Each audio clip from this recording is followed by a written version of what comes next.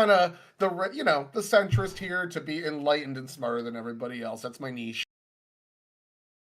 All right. Well, thank you for being here. All right, Grid. Thank you, Joe, man. Nice catch. His ego. But it should be working now.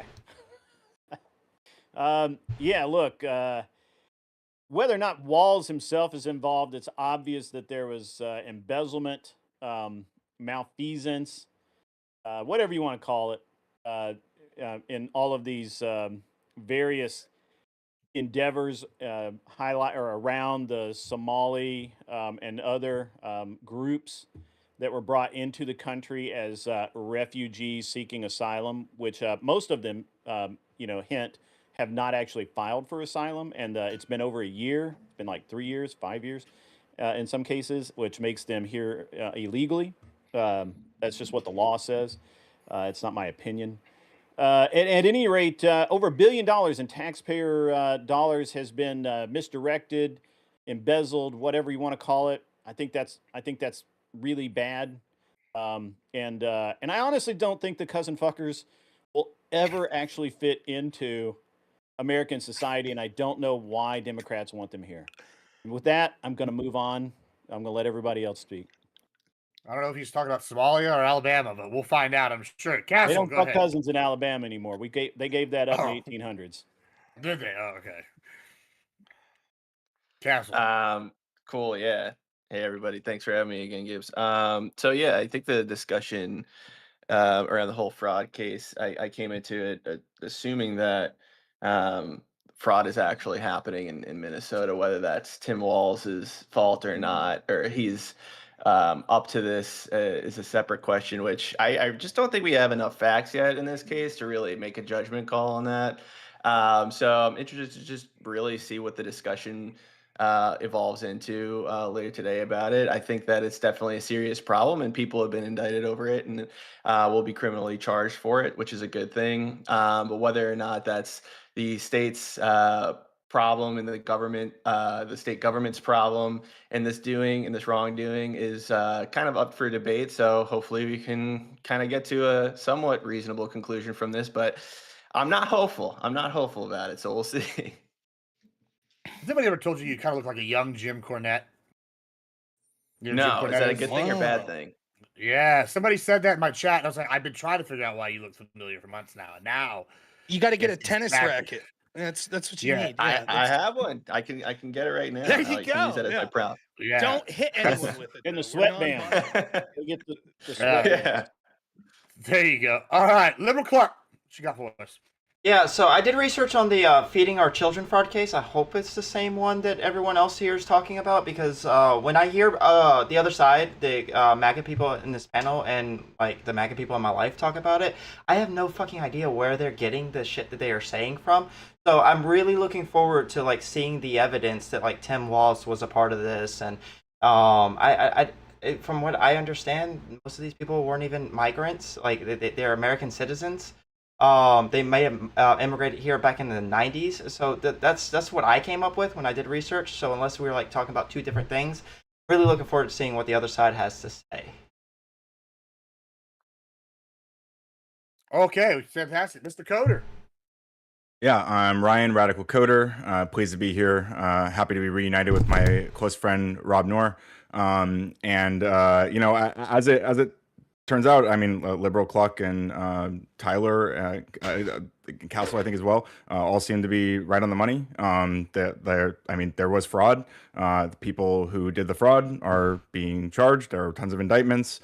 There has been several convictions. Fraud is bad. I'm not gonna defend anyone doing fraud, but I mean, there's no evidence that, like they mentioned a lot, there's a lot of rhetoric around Tim Walz, Ilhan Omar. There's just no reason to believe these people were involved. There's going to be a lot of speculation about that tonight, and so I guess the evidence will be revealed by our friends here on the panel. But I'm suspect of that. What you will hear also from people like Grid, obviously, is a kind of collective punishment, indicting all Somalis and calling them cousin fuckers, and also accusing all these people of being asylees. I'm not. I'm not. Excuse me, Grid. I'm doing my opening statement. I'm not aware of any evidence, or I'm not even aware of a breakdown of how many of these people were asylees. I think, like Castle mentioned, a lot of, or Cluck mentioned, I think a lot of these people are probably immigrants. Most of them were Somalian. Again, that doesn't mean anything about how we handle other people who are Somali. We don't do collective punishment. That's kind of cringe. So yeah, I'm just interested to see what evidence is provided that anyone who hasn't been indicted is involved, and especially with this Justice Department, which is obviously very trigger happy with indictments. We'll see. All right, Mr. Noor. Thank you, Rob Noor. Show is Normal America with Rob Noor. Doing a 24-hour live stream tomorrow. So if anyone wants to join, we'll be taking call-ins. Anyone wants to go, even people like Ryan will be welcome to call in for tomorrow. Hey. Yeah, this both Ryans. Yeah. This story, obviously, we can get into the nuts and bolts. It's not just the Feeding Our Future. There were a couple other groups that are alleged to use fraud as well. The gist of it is this: there's government money that was given. These organizations set up sort of fake things that they were doing to feed families, to people that were diagnosed with disabilities, autism, and things like that. And it turns out that a lot of this was just fake or straight up fraudulent. I believe there's been 72 people indicted. All but 2 of them are Somali in ancestry. And so that's the nuts and bolts if you're watching and you're wondering what we're talking about. We'll get into specifics about who is responsible, whether or not they were responsible in just a culpable way, in a legal way, what the differences of those will be. I think to give a brief summary right now, I have not personally seen evidence that would be worth indicting Tim Walz, Ilhan Omar, or another person that hasn't been mentioned that it seems very shady is Keith Ellison, former head of the DNC, who was the attorney general there, who's on audio actually working with a lot of these people that would later be indicted, talking about how the organizations there in Minnesota were too aggressively going after Somalians in circa 2020. So a lot of questions to be asked by these people. I think that at least there needs to be a criminal look into this. There needs to be an investigation into whether or not the Walz administration and prominent Democrats there either collaborated, because we know that they were involved in getting money in the form of donations, etc., or that they were the people that whistleblowers have came out and said about Walz, for example, that there were things that they wanted to look into, and basically Tim Walz rebuked them. So I think those things are worth looking into. What I will say is, without being too crude, although I don't mind it at all, I enjoy Grid's crudeness, if I'm quite honest. I think what we see here is 2 things. One, anytime we have mass government spending and these huge policies, they're going to be rife with fraud. I almost look at the Somalians in this case and say I sympathize with them in this case.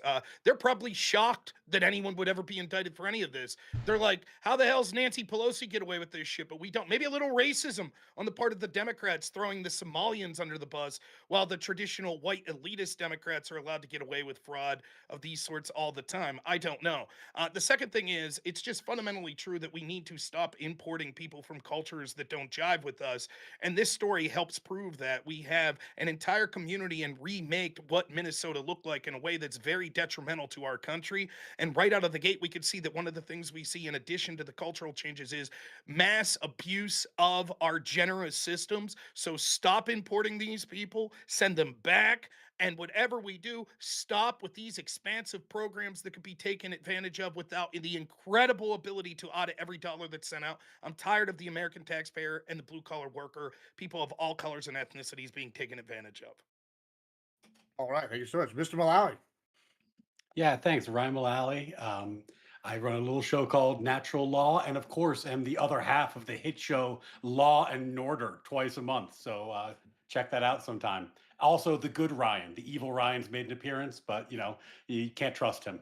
In any event, I think this story is exactly what it looks like, and exactly what people have been saying for the longest time, which is that when you create these government programs, they fund NGOs. The NGOs become essentially untraceable slush funds, and then surprise, surprise, we find out that the untraceable funds are being misused. This system was rife for abuse. Everybody knew the COVID funds were rife for abuse, but this particular abuse is shocking because of its scale. $1 billion is a lot. Because some of the money may be funding terrorist organizations. That's not exactly a good look. And I agree with Rob. I don't think that I've seen any evidence that would lead to a criminal indictment for Walz or any senior Democrats in the state in that regard. But I don't. I don't like this weird reflexive thing we sometimes do now where we say accountability equals criminal prosecution. Accountability should mean what accountability normally means. You lose the next election because you did a bad job. This is a guy who could have been the vice president of the country, and it turns out he's not too great at running his state. It looks like, and we'll see what the evidence shows over time, but it looks like he made the misguided, perhaps overly empathetic decision that he wasn't going to investigate how this money was being spent because it was during the pandemic years and he felt like it could, rub people the wrong way or be bad optically or run the risk of taking money away from someone who needed it. And because there was not adequate oversight, there was a massive fraud. And the buck stops with you. You're the governor. I think that's more than enough reason to lose an election, and we don't need to charge him criminally for him to be accountable. All right, thank you so much. Oh yeah, before we get into this, let's try to let people finish before we go. I feel like that's always good. And then here, I guess we'll start with this question. Seems to there be a little bit of contention. Is there any actual fraud happening? Is that what evidence is there? Yes, Let me there finish they were up there were some convictions. information. I don't think anybody Yes, here is denying the fine. fraud happened.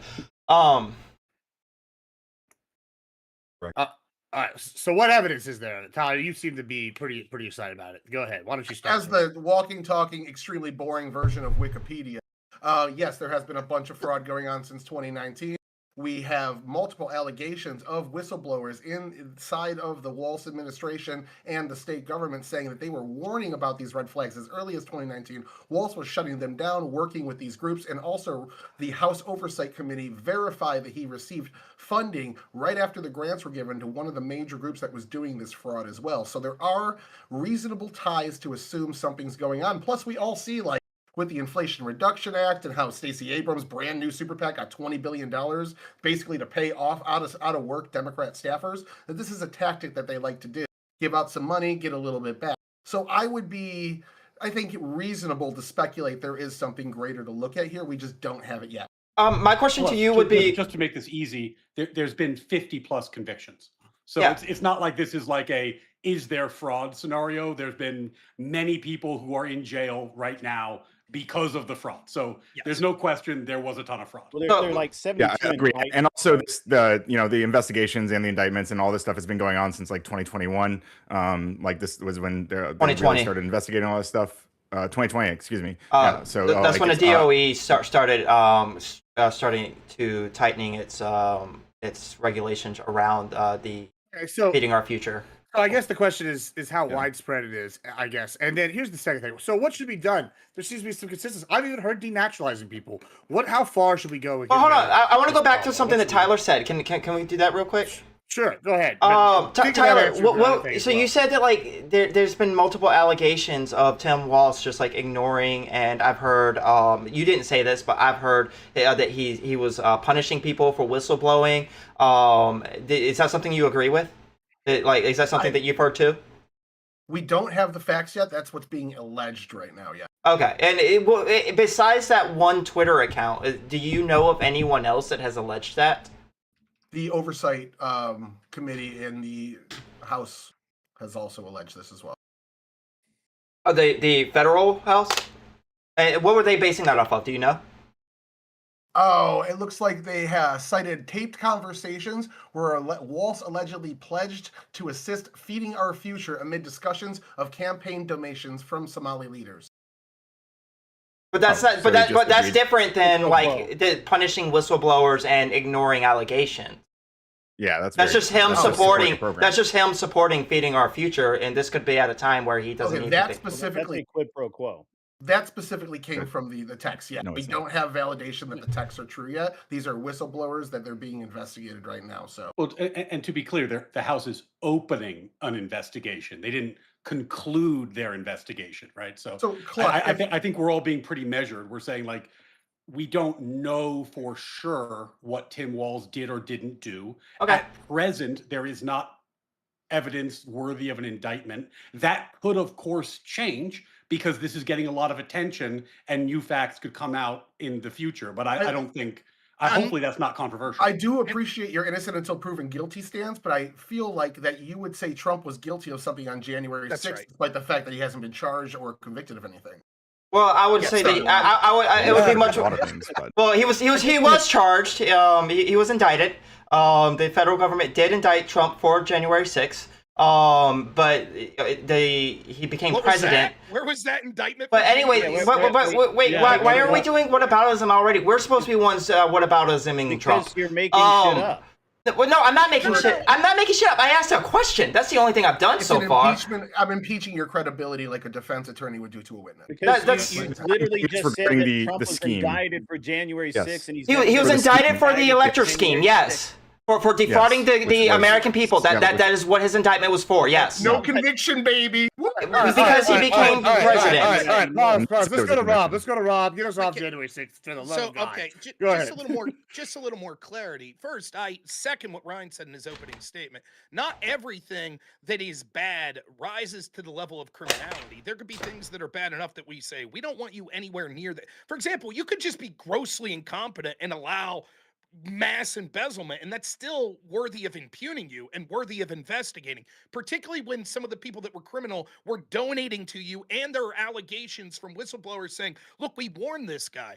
To be clear, though, there's not evidence enough to indict right now. And in fact, unless there's been an update on this, according to the official House Oversight Committee's website, Tim Walz and Keith Ellison, they've requested testimony and a bunch of documents from them, and they have until December 17th to respond. So this is literally just the opening stages of investigating. And so obviously at the beginning of an investigation, you're very likely to not have evidence to rise to the level of conviction, but there's certainly a lot of smoke here. And as commentators, I think Tyler makes a good point that, and even me, I would be willing to criticize Trump or Republicans if it looks like there's smoke to say, look, I can't prove criminality, but my goodness, this looks really bad. This warrants an investigation. And that's the point where I think most of us on the right are on this panel right now. It looks really bad with Tim Walz. Will it ever rise to the level of criminality? We'll see. But this certainly happened under his watch. There were warning signs available, and Tim Walz did nothing, and in fact benefited from the very groups that were engaged. It's not true that Tim Walz did nothing, though. It's just not That's true. What did he I'm do? sorry, what? Yeah, so he helped. Okay, go ahead. One get of the you FBI at a involved in time. this. Yeah, let's go to Coda. Coda, go ahead. Yeah, Tim Walz helped get the FBI on top of all this. So I mean, that say he did nothing. Like why would he be cooperating? Yes, he did. Why would he be cooperating with the FBI if he was involved? That would be a very silly thing to do. Where do you find that Tim Walz put the FBI on anything? Fred, when did the Tim FBI Walz start their literally investigation? said Fred, There's nothing wrong, and that's why they're right now looking at him. That's why his records are being reviewed, because he didn't say to the FBI, hey, go look at this. He said, no, there's nothing going on here. You just made that shit up. Again, stop making shit up.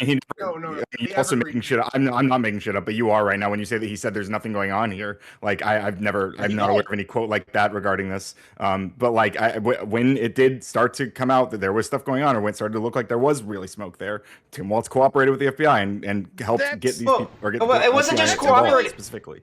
It wasn't just cooperating with the Not just FBI. cooperated, like he was giving them information, right? Yeah, hold on. So I got a timeline. I was trying to find. You used to have like a message thing in these video chat where I could post things. I got a timeline for you. July You can post it in 2019, the group chat. whistleblowers raise alarms, but election is delayed due to concerns over political backlash. Okay. Okay. So I got another one for you. The Feeding Our Future scheme begins siphoning funds with initial theft, estimate $250 million for meals. Walz does nothing. Walz December literally sits there and says, this is nothing. December Don't look at this. 2020. It's fine. December 2020. Department of Don't look at Education. this. December 2020. Department of Education was refusing renewals to Feeding Our Future. In March 2021, they stopped funding 21 other nonprofits working with Feeding Our Future. State judge forced the department to resume funding in April 2021. So they had already stopped the funding to these people as early as 2020. He was according to you first reported in 2019. I'm sure that they're not going to just stop funding to a somebody that they think is helping a bunch of poor people immediately. I can post it. I just need to know where to post it at. Just post it in Literally, the group. The group Walz chat. and Omar's Walz and Omar's staff both ignored the warnings to dodge racism smears. Literally. Well, no, that's not true. What happened was there was a lawsuit filed, a discrimination lawsuit, which did impede the process of the investigation. But once that was settled, everything continued. That's So I guess that's not. In I the guess my timeline. question is like, if the Sounds like- governor, I'm sorry you didn't include if that the in your buck timeline. doesn't stop with the governor, why not? Like, I mean, he's the person who's the boss of all the committees, all the commissioners who are handing out the money. He's the one who's in charge of the government. He's in charge of the executive branch. It's his state. Yeah, so he gets credit What- for them trying to fund the let's- freeze the funding in December. But he Yeah. doesn't get I blamed think for the you $1 billion can- of fraud. Like I'm not I even think talking you about, like, can be criminal. I'm just honest saying, like, and Billions a very as like a inflated number. baseline of just like common sense. You don't think that the governor of a state should be accountable for massive fraud within his state and his administration? Probably Why- not if he's why doing not? like all kinds of reasonable things to make sure it stops. Like Yeah. what? What did he do? Like funding What the was he freezing involved as early as December in 2020. He did Like, that. Tim freezing the Walz worked funding. for the Tim Walz personally had a hand in the Minnesota Department of Education that temporarily froze funds. Okay, He so had a- if he you're had a going hand in to that? okay, wait, what this guy Ryan just said was that he is responsible for all the agencies that's under Tim Walz. The buck stops at Tim Walz, so he also gets credit for the things that they do. That's good. Like that's just consistency. standard. That's not true, right? What we would say is this specifically is that investigators under someone could do something and then fail in court because there wasn't sufficient materials given to them, support for them, that they would be able to do this. What we have is the following. One, your idea that they cooperated with the FBI, particularly that Ryan said, is laughable. Sure, once the FBI starts kicking doors and Tim Walz goes, okay, I'll be happy to help you now. That's not Right. him being proactive in stopping fraud as it's occurring. Second, even if we take your timeline that you gave that said that in 2021 and about July that they froze funding, remember, that's only about, what, 6 months before the FBI would eventually kick in doors, right? And what we see is this fraud was started back as early as 2019. There were obvious warning signs. So even if I give you credit for what the Minnesota Department of Education did temporarily in, I believe, March of They were 2021, forced to that start means- again let me and finish by the real courts, quick. by the Let me way. last sentence, Oh yeah, please. let him That finish. would mean Yeah, go that ahead. for 2 years that the Walz administration allowed them to get away with this obvious fraud. It was 1 year before Right, they right. started trying to freeze the funds. And my guess would be that just Okay, because so you- is Walz a complete fucking? Oh, hold on, idiot? wait. Yeah, hold on a second. So it was 1 year There you before go. they started trying to freeze the funds. And my guess would be that you're not going to just freeze the funds to an NGO that supposedly helping feed people, which they probably were actually helping feeding people, just not as many people as they were claiming to. That was where the fraud was. My guess would be they're not just going to immediately freeze funds just because they're accused of something. My guess is that the Department of Education has to investigate, which they did, and then they found that there was suspicious stuff happening, and they tried to freeze the funds, and then a judge told them that they had to to unfreeze it. Clark, let me ask you a question before I turn it over to Grid. This is kind of like what Ryan kind of has implied. Like, forget the criminality, but let's say, like, let me just give you an example. I want you to kind of hit me with it based on what you just said, right? So, say I get $1 million from Uncle Sam to start a soup kitchen, and I go, okay, and I use 10,000 of that dollars to open up the kitchen, and I put a storefront out there, and I keep it open for like 2 months, and I'm feeding 10 people, but I stash the rest of the money. All right, like, who should be held accountable for like my fraud? Like, at some level, y'all trusted me. Somebody's head's got to roll. Yeah. Like in college football, if the athletic director hires the guy and he gets bought out by the end of the season, they fire the athletic director if the buyout was too high. You know what I'm saying? So like that's kind of what we're asking. Who, like, is Tim Walz accountable in your mind to like answer for his failure as a leader to do something about this? Like, or recognize this as The happening? person responsible would be you, and if the administration that you are working under knew about it actually knew about it and we had proof that they knew about it and they let you continue and continue and continue, then I would say it was the administration. But we don't have proof of any of this from the Walz administration. We do have proof. May I really? Exactly. May I? Well, let's hear it, let's really hear it. quick. Fine. Then No, let's go ahead, ask Rob. this question real quick. Let's assume this is true. That Tim Walz was trying his damnedest as early as 2020. He was like, "There's something suspicious. These people are doing fraud." That's your argument, and they tried to freeze the funding, but then a judge overruled them. Correct? That's your argument. That's what happened. Yes. Walz Okay. didn't freeze Then it. if it, let me Well, yeah, finish. the Department of Education did. Hold on. Let Let me me go. finish. Go ahead.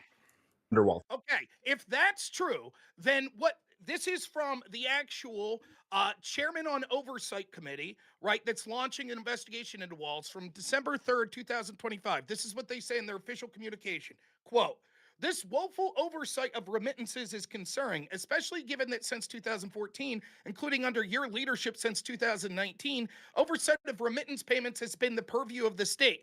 Quote, you were caught on tape pledging to help Feeding Our Future fraudsters in a conversation that also included discussion of campaign donations from Somali community leaders to secure your donor base. And only days later, you and your son accepted contributions to your campaigns from individuals in this meeting. Based on these reports, the committee's concerned you were negligent in the handling of these tax dollars. Now, that tape is allegedly from 2022. If it's true that Tim Walz suspected these people of fraud, so much so that he was trying to stop funding from them but was hamstrung by the courts, why is he meeting with them, pledging to help them after this, and accepting campaign donations? Wait, how could that be before? Wait, if he's on tape with them talking about funding Feeding Our Future, how could that be before if they were using Feeding Our Future for the fraud? He's talking about helping out the people from these communities and from those organizations that were on tape after the initial freezing of the funds. What do you mean? And- The funds were Wait, this tape, unfrozen to them. this tape is from after? I thought Yeah, the tape that 2022. Tyler referenced earlier was from before. What are you 2022. talking? 2022 is allegedly on tape. Okay, I'm sorry. Maybe I misunderstood. Now, I haven't heard this tape. This could be bullshit. But if that's true, I'm just giving this out because as this investigation is ongoing, if the House is saying we heard this tape, they're probably eventually going to provide the transcript of some tape. And at that point, would you two be willing to say, oh, clearly, if after he suspected them of fraud, he was sitting in a meeting with them, pledging to help them after that, then clearly he's complicit. Will you go that Well, I far would and say- if that evidence comes out, that you would accept that as evidence that he was complicit?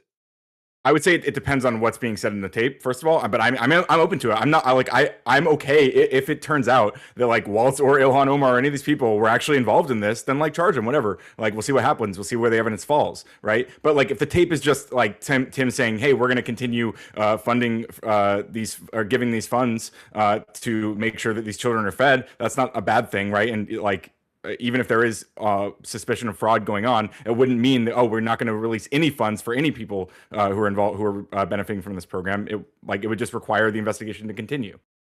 Yeah, We can see it. Oh, go ahead. I want to do a fact check real quickly. The funds that were frozen in 2022 of March, it was because the IRS noticed in an audit that the nonprofit status was not filed for by the group feeding kids, stealing money from kids. They did not file for It a wasn't nonprofit. Waltz didn't stop Yeah. that money. So that was why that money was stopped by the Department of Education, is because they were no longer able to take that money. It was the IRS that actually did the investigation itself. So it came from the federal government. And just like one more just point of clarification because of things that were said earlier.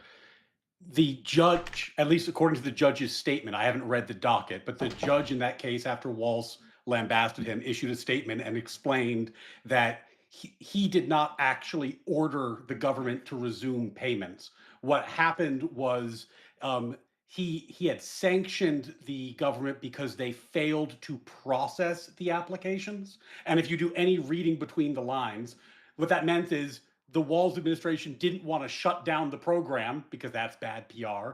They didn't want to deny the applications because that's bad PR. So they were just pocket vetoing them. And the judge said, you can't pocket veto them. You have to actually make a determination that you're not processing these for payment because of the fraud. You have to sack up and say, no, we're not doing this. That's what happened in the court. It wasn't like the judge was like, yes, there's fraud, but you must continue paying them. That's not what happened in court. Okay, so hold on. So Waltz, while he personally, as far as we know, really didn't pose himself in the actual trial. However, according to the Minnesota, I want to make sure I got to make sure I get this right because I don't want the United States Department of Justice, according to their press release, four people were indicted for attempting to bribe jurors with literal bags of cash, $100,000 or more in each bag. They approached jurors to bribe them.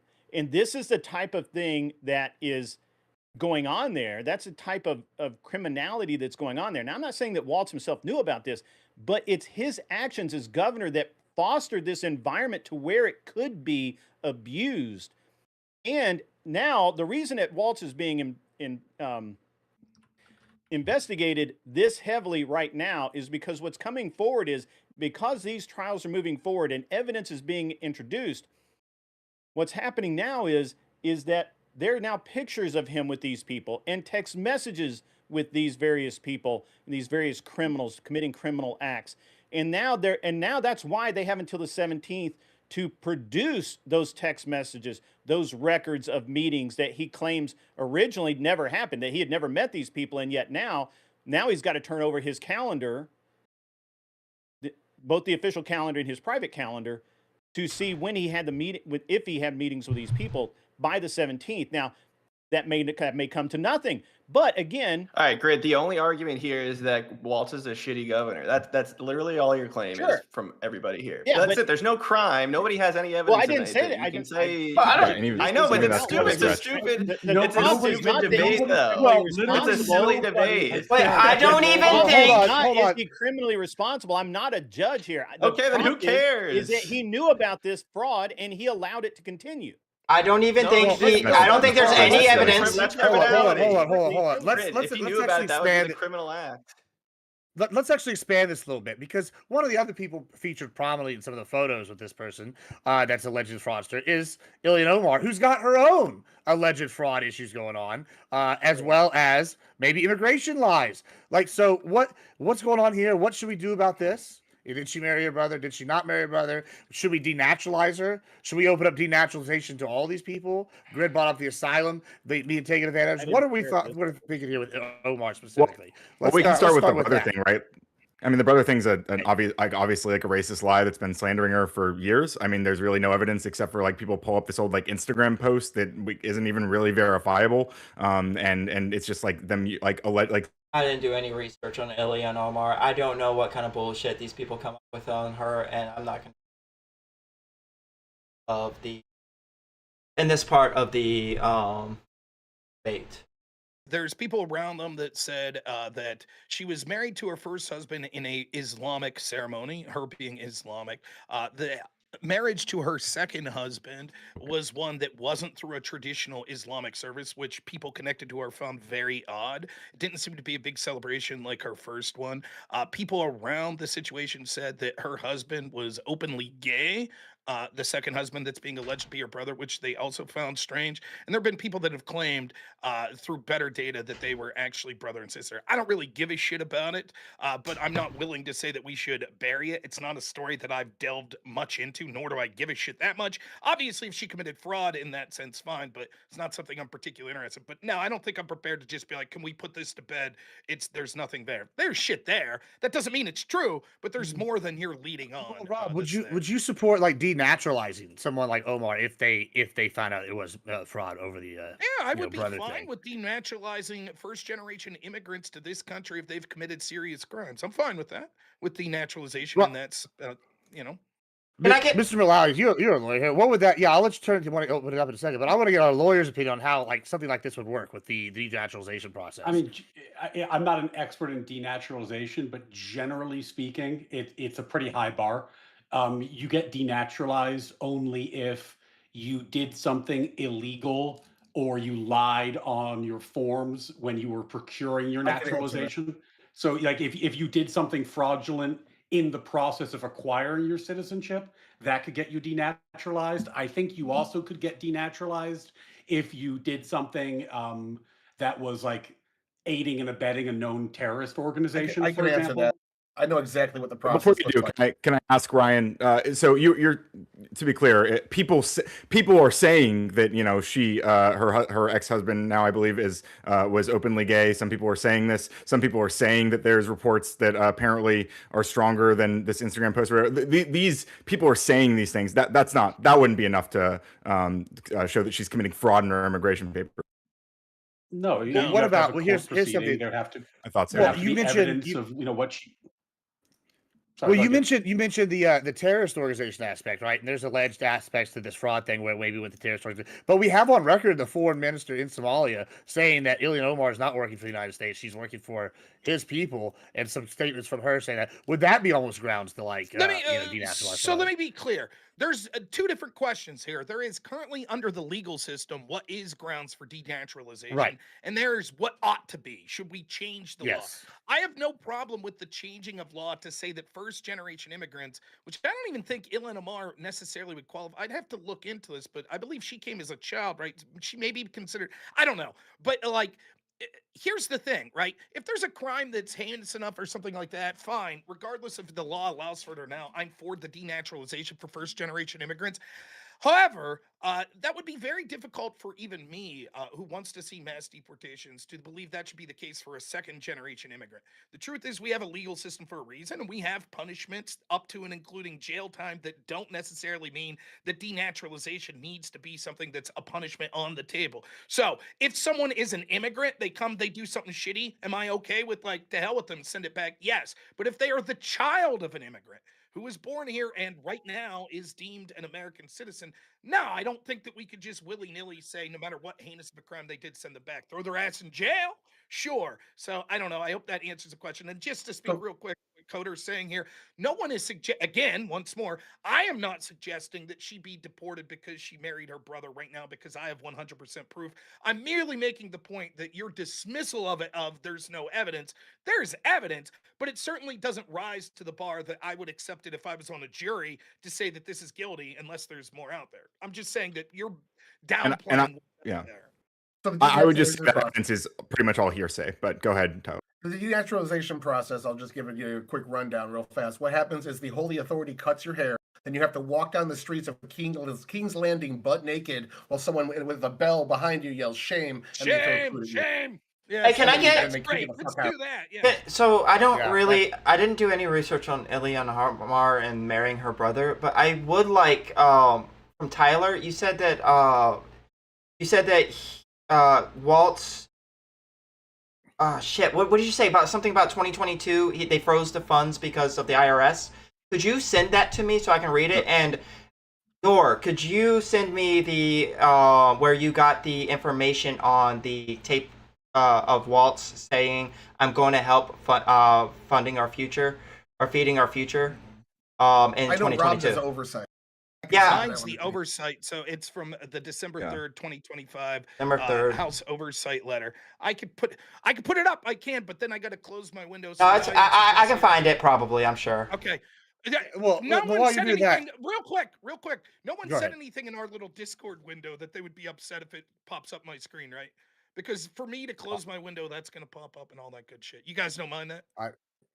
We didn't have any There's pictures of me spicy naked smoking conversations. crack, actually. Yes, I don't think that was going on. So, all right. But if you can't find that, let me know. But I also have Let's- another so- site. Go ahead. yeah, so Grid, you brought up the you don't like the asylum system here. It seems like there's a lot of fraud going on with this group of people. What would you prescribe to this situation? Do you want to kick everybody out that's a Somalian? Oh, I just think that if they're going to come here, they should follow the law. And what we actually these investigations are showing is that they came here as an asylum seeker, and the law is really clear that they have a 1 year to file for asylum. If they don't do that, then they're here illegally.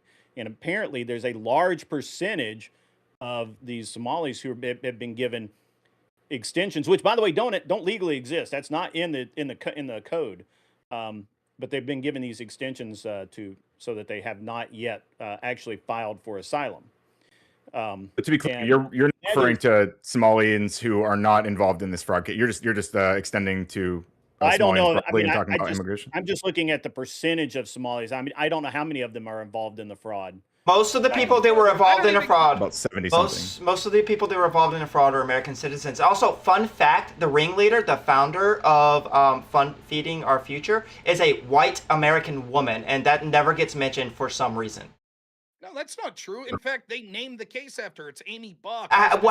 When did it get mentioned in this hasn't discussion come up before today. I did? Well, that because When that's not I part of the said discussion. Because when I okay, go ahead. Go would ahead. you like me to answer? Yes, yes. When I said my opening statement that of the people convicted, all but 2 were Somalians, that would imply that 2 of them weren't Somalian.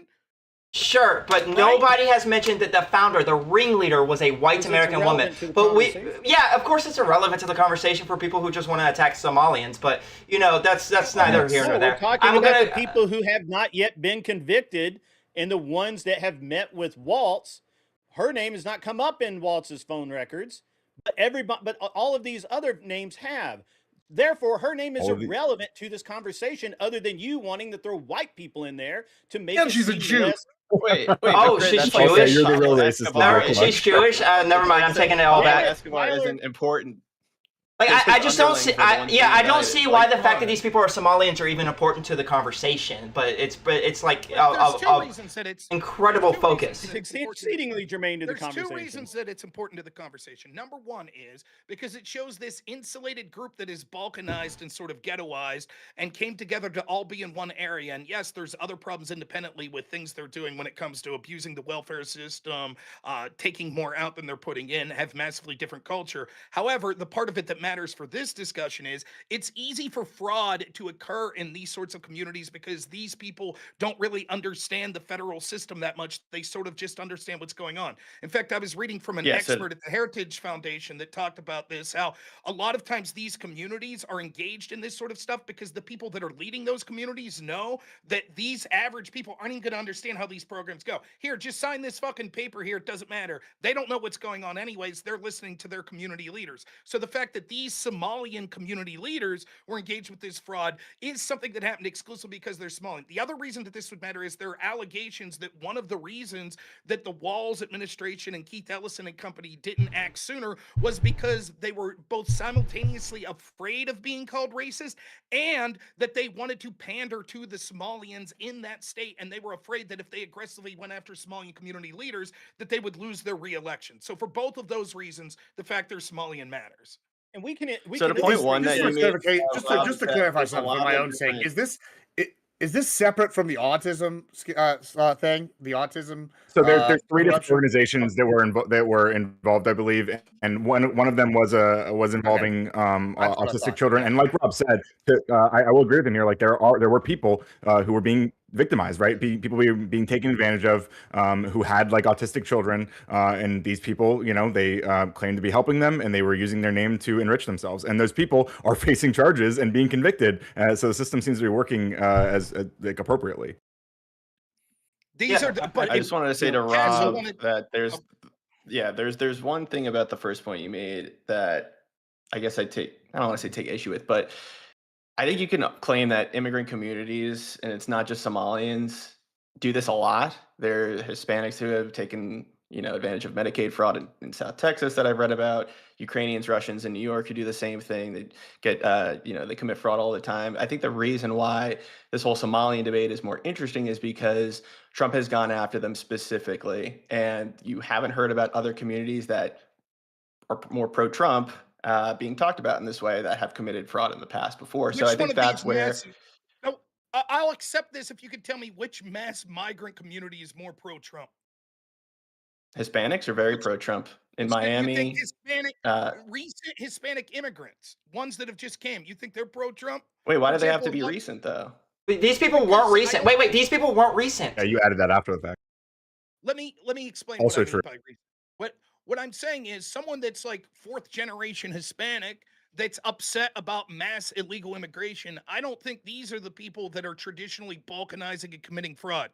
Those people that are But likely we to have Hispanic- proof let me of finish. people in New York, people in South Florida, South Texas who are committing fraud. I don't know why it matters that they're 4th, 2nd, Okay, 18th you- generation. Like these are communities that are committing fraud. I think we should all go after that. Wait, And you know what? there's another community with $1 billion of fraud and links to terrorism. Which I'm community willing is to that? hear. And hold on. Wait, So what? I'm There is no willing link to to These hazard links here. are You guys are not ignoring supported the yet, but They they are could be. currently Hold on, looking into you the guys link are for terrorism. ignoring Yes. the pattern of Right, they're looking criminality into it, but there's no that there's no is like a actual link. problem. They have you have just recently there and this is it's recently been decided, but it's been going on since it looks like about 2017. There's a case. I'm going to just pick one case because it's illustrative, where the Somali guy has raped multiple people.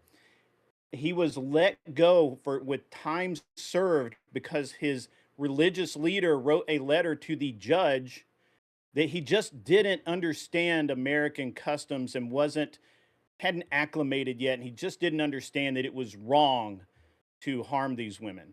And the judge released him with time served. And it's because of actions like that by our legal system favoring, which I believe goes to Rob's point of nobody wants to piss these guys off. They're pandering to them. What's the name of the guy you're referencing?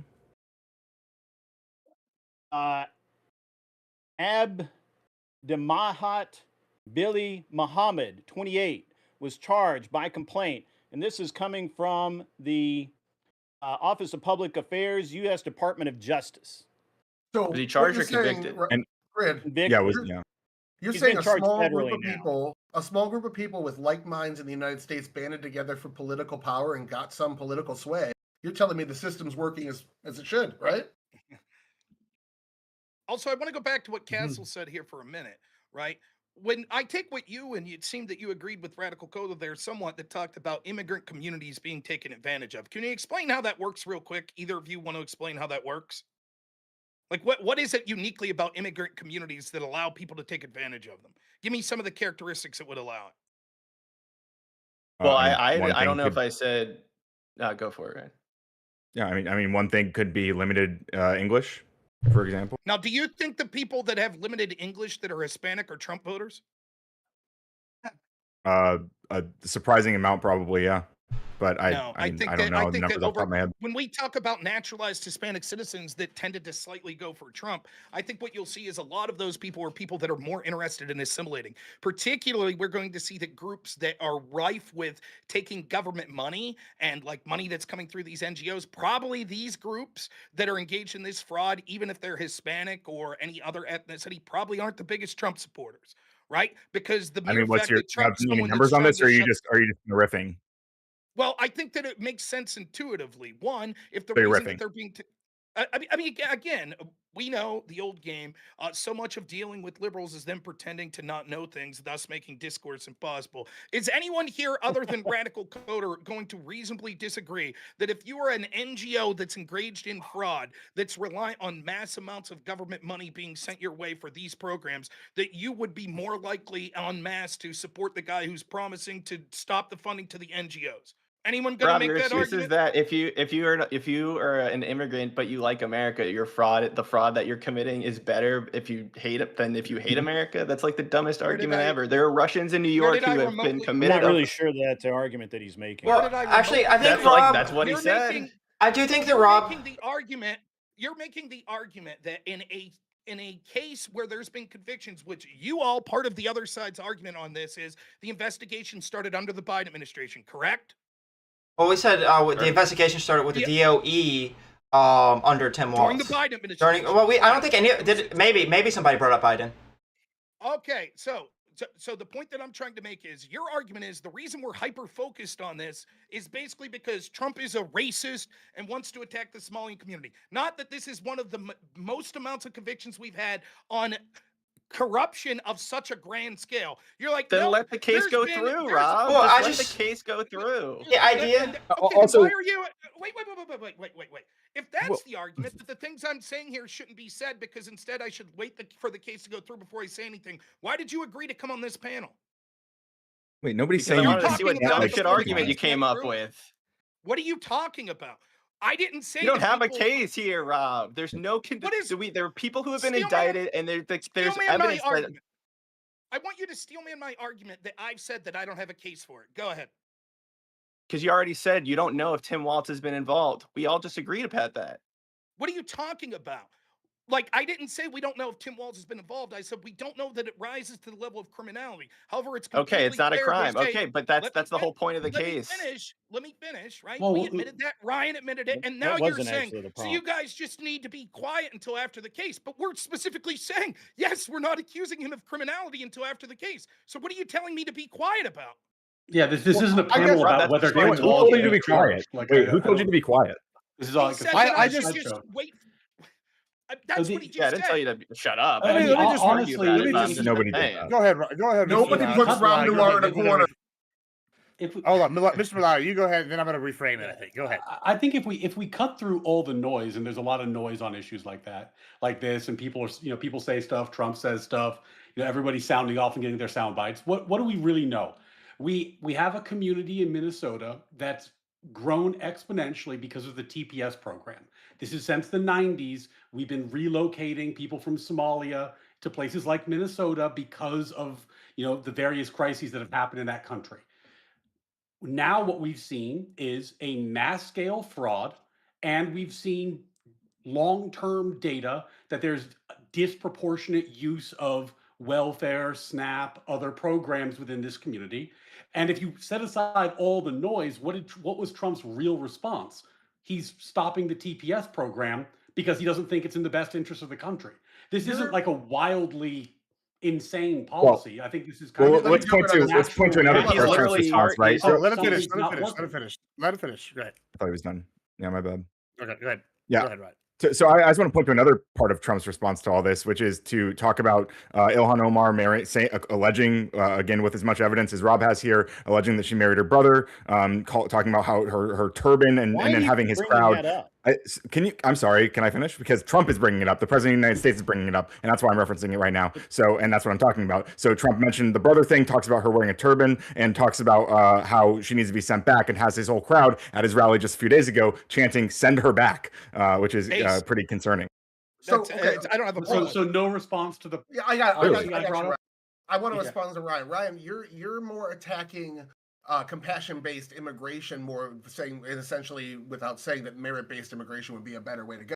Compassion-based immigration is why we brought them in. It's more just left-wing versus right-wing policy preferences, and I can make that argument if we want to go that route with the panel, because at the end of the day, the things that we're saying about this group of people. There's another group of people within the United States that since the founding have received adversity. They're one of the most persecuted people in the world. And a major accusation is they have dual loyalty to another religious group. And it's the Catholics, the Papists. Benjamin Franklin did not want those filthy Papists in our country. And there was a massive movement to keep them out because of these giant monolithic arguments that we're making. I think that we need to do compassionate-based immigration, at least to some degree, because a lot of these Somalis are victims, even if they are on welfare slightly more often. I also just don't think Again, that I just don't think that being Somali just makes you more prone to committing fraud.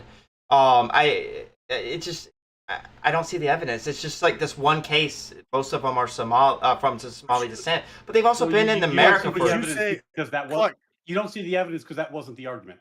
The Correct. argument was that this fraud has shed a light on this community, and that the data from this community shows a wildly disproportionate drain on state resources, on government funds, on enrollment in welfare programs, enrollment in SNAP programs, etc.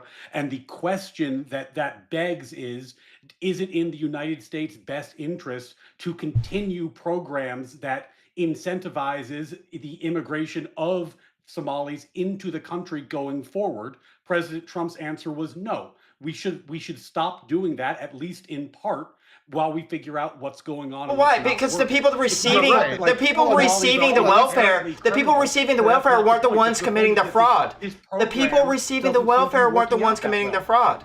But the people receiving But the you're welfare weren't the conflating ones issues. committing the You're fraud. conflating Hold on. issues. If I'm I think that was Go ahead, Rob. I think that was a direct response to what he said. No, what Ryan is saying is this. There's all sorts of questions about this community.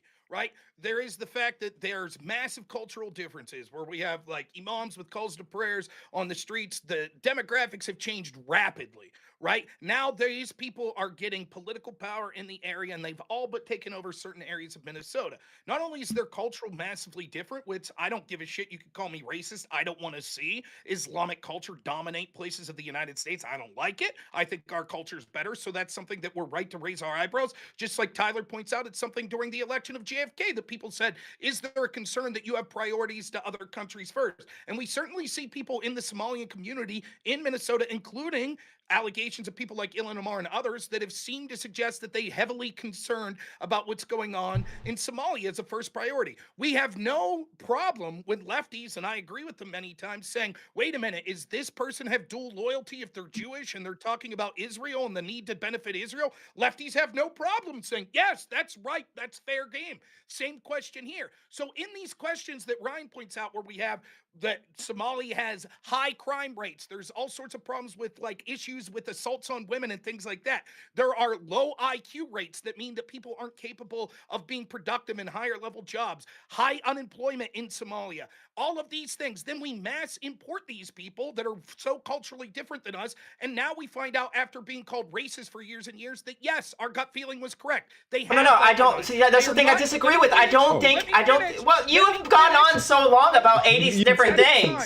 That's fine. I'll finish because you keep conflating issues. So we see that actually these people, unlike we were told we were racist for noticing, are using welfare far more than average Americans. On top of all of this, now we see this criminality that's occurring in the Somalian community, and people like you that I assume you hate white people and hate U.S. citizens. Oh yeah, hate white people. Hate them so much. Fuck U.S. citizens. We shouldn't talk about this. We shouldn't talk about this. Go ahead, Rob. It's racist to talk about Somalians and Okay, no. Here's the thing. Nothing you said is inherent to being Somalian. The crime that we are saying that we are saying is real, that isn't inherent to Somalia. Them being Somalian doesn't make them more likely to commit those crimes.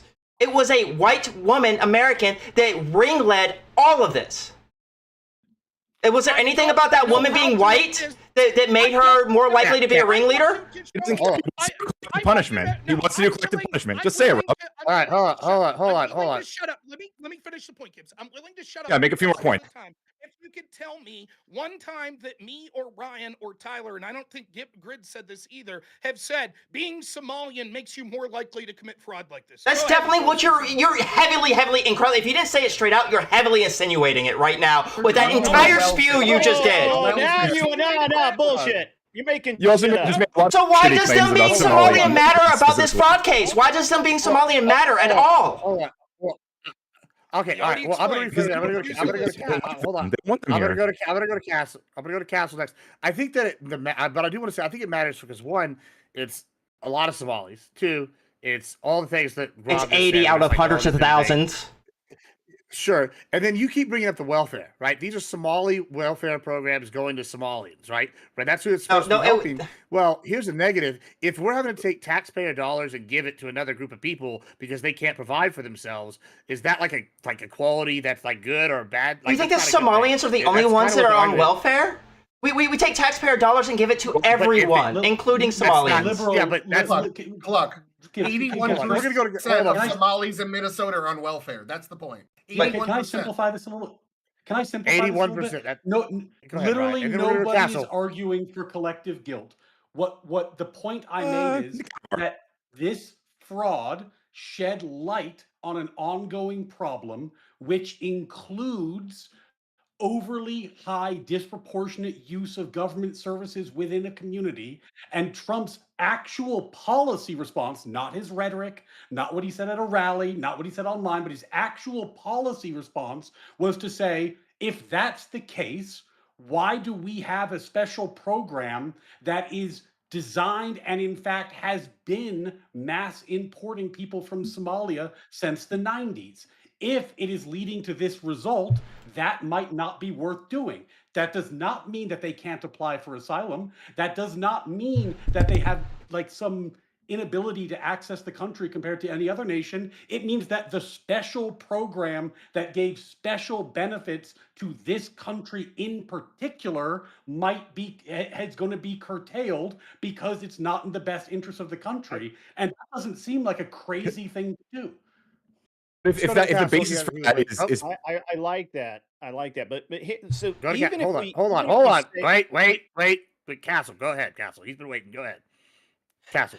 Thanks, guys. Yeah. Yeah. So I just wanted to say one thing to Ryan too is that I think the one good point you did make up was that the amount of fraud in this case was $1 billion. That's the most fraud I think that you can point to from an immigrant group that really raises eyebrows. And it's valid to say that, we don't have any instance of any other immigrant group raising to that level. Where I took issue with that point, and then I think also to Rob's point, was that it's clearly targeted, and at least from the rhetoric from some of the people on this panel, that people feel like Somalians need to be addressed in terms of whether they should be allowed to stay in the United States or not. Now, in Florida, and I've mentioned this before, there are large parts of Miami that are 80% Cuban, Venezuelan. Somalians make up 1% of the population in Minnesota. They're about 10%, or not even 10% in Minneapolis. So they're a very small part of the state itself. And I think there are other parts of the country, and there are other large cities, whether it's New York, Miami, Dallas, wherever you name it, where there are larger parts of the immigrant community that actually take over these cities. There's no Islamification of a majority white state and city right now going on either, but there's no issue with them because they're either Catholic, they're people that support Trump. And that's why my point earlier is like, there's fraud going on here too. There's welfare fraud going on, Medicaid fraud, healthcare insurance fraud. So there are things that are going on that I don't think are being addressed either because it's certain demographics that we don't take issue with because of this color of their skin, their religion, whatever it is. And I think that's a big reason why Trump is targeting them more than others. That's my only point. Would it make you feel better if I told you that, like, if we had a special program that let people from my home country of Ireland into the nation, and it turns out that what the Irish were by and large doing with that special we do that with Cubans and Venezuelans. Let me finish the point. You were just talking. What they were doing with that special program was by and large taking advantage of the welfare system and being linked to $1 billion fraud, that I would think shutting down the special program that gives the country special benefits that no other country receives. That's not what feeding our future wasn't that. But then you're talking about taking the Somalians themselves and kicking them out. No. Feeding our future was not a special program just for Somalians. So wait, no. Liberal Cluck, you have no idea what you're talking about. I can get off this point. Yes, I just looked it up. We all agree that shutting down the TPS program for immigration that was bringing in people from Somalia is a reasonable thing for Trump to do. That's what Castle suggested. Nobody all agrees. We're all on board with that. Wait. I thought you were talking about I disagree with it, but yeah, it's well within Yeah, I don't think power. anybody on our side agreed with that. Wait, yeah, Ryan, Actually, I wasn't agreeing to He the just said it, TPS so that's why program. I'm trying to clarify. No. I thought you were talking about the food bank that was committing fraud. I was like, yeah, you can shut that down. I think the TPS program, that's a different thing. But to your point about the TPS program, again, there are other people in this country, talk about Venezuelans, who have special programs and they're sending remittance back to their country, or they have special programs where they're committing fraud too, and that's not looked into the same way. That's all. So there's a double standard. My guy, we're in an escalating armed conflict with Venezuela, and we're bringing them in under the Alien Enemies Act. There is no. Do you know how many people? You know how many Venezuelans live in Florida right now who are coming over here for protected status? Cubans? Come on. There's two things to say about this. First thing is, what we're saying and what Liberal Cluck's not understanding here, right, that goes along with this is there is a hyper focus on Somalian community for various reasons. One, the program that Ryan's talking about, that they get special status to come in. Second, because their culture is TPS. vastly different. Ryan, what's the name of the exact program that allows the Somalians to come over? It's called TPS. TPS, yeah, temporary protective status. It started in the 90s because of the various famines in Somalia. So when you hear Liberal Cluck say that's not what feeding our future was, No. I will fully admit that I was misunderstood. I missed that part of the conversation, and I apologize. Good. Okay, so what we're saying is there's this hyper focus on Somalians because, yes, they are vastly different culturally. It would be less of an issue if there were cultures coming in that were very similar. For example, if there were groups of Canadians that were balkanizing in cities, we would say, Yeah, their culture's very similar to ours. We don't really see a difference. That doesn't make you racist to notice that there are things like people that are into Islam a lot and from cultures where crime is one of the top 25 worst crime countries in the world, where the average IQ of a Somalian, I think 68. That means that the average IQ of a Somalian this is the average, would qualify for Rob, mental retardation. what I don't understand, Rob, I just don't understand why this is relevant in the context of this fraud case that we're talking about. It's relevant because it is collective guilt. It is about collective guilt, and they keep admitting it and then pretending, and then they kind of shimmy and pretend they're not. Let me just say something right now, because Ryan. Can you let Rob answer, and then Tyler's had his hand up for a while. Hold on. All right. Rob, finish, and then we're gonna go to Tyler, and then we'll go over back to y'all. Go ahead. The reasons it's relevant. Yeah, Rob, finish telling us about race and IQ.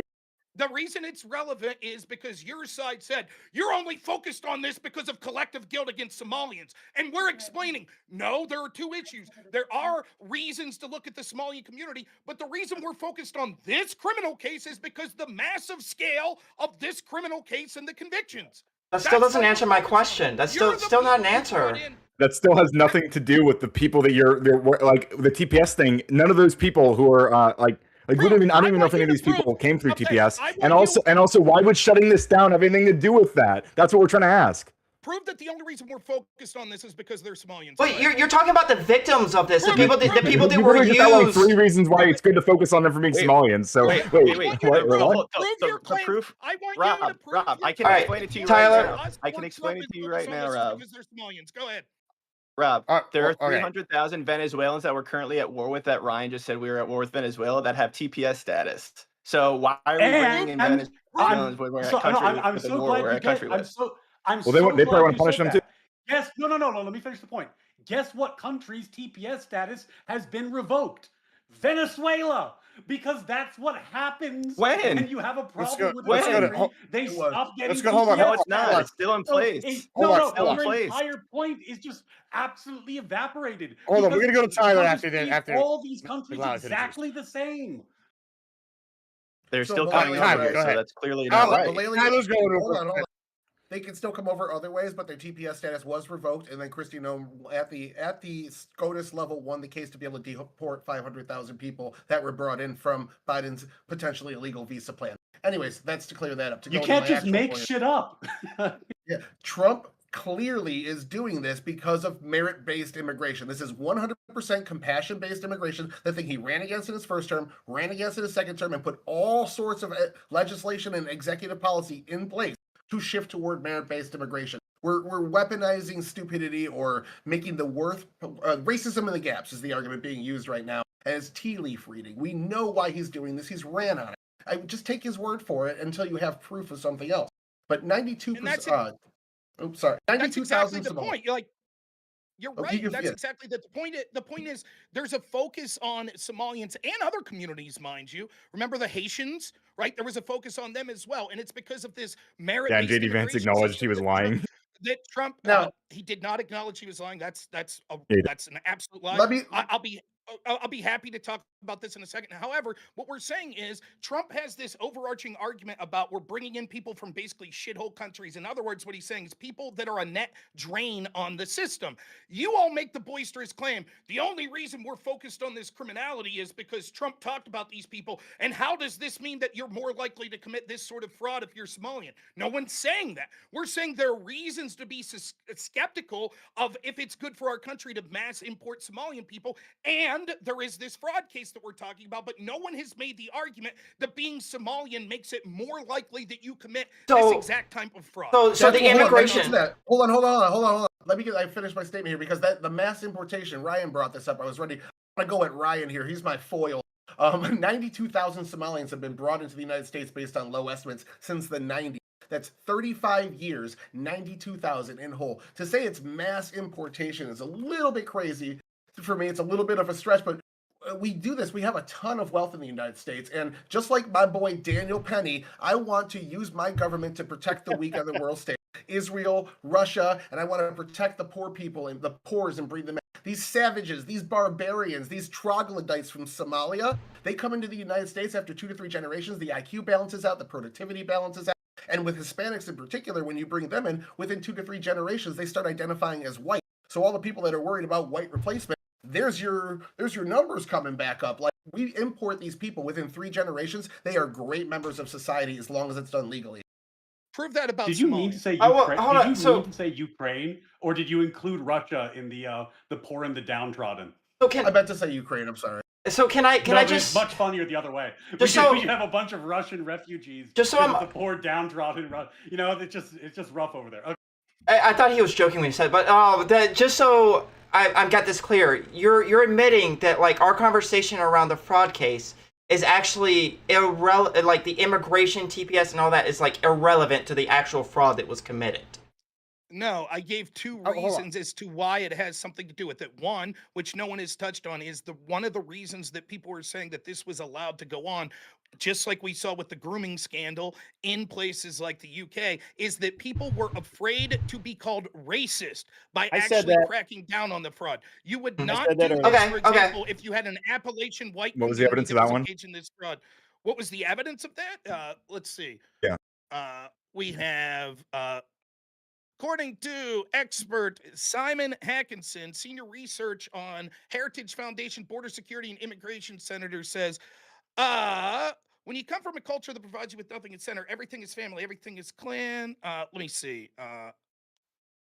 Just to be clear, we're looking for evidence see. right now that the reason that I believe the reason like some of these things weren't initially looked into or charged for was because of people being afraid of being called racist. That was your claim, right? I Right. actually disagree Yes, with the the idea point- that this was even allowed to go on because, like, we talked about that at the beginning. It really wasn't. Well, hold I on, mean, hold on, that's hold on, not hold on. I hate true. when people do. I hate when people do this. So I gotta ask. Wait, what's your evidence that that's not true? Like, Rob's obviously looking for it. Do you have evidence that Rob's claim isn't true? Yeah. And You can't just be like, oh, it's not true. the if you don't have any Minnesota, evidence, the it's Minnesota. not I've true already either. we talked about this at the You beginning. have- I've said all this Hold on, already. fuck, I'll I'm do not it talking again. to you. Oh, Simmer down. Simmer down. Okay. Fuck. Okay, I thought you mean, I were. can- I apologize. I- I'm I'm asking I'll mute Coder. myself. I'm asking Coder because Coder just told Rob that his statement. I'm very curious. Okay, do you have? And do if you have any that's the evidence case, that it's I not would. true? Yeah. Well, I mean, I would if that's true. I'd like to know. I'd like to see the Well, evidence I- because I I give mean you that would be a very response interesting. on And that. yeah, But and it would be. And to be clear, hang on, let me finish. And to be clear, I would good. Hang on, I would say that's a bad reason to not charge people. I would say like being scared of being called racist is a bad reason not to charge someone. So that's why I want to know. Yes. Yeah. So do I have a chance to respond? report Go by ahead, Greg. Minnesota's nonpartisan Office of the Legislative Auditor about the lapses that enable meal fraud later found that the threat of litigation and of negative press, racism, affected how state officials used their regulatory power. Wait, You can does find it the say article racism in online your on source? It No, does he say added that. racism. It also says the group told the state agency that failing to promptly approve new applicants from minority-owned businesses, in quotes, would result in a lawsuit featuring accusations of racism that would be sprawled across the news. Well, it did result in a lawsuit. Did it not? Yeah, the lawsuit Not was a- part of not like a, not a was what first racism lawsuit. But it resulted in a actually lawsuit. Like, it was a discrimination lawsuit. Yeah, it literally Yeah, was it was like a racism discrimination. Wait, hold lawsuit. on. Yeah. What do Actually, you? explicitly. I guess my question is, if it's not racism, what do you mean by negative press? taking away What do I funding mean? from I taking away from funding from people who are potentially. Wait, racism the whole I- time. These clubs Let are, Liberal Cluck are the answer the ones question. saying that they're not doing it. that I've got- they- I've that got they an did answer. it I for mean- yes, other Cluck, if it's reasons not than racism, not wanting to be what is called the racist. So, accusation? one It's obvious possibility they is- said they don't want to be called racist. Let Cluck Okay, answer. Let Cluck answer. Let Cluck answer. Can you actually put that in the group chat, Grind? Because I would like to read that. Oh, But anyways, Sure, he my, can my, go through the group As chat. well. my, Yeah, what my is it? guess would be, and this is only a guess because I'm not looking at the same source that this guy is, would be that taking away funding from NGOs that are supposedly feeding poor people is bad press. We saw that when SNAP benefits disappeared during the government shutdown.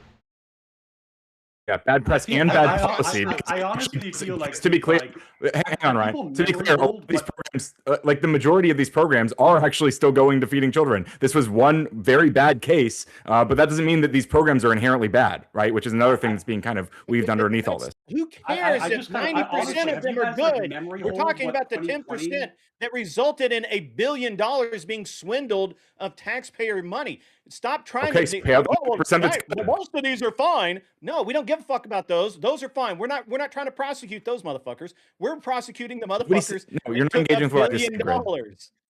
I mean, What's Yeah, no wrong with shit, you, I- Ryan? Why do you Well, always well- have to like make shit up and pull Well, shit what- out Oh my of what God, I find you really didn't confusing about respond to anything I said. It's okay. Go. Someone else can go. What I Everyone find really else heard what I confusing said. about this conversation is it feels like people, at least my friends on the left here, just don't remember what it was like in the country in like 2020, 2021, 2022.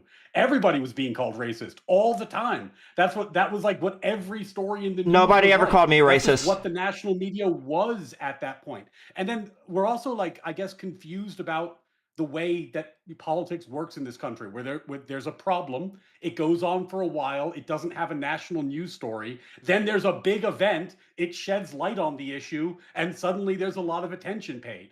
Like, yeah, like the issues in Minnesota with welfare, SNAP, etc. This has been long standing. The fraud's been going on for a long time. Now there's a media moment, so people are paying attention to it and doing something about it. That's not weird. That's how politics. But they've been paying attention to it and So doing something about it since I'm kind of 2020. amused that this is confusing to anybody. But they've been paying attention to it and doing something about it since 2020. You're making it out like they just started in 2025. That's just not the case.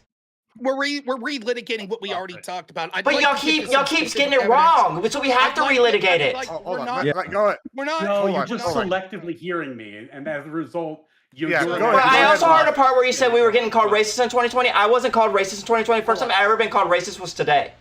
2025, Trump's You're a America. racist. All right. All right. Yeah. So Listen. All right. Go I ahead, mean, Rob. in Go ahead. fairness, with the you evidence. do seem pretty racist. Everybody.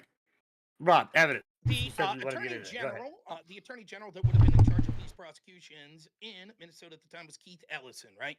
Now, there's been evidence that's been introduced in court cases from an audio exchange he had with people involved in Feeding Our Family and other people in the Somalian business community. And this meeting occurred in December of 2021. Step one. We have this is in December of 2021. You all agree because this attempt to freeze was first occurring in 2020 that at this point, that Ellison would have known that they were credibly accused of fraud and him and the Walz administration tried to stop the funding, correct? Yeah, so for the record, real quick, I think when you first mentioned this recording, you claimed it was Tim Walz. I may be wrong about that. I may have misheard it, but that's why I wanted to see it. But no, I Walz is knew also accused. Walz Yeah, I is think they're accused to both be in it, is what he's in the recording. No, there's two separate meetings and two separate recordings. The one I haven't heard the audio of, but the House is claiming, the oversight committees, that they have the tape, they're claiming it. This one, we could actually hear the recording because it's been entered into evidence in a trial. And so we know that in December of 2021, Keith Ellison, the top prosecutor in the land of Minnesota, after you said that these prosecutors in the Walz administration were aggressive. Well, I didn't say prosecutors. I said DOE. But go ahead. Okay. Who would prosecute the case? No, I didn't say that they prosecuted the case. I said DOE froze their funding. Okay, but clearly that the top prosecutor would be aware of allegations of fraud that led to the freezing of funding. Possibly, that the prosecutor could. The prosecutor could totally be corrupt. I didn't look into him. I don't know anything about him. But and I would say if he is, fuck him. Get rid of him. Send him to jail. I am for that. I just want to. What's the quote you're saying he said? Do we Great, see, I'm glad do we you see feel the that way. tension here? So that's When it what we comes, need to do I with mean, Walz. wow, there's so much to say. I'm not going to be able to get through. But we see the tension here. So when the MDE, the Department of Education, freezes the fund, you're like, yes, Walz would have been aware of that, but not Ellison. But no, I was using the standard that Ryan gave to us to say that. That was me using the standard that Ryan gave to us. But my real opinion, my actual opinion is that Walz is probably not involved in a lot of this shit. He probably appoints people to the DOE, right, and the people take care of it. And if something comes up, then buck stops at Walz. This is Exhibit 7. Rob, if you can speak 1 second. I hope this doesn't have to be said. My standard is a political standard. Rob is talking about a criminal investigation. Those are entirely different things with entirely different standards. Go ahead. It's a all fine right, so- standard, All right, go Club. I'm ahead. sure you have the This same is grace for Hexat. Exhibit 710, introduced by Amy Bach's defense attorney, is this audio. Let's describe some of the audio. We have in the recording, you hear the voice of Salim Said and a bunch of them. I'll just read a couple of them. Who's defendant number 3, co-owner of the Safari restaurant and co-defendant with Bach in the recent trial. He was convicted of all 21 counts. Egram described it at 1 minute and 8 seconds, a huge contributor to Mayor Fry of Minneapolis. Ellison's heard at 1:22 to respond. I hope Fry remembers. At 2:45, Aspie Omar's introduced. The first but hardly last accusation of racism is dropped at 4 minutes 20 seconds. Beginning at 6 minutes, Omar describes his organization's fundraising prowess on behalf of elected officials that are willing to protect communities of color. To repeat, Omar's not accused of wrongdoing. At 8 minutes, Ellison gives his initial thoughts. He describes his interventions within DHS Commissioner Jody Harpstead, stating at 8:15, Harpstead left her purse earlier in the year. The Minnesota Star Tribune offered this headline in January 2025. Minnesota Department of Human Services Commissioner Jody Harpstead leaving post, led the department. She's departing the agency as it faces renewed scrutiny over fraud in its programs. Ellison states on the recording that we are in the middle of battles with agencies now. He asserts at 8:59 or at 9:07, quote, Walls agrees with me that this piddly, stupid stuff running small businesses out of business is terrible.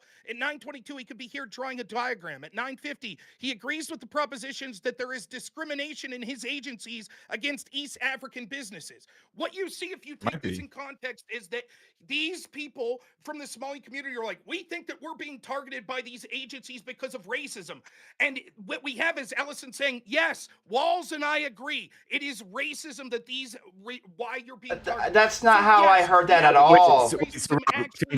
Isn't it possible that like these communities are actually discriminated against, and that using the cover of a lot of ongoing discrimination, these specific people took advantage of that situation and did this fraud? Isn't that like perfectly compatible with everything you just outlined?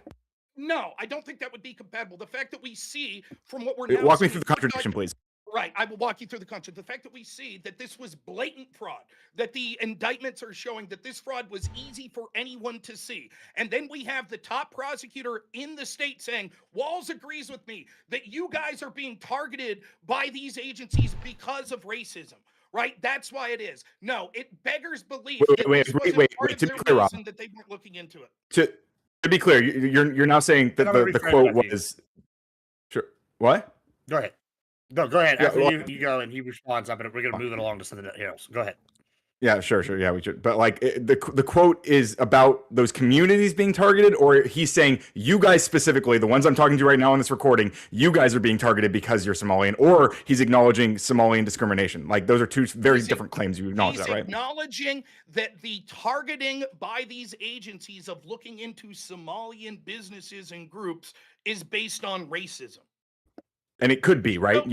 Realistically, that's logically possible, right? You acknowledge. It's also logically possible that Kamala Harris was engaged with these Somalians running sex trafficking of children. You'll admit that that's logically possible, correct? Sure. Yes. Okay, so I wouldn't vote for Democrats. So no contradiction in so thank you. So you did not walk me through a contradiction. Gibbs, you can reframe or whatever. It is not. The contradiction is you guys claim that racism wasn't part of this when we literally have these business people, many of them that were accused and convicted in this, saying we feel we're being targeted for racism. And and Ellison says, yes, Walls and I both agree you're being targeted for racism. And you are like, well, that's not a contradiction because maybe these same people that were convicted were being targeted for racist reasons on other things, but that's not a reason that they wouldn't have been gone after here, that people would have been fearful of calling them racist. It's a joke. Once more, so just so I can, since again I'm being, it's you pretending to not understand things. Yeah, since again I'm being misrepresented, I would like to clarify, since I'm being misrepresented again. What I actually said was that there's no evidence that I'm aware of that these people did not bring charges because they were scared of being called racist. That's what I asked for. Rob never provided that, and he also did not provide anything like that in this last speech about these tapes, but that's okay. I provided evidence that we saw that these people were saying, we think we're being targeted by racism, and we donate a lot of money to you, and then the people that were tasked with going after them said, we agree, you've been targeted because of racism. That's what I provided evidence. Those communities maybe. Listen, I'm going to move it along because I know y'all are going to get into this next question. Yeah. I know that we're going to get into the fight here in a second because I think that y'all are all kind of beating around the bush. And so I'm just going to fucking ask the question.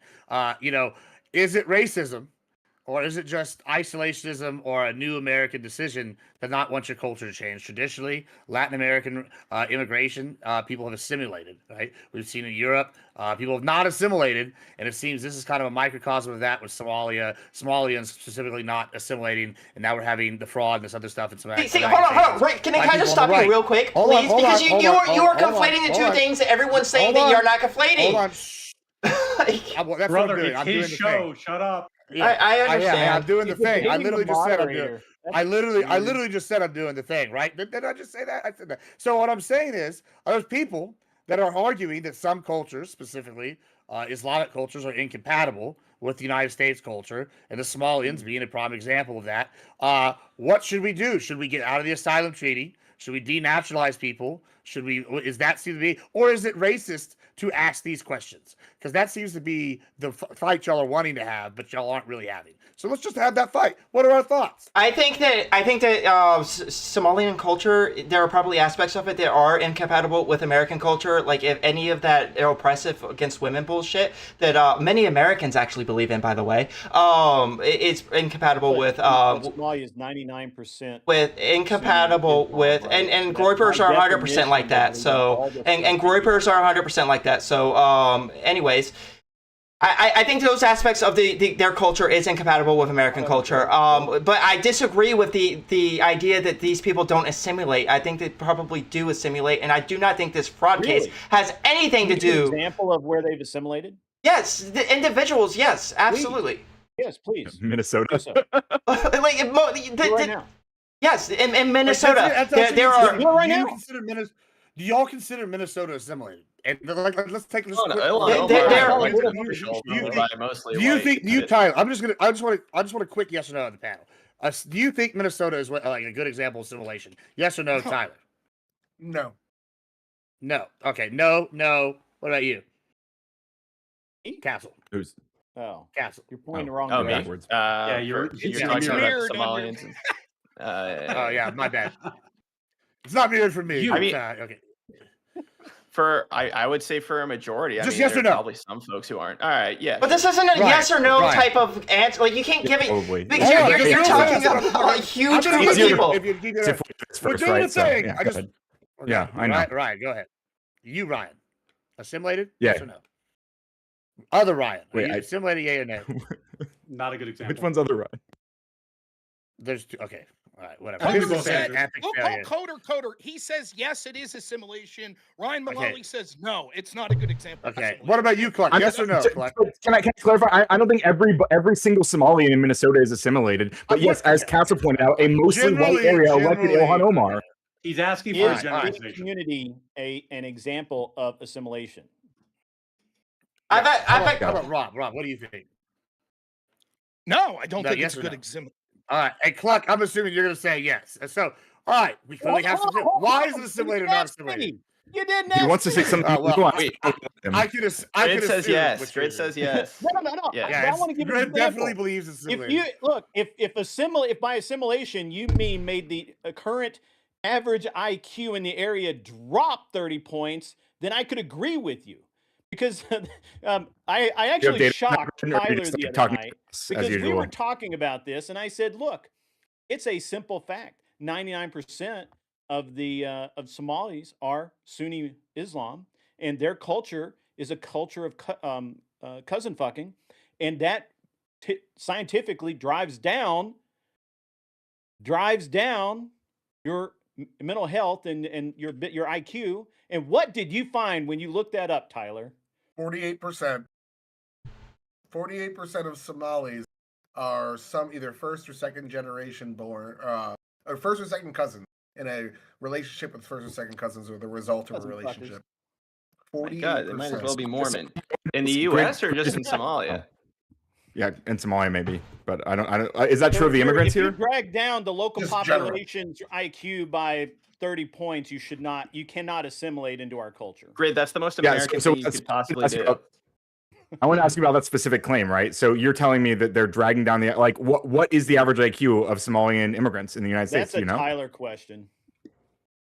I'm not a walking Well, Rubik's Cube. hang on, Grid. It might be a Tyler question, but you're the one making claims based on that idea, right? You're the one making allegations about that specific What do you value. think what do It's you a think pure the- question. all right, so do you know Clearly what- you don't know the answer, right? Hold You on, just what do acknowledge you don't know think? the answer to that. What do you think? Just I think you were talking out of your ass, and you were saying that all You these think I'm people are talking dumb out of and my like ass. you because Okay. you're racist. what do you think the average Somali IQ is? I have no idea, but I wouldn't claim to, and What I about- wouldn't claim to would say you that it's guess about dragging down 85? the I'm average gonna, see, I Minnesota have not 30 talked to points like Tyler you about did. this, but I bet Tyler's going to find it's between 80 and 85.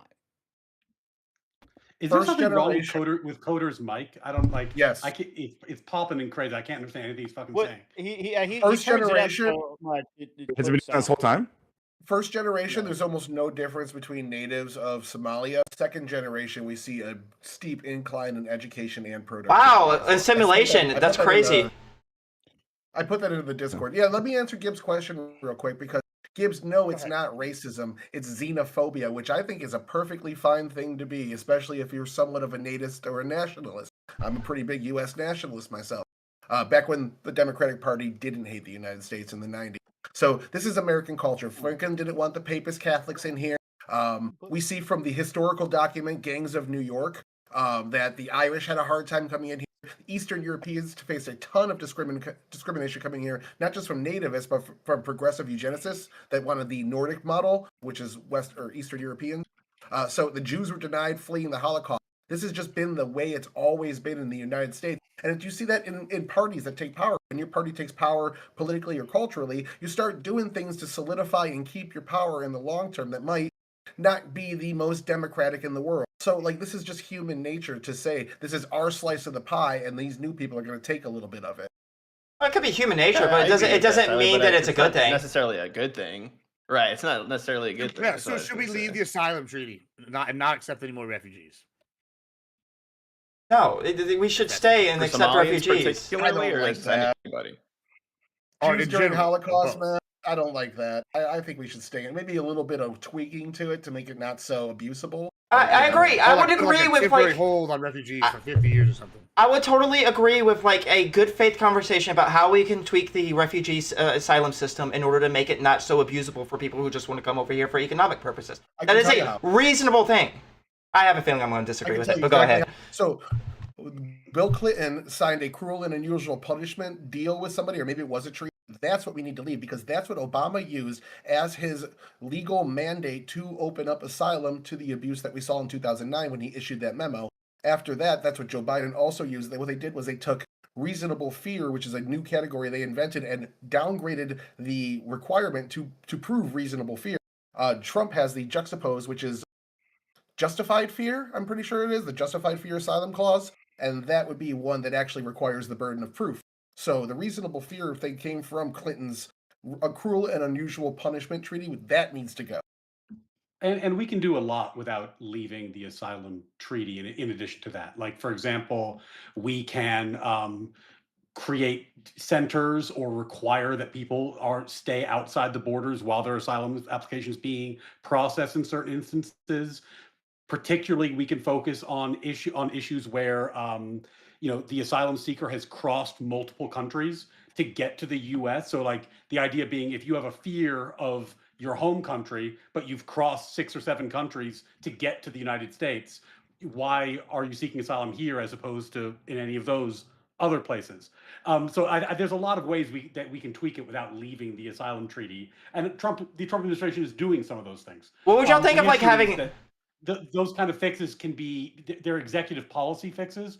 So the next administration can just reverse it, which is what ended up happening when we went from Trump to Biden in the first time, that all the policies that were meant to limit immigration and limit asylum seeking then get reversed and the floodgates open again.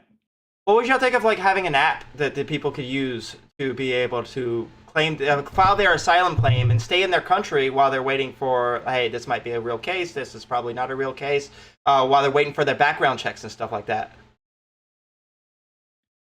And that would be So, really cool if we had one of I'll put those. it in the Yeah, it would back. be. The average IQ in Somalia is 67. The average IQ in the United States is 97. That is the 30-point difference that I mentioned earlier. So, to look at it, read them weep. Grid. If a lot of people from Somalia are bring stupid people into the country. If a lot of people from Somalia are coming in through refugee status or TPS, they probably are coming from countries where they're not able to get the education, and especially if you're coming from a country where you don't even let your, especially if you're coming. Of course it does. Especially stupid. Have you had your IQ tested? IQ has nothing to do with You think education. Somalia has, hang on, Grid, you think Somalia has the same like robust IQ testing that we have here? It was performed by an international agency.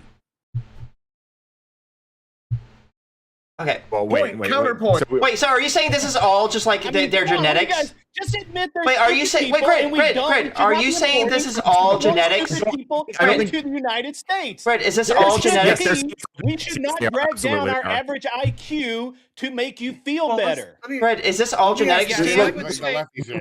Immigration I policy believe based say, Greg was all the shit you're saying. I will say Let's that go to a Rob. lot of it is genetic. In fact, we could see there is direct correlation to societies that allow inbreeding to the lowering of IQ. We see this all across the world. The more open societies are, particularly those that are Islamic, that say that it's okay to marry your cousin, and the countries we see where rates of cousin marriage are very high, we also see that there is an almost direct correlation to all sorts of negative consequences, including low IQ. So The when- data on this is Okay, quite guys, So when stark. the second Minnesota? when the second and third generation of these Your cousin people, in Minnesota? okay, when the second and third generation of these people get higher IQs, where does that come from? Well, it could Magic, be apparently. several We're reasons. with Well, smart First off, let me people. see that. So they're breeding with the white stock, Magic soil or right? whatever We the actually Nazis don't said. know that Let me happens see. because we don't have the That's proof. fine. Let me see the proof of the increase in IQ from third generation Somalians. I mean, Go ahead. Tyler was the one that said it. I don't I- actually I- have the proof. I'm just I going have- off of I what have he a said. question for the lefties. You'll I have to put look it- at that The evidence. people, I put it in the Discord. I tagged you in the group chat with it. Well, so I have a question with lefties. The right, or the people on the right here have brought a litany of reasons why they don't think we should be bringing these people here. What are the benefits other than like, oh, it feels good to like save people from a war-torn country? What benefits is it bringing to bring this group here? Because it seems like fraud is a problem. Seems Oh, like it's higher not. crime It's not a rates. problem. It's not Seems like like it's not a education, problem IQ. amongst the population. But go ahead. 80 people Okay, out of well, hundreds of like 81 thousands. 80, hold on, okay, this is a problem. We have a group that we brought here as refugees. 81%, we know that's the number, is on welfare. You don't see that as a problem? That 81% of these people are welfare, they're not contributing, it's a net loss? Is like, what is the benefit to bringing these people? Getting more claims in there. I've heard this 80% number, which I'm a little bit skeptical. But even if that's true, like that doesn't mean they're a net loss, right? Like that's a stronger claim. That's like Tyler, you're where- making multiple where claims at there. in the Discord. I'm so sorry. Yeah, No, I I'll think come up to the claim though about that Gibbs is that you come over here and let's say you're using welfare. The hope is that it's an investment into your kids' future and the future of the country that we're growing. They're becoming educated. They're going to college. They become productive, even more productive members of society than a lot of I people like who are that. born here in America. And so I think that's the claim. Is like there's a lot of Right. immigrants who Okay. do really great things here, and I think that's the hope is that it's an investment, even if it's you claim it's a net loss. And I'm sure Yeah, some it- people aren't Castle- making money here. There's also I the think that's just the population. best, Castle, I love that energy. use of it. There's also the Hold on, I love that population energy. deficit. Go ahead. Castle, I love that energy, man. But here's the problem I have. That's not what they're doing. They're not assimilating. They stay in these groups. They're very tribal people to start with, and they stay in these groups. And actually, for whatever reason, in these Democrat strongholds, they're kind of put in these groups. They kind of kept in these groups, I guess, so they can be kept on welfare. I don't know. That's just a guess. I have no proof of that. But they don't assimilate out. They don't do what we would expect, and that is become actual Americans. They don't. Well, I don't know They if you're saying become- that what they from become a is they first become immigrant. a dependent like a upon first- our society. So I don't know And what now the we do stats are have two between first generations, and second we don't generation see it grid. improving. Well, But so I part- don't know. I think a lot of second generation Americans do think that being outcast is probably not favorable to them, and so they would want to assimilate. Like there's a lot of young kids, whether they're Hispanic, Somali, whatever, like they go to Give me school an and they're not example going to of go the back Somalis home and in Minnesota doing that. Bohong. so of assimilating. I mean, come on, Yeah. a lot of young kids right now who are Somalian, who are second generation, they listen to rap music, they go to basketball, like they're incorporated sure? into American sports, It's the- American. I They're mean, they're not all of them asking. are going to be. You're asking for something that hasn't actually been studied in a way that we can look up. But you also don't have proof that this isn't happening either.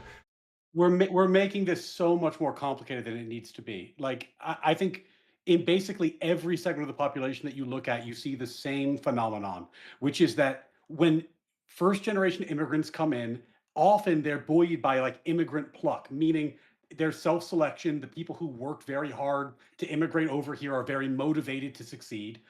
And you also see communities that are stuck on welfare, stuck on benefits, where people get trapped. I was a teacher in East New York and Brooklyn. This is exactly what it was like. I had a lot of families who were Nigerian immigrants. Their kids did fantastic. They were super hardworking. Their parents were super invested in their education. They, by and large, did great. The hardest people in those communities to work with family-wise were the families that had been in this community for like 5, 6, 7 generations on welfare, on the government systems. The problem that we have with this particular immigration segment is that because of the TPS program, we've been importing people en masse, as Tyler said it, for compassionate reasons. Because it was that, they do not have immigrant pluck. They are coming here and they are taking advantage of government programs, and they are not advancing themselves in the same way that an immigrant community that immigrates through traditional means without the benefit of so much government assistance would. So, I mean, this is a very common phenomenon. We see this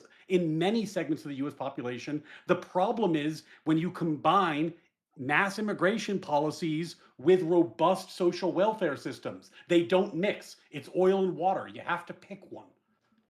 Again, studies show. How do they not mix? Studies show, looking from 2014 to 2023, studies show that the native household in Minnesota, so someone who was born in this country of non-Somalian descent, 21% chance they're on any welfare. If you're a Somalian immigrant household, 81%. 81, so native 21% on some form of welfare, Somalian 81%.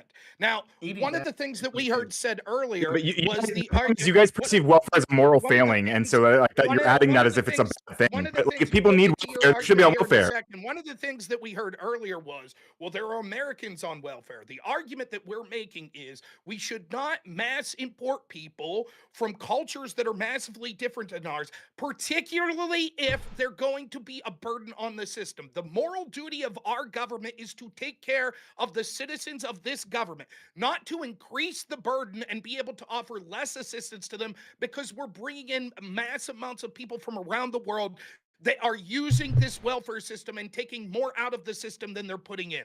Yes, And it is a apparently abusing failing, it. and we should not be doing that. It is immoral. What percent of those people? Well, when Somali? Grid throws in, What percent of the Somali people that are on welfare are American citizens? These are immigrants that. Why would citizenship matter? One. You mentioned citizenship. You said we need to take care of American citizens. Right. So Yeah, the which they population would be Get if they welfare are. unless you're a citizen. That's not That'd be true. more You interesting. certainly can That's get absolutely welfare not even true. if you're not a citizen. Secondly, right, the idea is that our government's supposed to take care of the people of this country. We're not supposed to intentionally import people and then say, oh, now we'll give them citizenship. Oh, now they're citizens, so now it's treated just the same and we have to give them welfare. No, instead what we should be doing is stop Well, wait, bringing if in they these are, people hang on, and if they are an stop- immigrant, Fine, Rob. can you control yourself? Every time you speak, I'm gonna talk over you, just so you know. Well, maybe I'll just talk. I can what we interrupt can you do too. is- You've what we we both can see- interrupted a few times. It can Let's not happen. do that. Yeah, Let's let us- yeah. That we Go don't ahead. have to, what we can see is that we Oh. don't have a moral duty to bring people in that would be a net drain. There's an argument to be made that we shouldn't bring in cultures anyways that are massively different, even if they help us out economically. But certainly we shouldn't bring in those cultures if they are a detriment to us economically, which is the case from Somalian immigrants. Go ahead. I don't even know if that Respond. last. I don't even know if it's true that there are an economic detriment. Right, being on welfare doesn't mean that you're like being even majority on welfare doesn't mean that the entire community is an economic detriment. I don't see that follows, and that was a stronger claim than them just being on welfare. And I don't know that anyways provided any Why data don't for that. Why don't you see that? Why don't you see that a group that is on Because welfare there's other ways being to contribute. economic debt? Yeah. Because if people are contributing to the economy in other ways and also being on welfare, like I don't know what the net is there. It's going to vary. Well, the rest of them were defrauding the American government for $1 billion. You say 80 to of be them. clear, the rest of them you're talking about 70-something people. Like you're not talking about the millions or however many fucking Somalians. Led by a white woman. Led by a white woman. Yeah, Let also. me please let me get in there. But I can make a before very you good go argument ahead, there, for what Greg just compassion-based did, immigration. please, Tyler, please. Go ahead, Tyler. To be, I want Go to be. ahead. I want. Oh, come on. Fuck me. Because Go ahead, Coda. Go ahead, Coda. Then Coda. Go ahead. Then we'll go to Tyler. Yeah. I just want to be very clear that although Ryan and Rob have been very careful to avoid towing this line, Grid has absolutely full-throated the idea that we should be doing collective punishment here, right? Tyler, go ahead. So we I don't know what actually, you're talking about. as I was talking about earlier, over 35 years, we haven't even brought in 100,000 Somalis by low end estimates and under 130,000 by high end estimates. Over 30 years, 35 years, we're bringing these people in and we're slowly assimilating them generation by generation. We need to do this because of birth rate loss, unless you want your portfolios to tank, unless you want most of our social services for old people to tank, our government to not be able to afford things. Now, that does merit another conversation about our current spending levels and regulation and things like that. But unless we change those things that people don't want to change through voting, we need to continuously grow. We need to bring people in. This merit-based immigration thing works to a certain degree, absolutely, but other countries caught on to it. Everyone else wants merit-based immigration too. And if you think our government is going to be able to bribe people better than the communist state of China to go work there, then you're fucking crazy. They are able to throw the fucking sink at them. So we have to find other ways to do it. And some of the other ways we do it is bringing these people that are undesirables on the world stage and grow them from the ground up. The most loyal employee you're ever going to have as a business owner is going to come in untrained, not know what the fuck he's doing. And you're going to train his ass from the ground up, and he's going to stay there his entire life. He's going to suck your dick for $12 an hour. That's what Not you if he has want, a and that's what 68 you're- IQ. He might suck your dick if you're his cousin, but yeah, if they have a 68 IQ, they're not going to be able to contribute in the way that you're saying. You know? And If you're a Tyler, Somalian I'll- immigrant, this is what they think of you, by the way. Just to be clear. Honestly, Tyler, the problem with it is that when we combine immigration policy with robust social programs the way that we have, we disincentivize the American dream, which is the key part of assimilation within these communities. So even what you get is not, there are exceptions, of course, I'm generalizing, but by and large, you're going to find communities that are less likely to get off of welfare, less likely to succeed, because in part they're insular and because they don't have to. That's the problem with it is it disincentivizes people to go out and do the things that make the American dream possible. There are other immigration patterns that are better. It's just a better way of doing things. This is not a good way of doing things. So, hold on. I want to like kind of chime in here. I think that part of it that y'all keep kind of glossing over, like, is the culture aspect, right? Like, I know, at least for me in Texas, I know a lot of illegal immigrants. I know some that have become legal ones, right? Lo and behold, living by the border, that happens, right? And one of the guys I'll know, his name is Juan. He's now legal. He's a legal alien here. He started off illegally. The guy worked 3 jobs. Yeah, I didn't know this would be like a race realism conversation when I came into this. I haven't looked into any of this. But I mean, it's also possible that Somali come in here, especially the first generations, have lower IQ. They're not from a place that is going to value the sort of He worked 3 jobs. That's kind of like that immigrant pluck. Even if he education and intelligence levels. I don't know how to word it, but they're just not going to. Their societies may not be able to foster higher IQ people the same way that American society can. I think that it's pretty evident when we look at Europe and we look at America. Latin American immigration has been beneficial to the U.S. versus Islamic immigration has been very bad for Europe. And like we can see the crime rates, we can see the economic disparity that's happening. We can see countries falling apart. Like we're seeing this all over. UK has already lost their identity. Like I think this is a concern that we need to at least think about in the U.S. like as well. Like. You're conflating a little bit because what happened with Europe is a lot to do with refugees that don't get the same level of vetting as immigration, especially the high bar of immigration we set in the United States. I'm talking about the immigrants we bring in. And we're bringing in 1.25 million people a year. Trump got rid of the lottery, so we saw it decrease by about 4% under his first term. But we're still bringing that many people in. They're coming. A lot of them are coming in with work visas. People from the southern border, especially from Mexico. Oh, sorry. Go ahead. Let me just finish the last sentence. Especially the people coming in from Mexico, they're coming in, they're earning, and then they're leaving. They're not loyal to the country. They're just coming in to make some money, and then they're getting the fuck out once they've earned enough. We want people that are going to stay here generationally, and that's how you get them. Tyler, I'm so glad you made that point. I agree with you about the difference between refugee immigrants and immigrants that come in from different categories. Are TPS programs is that a refugee program? Mostly, yeah, they were illegal. Yes, it is. I think it's like 90%. That's exactly the point I was making. This is the type of immigration program that I agree with you, Tyler, doesn't work very well. There's other programs that we need to get rid of it. Yeah, Biden abuses moral authority. I am not going to defend his immigration policy at all. Yeah, Tyler, So to I your guess point for the about lefties, oh, go ahead, Castle. I'll go.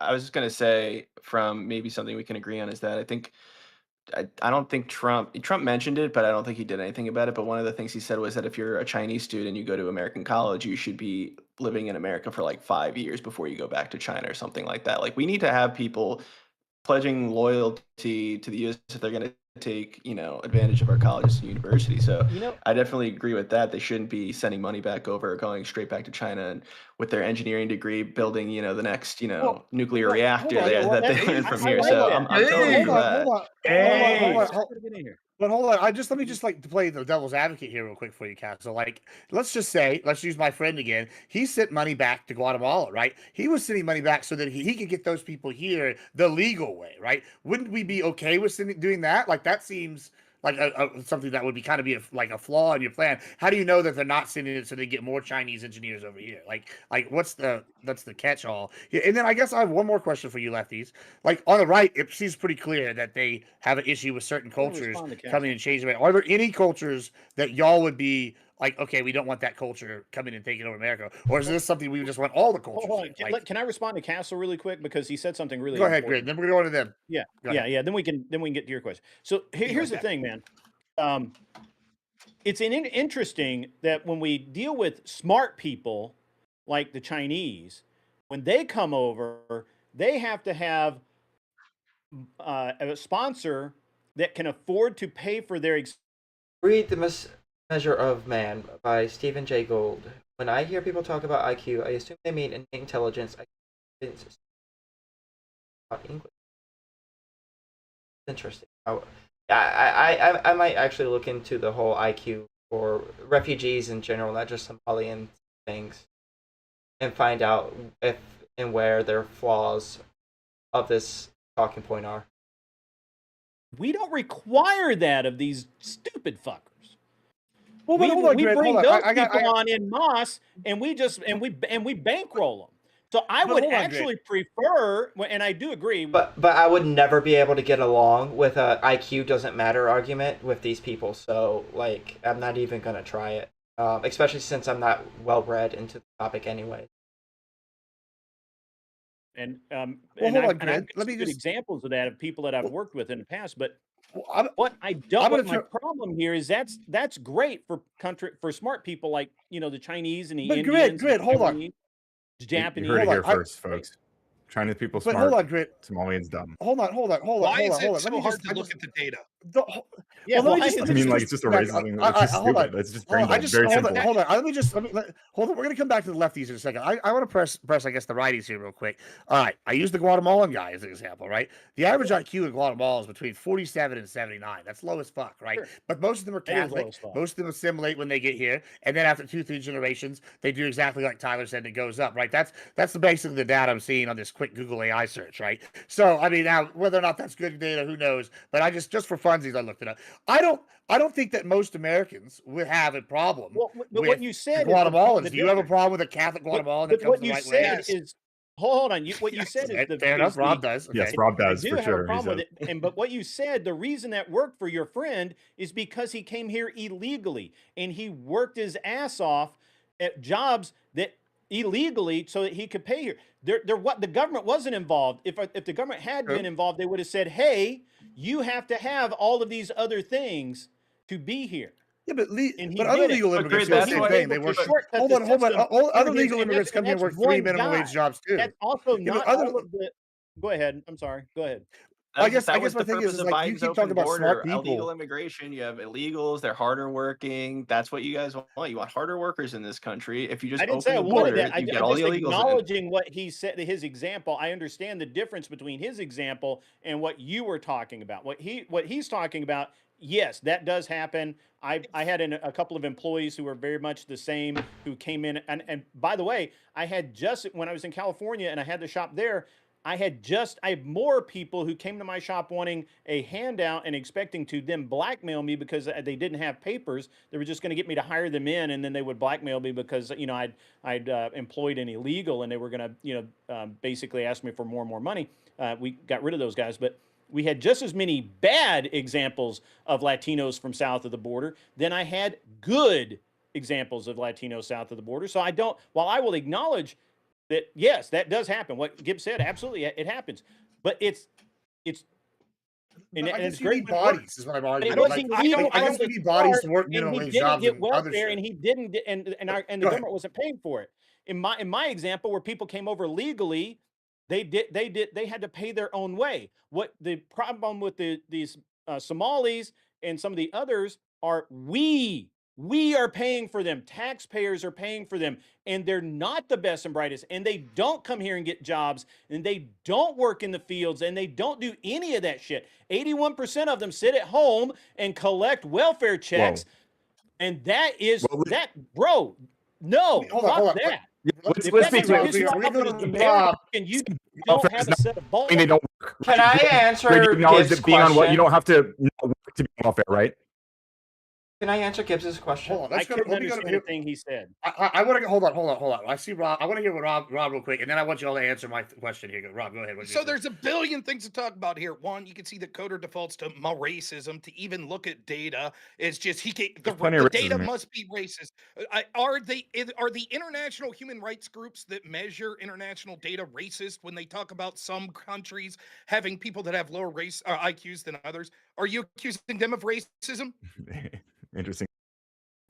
What? No. Okay, you're not accused. So therefore, it's not racist. Wait, to no. look at Well, let me national- explain what I was calling racist. I think I might be having connection issues, but I mean, what I was saying is racist is when he paints Somalis as dumb, like just all dumb. Like that's what Grid was saying. That was racist. No. I don't care if it, like Again- the IQs might be lower.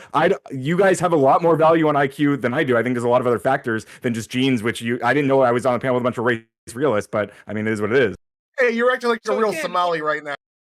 Yeah, and what it is one of the signs of low IQ is people, when you say, here's something that's true on average about a collective group, and they say, but I know someone that doesn't fit that group. For example, if you say men are usually taller than women, what I- and someone says, but I know a woman that's 6'3", that's what Ryan's doing here. No one is saying that every Somalian is Except for it's stupid. not. We're saying that on base, people that come from Somalia have this average IQ, which is one of the lowest IQs in the world. That's true. That's what reputable No, international Grid sources called have them told us. dumb. You You're- both called them cousin you're- fuckers. I called them we cousin also fuckers. see, again, Tyler, what was that data? More than half of Somalians are in 40 sexual relationships, 48. marriages. Or the 48, result. Is okay, that about true half. of the immigrants? Is that true of the I immigrants? don't I'm pretty know. sure It's in Minnesota, is true. it legal to It's be? true. Is it legal to marry your cousin in Minnesota? Well, apparently, Why does Omar it matter? possibly Nobody married your enforces brother, the and that's laws not on the legal, so it'd Somalis. be irrelevant. The point that we're trying to make is we're bringing those people over, right? And those sorts of things lead to not just their cultural preferences, but also lead to IQ deficiencies and health issues, etc., which then end up burdening our health system for their children. Second argument that I want to make to go against what Tyler was saying. Well, I'll start with what Gibbs said real quick. Yes, we have a problem with illegal immigrants. I don't care if they're Catholics from Guatemalan or if they're Protestants from the United Kingdom. Any illegal immigrant, someone like me has a problem with. Yes. So to answer your question, Gibbs, yes. Thirdly, am I more accepting for immigrants that match our culture more? Yes, of course. I think that's one thing. But I also want those immigrants to be a net benefit, not, well, if we invest in them for 3 generations, eventually they'll be a benefit to us. And lastly, I'll say, when bringing up this specific question about are they a net benefit, etc., let's look at the actual Somalians we've brought in. The Somalians in Minnesota, everyone agrees with this, is roughly 1% of the population of Minnesota. It's like 75,000 at largest estimates. We all agree with that? According to the Center for Immigration Studies, of all of the children living in poverty in Minnesota, 1 in 8, that's 12.5%, are from Somalian households. They are 1% of the population and 12.5% of children living in poverty. This is not a population that is in net benefiting our country. These are that's why 80% of them are on these welfare systems, because they're in poverty so much beyond what the average Minnesotan is. They're impoverished, why and would you're we saying impose this is like a character failure. You're saying this is it's bad for anybody to be. I agree, it's bad to be in poverty. It feels bad to be in poverty, but it doesn't mean that it's like blaming like you're assigning as a moral. No, the point he's making is that we've created, and by we I mean the country, through the TPS program, has created a population that is set up to fail. They're imported in large numbers. Tyler, we can call it mass or not. It doesn't really matter to me. We import in large Well, can we stop numbers, on the first given robust social safety net, and guess not. it is not working very well. The data suggests it's Well, just not so working that's what I want very to ask. well. So we should have That's what I we want to should ask. Can I end please this address the first program, claim? and then Can we engage with it? Dude, Am I if you muted? talk over me, no one can hear anything. So just wait. Well, I want to engage with what the we should point, do and is you want to end go the- like 5 different Dude, points. shut So the fuck fucking up. Why? no, fucking Why well. would you I do want to that? engage with the first Is it point you like said, and you want to move literally on. no one can hear anything now? You're just talking with your popping mic that no one can fucking understand. It's- fix your you got fix your some kind of connection static. issues. I can hear me wait fine. a second. So- Jesus Christ. Yeah, like literally the entire point is that we should just come up with systems that work better than the one that is obviously failing. And one of the failures that when you have a system that doesn't work like this is lack of assimilation, because assimilation is something that can ameliorate problems like poverty, like lack of employment, like even IQ over time, as Tyler pointed out in the generational stats. So this program is bad. Trump has ending the program. That seems like a good thing. I don't think that like So I can push. Okay, yeah, I- go liberal clock, but I have All something right, to say hold on. after. Well, Well, I'm gonna let y'all both go here. So go back to. I want y'all also to answer my question when y'all answer as well. Go Okay, ahead. so I don't think that like measures of welfare and measures of IQ are like the only things that we can look at when it comes to these.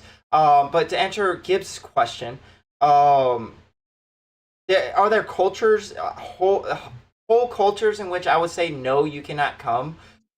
Probably not. There are probably aspects of cultures that I would say I wouldn't want in America, and I would say that those aspects of the cultures I would just want to make illegal.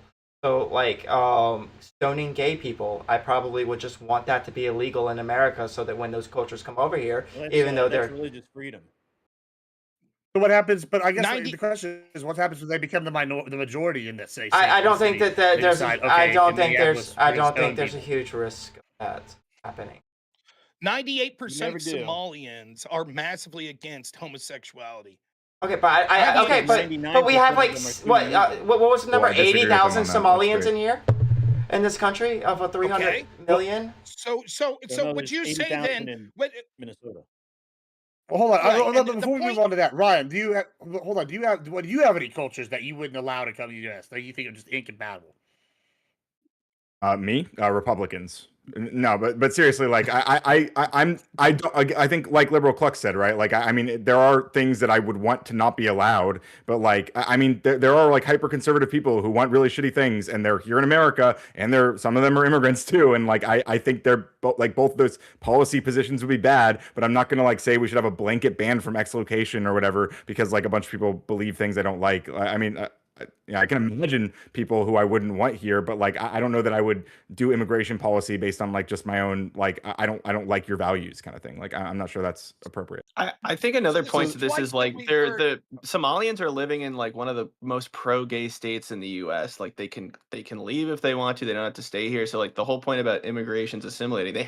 They're forced to assimilate to a culture that is so much gayer than anything they've ever seen in their lives. They would probably kill themselves if they were in Somalia, but they don't do that here because they have to live with it and they have to accept it and assimilate to it. So I think you do see a lot more people assimilating to U.S. culture. There are obviously going to be a lot of people that we see on the online or through these articles that don't, and then they get written about and talked about in the news. So I just think a lot of it gets blown up. I'm not saying it doesn't happen. I'm not saying there are people who hate this country who live here, or immigrants, but I really do think it's a way to separate and divide us as a country instead of trying to galvanize us and bring us together, which I think is the better option here.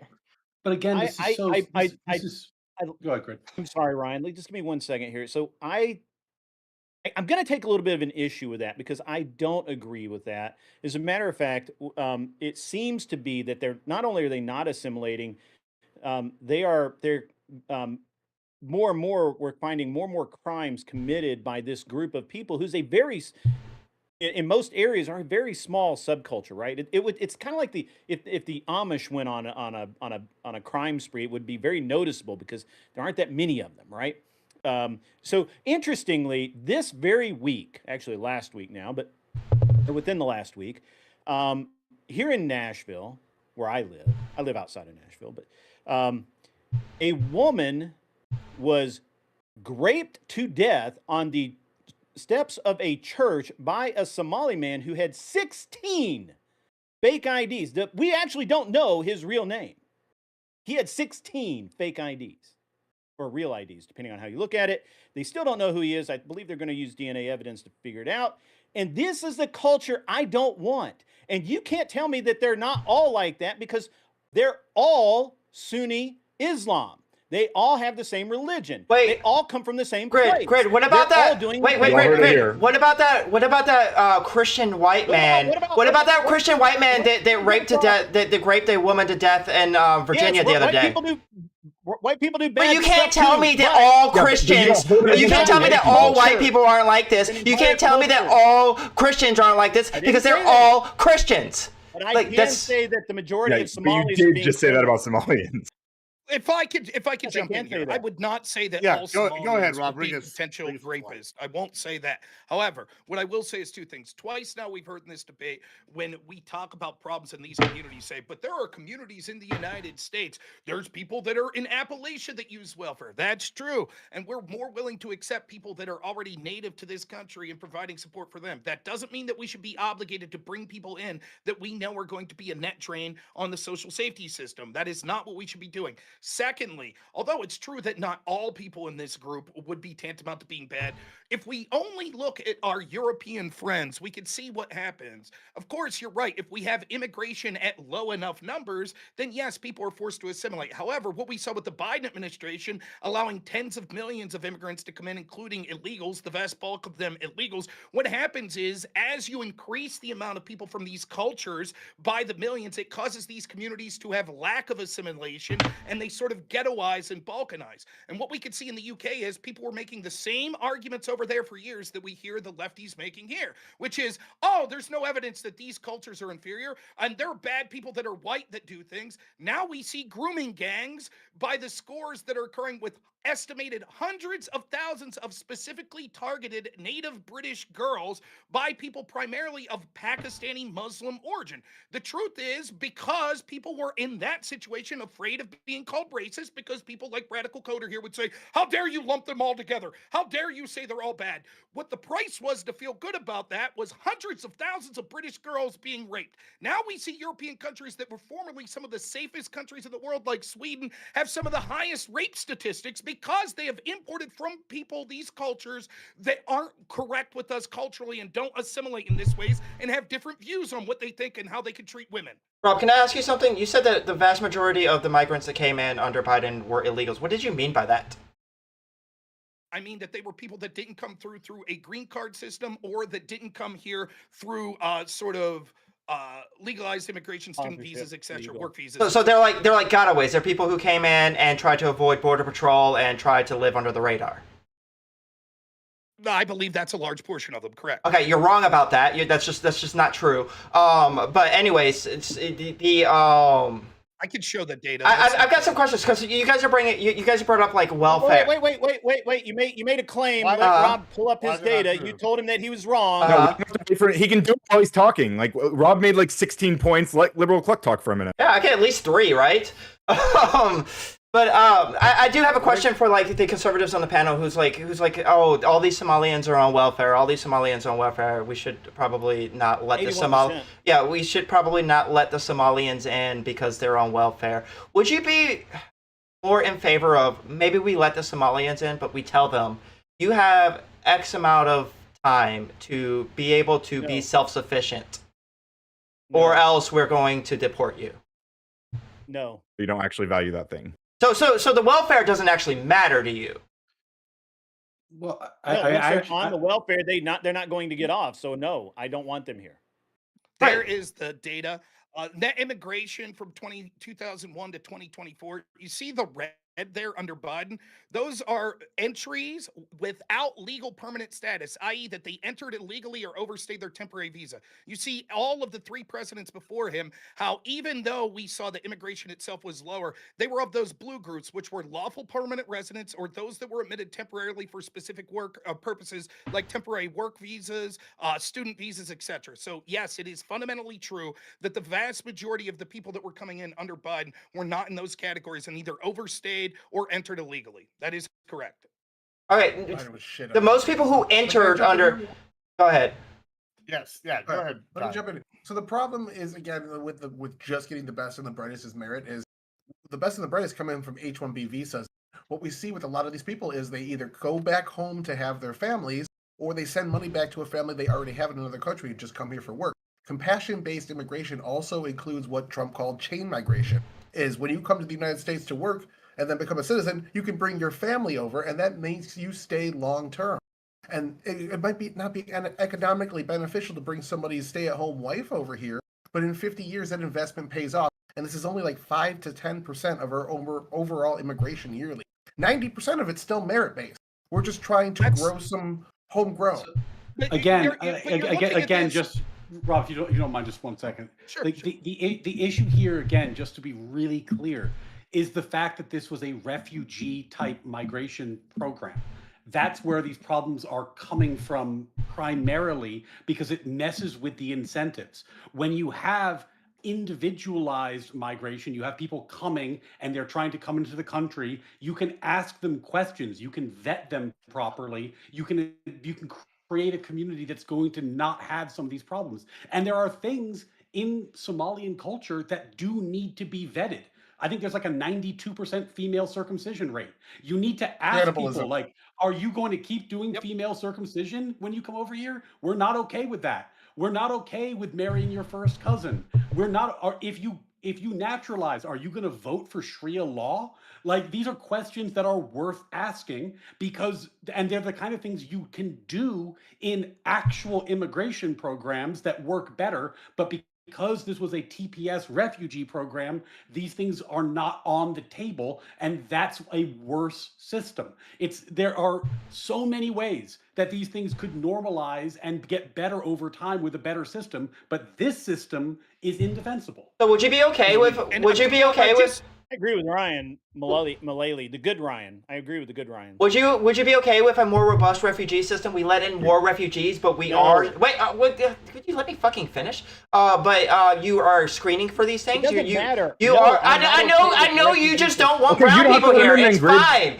I'm asking no, but Ryan that's because fair. he That is brought the up Grid. he brought up some things that I actually agree with. It's like if you want to screen these people for things that are like illegal in this country, female circumcision, I believe, is illegal in this country. Marrying your cousin is illegal in most states in this country. If you want to screen these people for things that you know are a part of their culture, in order for them to come in, I'd be okay with that. Would you be okay with a more robust refugee system, allowing more people in if we're screening them for these things, Brian? It's incompatible with a refugee system. The point of a refugee system is that you're bringing people in en masse because of problems within their country, not because they individually are a good fit for this country. Okay, but the What world I'm you suggesting is yeah, but the what I'm world you suggesting- what I'm want suggesting is is that Trump is correct to shut down the TPS program from Somalia, and then down the road, if we want to open up immigration to Somalia on an individualized, vetted basis, I would have no problem with that. But that's a very different proposition than what's happening now. And experience teaches. I think earlier you brought up like an asylum app. The asylum app was massively abused. The refugee programs are massively abused. So what we should do is individualized immigration, which is the better system. Now, if All I right, on can, that real note- quick, Go ahead. so there's 2 points to make here. I wanted to respond to Tyler with the H-1B thing, but to respond to this first, the other problem is this: we cannot trust our politicians, particularly Democratic politicians. The same Democratic politicians that told us the border was secure in 2021, it was secure in 2022, it was secure in 2023, and then there was a problem in 2024, and it was Trump's fault. Right now, when we see that the totals come out and how many illegals were able to come in here, around 10 million total migrants that came in under the Biden administration in such a short period of time, the vast bulk of those illegal. The problem is when we have systems like this that say, well, what if we had a refugee system, but it wouldn't be abused? What if we did it? That's not what I said, it but will okay. be abused. Because, no, let me steelman your argument. What if we had a refugee system that had robust vetting and we made sure there was robust vetting? Is that what you said? Yes, that's a better Stronger vetting, characterization. yes. Stronger that vetting. I assume the implication is you would also say you didn't want that system abused, correct? Well, if we're talking about abuse, yes, I would support putting more people Okay, on the then if I vetting can go on process with my so that point- it's a lot okay, harder then if to I can go abuse. on Yes. with my point. So when you interrupted me and said Yeah, but that's you not can't what I do said, that, that is Cluck. in effect what you had said.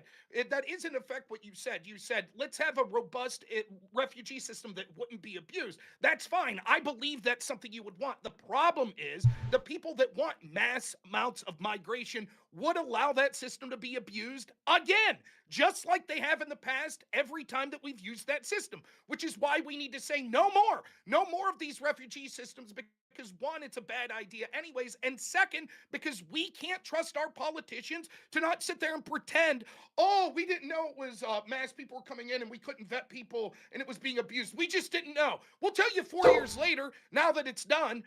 My That's the question problem. is, So I I'm sorry. Our goodwill's I being disagree with your characterization of the motives of the Democrats for the policies that they. But let's just say I'll give you that just for the sake of argument. Hold on, no, I want to ask why is it that the Republicans are the complete extreme opposite end? They're trying to get rid of people that are here, that are working, that are doing what they're supposed to be doing, not committing crimes. They are trying to get rid of, instead of trying to make the refugee system robust and less abusable, they're just getting rid of it. Why is that the only other option? Why can't we? Why do we need to accept refugees? Wait, Grid, please, if I can. Okay, First off, sorry.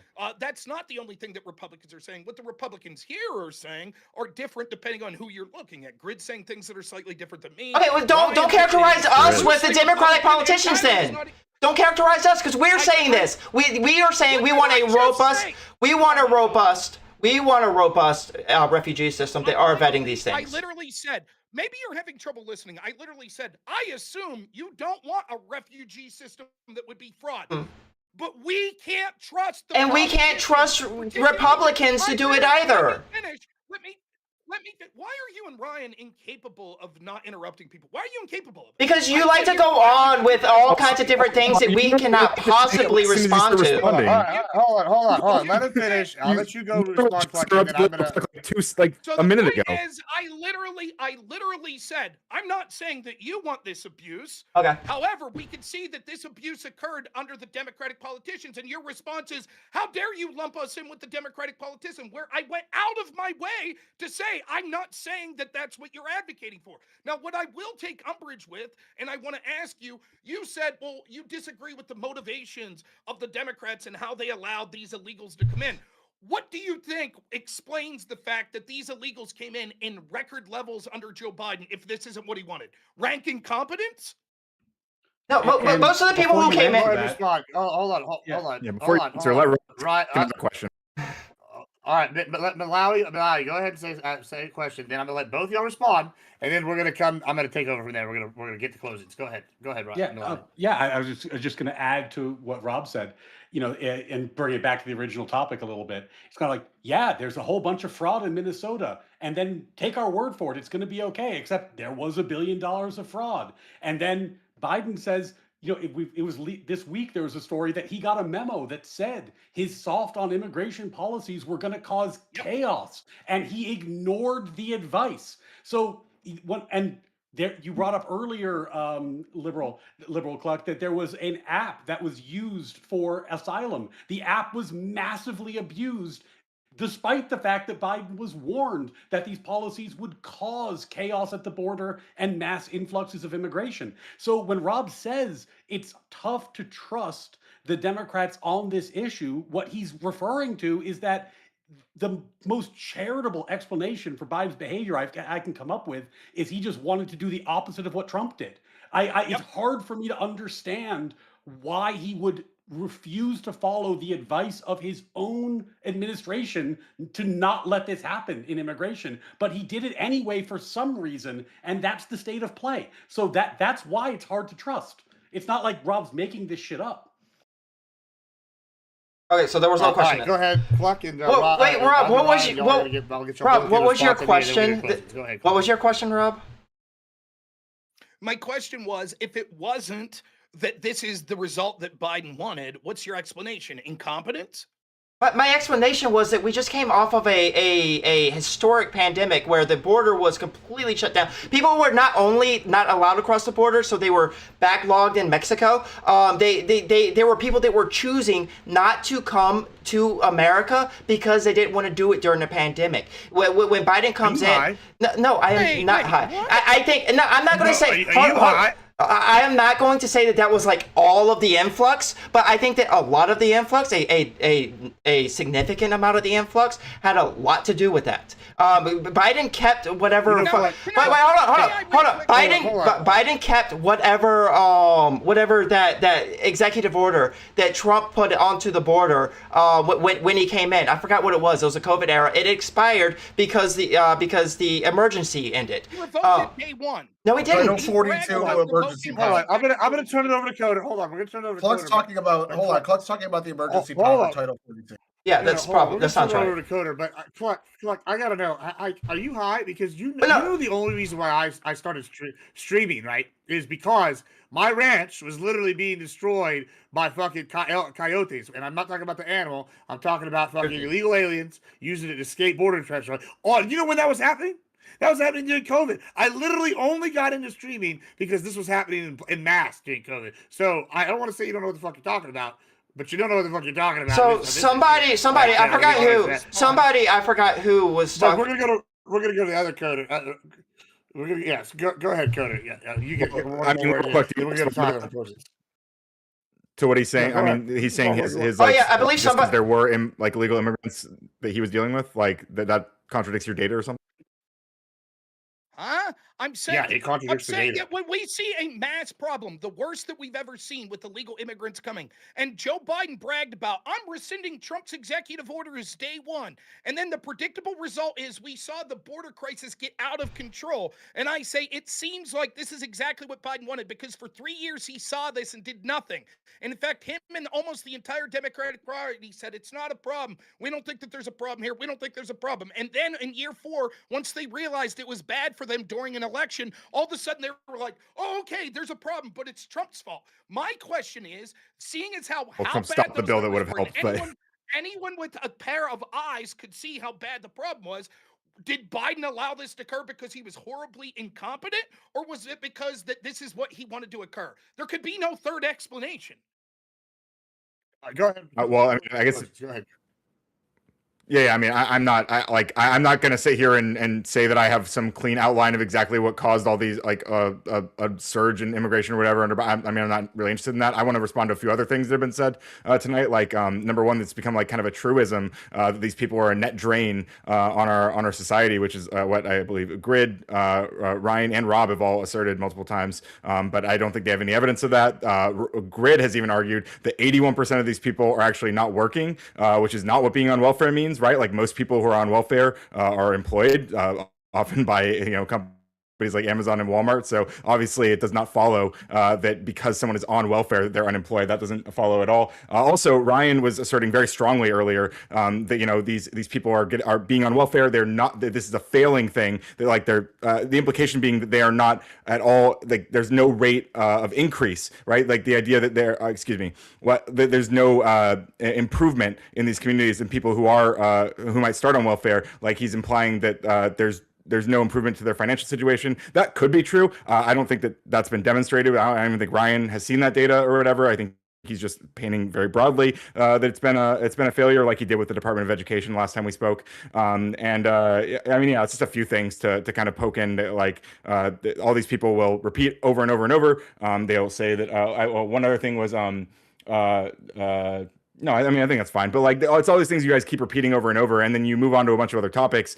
Realistically, we came here to talk about specific cases of fraud, which everybody here agreed, I guess, was happening. But you guys want to start talking about Somalian immigration more broadly because of these 77 people or whatever, which is interesting, but not quite to punish If I people. can real quick, the reason that we went Some of you are at least. because the reason that we went to this is because the guy who's running the show, Gibbs, asked us to change I to do talk that. about this stuff specifically. That's number one. Second, I do to that talk fine. about Liberal Cluck. Do you see the chart that I have up there, Liberal Cluck? I do not see you. You mentioned a chart earlier, and I didn't see it in the group chat. I didn't see it on your. I didn't see it shared on. it with Stream to you. watch You see stream, that? Click the watch stream button. Click the watch stream button. Anyway, while you go look at the okay, I got you. I got you. I got you. I want to make this point. Can I ask him about the chart? So that Cluck could answer this. I just want to be clear. Your argument is if we look from 17 to 20, you see how those numbers under Trump were going down? You see they're sort of low in his first year, then even lower in his second, then even lower in his third, and then you see where they are in the fourth. The fourth year would have included COVID. Your argument is that number would have been way higher in that fourth year, and there's a huge backlog of people that wanted to get in that fourth year, but because they couldn't because of COVID. That's your argument. I think Why that. were those people not? But hold in on. the year That fourth year was the beginning. Ask more questions, Rob. Go ahead. Just to clarify, why weren't those massive amount of people trying to get in 19, the year before COVID? COVID. Listen, while you ponder that, we're gonna go to closings. Closings, Tyler, go ahead and kick us off with a closing. Cluck can answer that question when it's his turn here. Go ahead, Tyler, kick us off with the closing and any other things. As always on these Gibbs panels, the best points tonight from all 6 of you started with, as Tyler was saying, so you're welcome. I want to just get to a couple things I didn't get to be able to get to. So if welfare like this existed in the 1800s, the Irish would have been on it, the Polish would have been on it, the Italians would have been on it, and maybe we wouldn't have seen something like the mafia.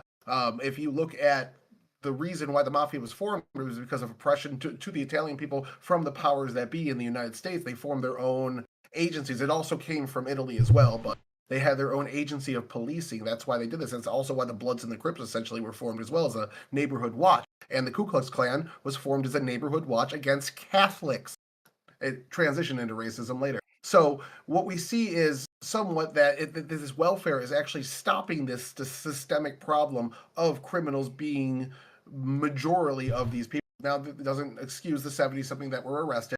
So also a very important fact that didn't get brought up tonight that I was really trying to get to is that education is a majorly impaired by lack of nutrition. In the United States, if you're arguing we should not be giving these kids that come over from these bad conditions welfare money, you're just basically saying let's keep their IQ low.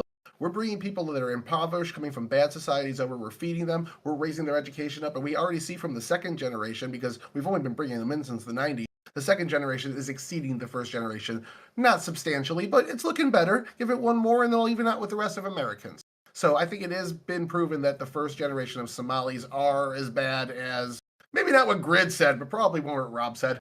But Ryan, you really opened the door to this litigation when you called Trump racist in your opening. We have to now litigate why this is happening. So at the end of the day, you guys are welcome for all the wonderful points that I gave you that you could bounce off of. And Rob, if you want, I can come on your show tomorrow and finish up a discussion on the actual topic we were trying to do. Sure, that's great. All right. Thank you so much, Castle. Yeah, so I think the big thing that we just came out of here that we can all agree on is Tim Walz is innocent. No, but I think the I don't agree actual with debate that. that Nobody happened agrees with that. afterwards. I'm kidding. a I'm joke. kidding. The actual debate that I think was more prudent afterwards was about immigration, which I enjoyed. I didn't really have anything too much to say at the end, just because I wanted to address it in my last points, which I'll do here. But I think I can agree with some of the folks, and like what Ryan was mentioning too, is like what we see in the UK, maybe other countries in Europe, is that I think a solid immigration plan is having people come over here in a steady fashion. And I think when people pour over the border by the millions like they did under Biden, or whether you put them in certain communities by the hundreds of thousands, that does create a problem. And I think that you have to have that done in more orderly fashion for it to be more successful. And then you get these kind of areas, whether it's in New York City, Miami, Texas, LA, where there are enclaves of people who kind of stick together. They either speak Chinese, they speak Spanish, they don't really start to learn the values of the country. And I think that's definitely happening. That said, I'm still pro immigration, and that the points Tyler made, I agree with 100% that there's still a benefit and there's value of having people come over here and learn the language, learn our customs and values, go to school, get a solid meal so that they can become productive members of society. And I think that's going to greatly benefit us over whatever fraud is happening, right? The fraud is happening. I think we can all agree that it's bad for the country, and the people who commit it should be sent to prison or deported if they're not here legally. So I'm I'm totally for that. But I do think that the amount of money that they either pay in taxes or the jobs they're getting, the kids that they are having, are going to produce so much more value over time than the fraud that they're committing now, that I still see it as a net benefit for the country. So yeah, overall, that's where I would end it. All right, thank you so much, Mr. Coder. Yeah, I mean, like I said at the beginning, obviously, fraud was happening in Minnesota. I feel like Tyler just assigned, you said that I called Trump racist in my opening. I don't think I did. I don't think I ever said that in my opening statement. I mentioned at one point later on, I talked about his statements about Ilhan Omar, which were pretty disgusting. And I called Grid racist because he was being extremely racist, and Rob was at least vice signaling about racism. So I did say those things, and I still hold to those things. I think that was happening many times during this debate. I mean, it's all on record. You know, this will all be recorded. It's all obviously on all of our streams. So that's the reality. Yeah, I mean, in terms of like, I think there are problems with immigration. I think there's problems that arise from assimilation. I think it's frustrating that, like, if we want to have these conversations with people like these guys, we can't have like real practical conversations, right? Like if we have a policy like the TPS regarding Somalian immigrants or refugees specifically, like Liberal Cluck starts proposing very reasonable restrictions that he might add in to tighten this, you know, you guys might call it a faucet or whatever, like to kind of like just turn it down just a little bit and like restrict people who might be explicitly problematic. You guys don't want to hear any of that. You guys don't want to talk about any of that. You just want to cut it all off completely. You have no interest in having nuanced conversations about any of these policies, just like you have no interest in talking about any policies that would actually make it harder for people to do fraud in these situations. That's why tonight we didn't talk about any reforms that would actually affect the fraud that was going on. All we talked about was blaming Somalians, talked about Somali immigration, we talked about alleging it's not collective punishment, and then going on to say this is why we need to cut off immigration from Somalia, this is why Somalians are a net drain, this is why they're dumb and stupid and cousin fuckers, and all this sort of stuff was the conversation you guys wanted to have, which is, again, you guys don't actually care about practical solutions, and it shows. Everyone can see it, and it's embarrassing, and I'm ashamed for all of you, but I appreciate. All right. Thank you so much. We'll go to Mr. Malawi next. Yeah, I wonder, in the conversations I've had with Evil Ryan, what would it take for something to be deemed a failure? You know, like we did the Department of Education, and no matter what data I suggested, it's funny debate. My debate opponent conceded that the Department of Education had been a disaster in every program that I mentioned, and still Ryan thought that wasn't enough. You know, here we're talking about the TPS program. We've pointed out massive problems in terms of the impact it's having on the population in Minnesota. We've had massive fraud that has shown light on this issue. I'm not sure what it would take for a program to be deemed a failure if nothing that happens on the ground can ever evidence failure. This program has not worked out well. It's okay to admit that. And as is often the case with Trump, there's a lot of bluster and people get caught up in the noise, but then there is a solution that makes sense. The TPS program is creating a perverse incentive. Let's shut down the TPS program. That's not that complicated. And unlike what I believe Liberal Cluck said earlier, it's exactly what happened with Venezuela when we were having trouble with Venezuelan immigration. The truth is, the TPS program is a refugee migration program which limits individualized vetting. It limits the capacity to do the things that make assimilation likely. So you end up with a situation where assimilation doesn't happen, with all the downsides that are entailed by that. There are better ways to do these. You don't have to call people racist or get all worked up about it. We can just admit that the program has failed, and then once we admit that, we can talk about other solutions. But it's like, sometimes when I talk to liberals about immigration, it's you can imagine they're outside their house and the hose spigot is busted and water's just pouring onto the street. It's just fucking pouring out. And they're like, and I'm like, your hose spigot's busted. And they're like, let me tell you about my water conservation policy. I'm like, I don't give a shit about your water conservation policy. Your hose spigot's busted and water's pouring out on the street. Your policy doesn't fucking matter. You have to fix the problem first, and then we can talk about sensible solutions. All right. Thank you so much. Let's go to Grid. Okay, yeah. So where to even begin in this closing? Well, it's easy, to be honest. Yeah, we shouldn't be letting stupid people into the country. We should not be lowering our collective IQ. If the claim is going to be that we need these people for something, then let's make a good claim, and maybe that can happen. But so far, all I've heard is my feels, and it hurts my feelings that you won't even consider another option. Yes, I actually have a great option. Don't allow anyone in. Because if we don't do that, then we don't have to worry about embezzlement. We don't have to worry about $1 billion being squandered. We don't have to worry about all of these things. It's so easy. The easiest thing in the world. But let's just say we want to let some people in. Great. As long as it doesn't cost American taxpayer dollars to do so, bring in whoever qualifies. And you can use a qualification. But not one tax dollar can bring in these people. Not one. My opinion, because American tax dollars get spent on Americans. As a matter of fact, I am such an isolationist, I don't think we should send another dollar to the Ukraine or Israel or anywhere else in the fucking world. Because those tax dollars belong here in America. And yeah, that's where we're at. So and Ryan didn't say shit tonight that made any damn sense whatsoever. Except the good Ryan. The good Ryan said a lot of really smart and intelligent things, and you should listen to him. Thanks. Can I go next? Can I go next? Evil Ryan. Can I go next? Yeah, the evil Ryan, do not Yeah, listen to next. evil Ryan. Evil Ryan is wrong. He's wrong. Because there's no level that where he will be happy. There just isn't. We literally have cousin fuckers coming in the country, and he's like, yeah, that's fine. That's cool. Bring them in. It's fine. All right. That's So- what's wrong. All right. Holy shit.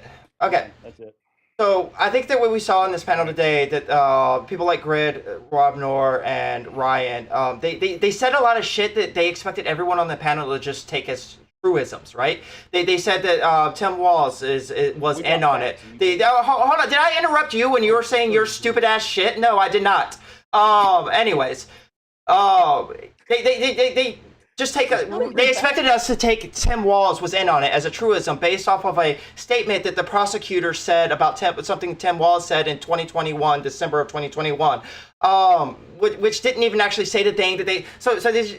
And then he's like, we shouldn't be lowering the IQ of the country by bringing these people in. Look at the IQ of Minnesota right now. It's 5th in the country. So I don't really know where that comes from.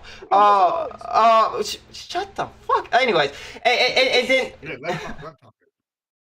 and I'm supposed to be answering a question as a part of my. Do I think that all of the influx of immigration under Biden was due to COVID? No, I do not think all of it was due to COVID. Especially if you're talking about things like visa overstays, which was like historically a thing that has happened. Has been most of the illegal immigrants in America for like all of American history. But when we're talking about like the ones that were crossing the border, newly under the Biden administration, I do think that a lot of them were due to a good portion of them were due to COVID, making conditions worse in the country, making more asylum seekers.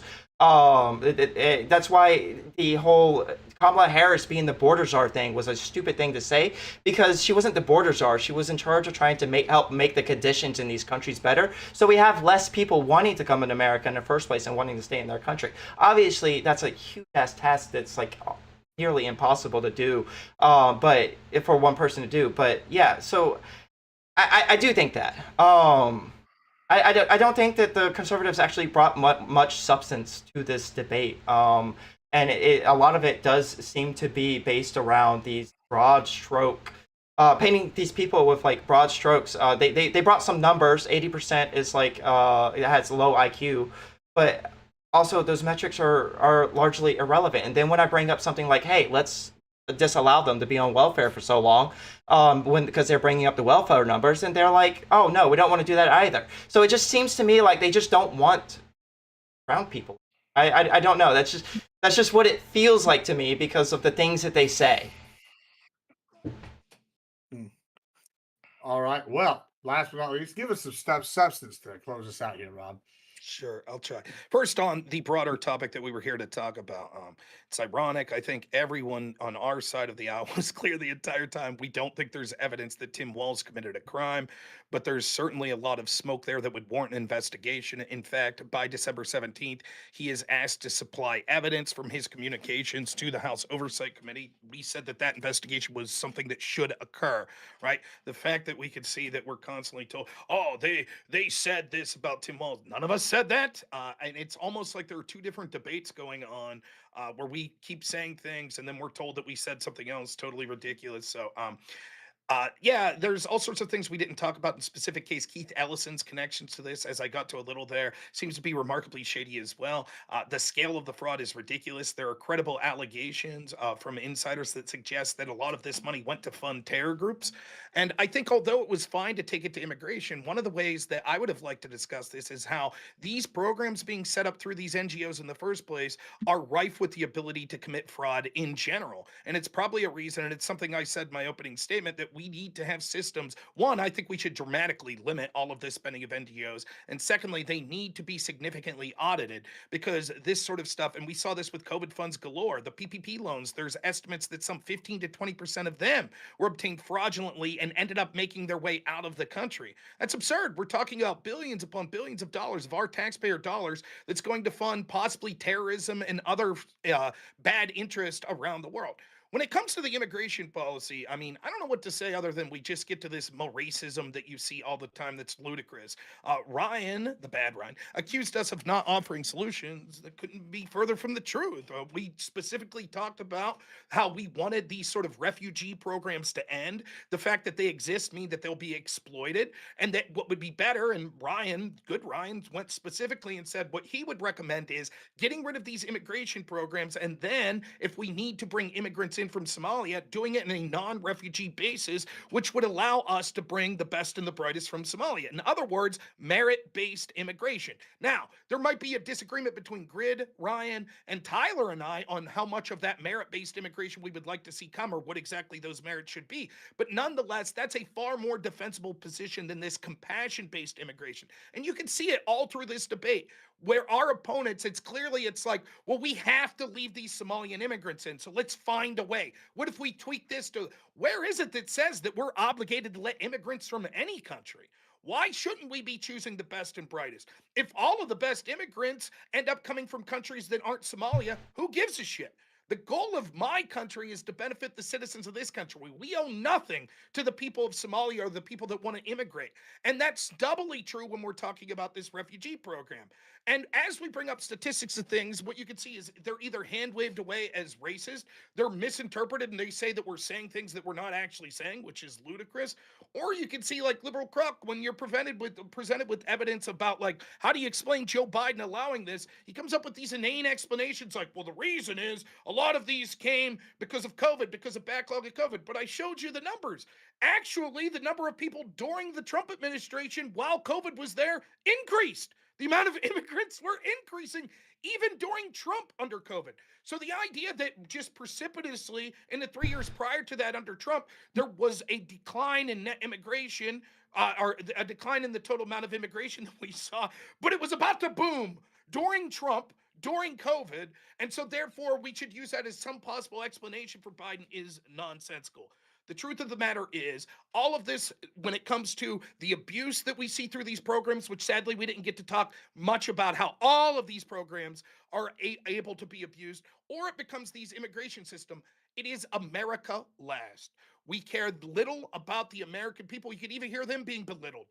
American people are on welfare. American people do this and that. Yes, it's true. There are people in our groups that are in poverty and other things. Saying poverty isn't a moral failing. It's saying that we should not be bringing in people that predictably are going to be in poverty. We should not be bringing in people that predictably are going to have 80% of their households be on some forms of welfare because they're in such poverty. These are not net gains to the country. And that's not to even talk about discussions of the cultural changes that will occur. So it's not a matter of racism. The accusations of racism literally mean nothing to me. At this point, it is the last bastion of people that don't have an argument. And as is usually the case with Radical Coder, that's a device that he will rely on because he knows that he's incapable of arguing the facts of the issue. That's it. But I All don't. right, thank you so much, Rob. Thanks. Hey, Can we stick around hold if on, people want toilet to? coming up. Hold on. Let me just do a little housekeeping real quick. Coming on Sunday, folks, we're gonna have our semifinals of our debate championship series. We're gonna be having Tyler here is going to be debating Fabian Liberty in the semifinals. What was the topic, Tyler? I feel bad for you. Would you- Tyler. FDA. Wait, you FDA Fabian Liberty? regulations, good or bad? FDA regulations. That's going to be the topic. It's going to be good. It's going to determine who's going to the finals to determine a regular season champion, which there's going to be a cool prize for the winner that they're going to get mailed to them, and I'm pretty excited for them to show it off. And then we're going to be having starting our Grand Prix after that. It's got some more big announcements. It's real exciting times here. And then next Thursday, we're going to be talking about the Golden Dome and the Golden Fleet and American military rearmament. I'm pretty excited for those going forward. Yeah, I mean, we could do some sort of open. I don't want to hold anybody too much longer. I can go for a little bit, but then I have to go do something. But yeah, we can stay open for a little bit. But if anybody needs to leave, now is your chance. Y'all are welcome to stay as all y'all want. But yeah, if you have something, Clark, you wanted to. Yeah, I don't Keep going. understand Wonderful what. Adios. night, everybody. What I don't It's understand. been real, gents. Oh, go ahead. See ya. Ryan, I'll hit you up in a minute. I'm sorry. Go ahead. I don't understand why, like, you ask us, oh, why should we have these refugees in America, except for, like, it's the right thing to do, right? I don't understand Why why. is it the right thing to do? Stop Be- saying it's the right thing But that's to do. that Give was a that justification. was the prompt that we were given by Gibbs, No, except it was except not for you. fucking It problem. was You like keep something saying- like you've renamed the ex- prompt 4 fucking times. okay. Just tell me why you think it's the right thing Well, to well, do. because I think that we were a very wealthy. Answer the fucking I am question. fucking answering it, you piece of shit! Holy shit! Dude. No, you're not. Because I think that we're a very wealthy country who can take care of these people. No, we're not. Yes, we We're are. fucking not. We can't take care of absolutely our own are. People. We can. We don't have the Stop with that political. shit. No, we just don't have the political will. Republicans just choose not to. We just don't have the political will from people like you to actually take care of our own people. How many millions and billions of dollars do we have to pump into our system and go into debt to take care of people who don't fucking belong here to begin with?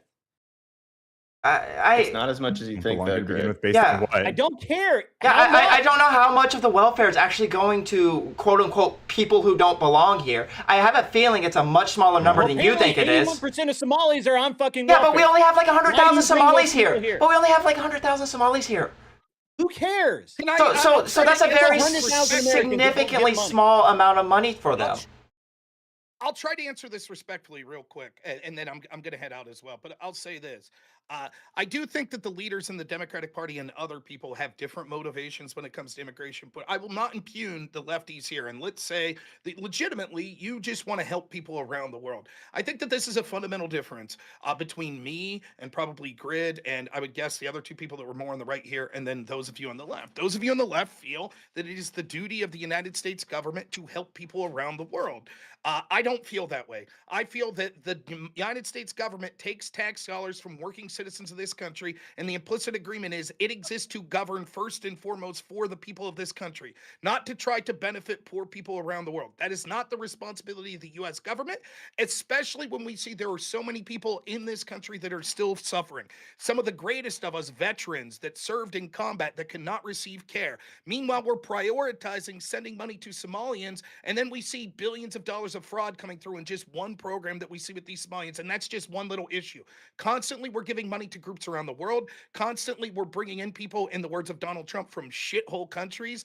It needs to stop. And you think we have an unlimited money supply, but what we see is the wealth gap continues to grow in this country, and we continue to see the debt spiral over and over. And when chickens come home to roost, it'll be the working class people in places like my communities that are dying in Appalachia, who've been here for generations and been forced to pay into this system that no one in our government gives a shit. It'll be us that are on the chopping block. So if we got- you all will say that's okay because it's equally important from helping people in Appalachia as it is to help people like If Somalia. we got I rid- disagree vehemently. Wait, If we hold got on, rid liberal of- clerk- hold Oh, on, liberal please. clerk, hold on. Let me Okay. just get one point in. But Rob, there's this whole instance where I don't know if you remember what the Zadroga Act was, but it was a bill to help folks who were affected by 9/11 dust, and that was something that Jon Stewart tried to get Congress to act on because Republicans wouldn't pass a bill to help them and their families who were affected by that. They got cancer, they were dying. So the Republicans also have instances where they can help True. firefighters, people who have died for this country, saving people's lives, and they won't pay for them. We have the money. Jon Stewart, from his behest, force them to pass it eventually.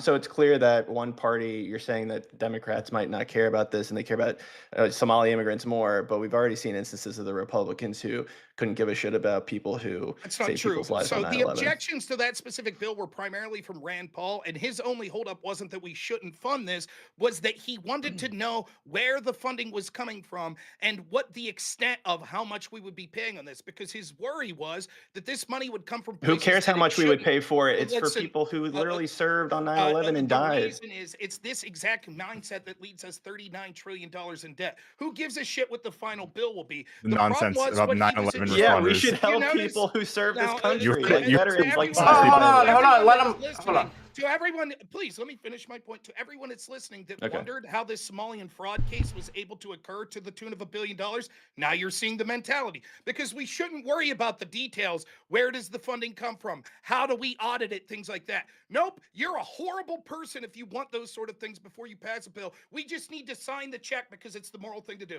And hence, how we end up with billions of dollars of fraud in these programs, because people like you say, you're a terrible person if you want to work out the details before you vote for it.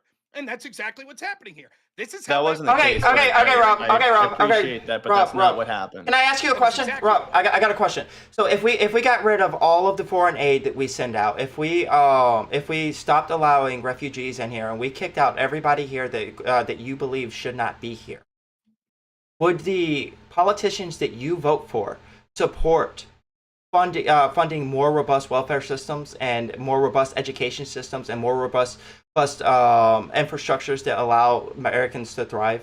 I don't know. I probably, most of them probably not, but let me explain.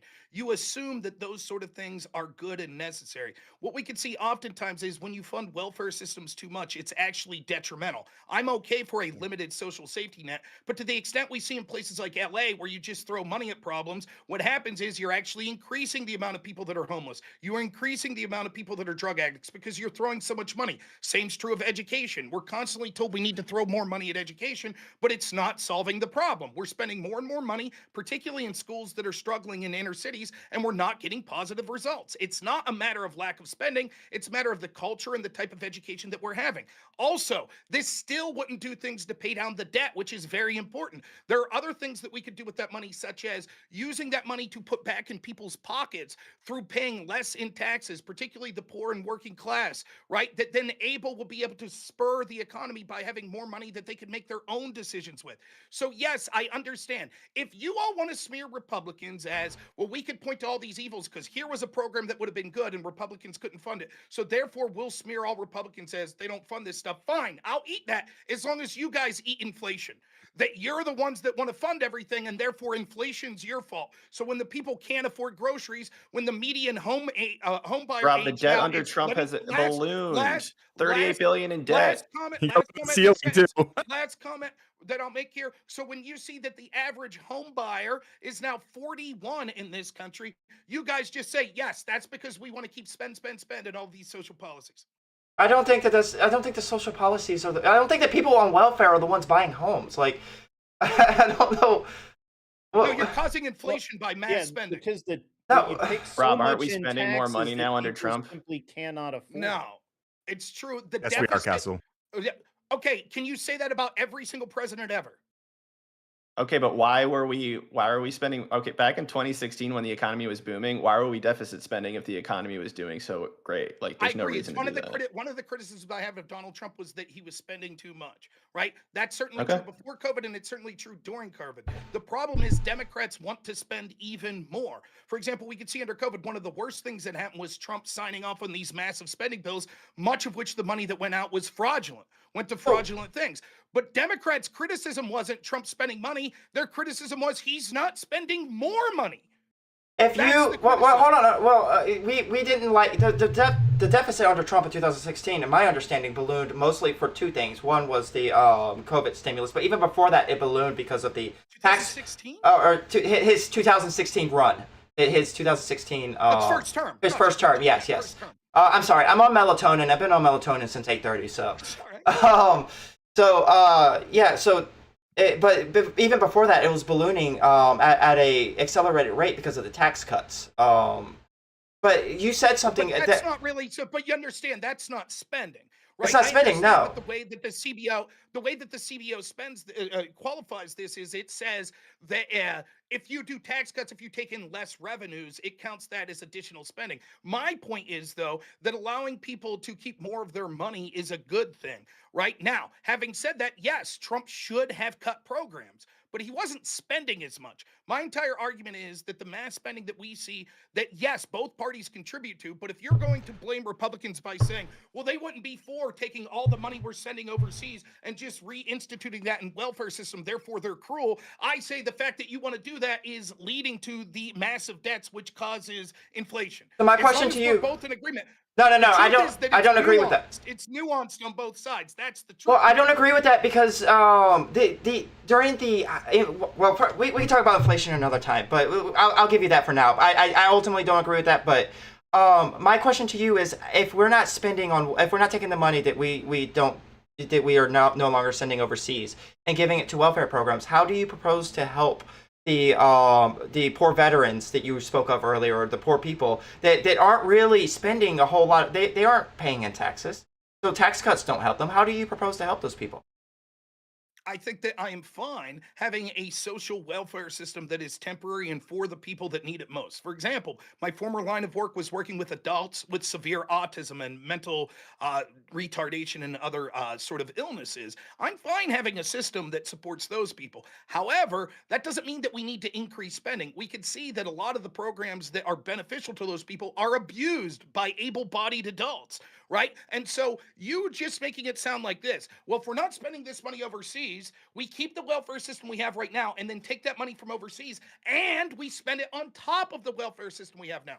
I don't think that's necessary. I think another thing that's important to do is to make sure that my child and hopefully his children, God willing, that he has children when he's aren't inheriting a country that's in crippling debt because we continue to spend frivolously for all of this dumb shit. So paying down the debt and allowing people to keep more of their hard-earned money are virtues in themselves. I do not think that it's a morally virtuous thing for you to say that you are doing great things by forcing other people to spend their money on it. Yeah, If so you want to spend your own money through charity, so be it. But it doesn't make you a moral person by saying, I demand that we spend these tax dollars in this place. No, I don't think that. okay. Well, I'm not even making like a moral argument. I'm asking for like a practical Hold sake. on, before you go on, Clark. Oh, I I got was 2 minutes. I was I on a really do. roll. Yeah, I was gonna say, you can go. I have to leave. Though. Oh, bye. So y'all have fun. Yeah, Y'all I enjoy. gotta jump out too. I have to it's go. been I have an fun, appointment. guys.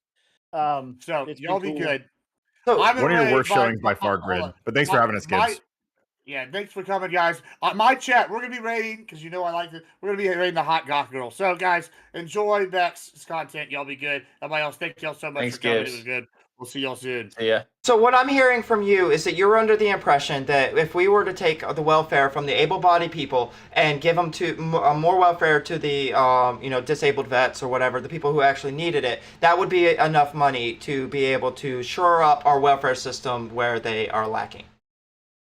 I don't know if it's a 1-for-1. I would say that we probably spend more money in the welfare system. We definitely spend more money in the system that's necessary. And so if we took the money that was already there and used it in ways that were most appropriate and weeded out fraud and stuff, then yes, there would be enough money. But this isn't something that I'm saying that's a direct 1-to-1. I'm merely saying that you're making this you're making this hypothetical that's like, we spend a bunch of money, shitty things overseas. Totally agree with you. We're in agreement on that. Well, I don't Would it agree be with that, but better I'm giving to that spend to that you. money back home? Okay, if that's the case, then the dichotomy that people say is we could either spend that money overseas or we could spend it back home. I'm not taking the red or blue pill. I choose a third pill, which is stop spending the money in the first place.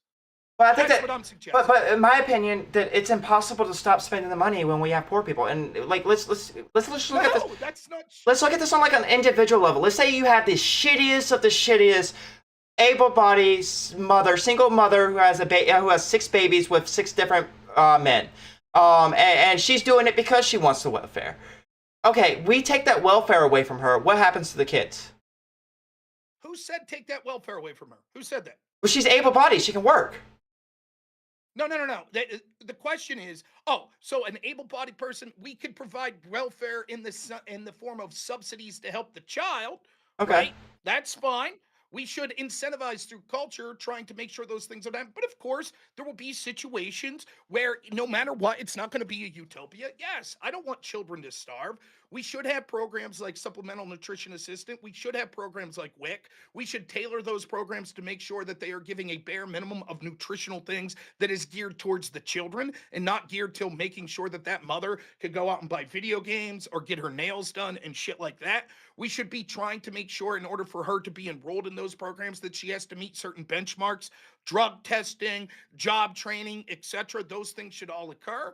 But yes, I'm not suggesting that we completely kick everyone off of this, or anyone that's able-bodied should never get any sort of assistance. We've all been down on our luck, right? Everybody's had a situation in their life where maybe they would need temporary unemployment or something like that. I accept that. What I'm talking about is people that use it as a way of life. And there's an awful lot of overspending that go into those programs, right? Those programs could be tailored to be more effective by gearing the money more to where they deserve. I'll give you a quick example of how these programs sort of work. You already see what's going on with the Minnesota fraud, but during the PPP loans, the payment protection loans that we saw during COVID, my wife worked at a bank. Now, I live in a small town and there's not a lot of wealthy people here, but there's a handful. Did you know that every single wealthy person that owned a business in town absolutely went to the banks and took advantage of those PPP programs? And yet, the poor and working class people that owned hair salons or small restaurants and shit, they didn't even know about the program. The truth is, oftentimes these programs are used through loopholes and other such things that end up benefiting the people that really didn't need to benefit. Simultaneously, some area that we could agree on is how much money in corporate welfare do we spend as a country? Outrageous. Why should we be providing corporate welfare to these different corporations? All of us say, of course, that would be bad. My suggestion is merely we need to limit how much money is going out in these sort of programs, because we're pissing away billions of dollars, and some of the net benefits that we're getting are actually deficits. We're encouraging people to rely on the government as opposed to being self-sufficient. So I don't think that it's necessary whatsoever that if we stop spending money on disastrous foreign programs, that it would mean that we would then put those into programs back home. I don't think that's necessary. I'm willing to hear each program. I'm for a program to help 9/11 responders. Absolutely. But in a general matter, it's not zero sum of if 50% of the money's here and 50% overseas. So if we move the 50% overseas, then it has to go into the 50% domestic. No, I think the third option of allowing people to keep more of their money and paying down the national debt is something that we need to be doing, or it's going to bite us in the ass in the near future in the terms of inflation and in terms of the people calling in the U.S. debt, which is going to cause crippling hyperinflation or lead to some sort of world conflict. Well, what I don't understand is every time when we have these conversations about sending money overseas, it goes, oh, we can't even take care of our own people. But now I'm hearing, oh, but if we did get the money from overseas, we're not going to put it into taking care of our own people. Maybe it's not 1-on-1, but you would agree that at least a portion of that money would have to go into these programs, right? The ones that you would agree with, like SNAP. No, and why would I have to agree with that if I'm telling you that I think some of these programs are overspending because they're not being directed and tailored and having guide rails on them to make sure that the money's spent efficiently? For example, let's say I said this to you, right? Let's say I said, Liberal Cluck, let's say you had a dog, right? And I said, Liberal Cluck, come on, you're going out and you're boozing it up every night. You're boozing it up, and you're not even taking care of your dog. You could do so much more cooler things with your dog, right? What are you doing, right? And you were like, yeah, okay. So I guess then that all the money I'm spending on booze, I have to spend on my dog? No, I'm not saying that. You don't have to, if you're spending $5,000 a month at the bar, I'm not saying that you have to spend $5,000 a month on your dog. I'm saying you're not even taking care of your dog and you're spending all of this money over there, right? That's the point that I'm trying to make. But what I'm looking for is like, isn't one that you can turn back. You can't turn it back on me and being like, this is in effect what you're trying to say. I'm like, wow, there are homeless veterans and we're more concerned about providing for people around the world. That's you all's worldview. And you're like, but yes, but if we stop sending that money to Somalians, you wouldn't even directly say that we should send all of that money to the homeless veterans. You're right. I wouldn't say that it's 1-to-1, that all the money should go to the homeless veterans. but a portion? Yes, you got me. But a portion? What's that? A portion of it? At least? I think that there should be a portion of money that goes to homeless vets. I'm not necessary that we even need to spend more. So for when I those said programs, I think that we need to spend more intelligently. So when I said earlier that if we kick all the people that are quote unquote freeloading or doesn't deserve it or whatever, then that would free up enough money to shore up the holes that we have where we're not taking care. And you said no, that's not what I'm saying. Let me try to use the analogy again. Would you be a monster if you're not spending the $5,000 a year or $5,000 a month at the bar on your dog? Would that make you a monster? Well, I'm not claiming you're a monster though. So try to rephrase that. Okay. Would you say that it's wrong to not spend that $5,000 on your dog? If I am not taking care of my dog, if I'm not feeding my dog, then yes, it probably is wrong for me not to spend at least a portion. The only way for you to take care of your dog would be to spend that $5,000.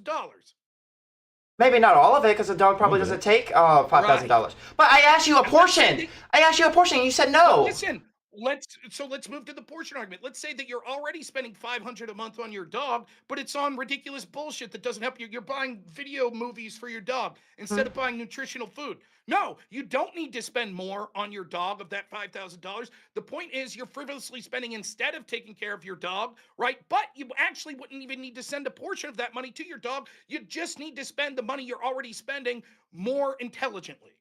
So so apply the videos for my dog. What is that when it comes to government programs? What is the videos of my dog of government programs? I'm really curious about that as well. You could buy soda with food stamps. Oh, I know what? I actually agree with that. I think that there probably should be limits to junk food with food stamps.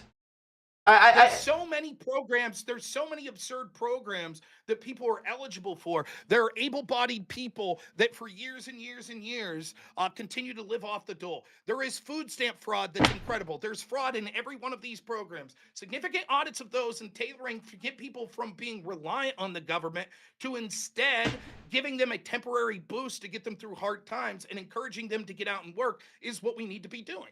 Similarly, if we look at the spending in schools, it's the same argument that people make spending in schools. They're like, if only we had $5,000 more per student in the inner city, schools would do much better. And then over the span of like 10 years, we get basically that amount of money. And guess what? The school scores go down because it's not just a matter of the spending, it's where are you spending? If you spend that extra $5,000 on more administrators, more, sabbaticals for teachers, that's not helping the student, even though you're spending more money on the student. So it's not just about the total money. Now, I'm not saying that there's no program in existence that wouldn't need more spending. I don't know. Hypothetically, the amount of money we have doled out for homeless veterans that require, that have combat injuries or something like that. Hypothetically, the amount of money we have to spend a year is $10 million, and actually an audit would show 17 million is necessary to meet the bare minimum. That could be the case, but I'm not saying that it's necessarily something that ought to be or that need to be.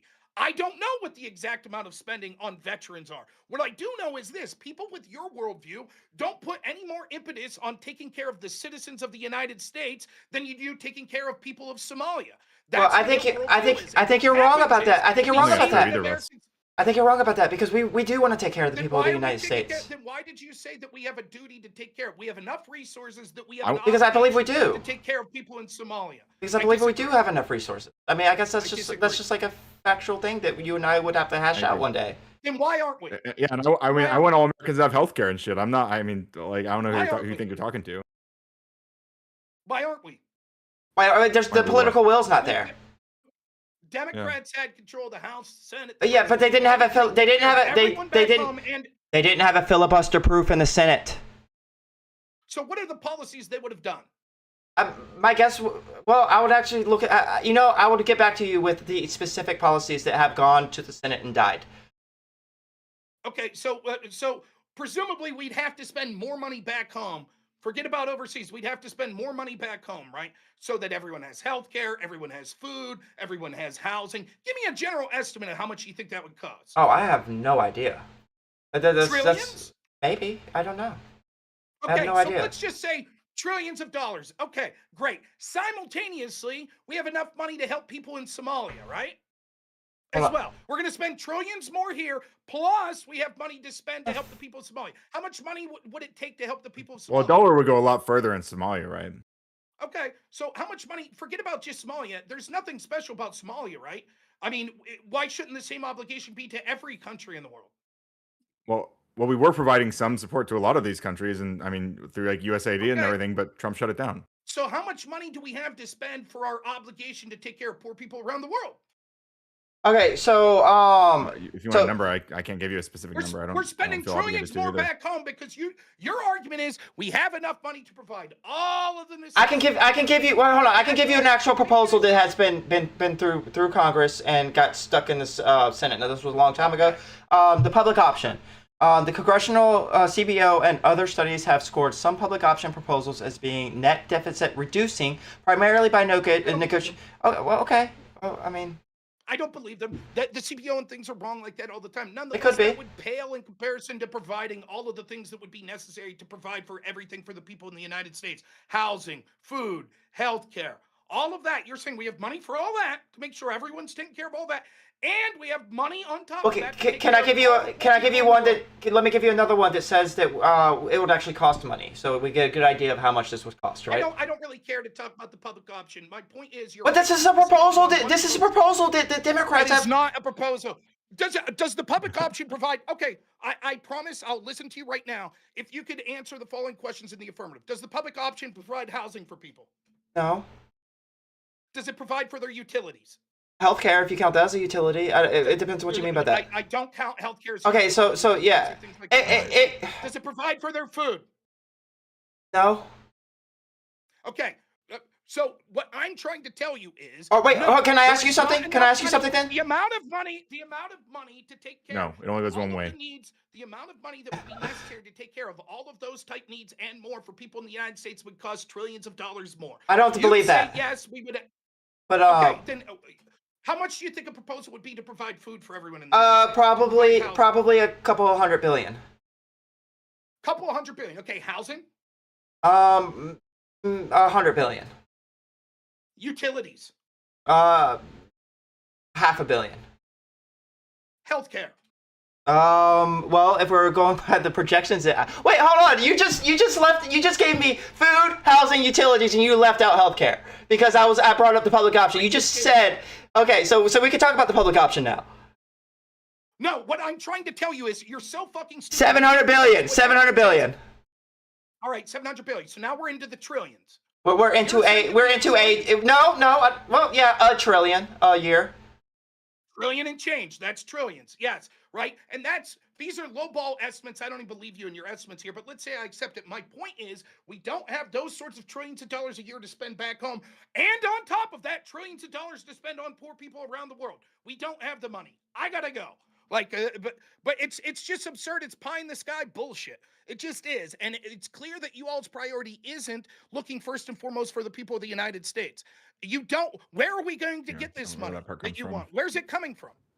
Where are you going to get the money to provide for all these people? So the U.S. federal government on our very low tax rates that we have now after 2 rounds of Republican tax cuts and no tax raises takes in around 4.9 to 5.2 trillion dollars. Okay. I just said we just estimated around 1.5 trillion. Okay. Okay, one number's bigger than the other. We could raise taxes. We could raise taxes also to raise more revenue. So just to be clear, your argument is that if we have $5 trillion a year in revenue, you want to spend 1.5 trillion, and you think that'll take care of all the needs of everyone back home. I mean, We do a hell of a lot. it would do, Okay. yeah. How much do we currently spend when it comes to social welfare programs, Social Security, all these types of things?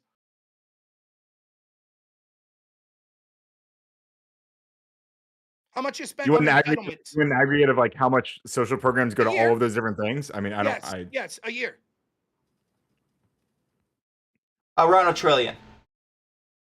So your argument is for $500 billion more, we could literally take care of every need in the United Okay, States. so maybe add another trillion, not another 2 trillion, and then raise taxes so we can raise more revenue. Maybe. Yes. I know that's a cardinal sin for you. Maybe make capital gains taxes the same as income taxes so that we can raise more revenue from capital gains. So what should the tax think rate Elon be? could take it though. You think wouldn't Elon like be impoverished if we- we raise his taxes? Let's say we take all of Elon's money. That'll lead us to I like didn't say that. I 1/10 said for raise his 1 year. taxes. What are you gonna take all his money for? Okay, but I'm saying even if you raise his taxes, that would be less money gained from Elon than taking all of his money. The point is, even if you did that, you're talking about what, 10% of the total budget you want to spend a year? I don't know the answer. A one-time 10%? And not to mention all of 10%. the money, It wouldn't. as you Tax you policy can doesn't see only over and apply to over, Elon, Rob. see Like over tax and over policy again, would what apply to a lot of happens is, people. once you start to raise taxes to this extent, what happens is you drive down innovation, you drive down spending, which leads to a lower portion of the pie. Oh, wait, because hold you on. have 20 less seconds, people 20 that will be seconds, doing 20 seconds, business 20 in the seconds, United 20 States. seconds, 20 I'm seconds. out. I'm Hold on, out 20 of time. seconds. The estimate of 800 billion for a public option was over 10 years, by the way. So, yeah. Ooh, that's different. That's different. That is Damn, different. I don't Changes believe it. calculus. Well, I mean, Rob, that's, it's been a pleasure I looked it chatting with up. you. I mean, you cannot believe the numbers that I found quickly on AI. I agree, but I do not. give me different numbers then. I do not believe the argument that we could provide health care for Not going every to. single person in this country for $800 billion All right, then give me different over numbers 10 then. years. Different That's numbers. 80 billion. How much do we spend right now on Medicare and Medicaid? Probably not $800 billion over 10 years, I'd imagine.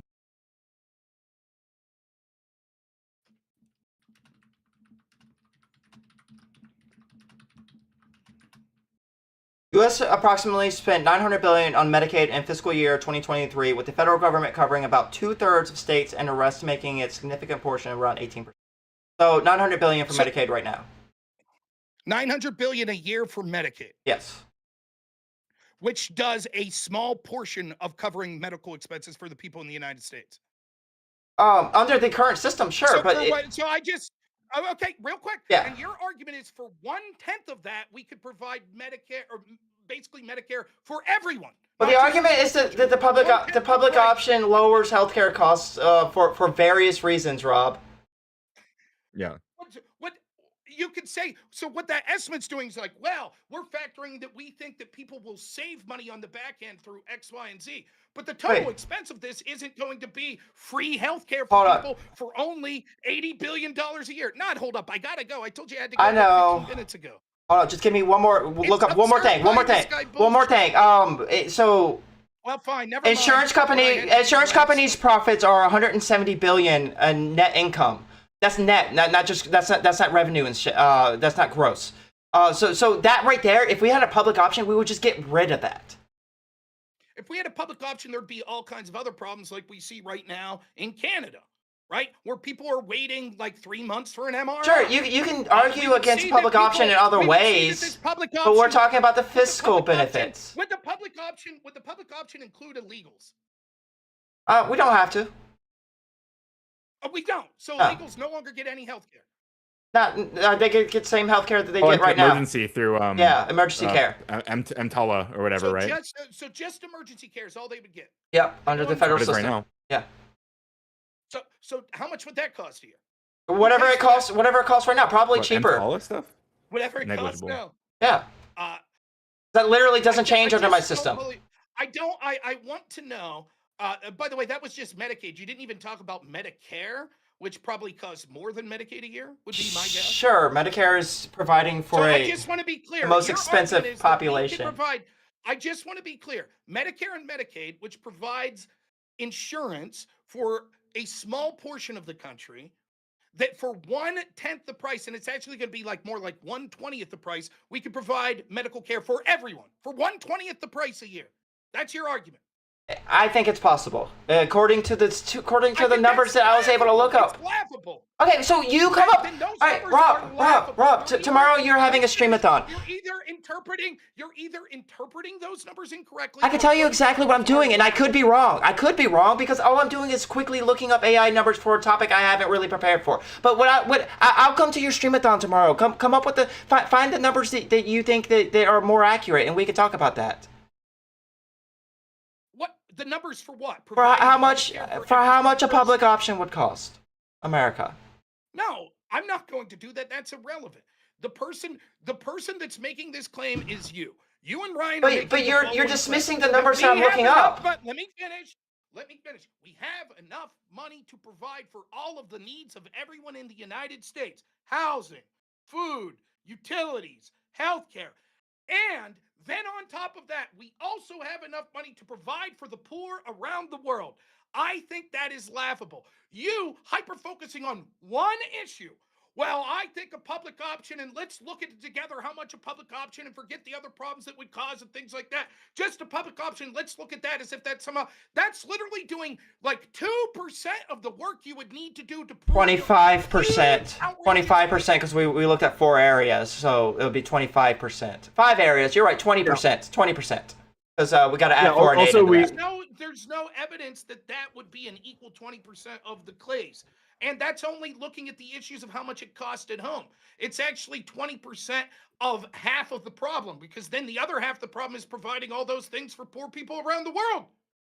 Well, if we, I mean, for now, for the moment, like focusing on just Americans, like we didn't say we could do it all right now. We said we would raise taxes on mostly the rich, probably, Okay, and I don't think it's a bad idea. If you can't do it all right now, shouldn't the priority be to take care of the people back home first? Before we Yeah, focus of course. on I literally agree with. I am Okay, fine so with that. then- I want well, to then do that. You disagree with liberal Cluck. That's not what he said. But No, I think we can do both. I think we can do both. Wait.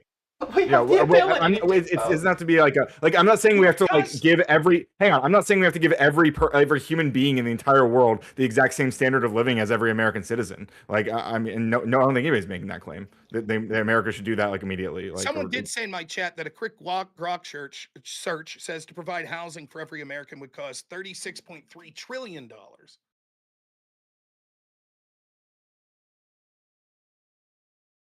every year. Probably once total for like the building, or for, So- I don't know if it would be yearly. I guess. So I don't is know. it your position that it's just impossible for America to take care of all of its citizens? No. How will My we do it? position is it is impossible for the United States to take care of all of its citizens to the way that they deserve, in a way that means that we get to ethically keep as much of our money as possible while simultaneously taking care of all the citizens around the world. Okay, so what if it was the case that we could? What if we could live in? Do you want to go? Because we could do this tomorrow. No, I don't Okay, mind. Go ahead. okay. So what if I it was the supposed case? to go talk What? to the other Ryan, but you guys kept me here, so. Oh, okay. Tell them we said we're sorry. You guys are free content for me, so keep going.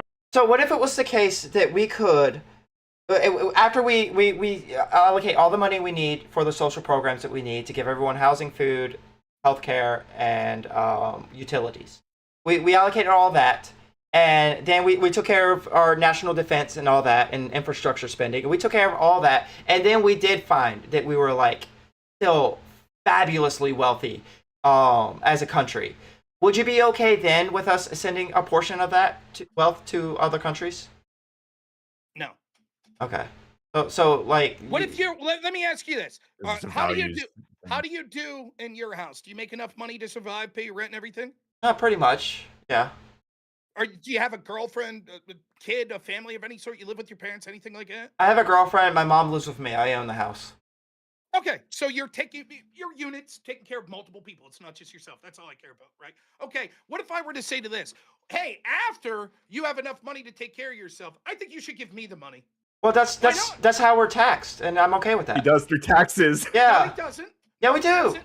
He does. Okay, then yes, I'm willing to give $1 to help the people around the world. Sure. Is Okay. that enough? Well, what You'll if pay whatever your taxes require you to pay, Robert. what if we were? Well, What if this after is- that this dollar? is the values. What if after that dollar This we is were the still price. fabulously wealthy as a nation and we could afford to send Then more give over? $2 to me. Okay, and then If you still have excess, then give $3 to me. And if you still have excess, give $4. And if you still have excess, give 1,000. And if you still have excess, give 2,000. Now I'll get to define what I think's excess. There's all sorts of people. Surely you have excess money, don't you? yeah. Okay, you know there's poor people in the United States. Why aren't you using that excess money to provide for them? Because my individual contribution won't do much. I think that systemic change is what is needed. Yeah. Additionally, I just want to say, I Outrageous. just a quick thing. Like I'm looking up. I mean, I'm using ChatGPT 5.2, which just dropped during this debate, which is pretty cool. But apparently, to provide permanent housing and support for all people experiencing homelessness would be about 10 billion per year That's above current homelessness, levons. Not So- everyone to have a house, which was the Oh, question. hold on a second. Do you think my Why would we have to position? pay for people who Wait. already have houses? Do you think my position is that we should just give every American a house through welfare? I don't know. That's what you're suggesting with the public option No. with healthcare. Well, yeah, healthcare is fine, but housing, no. If you make enough money, you should just pay for your house. going back to the argument here, when it comes to sort of like, this is what happens. We think that people like you are unwilling to do with your own money what you demand that other people do through taxation. That doesn't make you a moral person or anything. I never said. You're saying we I'm have an not talking about. obligation as a collective that we are wealthy to spend on people that are less fortunate once we reach a certain amount of excess. And yet you as an individual has reached that point of excess and refused to spend on people poorer than you. You won't do it. I do taxation, and it's not like I haven't given money to charity. No, but taxation's it's okay. But hold on, I Bill do give Gates money pays to his charity. taxes. Elon Musk pays his taxes. Yeah, I think we should raise taxes on people like that. Okay, so do you think you should raise taxes on you? Yes. So you're an immoral person because you think that morally you should be giving more, but you refuse to unless you're done so through the penalty of actually like being thrown in jail. No, He hasn't given the arguments about how moral he is or whatever. Yeah, Like, that hasn't yeah. I happened. don't even Yes, have a this moral is a argument. moral question. It is a moral question because we're talking about the duties that we owe people around the world. Should we provide for the less fortunate around the world? What I think is That's the that question. I It's a think moral question. I think that the government. I think that the It's a government. separate part. I think that the government taking taxing us in a way that allows us to do these things is going to be more effective than depending on every individual to give their access to charity in order. That may be true, but the moral principle of once we have excess, we are obligated to help the less fortunate As a country. should apply to us as a collective and as an individual. Well, I don't agree with that. How convenient. When it comes to you having to sacrifice, no. But Well, when no, it I comes am willing to other sacrifice people through having higher to taxes. sacrifice- I am willing to sacrifice through higher No, taxes. No, that's absolutely. He wants to raise his own taxes. I want to right? raise my own taxes. You are not immoral. There is nothing moral by demanding that the government take money from other people and then spend that in certain ways. There's nothing moral about that. But I'm included You in should that. Start yourself. If you believe in this Could be. principle, then you as an individual. I don't believe that's going to be Only people effective. That's not effective. Yes, it certainly will be effective on an individual basis. Yeah, sure. You're telling me right The now, lady that I the bought way $200 worth of groceries for at Food Lion, yes, that was very good for her individually, but that didn't Why do did you do anything because I felt bad for her. But but that doesn't do anything for the hundreds of other people in that town that were homeless. Doesn't matter. This mentality is absurd. If I can't solve all of the problems, then I won't solve any of the problems. That's absurd. If everyone that shared your belief that we should be providing for the poor around the world once we have excess decided as individuals to do that with their own money, then we'd be in a far better position. But each person makes the same selfish decision that you did, that said, no, I will only do that if the government forces me. Okay, Otherwise, Rob, I choose do to give my own I money. do give to charity. Like it's not even. But If you it don't have excess, the that's sh- Which the key your kind of falls right. on. well, hold on. his face a little bit. I don't even agree with taxing people to the point where we don't have access. I think that we have so much access that we can't afford to help take care of other people. Okay, how much? I don't have an How much exact. access do we have? I don't exact. I have an exact. That this is what Principle said the principle. the ship of Theseus fallacy. You're talking about this is the ship of Theseus. Like at what point if you replace every board Incredibly generous with everyone else's money. and mine because I'm willing to raise my own taxes. You No. yes That's bullshit. I am That's right. bullshit. Okay. So you might as well be saying, hey, if it's not illegal, if the government doesn't say it's illegal to assault children, I would, but I'm for the government making it illegal. So I'm a good person. I'm telling you right now, if it wasn't illegal, I would Rob, assault children. But I do think Rob, the the government difference should the make it difference in illegal. your analogy I'm a good person. the difference in your analogy and that is that I think that me not assaulting a child makes a significant difference. But me not giving to charity every single bit of my access isn't going to make a significant The difference. level of this, when we're talking about moral things, if you say we have a moral duty if we have excess to provide for those that aren't as fortunate, that's a moral position that you're making. That's a moral standard that you have. You saying yes, but only if it reaches. I think a the government significant has bar is that duty. imposing on that. There is no reason that should be. It is not a moral position because all the government is the collective of all of us that are fortunate. Yeah, because I believe that the collective has a better ability than I do. And it doesn't matter. Again, It does matter. That's everything. That is not everything. So I just want to be clear. Your argument is that as an individual, that moral principles of helping the less fortunate will never apply to you because as an individual, you can't solve all the problems of the world. No, I don't expect individuals to do that. I don't have that expectation. I have the expectation to the government Why to should we not expect individuals to live up to the moral obligation Because, that you're saying Rob, that we should Rob, force upon strangers? and in order to get what we need, in order to get the resources we need to take care of the people that you claim to care about when we talk about federal help, foreign aid, in order to get the resources we need to take care of that, it needs to be the collective. I can't do it. I don't have it to do it. I can't. I could take care of that lady. Doesn't matter. I could You take can care. do it back I home. could take care of that lady one time, but I couldn't afford to pay her $200 a week so she can continuously have groceries. The collective, How much all can of you- us could. How much can you afford to pay her a week? And why don't you? Some weeks I can't afford any of it. Like this week when I had a $4,000 You car already repair. admitted that you have excess. Sometimes, yes. You have excess Oftentimes, now? oftentimes You're I a do. woman. Oftentimes I do. Sometimes I Okay, don't. Do you give it away every time? No. That's what I thought. But that's just You such a make stupid other- argument, Rob. I'm looking for a It's not result. a stupid. It is. It not- is. It is not a stupid argument. We're talking kinda about moral principles. Yeah. What's a stupid argument is to be so vapid you assume, yes, the United States could take care of all the needs of everyone around the world and its own people. That's a stupid argument. But when I ask you why that should even be the case, you make a moral claim. Your moral claim is because those with excess should pay for those that are struggling. I'm That's going to your moral have different. claim, I'm going to have correct? different. I'm going to have different morals for the government than I am individuals. Well, hey guys, this has been. I'm gonna bounce. Apparently, my audio is getting really bad for my audience, so I appreciate you guys. This has been fun. I'm right. sorry I haven't even been participating in this, but Rob, I'm glad we've been reunited. Okay, goodbye. Mhm. So my question is, why is it if we're talking about the morality and the principle is if you have excess, you should try to give that excess to the people that are struggling? That's the moral principle, correct? Because I think that the government has the ability. Yes, I don't is think that the moral individuals. principle? For the government, yes. Is that the moral Yes, principle? for the government. Why is it only true for the government but not the individual? Because I don't expect individuals. The reality in which we live in, individuals don't act that way. What is the government? The government is the collective of the people. And what are people? Would you call them individuals? Sure.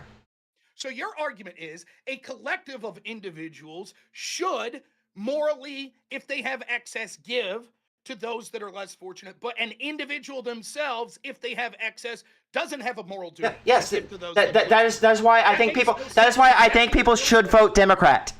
That makes no That sense. is why I think people should vote Democrat. It all Your falls into argument is piece. you It are- falls into place perfectly. No, what you want is you want to spend other people's money. In fact, I'll guarantee part of your argument is going to be this: we should have higher progressive tax rates for people that make more money. right? Absolutely. They should pay more taxes than you, right? Absolutely. People who make more money, See? they should pay more taxes than See? me. You're People- so People who make less money than me should pay less taxes than me. so generous with other people's money. Pe- That's people- amazing. You're People so who generous. make more Say, money than me why but are you have ridiculous? children should pay less taxes than me. This is ridiculous because you're an immoral person. I think you're immoral. That's My moral fine. You can principle take that is all you want, liberal Rob. Cluck should have to give all of his excess money to poor people. That's my moral principle. That's great. That's really stupid, but yeah, it's great. Why not? Why isn't that a moral principle? Because That it's not makes going me to a do better anything. person. It's not going to That do makes me a anything. better- of Rob, course it I'm not does. even talking about. I'm not talking about what makes you. individuals a Rob, benefit. I'm not talking about what makes a better person or not. I'm talking about what is most effective to shoring up the welfare state in order to be able to take care of the people you claim to care about when we talk about foreign aid. That's not what we are talking about. That is what we're talking about. That's That is not. In fact, we are specifically talking about the claim that we owe an obligation to people that aren't citizens of this country. Rob, I started this conversation by asking if we That were to is bring not- all of that is- the money in. Literally, foreign the way we aid. got on this, I said, why should we care about providing for people in Somalia? Because we And can. you said, well, the reason is this: because we have enough extra. We're so wealthy, we have enough that we owe it. It's a moral obligation. As a nation, yes. Okay, why wouldn't it be the case as individual? If a nation's just a collective of individuals, and you say here is a moral standard that a collection of individuals should be held to, why wouldn't that same moral standard be held at a smaller scale on the individual level? Rob, I'm going to say this one more time, and you can write it down if you would like, because it's not effective to try and hold this standard on the It is individual effective. level. It's What not. What if 300 million people all accepted my principle that yes, as an individual, and 300 million people did this? Would that be effective? Then we wouldn't need taxes. Okay, so that would be effective. But that's not the reality we live in, Rob. Would that be a simple Sure, yes or no? in your fantasy world, yes. Okay. How would we get to the point where that would happen? Taxation. Would it start with each of us as individuals living up to what we want other people to live up to? I think taxation is a much easier way. No, me giving my excess is not going to cause Elon Musk to give his excess. It doesn't matter. You could It does. change even in a small. What you're actually advocating here for is not doing anything to benefit the world as an individual, because you can't do it at a grand scale. So therefore, instead of doing things to help the world as an individual, you'll say, nah, I'll just vote to have the government force other people to do those things, and that makes me a good person. Rob, I have other ways to help the world and as an individual, but And yet, what one I'm of your saying, little my principles argument, is if you have excess, my you should argument, provide for people, and you my argument is that the government is more effective at this. The world don't. we It live in doesn't today. matter if they're more effective. It does to me though. It does. Maybe that's where we disagree. I care about what's effective for taking care of people. You don't. So real quick, then, other wealthy countries like Great Britain, they don't have to give any money to help poor people. They do. No, wait, but they don't have to. But they do. Yes. Why should they? They They're not as should, effective as because they have it. They're not as effective as the U.S. government. Okay, but they're still more effective than I am as an individual. Okay. So You're talking about a microscopic change compared to massive worldwide change. Where is the level? How effective do you have to be before these moral principles kick in? How effective? You're just doing the ship of Theseus again. How about Elon Musk himself? Should he have a moral obligation if he has access to provide for poor people? I think that the government has a much bigger moral obligation to tax I'm Elon Musk asking you appropriately. specifically, does Elon Musk have any moral obligation? Probably not. No. He doesn't. Okay, so let's say that all of these billionaires in the United States say, you know what, now that we're being taxed at a high rate because they're saying we have a moral obligation, we're all going to move to a different country. You're fine with that, right? I don't think that would happen. But what if it did? You're That okay, that then that, they that would wouldn't- suck. Maybe that would suck. I don't even know. Okay, then they would no longer have a moral obligation to provide for the poor, correct? Yeah. Because they would be in this hypothetical, and this hypothetical that let's just clear up. I don't think would Why? happen. Oh, they wouldn't have the country in which they're living in wouldn't be fulfilling their moral obligation to help take care of. Okay, let me ask you this. Do you think that every country should have a moral obligation to help with the poor? If they have the ability, yes. So every country that had access, clearly not if they're like struggling themselves, but Yeah. any country that is in excess? Yeah. Okay, you acknowledge that companies like Microsoft or Nvidia are like, if they were a country, would be like in the top 20 of wealth in the world? Sure, that's why I want to tax them. Okay, so why shouldn't Microsoft or Nvidia be responsible with helping poor people? Well, the country could do that. The country in which they're But in. your argument was it's because the countries could have more effect. But you're saying even countries that are very small. Well, that don't have a Microsoft and big Nvidia is let not me a finish. country. You're saying that every country, including those that are very small, that have a low GDP, yes, morally they should help poor. My argument would be, but they don't have that much effect. And the same reason that you shouldn't do it, you'll say yes, but they have more effect. Okay, if they don't have that much of effect, then no, they don't have an My obligation. response is, okay, well, Nvidia has more money than them, so why shouldn't they be morally responsible? Your answer is? Because the government should be the one doing it. Okay, so it's not just about what's the most effective. It's something inherent about government. The corporations have an obligation to their shareholders. What? And you agree with that? Actually, no, not really. I don't think that it should Okay, just be then back that. to the question. But I think they would have obligation more. I think that they should have more obligations to their employees and stuff. Okay, That's so a whole they're different. That's a whole different employees, thing. But they don't have a moral obligation to help the poor. Probably not. Okay. Because I don't can you expect that. explain to me- Because I can don't you expect explain that from to me- companies. Wait, just wait. Can you explain to me why it's a moral obligation to their shareholders and to their workers, but not the poor? Because I think that Explain why it was- because the governments in which they are reside in should be doing that. They'd be more effective at it than the So individual what if companies they don't? themselves. Then your moral obligation shirked? Yeah, the government is shirking their moral obligation. Yes. Cool. So if I lobby the government, if I'm the CEO of NVIDIA or Microsoft, and I lobby the government to say, don't tax us, and then the government does it, I haven't done anything immoral. I don't owe an obligation to help poor people. You'd say the government did something immoral, but not me. Yes, because the companies have different obligations than governments do. Explain why. Why Because does the because company have a different obligation? Why is it their obligation to their employees and their shareholders? because in order for a corporation to survive, they have to be able to bring in profits. They have to be able to take care of their employees, or else they're going to lose employees. They have different priorities. They have different So what? They survival have excess. mechanisms. They meet all those needs and they have excess. Now aren't they obligated to help the poor? Maybe, yes, Rob. They should be obligated to Now help the you've poor. changed your position Yes. totally. No, you've Now convinced me. You've convinced me, Rob. Good job. I wonder why. I wonder why you changed there. But I mean, if they have excess, I think that excess should be taxed. Like, Okay. So then why shouldn't you why shouldn't I have a what? moral obligation? Why shouldn't you have a moral obligation? Because Clearly it's Rob, not just governments. Rob, Now because saying because you're corporations. you're going from 1,000,000 to 1. Like I can make a Man. 1. Yes, it does. When it You comes, see the difference of saying this? It's not just a matter of scale whether something's immoral or not. You saying, look, if you have excess, you have a moral obligation to help the poor, but only if you have so much money. That would be the equivalent of saying this, that you have a moral obligation not to punch people in the face. But if you're weak enough, then it won't do as much damage. Then it's okay. That obligation doesn't Rob, fit. no, because Because you you're can't you're do that talking much you're damage. talking about actively committing harm and not mitigating harm. Those are two different things. It doesn't matter. There's no moral obligation to not mitigate harm.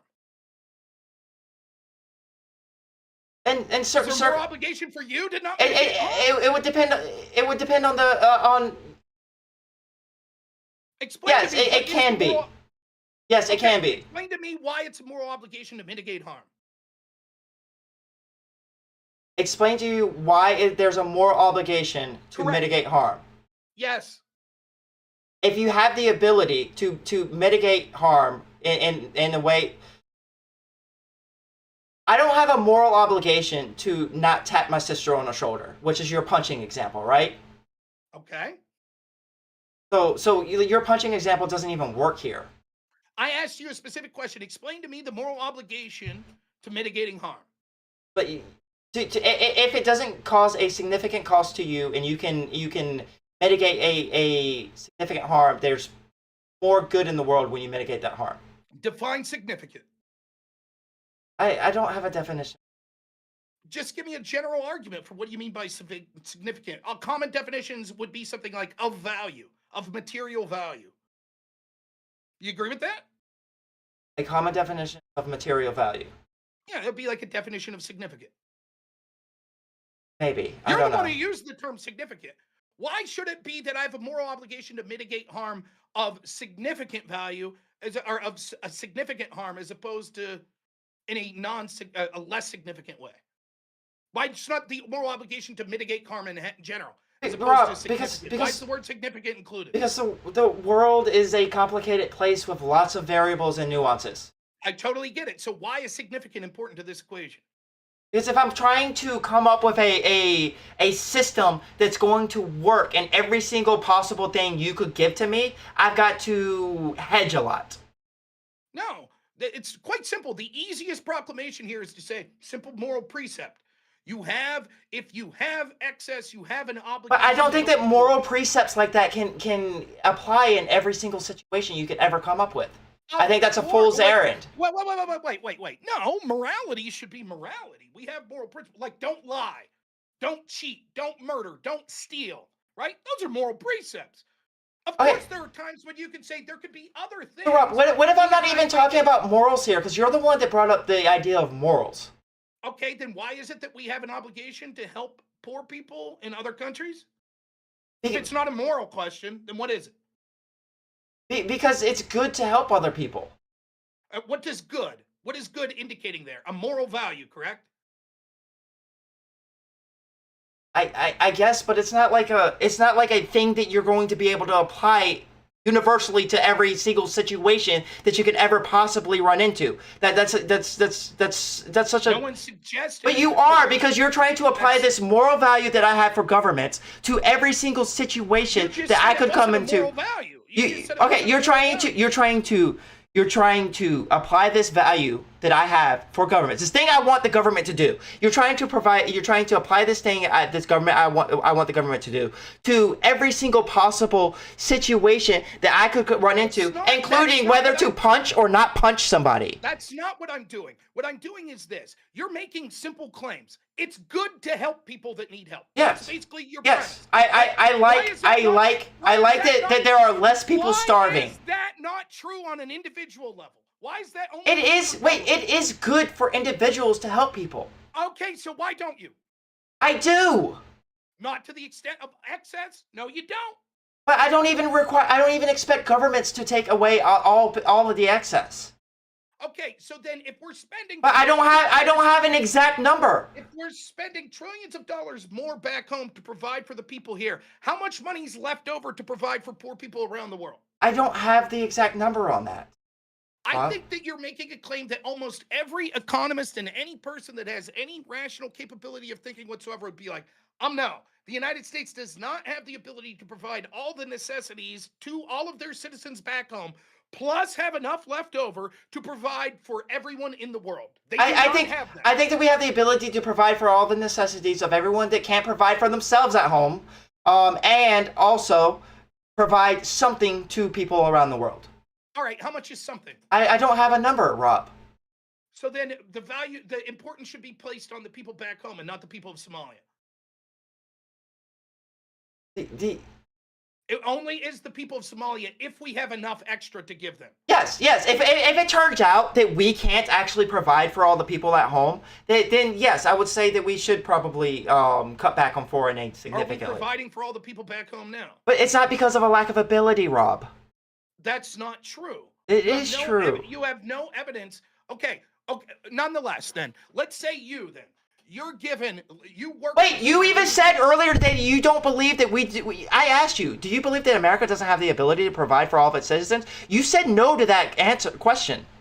I said it depends on what you're talking about providing. I don't think it's the duty of the government to provide housing for every citizen of the country. Okay, but everyone that can't provide for themselves, right? No, I don't believe that. I don't believe it's the duty of and define everyone that won't provide for themselves. No, they can't provide for themselves. All of these things are going to have different meanings of how That- we accept that. that can't For example, provide- There's going to be an awful lot of people that you say would fall into that category that I would say, no, these are able-bodied adults that are refusing to work. They could provide for themselves and they're choosing not to. Possibly, What I'm but trying to tell you is if we look at this through a microcosm of what you're suggesting, let's say that you work for a charity and the charity has $1 million to give out, right? But they're greedy. Instead, they're only going to allow you, the person that's supposed to divvy out this money for the best causes, they're only going to give you $200,000. And you protest this. You say, this is bullshit. You bought new furniture for the boardroom. You guys are flying first class to Malibu and you're doing all this shit and you're partying. Yet nonetheless, despite all of your frustrations, all you gets $200,000 to give out. Are you prioritizing that $200,000 be spent on people back home? Or are you saying, well, because there is a potential to spend $800,000 more, I'll say that potential means that I would be able to provide for everyone back home, plus people around the world. So I'm going to continue to help provide for people around the world. a charity is going to have different obligations than a country and an individual, Rob. All right, Yes. So as a country, same question as a country. So the question is that if we're not taking care of the people back home, but we can take care of the people. And also we could take care of the other stuff. Sure, it's a bullshit scenario, but yes, let's assume that's the case for the sake of argument. Yes, Should we have enough to provide for everyone in the world, but because of corruption, because those goddamn Republicans, the noble Democrats want to do it. And the resources are there. We can provide for everyone in the United States and everyone around the world. But those damn Republicans, they're stopping them. So now those great, awesome Democrats, they only have a small piece of the pie that they otherwise had. And so now, should they give it to the people back home? And still there won't be enough to provide for everyone back home, even if they give all of it. Or should they say, well, because there's a potential to provide for all the people back home, but those damn evil Republicans won't let us, we're going to continue to give money to Somalians.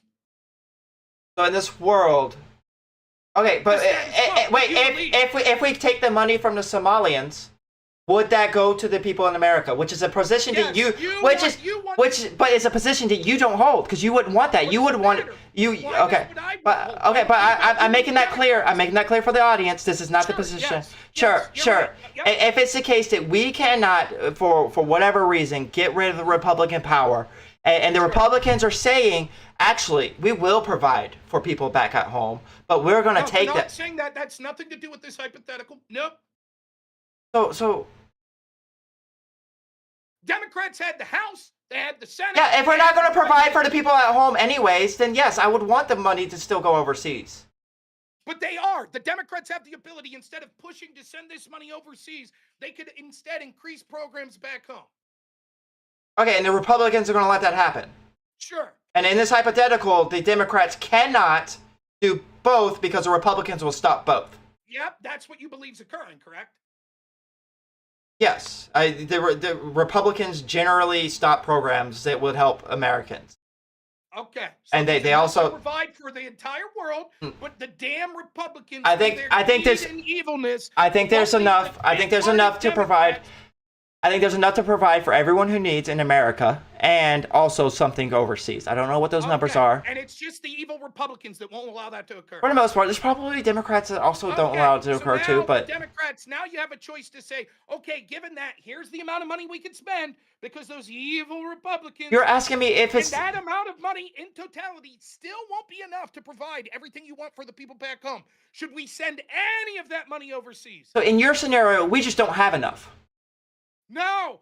Once more, I'm outlining a hypothetical Yes, scenario. I know. I'm trying to understand the scenario. In my scenario, two things true. No, we clearly don't have enough money to provide for the poor around the world and for every necessity Okay. of the people. Then in the yeah, United yeah, States. bring it back And home. secondly, we do not have a moral obligation. It is not moral to steal money from one group of people to give to another. Well- that is not morality. That's Okay. what you believe. Rob, It is even evidence that you're even immoral. without all of that, I would say if we didn't have enough to actually take care of the people back home, then bring the money back home, Okay, so you're and use it to take care of the people back home, not just the Democrats. huh? You're against the Well, no, because I believe that we do have enough. But they're not advocating for that. They're not saying, "Well, we do have enough." But Yes, they we need are. Republicans. This is what you would have to believe the Democrats are doing. We have enough to take care of the people around the world and all of the needs of everyone in the United States. We have enough to do that. Democrats say that. Then they say, "But the Republicans won't let us. They're only giving us a small budget that we could work with." Okay. Then they're saying, so given that, we are only going to prioritize the people back home because given the small budget that we've been given, even this amount of money, if we spend it entirely of the budget we've been given back home, it still won't be enough to provide. No, Democrats aren't doing that. No, they're not. They're spending money overseas as well. So you're saying that the Republicans will not allow us to This is your belief. extend our welfare systems and help people back home unless we bring it back, money back No, that's not what from I'm overseas. saying. I'm saying but there would, if you're saying that the greedy fucking Republicans won't let you spend more, right? So then you have a budget that you can spend, and large portions of those budgets, supported by Democrats, are sending to people around the world. Yeah. That's what I'm saying. They could instead say, look, if this is all the money we're given, clearly not one red cent to people around the world. Instead, we're going to prioritize it all to the people back home. Why aren't they doing that? Because the Republicans won't let us expand the things at home. That is outrageous. That is outrageous. But You're you not yourself say you don't support that. You're not even pushing it. You're not even pushing We it. are pushing for extending welfare. The Democrats said, We fine. push for the public option, Rob. That's why I brought it up. Did they push for the public option and say, we promise we won't spend any money on NGOs overseas if you give us the public option? Did they do that? No, but I'm sure that if that. Whoa! No, wait, hold on. Did the Republicans say we'll give you the public option if we stop spending so much money on overseas? No, it's not mine. So neither party is trying to do that. What? But that's because we could do both. I'm That's saying- because we could do both, Rob. That's why the Democrats aren't doing that. That's bullshit. We can't do both. We can't. And secondly, even if we could, the Democrats are not pushing. You're the one claiming we're already conceding in your. They're not going to push to cut the cuts to. Rob, they're not going to push cuts to foreign aid because they're not going to get the welfare expansions. Here's the difference. Your argument is Republicans evil, Democrats good. Republicans know that there's enough money to provide for everyone around the world. Democrats know that as well. But Republicans are evil and won't allow them to do that. Republicans So they'll want only tax cuts, they'll yes. only spend a small amount of money. Republicans want tax cuts. They don't give a fuck about poor people. Yes. I concede. In your hypothetical, we've already conceded Republicans are evil fucking monsters. Great. So you saying, when I say, but wait a minute, doesn't this mean that the Democrats are fucking up too? Because instead of saying, look, then we're not going to focus on sending any money overseas. We have to spend all of our focus in helping our own people. And they don't do that. You go, yeah, but neither are Republicans. Right? We've already agreed. Rob, what I'm saying is that even fucking monsters. Rob, no, what I'm saying is that even if they wanted to do that, they wouldn't have been able to do that. Yet they could push to get more done here. They do push to get more done here. No, they The don't. infrastructure bill was literally getting more done here. Did they say we want an increase in infrastructure because we promised not to spend more money overseas? But they didn't need to. They got that passed without doing that. Oh, so then the infrastructure bill solved all the problems back home. No, but it was something. Oh, okay. It was a whole hell of a lot more than Republicans have done. It was a whole hell of a lot. It was during Trump's first administration, every week was infrastructure week. What did the infrastructure bill do that was so good? Oh my gosh, that's something that I would have to look up, Rob. That's So would you say in general, while the Democrats were there during the Biden years, rural internet is a thing that the infrastructure bill was putting money towards. None of it got built. We are aware. It was a huge waste of money. Yep. How many rural internet places were connected by the time Biden left? My guess would be there was probably some, and my guess would also be that these projects take time. Oh, how much time? I'm not a fucking internet infrastructure expert. You just said it was a good thing. So surely you've seen the benefits. Wait, do you think that investing in rural internet is a good thing?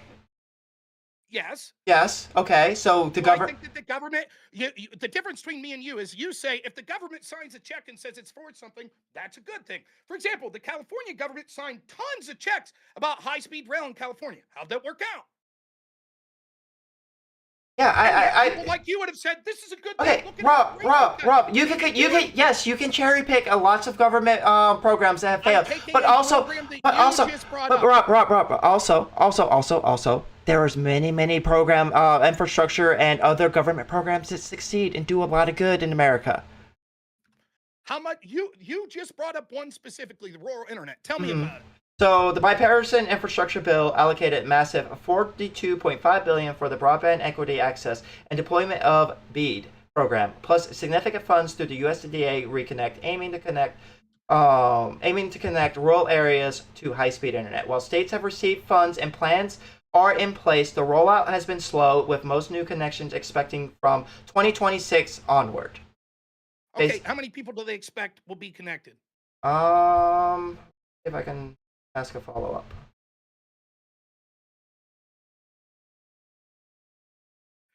And then I want you to give me of their predictions of how many people they assumed would already be connected, so we can see if these predictions are accurate. Well, my guess would be if you're trying to connect rural areas, that number is going to be significantly smaller than ones that are already connected. Most of the places that are already connected are cities and shit. Mm-hmm. Yeah. So you spent $42 billion in change, correct? Yeah. How many people have been connected so far? So far, or are expected to be connected? Which one of those do you? So far. How many have been connected so far? $65 billion is what they spent. How many people have been connected so far?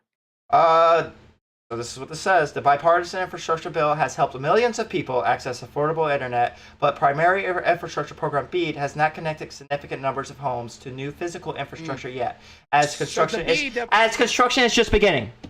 BEAD, okay, so $42.45 billion for BEAD, and it's basically no one been connected. Construction's just beginning. So this bill passed in 2021. So we're about, 5 years on, and no one's been connected yet. 5 years later. Well, it says enrolled about 23 million households across the U.S. Read that, what you said about BEAD. BEAD has BEAD is just now rolling out. Okay, so BEAD right now hasn't really connected anyone of significance, correct? This program has provided new connections to lower internet costs for more than 45,000 tribal homes so far. Broadband infrastructure program, BIP, there's different programs in this. Bede's total funding was 42.45 Uh-huh. billion. It's in planning and the state approval phase, and as of late 2024, early 2025, it has connected affected. Okay, so 0 people, yes. Okay, so we're about 4 to 5 years on, and so far 0 people connected, Okay, and we spent $42 billion. okay. And this is a success to you. How many of those people would be even hopeful to getting rural internet if it wasn't for this program? Okay, so then if Trump signs $10 billion for the providing for trans students and then takes all that money and embezzles it, we'd say, well, at least those Well, hold trans on, students hold will on. I don't support embezzlement. You'd have to prove that this funds are just being embezzled, though. It doesn't matter. I'm not saying It they were does matter embezzled. because that's what you. If you would listen to me Okay. in that scenario, all I'm saying is objectively something bad happened with those funds. But could I still say, as a response to that, when you say that's bad, they embezzled, I say, hey, at least those trans youths had hope. Okay, At least they had hope. but the They would've difference. had no hope. No. The Yes. difference in what you're saying and what I'm saying is that in my world, in my mind, this program is going to be connecting people. Whereas in your mind, that those funds were embezzled. Those trans people aren't getting whatever it is you High-speed think they're getting. rail, the same sort of promises were given about high-speed rail. How many people did it? How many people got to ride? I think that program. Billions of dollars I think spent? that program was a complete failure so far. Why did it fail? I have no idea. What do you mean you have no idea? I don't know. I haven't looked into What, the high what speed. happens is you're just No, you tell me. You're making the claim. Yes, I will tell you, because of corruption, because of incompetence, because of fraud. That's possible. That's Yes. why it failed. Okay, what you're doing is you're saying they passed a bill. They spent $42 billion. See, it's a good thing. See, look at how much that'll benefit people. And I'm like, but no one's benefited. But I trust that they will. Yes. I do believe that this is going to connect people to the internet. I could be wrong. I'm trying to predict the future. I could be How wrong. could you say this is a good thing when you have no idea? I'll bet if I talked to you in 2021, and hell, I may have talked to you back then, and you were like, Biden's infrastructure bill, it's great. Rural internet, it's going to connect people to rural internet. You'll see within a couple years here, it's going to be so much better. And now that we're beyond that, you're making the same argument. But I trust it'll still pan out. I trust it. I probably wouldn't have given you a solid time projection. What was their projection? I have no idea, Rob. Why would you, of all the you say there's so many great programs, why would you cite this one? Well, this is just the first one that came to mind. I mean, okay, so rural areas wouldn't have had electricity if it wasn't for the government. And? So look, that's an example of the government successfully The provide. government spent money on good things once, so therefore, when the government spends But money, it's always good. there's telephone lines that the government had to spend infrastructure on, roads, Yeah, like Okay. schools. hmm Yeah, we can see when the government got more involved in education, it became precipitously poor. Yes, true. I don't think that's true. I think that America's education course. level has gone up over the years. It's not true. When you look at our status vis-a-vis other countries, we've been going down. So other countries, which probably I'm guessing you're comparing to other countries that invest more significantly per capita into their education through governments, are doing better than us. Do you know that? That's my guess. Yes, I'm fairly. Which countries are you comparing us to? I don't know. But the You United States brought used it to up. be- The United States used to be like number one in a lot of metrics, and now Uh-huh. it's fallen much lower. Behind all these countries that are just doing private schooling. I don't know if they're just doing private schooling, but I'm not sure that your claim's correct that they're spending much more money per capita per student. So what are they doing different, Rob? Well, probably all kinds of things. For one, they probably are doing things like prioritizing actually testing, not just this everybody wins thing. They're probably not indoctrinating their children to critical race theory, DEI principles, indoctrinating children into sexual education and trans issues and things like that. Instead, they're prioritizing things like arithmetic, reading, civics, things like that. So that probably leads them having higher reading scores, math scores, etc. I didn't hear anything about like they're not spending government funds, and Did I say that? Did I say But that it's- there are countries? it seems to me like you're under the impression that the government can't do any of this shit right, but other No, countries. what I'm saying is you're making an argument. You're saying that the government has so much, they're doing so great that they could just afford to provide for. I think there are a lot of areas they are doing great in. Your argument, they could just provide for everyone. They could just provide for everyone. right? And what I'm trying to tell you is like that's not the case. And we're going back and forth with this. I brought up the Biden administration, right? So, do you think the Biden administration, especially when he controlled the House, the Senate, and the presidency, were they meeting the needs of the people back home? No. You said yes, rural broadband, which did nothing. Okay? Well, first of all, the infrastructure plan was more than just rural broadband. Secondly, they're still rolling it out. So I don't even 5 years later, give me an estimate Yes. when you think we'll start to see fruit. 20 years. 20 years Yes. from now, we'll see. Yeah. Okay, will you give Contact me in 20 years. Listen, so then I don't want to hear you talk about Trump's tax cuts being a failure. Maybe 50 years from now we'll find out it was a success. Fair enough. Maybe, possibly. We'll see. Okay, so then don't criticize. But right now, it's increasing the deficit. I don't want to hear any deficit hawks. People who care about deficit talk about. Just like $42 billion that did nothing. Maybe a deficit would be great in 20 years. Right. Yeah, so Okay, I then don't want to you're hear not that gonna complain- either. Then I don't want to hear you complain about the moral failings of these evil Republicans that won't spend more. Maybe that'll all work out. 50 years Maybe. from We'll now, see, right? Rob. Okay, so then why do you criticize it? Criticize the moral failings because right now I see a party that just doesn't seem to give a Right shit now, about I poor see people. Party and the Democrats, right, that their policies that you presumably, do you think that the policies of providing more back home during the Biden administration was much better than during Trump administration 1 or 2? You asked me, do I think that the policies of providing more back home under the Biden administration, Presumably you believe the Biden administration and Democrats were doing that? that they were providing more back home? Correct. I believe that they want to provide more back home. Okay, when I asked you this previously, you said like the infrastructure bill. It was That was great. it was the thing that they were able to pass on a bipartisan basis. Yes, So were they doing more than the Trump administration? probably. Okay. Can you explain how real wage growth went down under Biden and it's gone up under both of Trump administration? COVID. What does that have anything to do with anything? Real wage growth is going to go down under COVID. Yes. How so? What about COVID caused real wage growth to go down? The inflation. The inflation What that about COVID COVID? caused.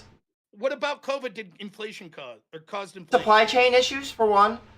And why were there supply chain issues caused by COVID? Because the companies were shutting down? Because lockdowns. And which party endorsed those more? Both. Oh, more? No. Yes, Oh, probably the Democrats, but both parties definitely did it. that's true. And to the great dismay. But yes, But- absolutely the Democrats were Well, worse. hold The on, but Democrats you're- spent you're- more, the Democrats embraced more lockdowns. Yeah, they did embrace more lockdowns. Do you know what the goal of lockdowns were? You tell me. To mitigate deaths. Did they? Yes. Show me. I mean, I can show you estimates, but you're not going to believe them. How would we? What would the estimates be comparing? How It would be comparing a hypothetical world where there were no lockdowns. So, how would you know what that hypothetical world would be? For me, I'm just going to believe the experts that are doing these estimates. Just trust the. But experts. but when you look at the logic behind why lockdowns mitigate deaths, you can also come to that conclusion. The logic is sound and How about this? valid. Would we maybe do something? you can also compare other countries that did lockdowns versus ones that didn't. Very good. You're right. There. That's what I was going to. You're about to bring up what's that one? Scandinavian countries, Switzerland. Or can we compare states? Ones that had harsher lockdowns versus those that had less lockdowns? Could we compare them? To a certain extent, yes. What do you mean to a certain extent? So Because some once they provide the well, evidence, some states got hit with COVID earlier than other states. Some states that had weather that was inducive of people going outside instead of being inside. So it would be different for different states. Yes. okay, so it doesn't matter if I'm able to provide. If I could provide you evidence right now that a state that did the least amount of lockdowns did the best with COVID deaths, and the one that did the hardest lockdowns did the worst, you'd say, well, it doesn't matter because of variables, correct? There are variables. I'm not going to say that I wouldn't say Then it there's wouldn't no need matter. to go through the data because you're just going to say variables. So what are these two states, Rob? Florida and Like, California? How about Florida and New York? Florida and New York? The New York, hardest lockdowns. New York, one of the is that the second state hit? The cold state? Yeah, yes. There probably are variables that went into that. Also, Florida locked down. Yes, and had one of the least lockdowns. That's what I said. Sure, but they still locked down. So what you would It need had one of the least lockdowns. Okay. Yes. And so if lockdowns saved lives, then we would expect lockdowns that lasted longer while COVID was still going on to save a But what decent amount also more what also saves lives is people being outside instead of inside. lockdowns would have caused the opposite. Right. And what also save lives is no public places, Rob. We're talking about public places. If you're locked I down just with want to people be clear. What you just said was, you know what also saved lives? People going outdoors. Yes, so out locking them public. down I'm makes talking it about public. Wait, bad. Rob, but you're purposefully ignoring what I'm adding to that. Public places. Being outside in public places is better than being inside in public places. Okay, so being inside at home is better than being outside in a public place, which is better than being inside at a public place. That's your argument? If you're staying inside at home and not going anywhere, yes. Okay, so then we would expect, like, for example, if we saw kids that were inside at home, they would be less likely to get COVID than kids that were inside at school, a public place, correct? Kids that stayed inside at home would be less likely to get COVID than kids at school. Correct. That's what we would expect If they weren't going out to other public places, yes. And their parents weren't going out to other public places. Yeah, the data shows that's not true. Okay, show me the data. Okay. You don't have to do it now, but you can do it now if you want to.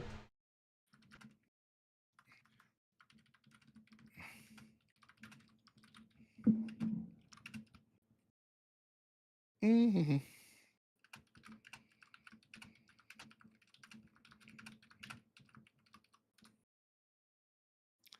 I gotta check. You could just send me something from AI if you want. Based on extensive studies, yes, children were generally more likely to acquire COVID infections at home than at school. This conclusion holds across multiple analysis of transmission patterns, especially when schools implemented mitigation measures like masking, distancing, and ventilation.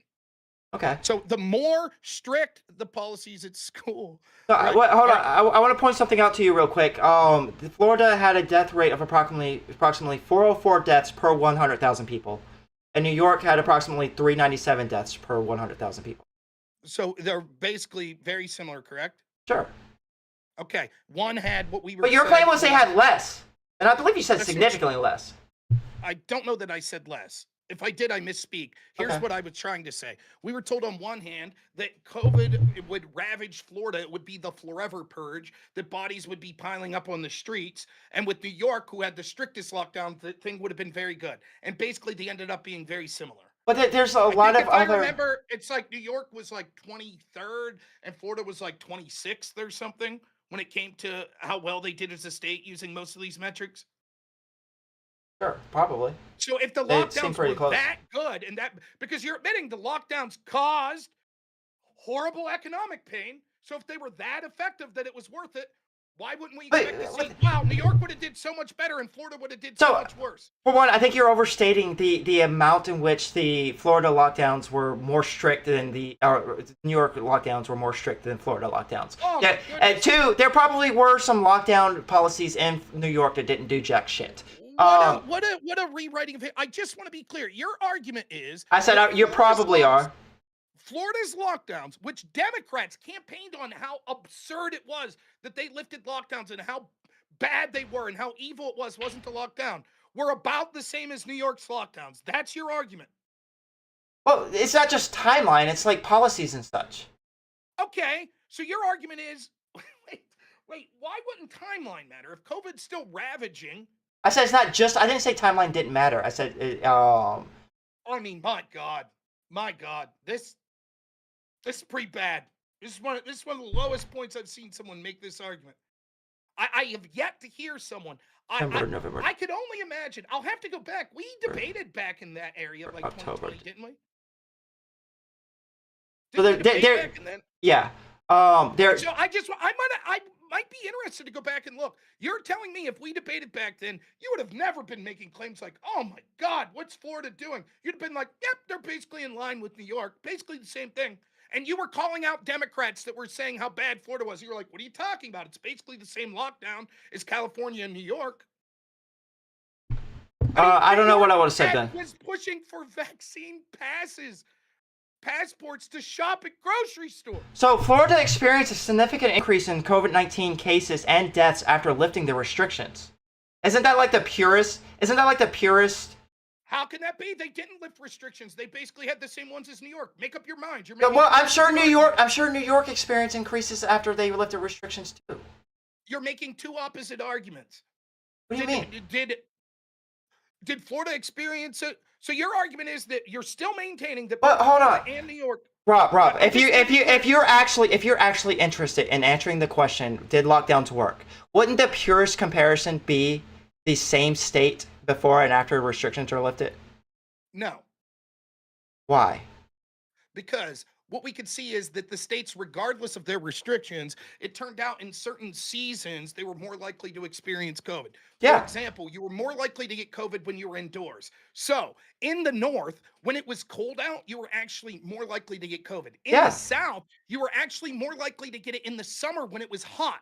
And the reason is because you're indoor with air conditioning that's spreading around this stuff. Mhm. So if we see that at the exact time that the restrictions were lifted coincided when other states that maintained those restrictions were also that were geographically close also had an uptick, then we would expect to see that it wasn't so much as the lockdowns being restricted as it was the actual season that it was there. So, Florida lifted. Also, the data Wait, that you're Florida looking at- Florida lifted Let me finish real quick. The data you're looking at, does it say they saw an uptick in cases or an uptick in both. deaths? Both. Okay, how Uh, many more deaths? I don't have the exact numbers. I'm doing this on AI. Where are you getting this from? Hold on. Let me see what the source is. I'm doing all this on AI, Rob. Okay, that's fine. I'm not. Yeah. I'm just asking. National Institute of Health, Nature, and Frontiers is the sources that he. Okay, and what's it exact? Okay.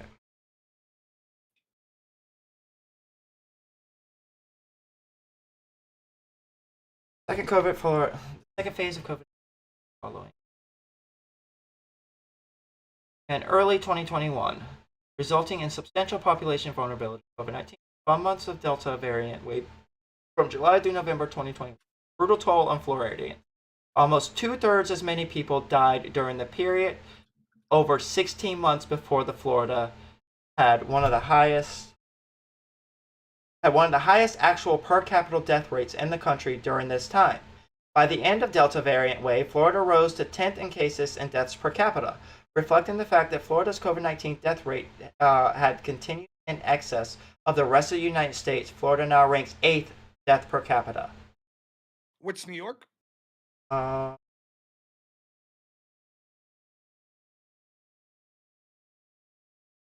Just to be clear, just so we're on the same timeline, first off, Florida never did a full-on lockdown, right? They did what was called safer at home, but it wasn't a full lockdown. You agree? I don't know the specifics of policies. And when did that end?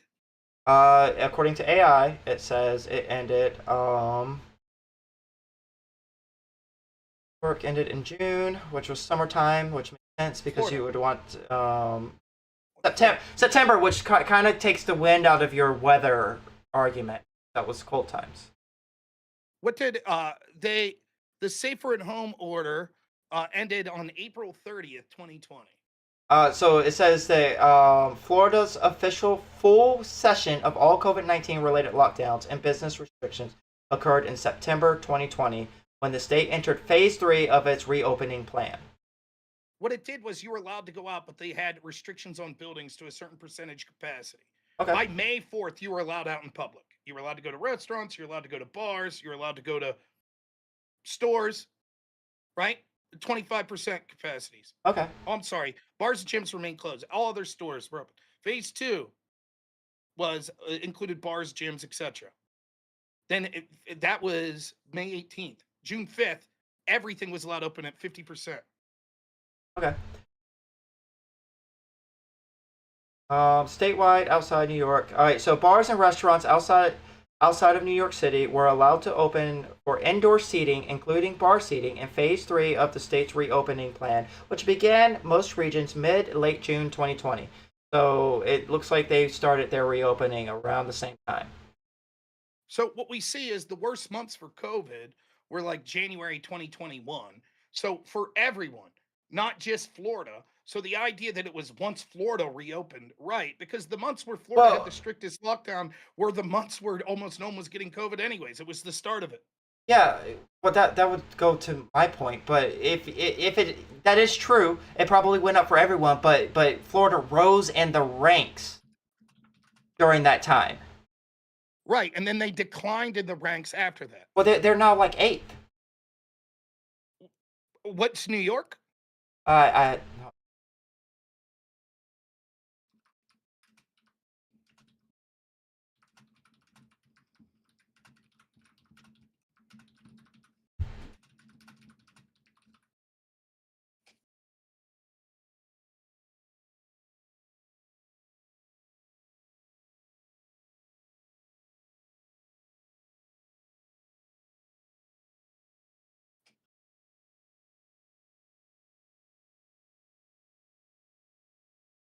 So I think New York is number 2, but it stayed that way for most of it. COVID-19 because of the early onset. So New York did worse than Florida, is what you're suggesting? Yeah, but okay. So if I ask you, when I asked you, I don't think that's wait, true. hold on, by the way. I think you're looking at the data wrong. I might be. Everything I'm looking at saying New York did slightly better. Oh, okay. But I don't know what you're looking at. the thing is, Maybe we Rob, should trust the data you're looking at. maybe. Rob, when I asked you, why is it that when Florida reopened, the death rate's gone up, you went into other externalities. I don't understand why you don't accept that there could be other externalities as to why New York would do worse, even despite partial lockdown. Because if we accept those other externalities, then we'll never be able to see whether or not the lockdowns were effective, because we'd always be able to say that there were these externalities. Clearly, there are externalities that we would accept, saying things like, well, COVID season, more people were indoors, outdoors. These are things that we should view. But the problem is when I provide you data, it's not. The variables would make sense when it comes to nuance and little points of the margin. It wouldn't make sense given the grandiose things that we were told. We were told not just that, you know what, lockdown, this is how lockdowns were sold to us. We're all going to fucking die. Bodies are going to pile up. But a lot of people did die. They won't be able to. If Florida lifts the lockdown, there will be bodies laying on the street. It'll be the forever purge. It's going to be hell on earth. And a place like New York, they're going to do so much better because they did these lockdowns. And then we end up saying, they're about the same. I don't think that that's the way it was sold. I think that what was sold was that more people are going to die when Florida released their lockdown. That's what happened. Okay, so if one more person died, you'd say, fair enough, that was true. But it wasn't just one more. Okay, but your claim is as long as they said Also, more would die, then if even one more died, they would have technically been correct. That's how it was billed? I mean, technically, yeah, but I'm not trying to get you on a technicality like that. What I'm telling you is what was sold was that. Do you think that it was easy to predict if we had these lockdowns, it would crush the global economy, the United States economy for a long time? I don't think, no, I don't think that's what a lot of people were saying at the time. That's right, they weren't saying it. Even though it was easy to predict that would be the case. I don't think so. Okay, what was the deadliest month for But Florida? I also don't think that the lockdowns are the only reason why we had economic troubles. What were the other reasons? Just people not wanting to go out and spend money because of COVID. No, that's not true. It was because they weren't able to, and because of the fear mongering that was unnecessary that convinced people to basically be hermits. When was the worst death month for COVID for Florida? I don't know. You're reading the research that says once they lifted, things got worse, correct? But I don't know what the worst month was. And my guess would be the worst month was when they probably first got the got when COVID. They first started to lift the lockdowns. No. What I'm saying is that I think because when they lifted the lockdowns, we had like medical interventions that were starting to work. My guess would be it was when we first started dealing with COVID was when the highest rate of deaths were. So you would guess then like April 2020. Yeah. It's August 2021. Oh well, Months. That's because of Delta, right? Months and months and Wait, months that was after they lifted. But wait a minute. Months and months and months and months after they lifted lockdowns. Sure.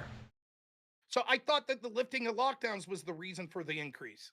But was it increasing after the lockdown? Was it on an upward trajectory? You tell me. You're looking at the data right now. I'm not looking at the data. You're the one who made the claim. Wait, hold on, Rob. What I'm interested in is getting to a fact of the matter. If you've got the data in front of you, why can't you just tell me? Because I don't know if the data I have in front of me is going to match up with the data you're suggesting. Here's what I have. August 2021, approximate deaths, 8,900 to 10,000. September 2021, Go backwards. Go backwards. 30 days. Shut the fuck up. Full Delta wave, July to November 2021, 24,000 remote deaths. Summer 2020 wave, 13,000 to 14,000 multi-month. Winter 2020 to 2021, 16,000 to 20,000 multi-month. Okay, there. Answer your question? No, I didn't even. Oh, it doesn't, because you're a fucking idiot and you don't know what you're Well, I talking couldn't about. follow it. You're the one making the claim, and then you're incapable of defending the claim. But no, I just Now, couldn't you're follow what right you that said. that the lockdowns were so important because when we lifted the lockdowns, we saw terrible COVID deaths in Florida, and yet it doesn't seem that's the case whatsoever. We would expect to see then, given that this was Florida's schedule, April 30th, they ended their most significant lockdown. We don't see the month of after April, we don't see that was in May a high death. May 4th, they went to phase 1 to opening most state. We don't see that as one of the highest. Second, May 18th was when they lifted. We don't see that as one of the highest. Then we had September 2020, where it was basically released almost everything else. September 25th, 2020. So you would expect, then we're going to see that the worst dates would be October, November 2020. Nope, we had bad in December 2020, but that's more like to all sorts of things that were going on, the winter months, etc. In Florida? Yes, No, the Florida winter months are mild. people are more, it's mild, but still, that's when the virus was spreading around the country. For states that had cold weather, but you said earlier that the hot summer days were the ones that were spreading more in. There was places. different times where there were Okay. different times where there were waves that were going on.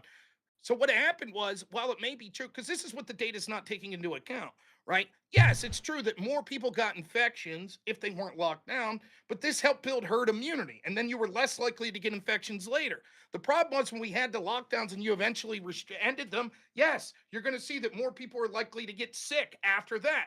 But that was always inevitable unless you're going to lock down in perpetuity forever. So the lockdowns themselves didn't really prevent. So you're admitting that the lockdowns did keep people from getting sick. I can't believe that I have to repeat this. Did the lockdowns also keep Your, people but your from, your argument did is the lockdowns keep people from getting in car wrecks?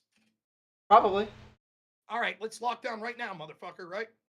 no, because we Why not? So because you want people to die. That's what you because want. You want getting people to because die. getting in a car and driving it has a lot of positive What we're externalities. talking about specifically was, did the lockdowns as a policy, now that we're looking at it, were they beneficial to the country? Did they prevent deaths? Not Yes. did they prevent deaths in the moment, but then cause more deaths later so that we could see the places that locked down had the same total deaths as the places that didn't. But you could say, but while they were locked down, they didn't. We would say the lockdowns as a policy in totality. Well, yeah, I think that if you had kept the lockdowns until we got herd immunity through vaccines, then we would have have So a how long lot should we have less. kept them? I don't know. It depends on how long it took to So get you the would have vaccine recommended that. You through would, that's something we should have did. through herd immunity. It depends on if you value the lives of the people that otherwise would have I'm died. asking you. more. I'm asking Yeah, you. yeah, I think that we could have done that. So you would have went for more destruction of the global economy. Maybe slightly.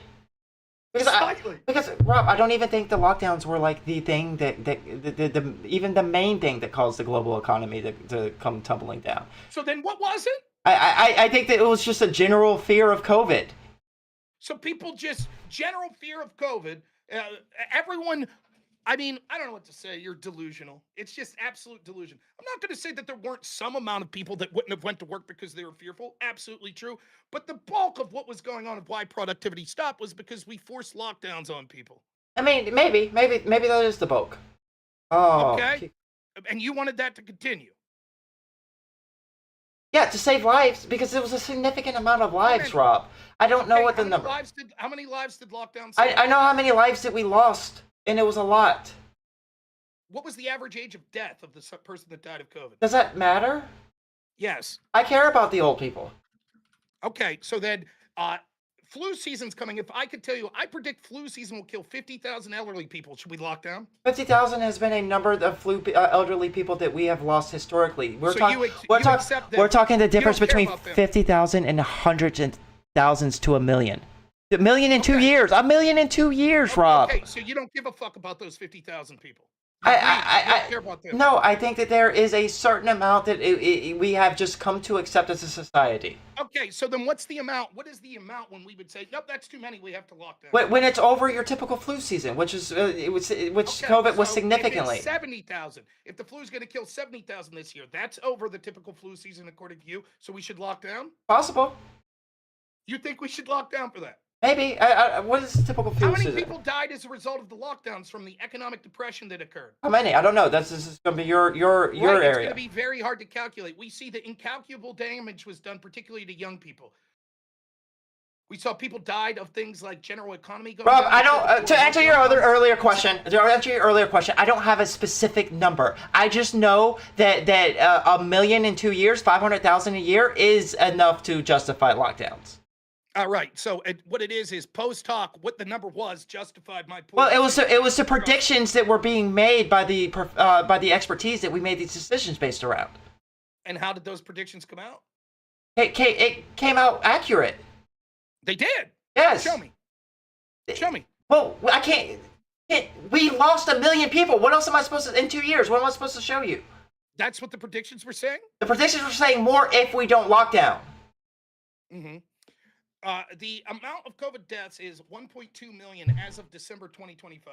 Yeah, because eventually the COVID deaths slowed down significantly. Okay, so then that's exactly what the predictions were. The COVID deaths would slow down significantly once we got No, immunization. of course, people assume that. Yeah. Point I'm trying to make is what we did was we ruined the lives of young people, particularly children, through lockdowns, which harmed their economic viability in the future, harmed their education, harmed their psychological well-being in a litany of ways that we could see in order to prioritize elderly people. Simultaneously, many of the states ran by Democrats literally forced COVID patients into nursing homes with elderly people. Yeah, that was a The stupid average age of- policy. Like it cost average age of- people elections. Who? Cuomo, didn't he lose his election because of that shit? It didn't really cost the Democrats, though. And actually, the scandal that was worse for him was he apparently pinched someone's ass. That's what they went with. Average age of COVID death in the United States, 78 years old. Yeah. The average life expectancy in the United States.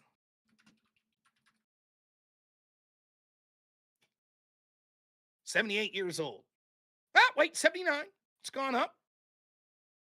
Wait. Stop dying of COVID? No, it's 78. 78.4. Males at 75, females it's 81.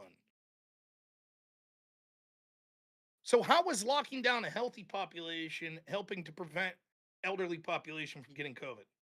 Because the healthy population interacts with the elderly population all the time.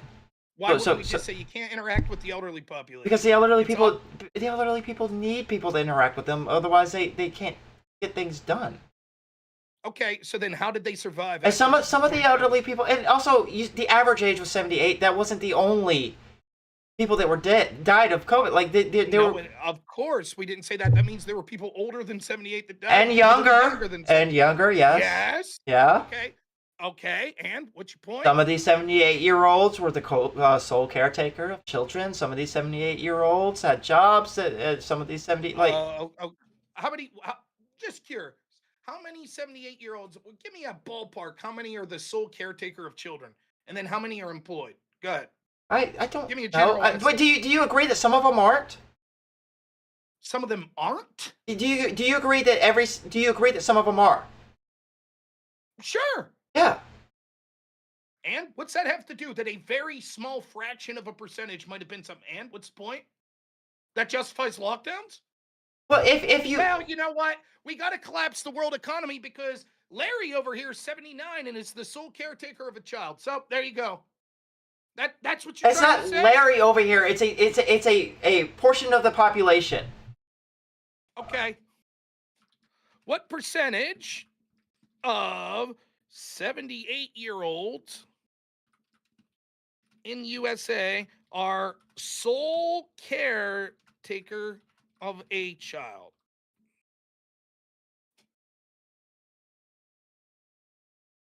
less than 0.1%.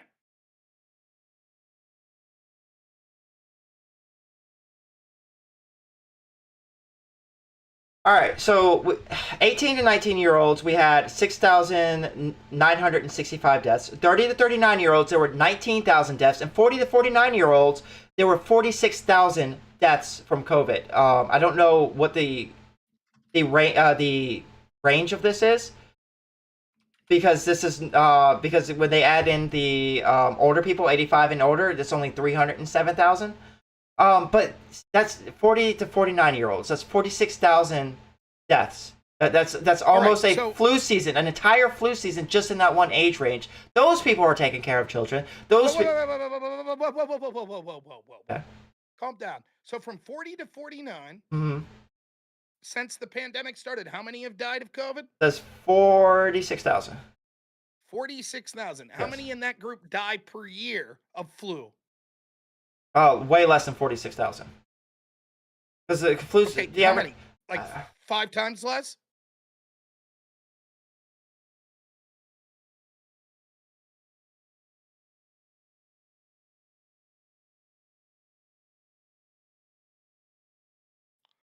I have an estimate of about, we'll say 800 a year. Okay. Okay, so over 5 years, 800 a year. That's how many? 4,000? Something like that. Okay, and how many are you saying died? 46,000 deaths from COVID. 46,000. Yes. Okay, so we'll say 10. If we accept the data, 10 times more lethal than flu for someone. 46,000. How many people a year do you think die of other causes? Do you think we should lock down to prevent 46,000 deaths in 5 years? Less than 10,000 a year? From a novel threat, the lockdowns could reasonably save some of those people. Yes, because Okay, because so- that number would have been higher without lockdowns. You understand that, right? So just to be clear, you're accepting. How much higher would it have been? I don't know. I don't know the answer to that question, Rob. Schrodinger's law. Rob, when I asked you, I forgot what question I asked you, but you were just like, we can't know the answer to that question. Most of the questions you ask me are similar. Yes. The difference is this. We're talking about the restricting of people that will cause absolutely known harms. So we're intentionally restricting people's First Amendment rights to peaceably assemble, correct? Constitution says we have the right to go out and do things. We're allowed to assemble. We're allowed to gather with friends, right? Well, I mean, First Amendment. most places allowed assembly as long as it was outside. Okay, so they limited our assembly. They to did, certain yes. things.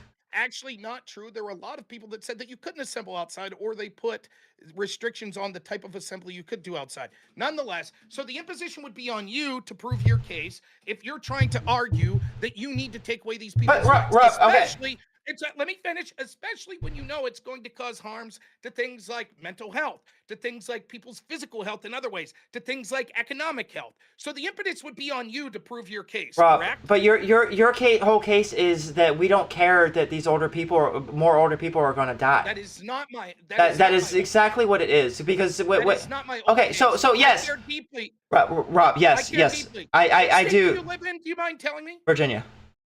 You live in Virginia. Yes. Okay, I don't know much about how it handled the pandemic. I can't speak to that.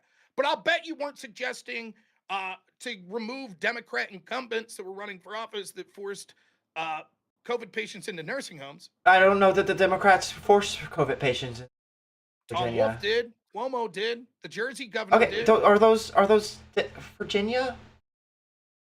No. And yet you don't comment on politics outside your own state? Sure, I think that don't have Cuomo. feelings on it? I think that Cuomo's decision and John Wolf or whoever the other person was stupid, and they probably So you advocated against voting for them, right? probably not against a Republican, Right. but and a primary, sure. So you didn't care about those old people that died. No, but I think that the Republicans That's your whole thing. You No, didn't care about Republic. the old people No, that no, no, no, died. no, Why no, didn't you no. care Because about Grandma? Why didn't you care about Grandma? Republicans would have lifted lockdowns and would have sent would have Republicans caused would more have sent people to COVID die. patients- Would have caused more Republicans people would to have die. sent COVID I think that patients into nursing homes. Republicans would have caused more people to die. Would they have sent COVID patients into nursing homes? Can you show me an example? I don't know. If you can't find an example, will you admit that that's bullshit?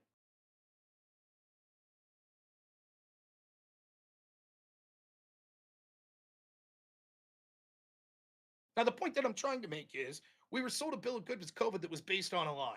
It was based on the fact that we were going to have all these people that were dying on the street, et cetera, et cetera. Things would be catastrophic if we didn't do these lockdowns. Then we saw countries and states that didn't do the lockdowns, and it wasn't catastrophic. In fact, we're just comparing Florida to New York. If we want to compare other countries, you could compare the country of Sweden that never did lockdowns to the other countries in the region. It turned out in many aspects, Sweden fared far better than those countries that were in a geographically similar location than the countries that did lockdown, right?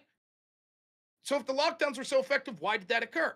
I'm even willing to accept that maybe the lockdown saved some portion of lives. The problem was it wasn't how it was sold to us. We weren't sold that, hey, maybe you'll be able to save an extra like 0.2% of lives if you do these lockdowns. Because people would have said, no, we can't accept that because you're going to predictably crush the economy. You're going to harm people's mental health. Hell, more people may die in the future because of the disastrous impacts of these lockdowns. That could happen cumulatively over time. We wouldn't have accepted that deal. Right? So when you are like, oh, you didn't care about these old people that died. No, that's not what I'm saying. I'm using it to highlight the fact that these were people that probably their general life expectancy shows would have died in a year or two anyways. It's tragic when anybody's life is lost, but we don't say that we punish particularly young people in order to save a chance of people dying that are in their 80s. We don't do that. That's bad. That's bad policy. If we did, it would justify locking down almost every flu season, where tens of thousands of old people die. But the thing is, Rob, you're talking about tens of thousands versus a million. These are huge differences. So wait, if we had a crystal ball and we could know for sure that we would have had double the COVID deaths, so 2 million in the first 2 years, unless we locked down, would you say the lockdowns were a good idea? I don't know if it would have saved 1 million people. Yeah. Possibly it was a good idea. Okay, so that's pretty much the world. Did you support the Patriot Act? I was young. I wasn't even. Do you support the Patriot Act? I don't know much about the Patriot Act, Rob. Do you support surveying people and the government spying on them based on their religious orientation, their ethnicity, etc., in order to prevent terrorism? That sounds bad, Rob. So probably not. But what if I could tell you that it prevented 5 million deaths from a WMD? Then probably I would say the Patriot Act is acceptable. Oh, so you like the Patriot Act? Great.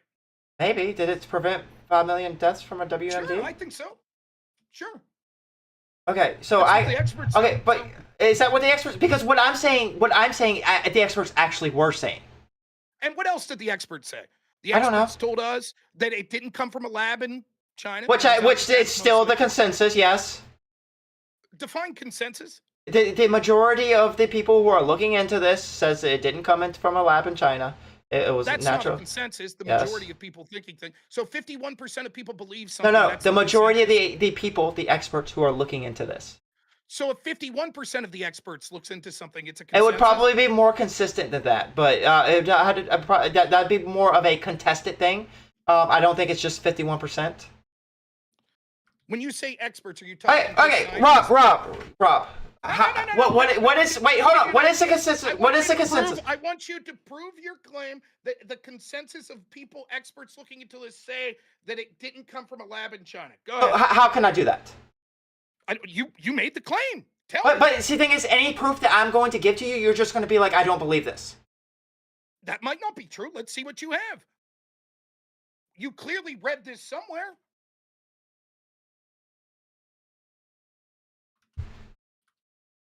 Who would you qualify as experts? Give me the types of people. Scientists that study this kind of thing, Just scientists. viruses no one and else. shit. That Just scientists. probably. I don't No one know. else. Well, give me an expert that you would want me to add to my list. How about the intel agencies? Some of them, sure. Okay. And they have a consensus that it didn't come from a lab. Just to be clear. All of the intel agencies. Or most of them. That's what you're claiming. Most of the intel agencies say that. So what I'm reading is U.S. intel agency is split. The National Intelligence Council and several agencies. No, that can't be. There's a consensus. There's favorite a consensus. the- That's what you said. They can't be a split. You said there's a consensus. A joint WHO-China report concluded, and in 2021 concluded that natural zoonotic spillover possibly through intermediate animal host was likely, very likely, while laboratory incident was extremely unlikely. Multiple genomic and epidemiological studies trace the earliest known clusters of human cases in the non-food market. In December 2019, environmental swabs from specific sections of the market where live wild animals like raccoons, dogs were sold. The natural zoologic or zoonotic origins, overwhelming scientific consensus. The prevailing theory among international scientific community is that the virus evolved from nature and jumped from an animal. CIA says it was from a lab. Okay. FBI says it was from a lab. Department of Energy says it was from a lab. National Intelligence Council says low confidence it was from a zoo. National Geospatial. What was the Agency confidence says in those it first was- three? What was the first confidence levels? The in the highest first? confidence is the FBI that has moderate confidence. Okay, what's the other one two? two? What is the other two? Low. Okay, so you mentioned low confidence when somebody said zoo, Yes. and you didn't mention low confidence for the first two that support. I'm just pointing that out. I don't know if you have an audience, One said but moderate and one said low. okay. So we can see that the agency with the most confidence says that it came from a lab. Okay. Sure, you got, but the scientific consensus overwhelmingly supports natural origin. The scientific consensus is bullshit. So I told you that's what you would do. I would give you my evidence, and you would No, say. I want you to prove that there's a consensus. That's what I want. So you There's don't also think a there? scientific consensus? You don't think there's a scientific consensus on? No. What does define consensus?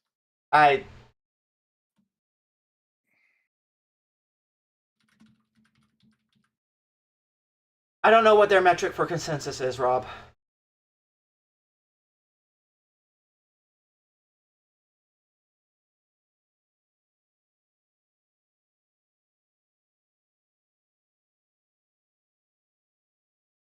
I guess if we define it, if a consensus doesn't mean everyone agrees, I guess if you said that more than 50% think, Well, I would even say that if it's close to 50%, it would still be generally contested.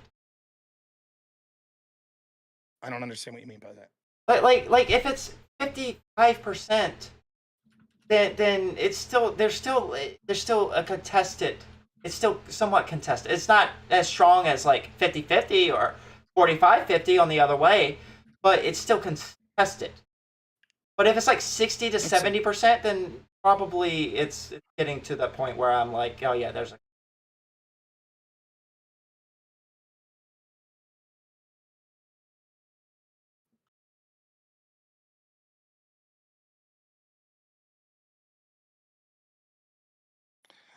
Saga report says zoonotic best supported lab leak possible, but can't make a determination until China gives data. Let's see. 21% in this study, scientists say it was from a lab leak.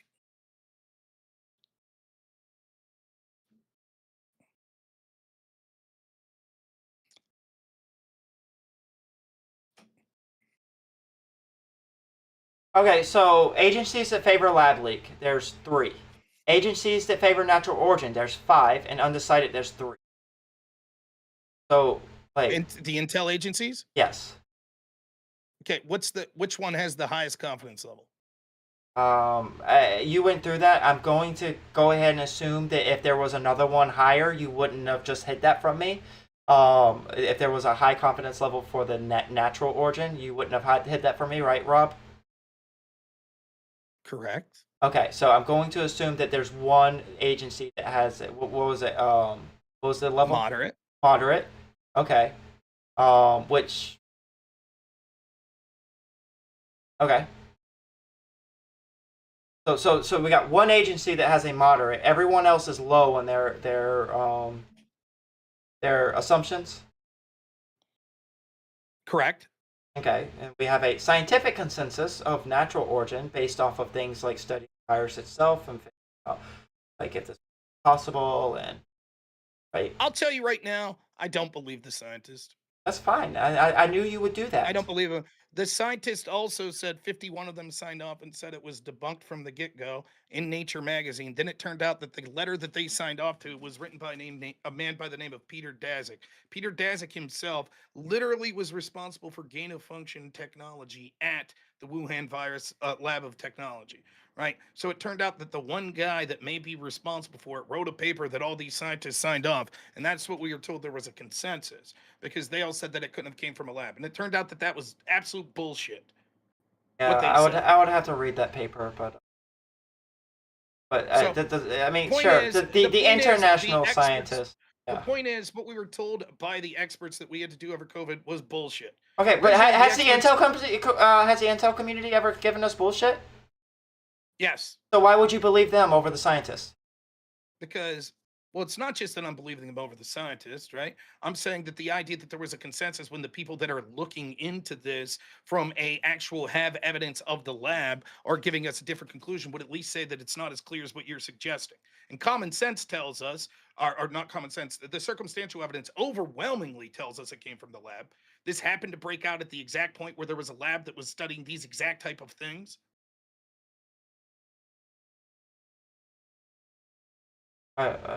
Was So- there so- more to that? No, that's the point that I'm making. You were just saying that there was an absolute consensus. The Well, point I'm trying to saying make that the is scientific the community, mod- there's a consensus. the in mod scientific- trust the science, like, and you're like, I just trust the science on these things, so I assumed lockdowns were good and we should have locked down, is nonsensical, right? We need to see evidence, because we could see definitely during the pandemic that many of the times what we were told there was a scientific consensus about was absolute utter bullshit. For example, there was a scientific consensus that you could get COVID if you went to a Trump rally, right? Maybe, I don't know. I didn't look at that And at yet the time. they said that the contract tracing showed over and over again that people weren't contracting COVID when it came to going to Black Lives Matter rallies, right? Okay. That's something they said. Wait, was one rally wearing masks and the other one not? Show me the scientific consensus that wearing masks outdoors prevents transmission of COVID. I'm sure that if it's a big crowd where people are close together, it probably does. I just want to be clear. Your argument is I mean, I don't know masks- what the science says on that, Rob. I'm going by what you're saying. cloth masks are so effective that even outdoors they eliminate the possibility of getting COVID. Fair enough. I Nobody accept said it. nobody Why said did you eliminate. support- Why?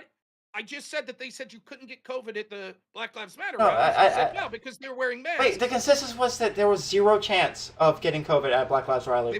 They were saying the scientists were saying that yes, you couldn't contract it if you were Black Lives Matter. The contact tracing. I don't showed believe that. that people weren't spreading it. That's right. I also didn't believe. Well, it. well, no, I don't believe that's what the scientists were saying. I think that they probably said something like these weren't mass spread events. Okay. Let's assume that there was a group of scientists that said that. And why would it be more mass spread at a Trump rally than a Black Lives Matter rally? Because there's always a risk of spreading, even outdoors. The risk is significantly lower, sure. And wearing a mask is going to lower that even further. And Trump rallies, generally, you didn't wear a mask.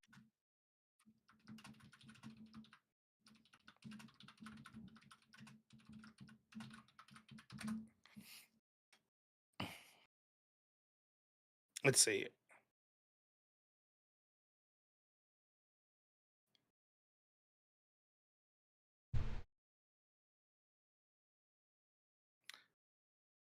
Scientists and major health organizations, CDC, World Health, did not broadly claim or recommend wearing cloth masks outdoors significantly prevented COVID-19 spread. What about medical masks? Try again. What about medical masks? So I just want to be clear. Your argument is you think at a Black Lives Matter rally, people were all All right, wearing Rob. N95 masks? It your wouldn't be argument? N95 masks. It was the surgical masks that most people ended up having. Those are called cloth masks. Correct. No, cloth masks are the ones that are made of cotton. Surgical masks are different, Rob. Okay.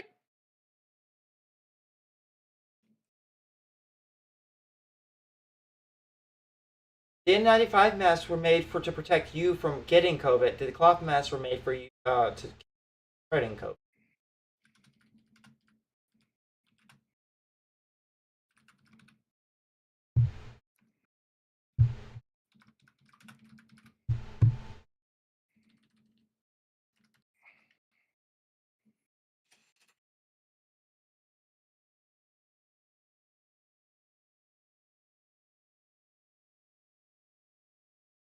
No, scientists and major health organizations did not broadly claim that wearing non N95 surgical masks outdoors significantly prevented COVID 19 spread in outdoor settings. Oh, Outdoor transmission risk was consistently deemed very low due to rapid air dilution of particles, making surgical mask use outdoors unnecessary. Surgical masks were recommended primarily for source control from expelling droplets and wear protection in high risk situations indoors. okay. Well, then Try again? that might not be the. I don't know why they're like. I would have to. Whatever you're talking about, where they were like, "Oh yeah, Black Lives Matter rallies, they're good. Trump rallies, they're bad." I would have to see the reasoning behind that before I would make any judgment on that. Right. Mm-hmm. But There was a consensus. I gave you a guess. I don't even know that there was a consensus. Mm-hmm. The trust the science shit is done. We don't buy it. Your argument to trust the science is done. I think that Like, the trusting the idea that- science. I think that trusting the science is going to get you to the right answer more often than trusting whatever it is that you try to. No, I disagree. I think that looking at overwhelming evidence, particularly when we see circumstantial evidence and things that we could see using our logic and common sense, sometimes shows that the science is bullshit. For example, if a bunch of scientists say that biological men could be women, that doesn't mean that we accept that because that's what the scientists are suggesting. Correct? Wait, say that again. I'm sorry. I was reading. If a bunch of scientists tell us that biological males can be women, we don't accept that because even though scientists may say that, we know that to be incorrect. Wait, can be women or females? Can be women. Okay, so we got to separate the social aspect of gender in this and the biological aspect. I don't think that there's a consensus of scientists that says that biological males can be biological females. Do scientists say biological males could be female? Or biological males could be men? Biological males can be men. Or biological males could be women? Well, are you talking about like biologically women? Are they saying that Yes. biological males can be Yes, biological do they do women? things like suggest mammograms for women and things like that are biological men. Or biological males that call themselves women. Are they suggesting? Wait, that's a different question. Are they suggesting for trans women to get mammograms? Is that the question you're asking? Yes. Oh, maybe there is something about taking estrogen and having your boobs come out more from the estrogen that makes you at risk of breast cancer.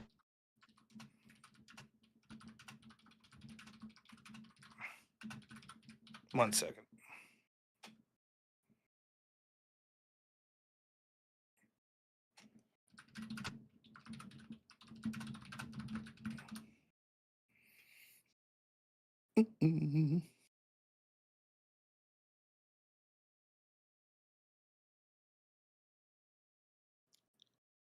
Looking for an article.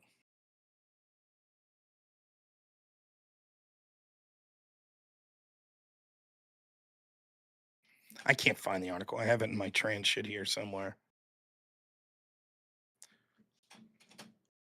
There's certainly a lot on the trans issue that doctors have said and scientists have said that is absolute bullshit when it comes to the trans issue. Maybe we can have a discussion another time. Rob, I do appreciate you staying. Why up. would we trust them just on faith then? Well, you would have to show me these. And are these scientific consensus, or are you finding like a small group of scientists, or like a scientist here and there that's saying a bunch of bullshit? Find a scientist bullshit anywhere about anything. Like, I can find you a flat earther scientist. Well, for example, we see that there is a lot of people in the medical industry that pushes all sorts of things about the trans community that we know is bullshit. For Like example, what? hormone blockers for underagers, for children. What is the bullshit aspect of that? That it's very bad and it's something that we shouldn't do and that it's harmful medically to children. So are the scientists? Is the scientists consensus that there is no negative side effects for hormone blockers? No, the consensus would be that we could give these hormone blockers. Maybe. If I had to guess, the consensus would be that in children who are experiencing such high levels of gender dysphoria that it's causing significant mental distress to them, hormone blockers could be an avenue to helping with that. That would probably be my guess as to how that goes within the scientific I don't know that that's true. I don't know that they would be against it for people that they said wasn't causing significant stress. Uh, just to be clear, are there ever times that you could think of when scientific consensus has been wrong? Oh, of course. Okay, I mean, give not me that I an can think of at the top of my head right now, but I do know generally that the scientific they're wrong on things. So then when we see that there's clearly political motivations and we can see through circumstantial evidence that the scientists were most likely wrong, why should we just believe them on face value?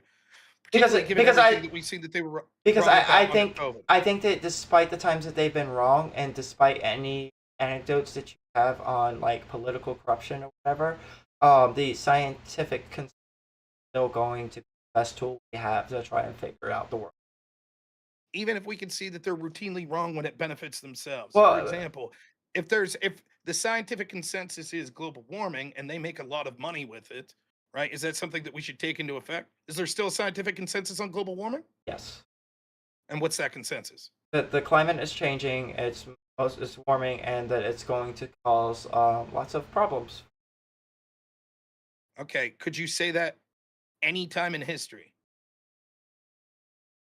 Say what? That The climate climate was is changing and it's going to cause lots of problems. not to the extent that we are seeing right now, and it's not in history. Okay, It wasn't connected to human activity the way. okay, so then we're seeing the worst time in history that the climate's changing and it's causing terrible problems. Not the worst time that we have caused climate change. So there is a consensus that right now climate is changing. It's because humans, and it's the worst that we've ever seen caused. I don't know humans. if that last one is caused by humans. Yes, probably that would be my guess. Okay, the climate is changing and it's caused by humans. Yes, and that it's Okay, it's the worst human caused climate change that we've ever seen. Okay, Probably. so then what's the consensus? How long do we have I before have- the disasters? I have no idea. We're already starting this more We're already powerful seeing it. storms and such. Okay, so like hurricanes, Stronger hurricanes Okay. and more hurricanes? probably I would imagine. You imagine. Okay, so let's see if we can find that real quick. Um,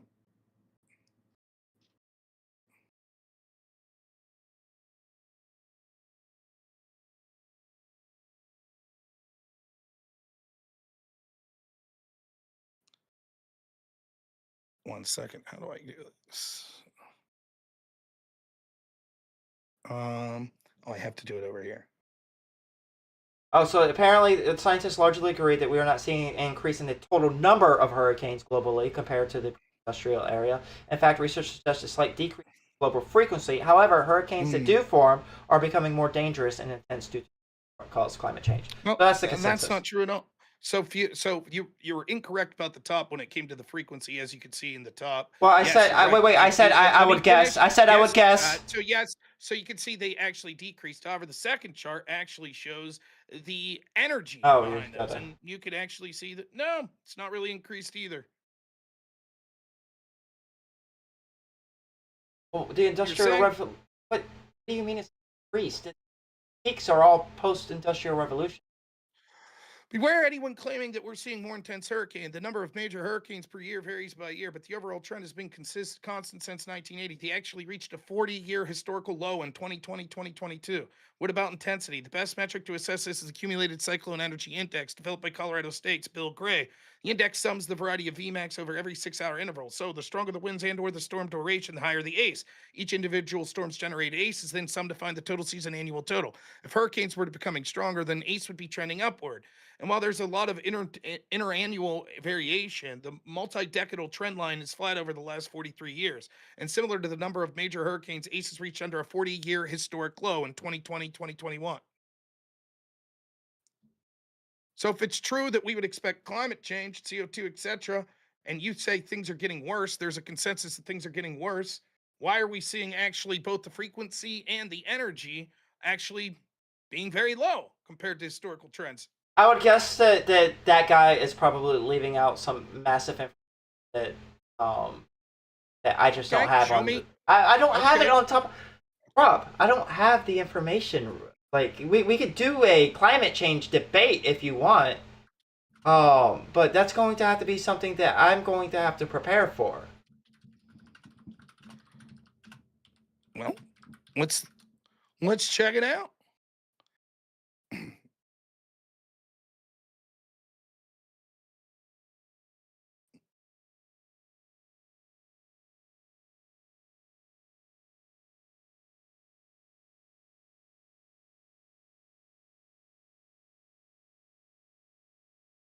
No increase in frequency. Yeah, I've already said that that's the scientific consensus. Yeah, I'm looking. I'm just reading.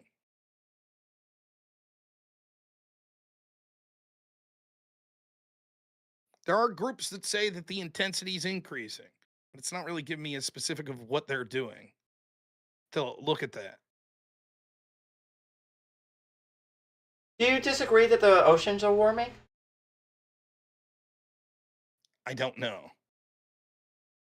And I don't know how much humans would have to do with it. Well, I do know you? that the doom and gloom.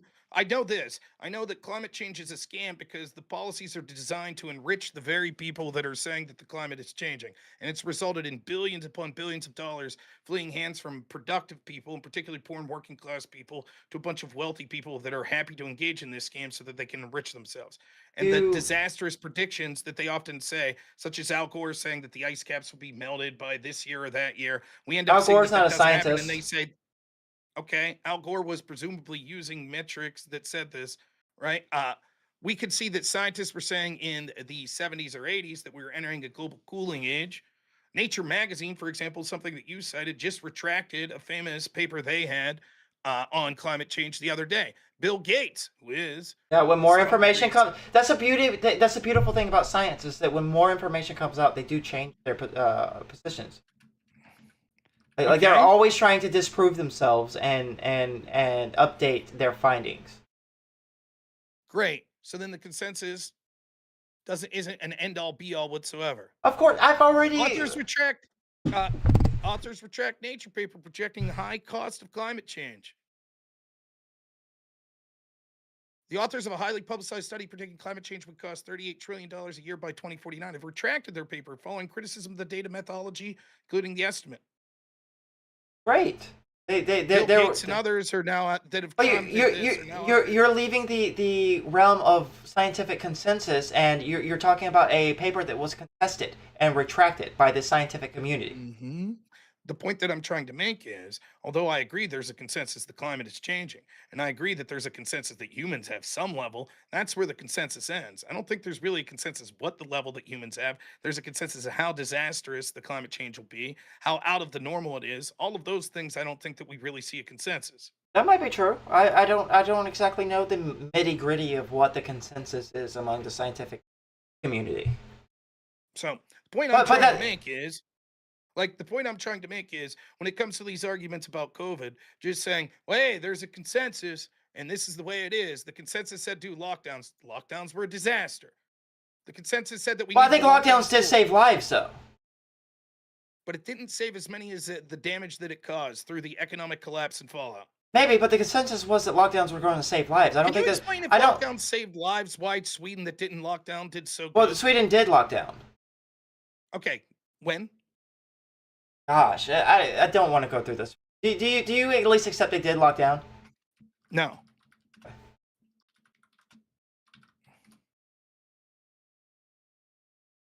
They may have, but I don't think they did.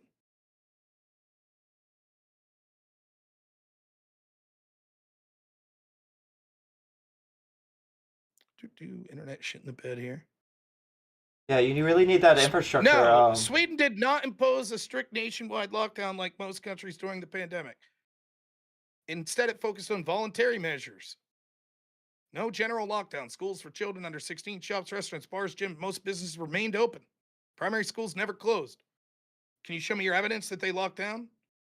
So the core of the Swedish government's response was guided by public health agencies, relied on soft measures and individual exercising common sense. Voluntary guidelines. Citizens were strongly recommended to work from home if possible, limit non-essential travel, practice their hygiene, and stay at home if they had any symptoms. Open society. Most businesses, including restaurants, bars with seating requirements, shops, gyms, and primary schools, children up to age 16, remained open throughout the pandemic.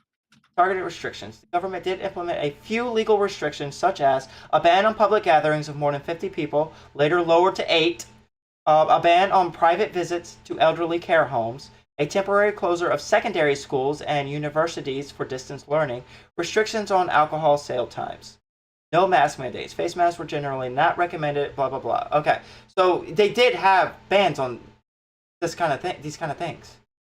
They didn't have lockdowns. They didn't restricted- no, they didn't have it to the level that we did. Mhm. So you would expect them to did terrible, right?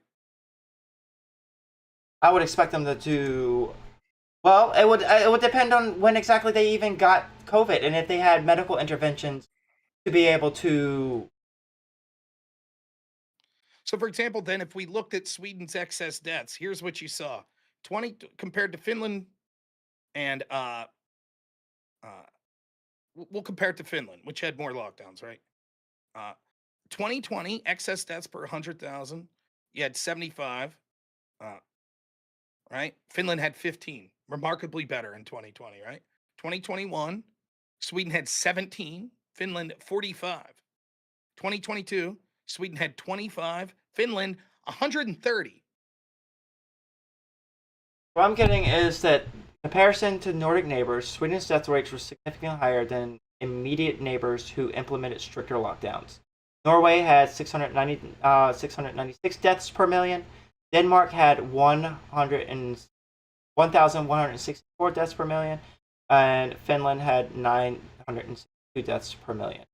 Comparison lockdowns. While Sweden had higher initial mortality than its Nordic neighbors, its overall excess mortality, total deaths from all causes above historical averages throughout the entire pandemic, was lower than many other European countries with strict lockdowns. The higher number of deaths early in the pandemic was largely concentrated in elderly care facilities, which identified. For more current data comparisons, result in the figures. We can compare Sweden's excess mortality rate to countries like United Kingdom or Spain. Oh, that's advertisement. Hold on a second. So far, what you've read is Sweden did better when it came to overall excess mortality than the majority of countries that locked down more. Correct? Hold on a second. That's what you've read so far. Correct? Yeah, so far. Oh well, no. They came to out even, right? No. Read again the sentence you just read. They had higher initial mortality than its Nordic neighbors. Its overall excess mortality, total deaths from all causes, above historical average throughout the entire pandemic. Oh, it was lower than many European countries with strict lockdown. There are significant differences in how the countries different jurisdictions within the counted reported COVID-19 deaths. These variations make direct international comparisons, raw death rates difficult. Confirmed versus suspected cases. Some countries, like the UK, daily figures initially only counted deaths where individuals had confirmed positive COVID tests. So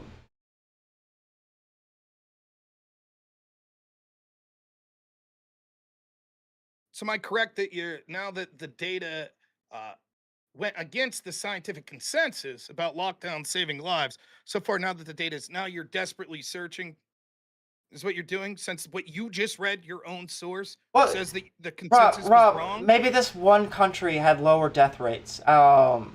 Because why? I don't know. I'm about to ask. Could it be that because the lockdowns killed people in other ways? That's why, even though they had sure, you find that one. You find that one, and I'll look at it. Yes, I am finding it. That data you just looked at. No, you find like how the lockdowns killed people and the studies that all kinds of reasons. I don't have to and the numbers. Okay, I can have the numbers. You just read them.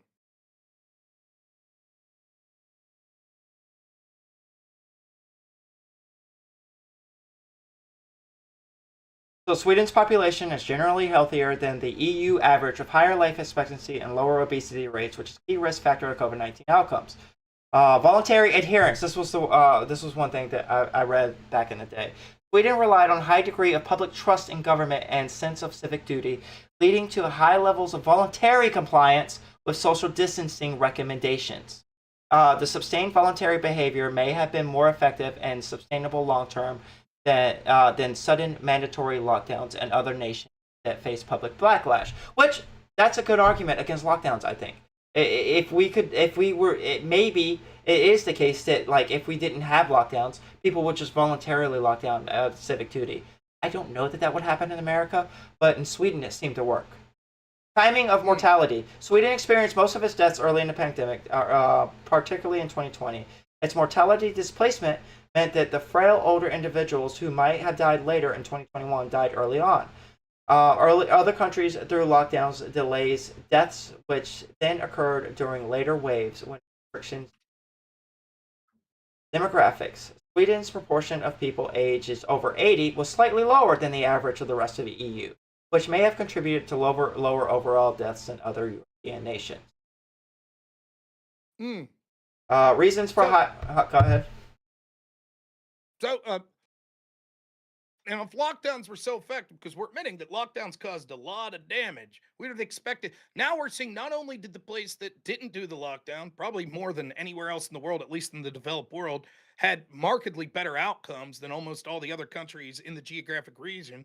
Now it's like, yeah, but there's some variables. However, the point I'm trying to make is it's not just about those variables would be on the margins. Like maybe it would affect things like 1 to 2%. What we were sold was that the lockdowns were so important. They were such a good thing. And there was a scientific consensus on it, as you've agreed, that we had to do it, even though it predictably meant we would crush the economy, we would crush people's mental health, we would crush people's physical health in other ways. Lockdowns weren't just the policies put in place. Lockdowns were the aspect of locking down, and Sweden did that voluntarily without policies. It doesn't matter. It does matter. That's not true. My argument was I was against the government forcing you to lock down. If you chose to stay at home yourself, that's fine. We are talking about forced government lockdowns. Oh, okay. Oh, were they effective? Do you think that America would have voluntarily locked down the same way Sweden did? Probably no country would have voluntarily locked down the same way that any other country in the world would have. And do you think that we would have? Do you think that without the policies we would have had less or more deaths? Probably more. Okay, so that's my point. I'm sorry. Probably you worded it as sort of like a negative. I think. I said less or more.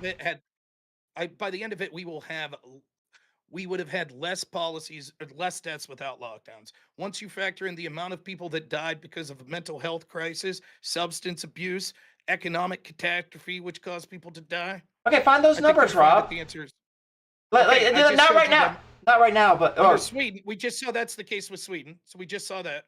But they voluntarily they voluntarily locked down, Rob. Okay, maybe the United States would have voluntarily locked down in similar ways. I don't think we would have.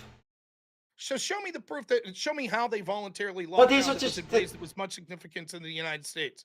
They voluntarily stayed home and they voluntarily did. Show me the proof. I mean, I'm just reading it from AI. It was. Now what we have is the data. We have that, and now it's like, well, they must have operated so much differently than Americans would have. I'm just telling you what I'm reading. But when I asked AI why was Sweden so low, this is what they gave me. We also have other things like we had doctors, etc., that came out in the UK and admitted that they were unethically fear-mongering about this to try to get people to comply with lockdowns and shit like that. That probably was very I don't agree with purposefully lying to the public in order to get them to comply with public policy. That's a bad thing to do.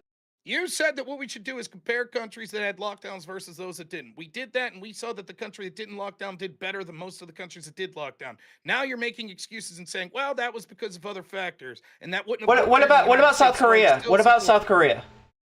What about them? They had incredibly low rates, and they had lockdowns. Okay. So it seems like lockdowns worked.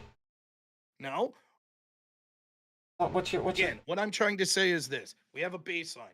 COVID would have affected different countries in different ways. For example, we know it's going to affect people that are more obese. We know it's going to affect older people. We know it's going to affect people in different ways slightly differently. However, if lockdowns work, what we would expect to see, given the known terrible cost of lockdowns, that it was going to devastate the economy, that it was a restriction on people's rights, that it was going to cause a mental health crisis, that it was going to cause other physical ailments to increase, that it was going to cause substance abuse, that was going to cause increased domestic violence, that it was going to cause lack of education opportunities for children. Given all of that, that we had to be sold not just that it was a little wee itsy bitsy better, we had to be sold that it was going to be massively important to do those things. And it doesn't seem that that's the case. When we compare Florida to a place like New York, we can see that there wasn't a huge, massive difference, right? We were sold the bill of goods that Florida was about to be a hellscape. Never was. Didn't do marginally worse than what other states that had more stringent lockdowns did. We were told that places like Sweden would be a hellscape. Didn't happen. In fact, Sweden did better than the majority of the countries that did the lockdowns. Now, there was a scientific consensus that we should lock down, according to you, but it seems that that was a disaster. That the data doesn't bear out that that was what we should have done.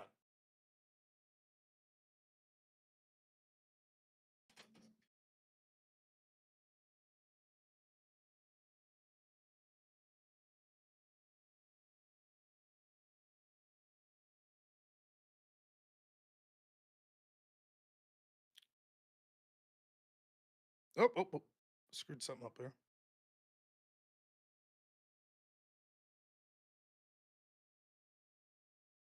We take Sweden with the countries that are geographically similar to it, like Finland, Norway, they still did better.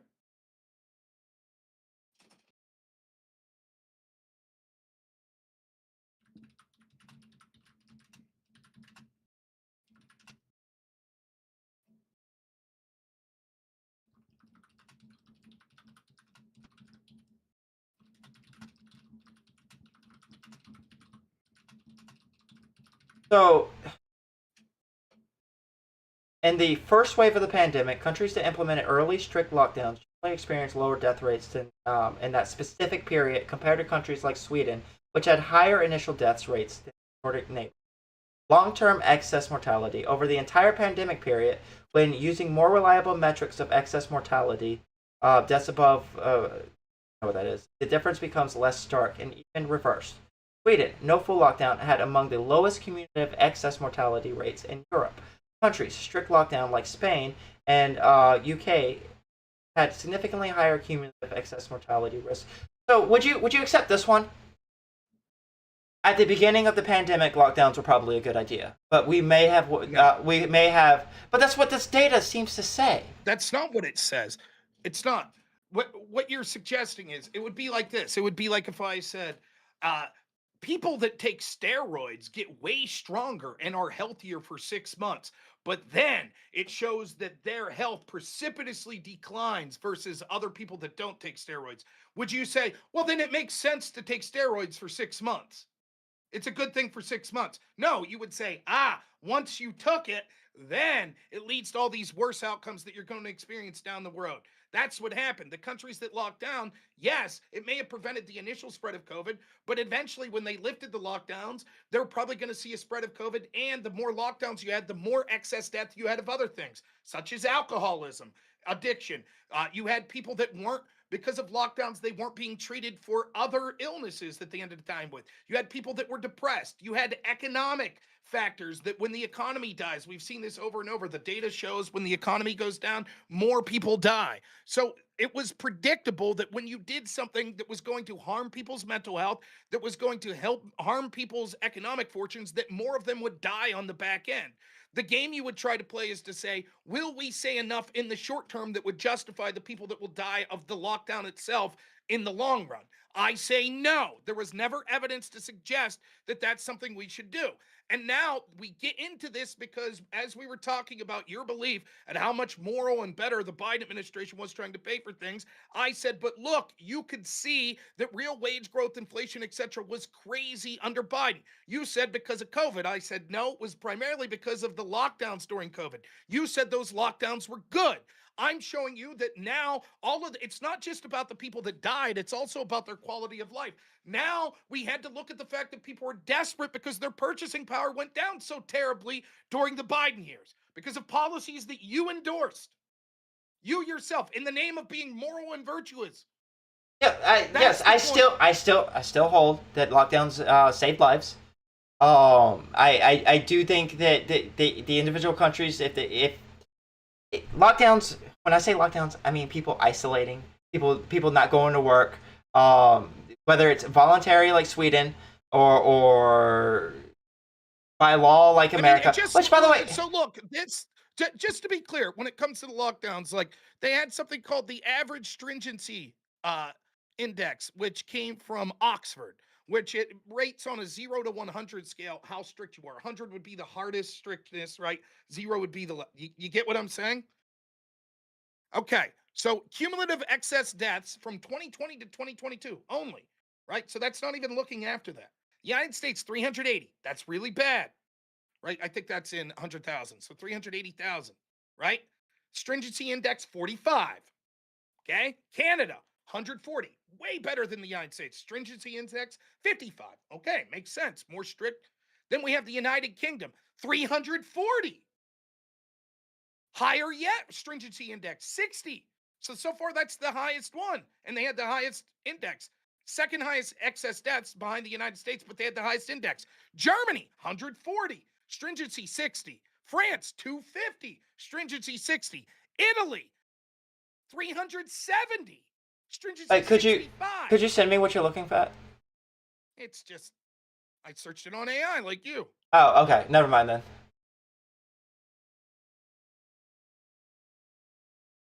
Japan, 80. Stringency index amongst the lowest so far, 45. And it had the lowest. So, I mean, it seems,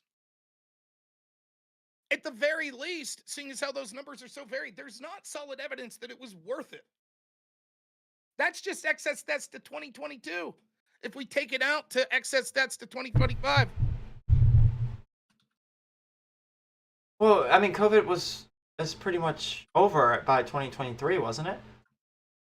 Yes, but we would say that people died of the disastrous lockdown policies for other reasons that could stretch out beyond 2023.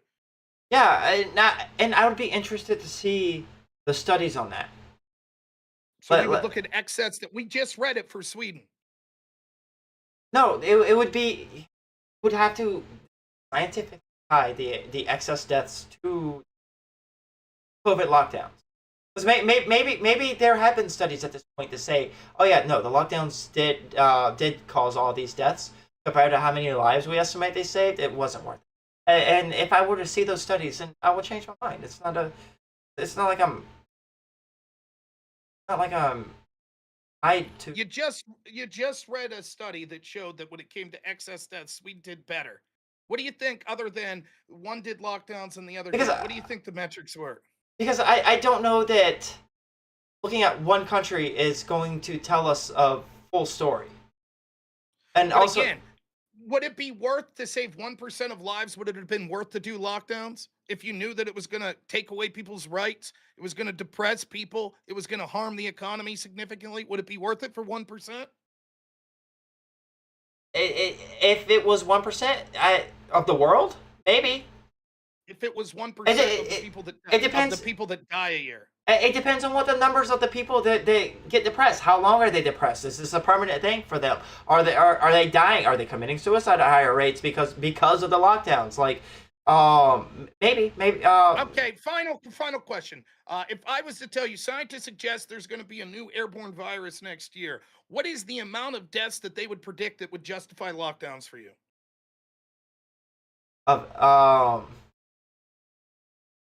Probably it would justify lockdowns, like government policy lockdowns. Probably 500. If we could say 500,000 people over the time of a year. Yes. Okay.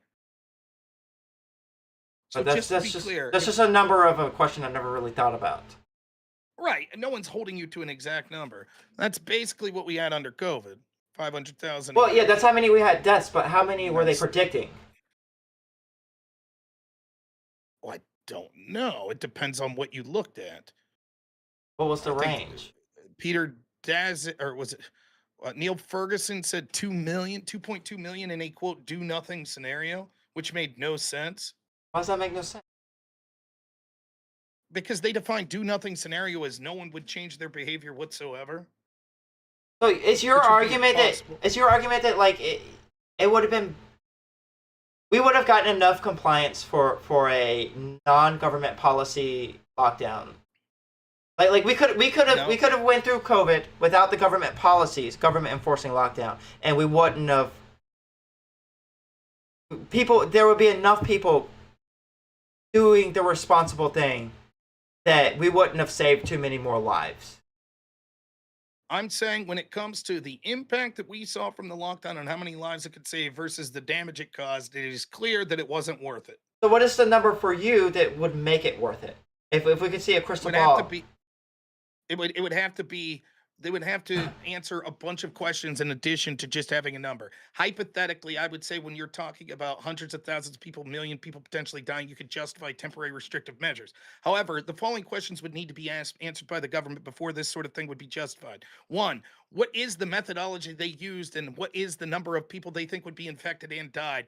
That is their best guess. How did they come to that conclusion? Second, why are lockdowns the policy that we should use as opposed to other types of policies? Third, what are other mitigation strategies that we could use, and how many lives do we think would be the difference that would be saved between those and between the lockdowns? Fourth, how many people do we expect will die as a result of the lockdowns? How many economic catastrophes do we expect? What do we expect GDP would go down, etc.? Fifth, how do we know when the lockdown should be lifted? What's the number of people that they would predict would be okay to then be people that they think could be affected before they would lift the lockdowns? All of those things would need to be explained before I would justify the government taking away our rights.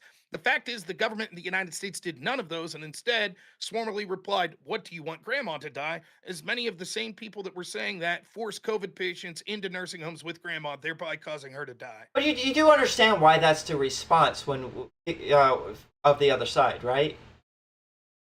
Yes, because they're authoritarians that wanted to control No, us. no, and it because I'm not an resulted in one of the- authoritarian. yes, I'm not an and it authoritarian that wants to resulted- control you. And it resulted in one of the largest transfers of wealth in history from the poor and working No, class. the to reason but why yes, the I reason understand their the motivation. reason why we say that is because whenever we bring up the amount of people who die, you bring up the age of the people, as if that You were makes the saying number this- not matter. You were saying this before people significantly died. So to say, well, the reason we said things like that when we did the lockdowns in like April of 2020 was we knew later that when we brought up deaths, you would bring up the age.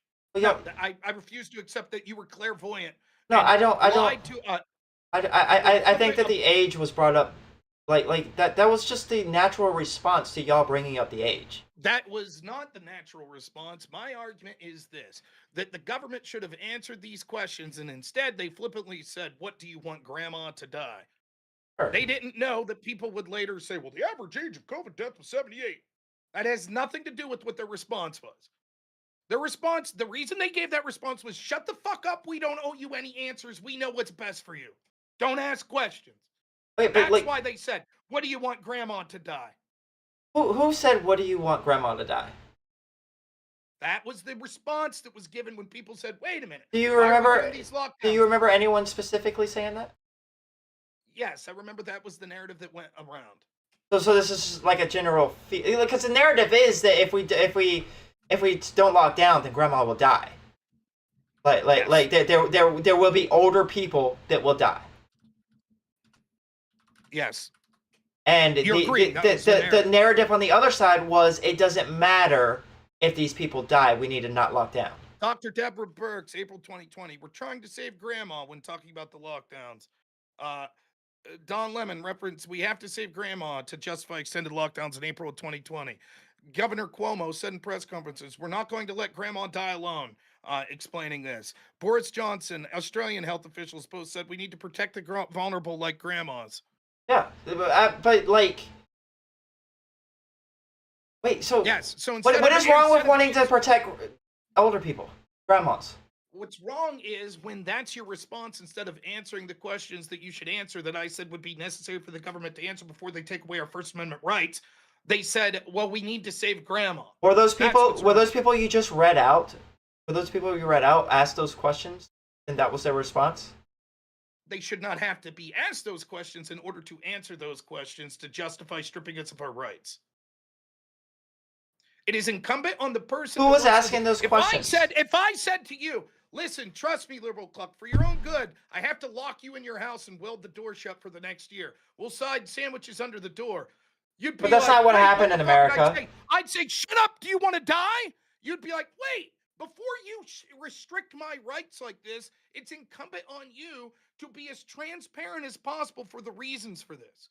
Okay, so I shouldn't have to ask for them to do that. they gave us estimates of how many people would die in a do nothing scenario, right? Okay, give me the estimate. So you endorse the lockdowns, You correct? you already gave me the estimates. They had estimates. Gave me the numbers. You endorsed the lockdowns, correct? I think they saved lives. Now Did you endorse the lockdowns in real time? Rob, I'll admit that now that I've re-looked into all this under you, I'm starting to think that maybe there could have been better. My question maybe to a you, better though, thing. is did you endorse the lockdowns in real time? Yes, at the time. What was the evidence? What was the evidence that you were looking at? It was the idea that there would be more people dying without the lockdowns than What with. was the evidence that you looked at? It was the scientific community talking to us about it. What exactly where? Who in the scientific community? I never looked at it that deep. So you said that you wanted the government through force to restrict people's Because First Amendment. Rob, I did know that. You didn't look at. I did know that COVID was a thing. I knew about how easily it was to spread. I knew about how deadly it was to people, especially older people and the vulnerable. And I knew what the numbers were month to month. So wait a minute. So when did you start to endorse lockdowns? When I don't remember. When the government started to? When different governments in the United States started to? Different state governments? I have no idea if that was like explicitly when I started endorsing lockdown. Lockdowns occurred. When they initially occurred, did you support them or not? March 12th, 2020 was when state of emergency was declared in Virginia. Did you support it? Probably the state of emergency. Okay, and the reason you did that was because you were looking at the total COVID deaths in places like Virginia up until that point? Rob, I don't remember. Like I didn't explicitly like. Just said the reason you endorsed lockdowns because you were looking at the numbers of deaths. So now you're saying yes. Over the span of COVID, yes. But like in that moment in March 2020, I don't know what I was thinking. But did you endorse the lockdowns? I don't know. You don't know. Because I remember when I first heard about COVID, I was on the it's probably just going to be a flu bandwagon. I remember when I heard Boo of the Fifth Column talking about buying masks. I was like, oh, I don't need to do that shit. Let's see. When did Virginia start their lockdown? It looks like it was March 2020. March 23rd, 2020. So you don't know. You can't remember if you endorsed that at the time. If you No, not in March. My feeling How about is April? maybe. My feeling is that I started really getting scared and on the bandwagon of we got to do something about this when the numbers started going up. If Trump would lock down people tomorrow, is that something that would pique your interest? Yeah, I would definitely want to know why he's doing it. But you didn't feel that way when Virginia did that during COVID. Didn't really pique your interest. I'm sure I was like, why are they doing it during COVID? Hell, I might have even been like, why are we locking down? I don't remember. So when do you think you started to say, yep, it's a good idea? The way that I remember is when the numbers started going up. Okay, when did the numbers start going up? I don't know. Rob, you're asking about 5 years ago. What I'm asking is this. If I want to support authoritarian policies that tell people they literally can't go to their job, or they can't do things like go visit their grandparents in a nursing home, or they can't send their kid to school, I damn well would be fucking certain that I was doing research before I endorsed that sort of thing. You seem to be very flippant about it. Well, easy come, easy go. We told millions of people that they couldn't leave their home. No biggie. I think it's incumbent on you, before you want to push for something grotesquely authoritarian like that, to do your due diligence to say, look, I think that this is the best possible solution because I've looked into this to the best of my ability. It is incumbent on the people that are enforcing it to say, we are going to be as transparent as possible and answer as many questions as possible, because it's terrible to lock people down. And we know there's going to be negative consequences. We're going to do our best to explain the exact scenario why this is necessary and what it's going to look like. And instead, we got none of that. But are you sure we didn't get any of that, or we just weren't paying attention at the time? I'm absolutely sure, because I was looking to the best of my ability and all of these questions went unanswered. So For example, show me anywhere, anyone, Fauci, any of the state governments, etc., where they estimated how much the economy would be impacted by the lockdowns, or they estimated how many people would die as a result of the lockdowns. Well, I don't think that Or they where Fauci. they said, here's the number of people we expect to die that justifies us doing something like a lockdown. Well, they looked for it then in but real time. they I've looked had for it do since nothing. then. Haven't found one Rob, person ever try to answer those. They, as a result of the lockdown, I don't know that they had that. Fauci isn't an economist. He's probably not going to tell you. I'm sure there were probably economic estimates as to the effects of the lockdown. Estimates of what the effects of the lockdown would have. Again, I don't think the lockdowns were the only things that caused the economy to crash. It was probably a big one. It was definitely a big one. Vast But bulk of it, yes. I don't know about vast, but What percentage do you think? I would give it 65. Okay, Off that's the top of my head. the vast bulk, I would say, 65%.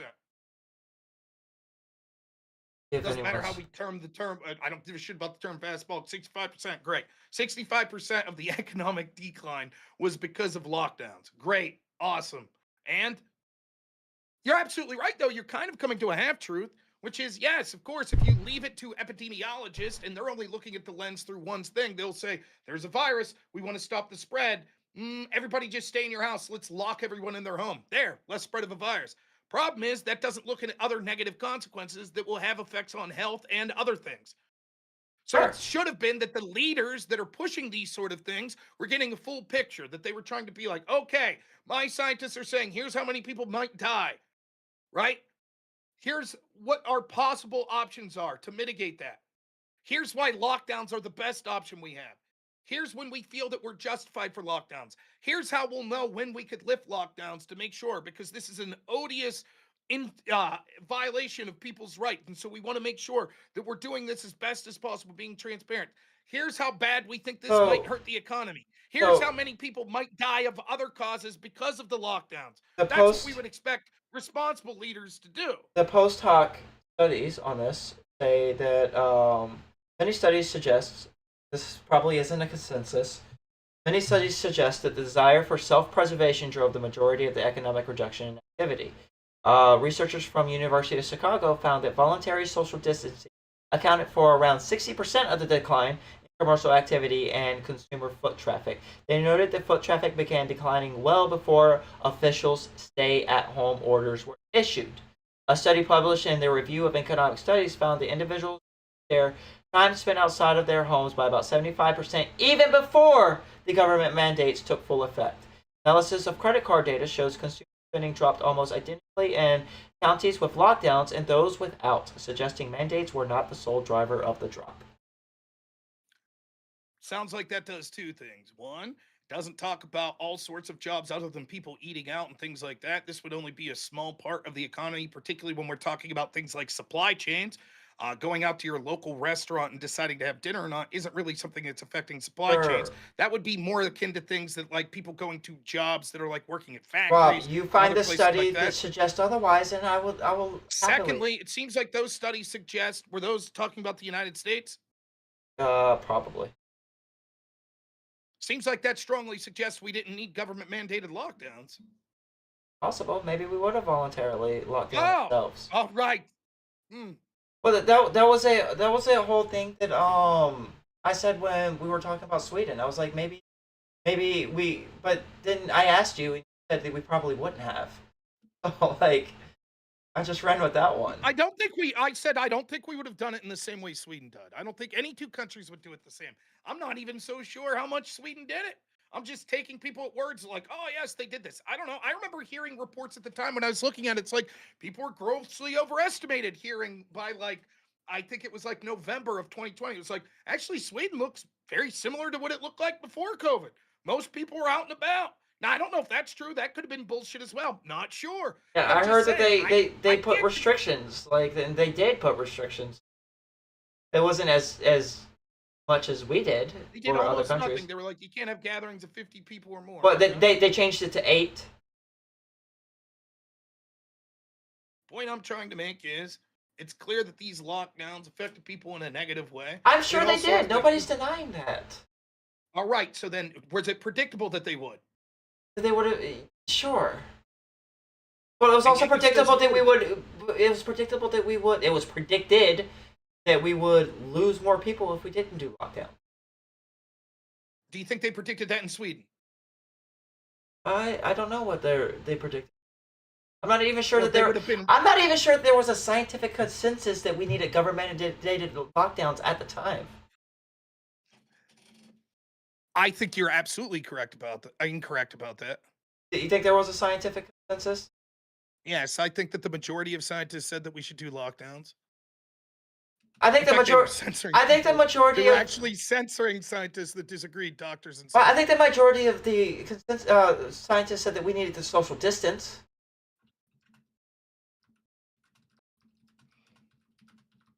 Stay 6 feet away from each other, which they voluntarily did. And there's also the aspect of many of these places that put lockdown orders in, like California, the people didn't even follow them. Part. In March, April 2020, there was a very strong national consensus across government, public health officials, media, and general public that some form of government imposed lockdowns and stay-at-home orders were necessary. The Okay. consensus was near universal. Huh. Missed that one, huh? I just said I'm not sure. I wasn't. I was open to the idea that there was a consensus there. Yes. So the point is, there was a consensus. It turns Okay. out that if they would have had those sorts of consensus in Sweden, they'd have been wrong. And the point is, they supported these lockdowns, and there was this supposed consensus, and no one bothered to answer the most basic facts about it at all. You supported the lock. You would forget about the government. You yourself at one point supported the lockdowns, and you Yes. can't tell me why. I can't told tell you me why. why. I saw the deaths that were happening. When? I don't remember. March? April? I don't think May, it was June? March. Do you think it was April? I think that when shit was locking down early on, I was hopeful that I wouldn't have to work anymore, and that didn't happen. So when the lockdown started in Virginia, you supported them in part because you were hoping that you didn't have to work. Yeah, I was thinking about that kind of shit. But then I remember by like So I the just want to be clear. How old were you back then? Do you mind me asking? 5 years ago, in my late 20s. One of these. Oh, okay. You weren't like 15 or something. That's all I'm concerned about. No. Yeah. So I just want to be clear. You supported the mass restrictions of people's rights in part because you're like, sweet, I won't have to go to work. Yeah, because I wasn't really thinking about that in those terms. This is exactly the type of mindset that I'm criticizing. That's fine. That's exactly the mindset. The flippancy to just be like, yeah, fuck it, impose restrictions on other people and ruin their lives. I don't care. I won't have to go to work, which is cool. Yeah, but I wasn't. That's out of control. And you weren't a teenager. You were in your late 20s when you came to that conclusion. Oh yeah, I was 28, I think. That's when fucking COVID first insane. started. That's an insanely flippant way to live life. Maybe, but I mean, that's- at the time, Rob, at the time, I wasn't sitting That's down amongst with one of people the and most actually selfish like things I've ever talking thought. about. I wasn't sitting down with people and talking about the lockdowns and shit. I was talking to my friends and Well, about I what can they were accept- going through. I'm even more willing to accept. I'm more willing to accept that you didn't know the exact data of how many people were dying, but you damn well knew that lockdowns would have negatively affected. No, people's that was lives not and even their that was not even a thing that crossed my mind at the time. Wait a minute, why not? Because I wasn't like in these communities talking about this shit at the time. COVID was when I Okay. first started getting into politics. Wait. to such a- I just want to be clear, right?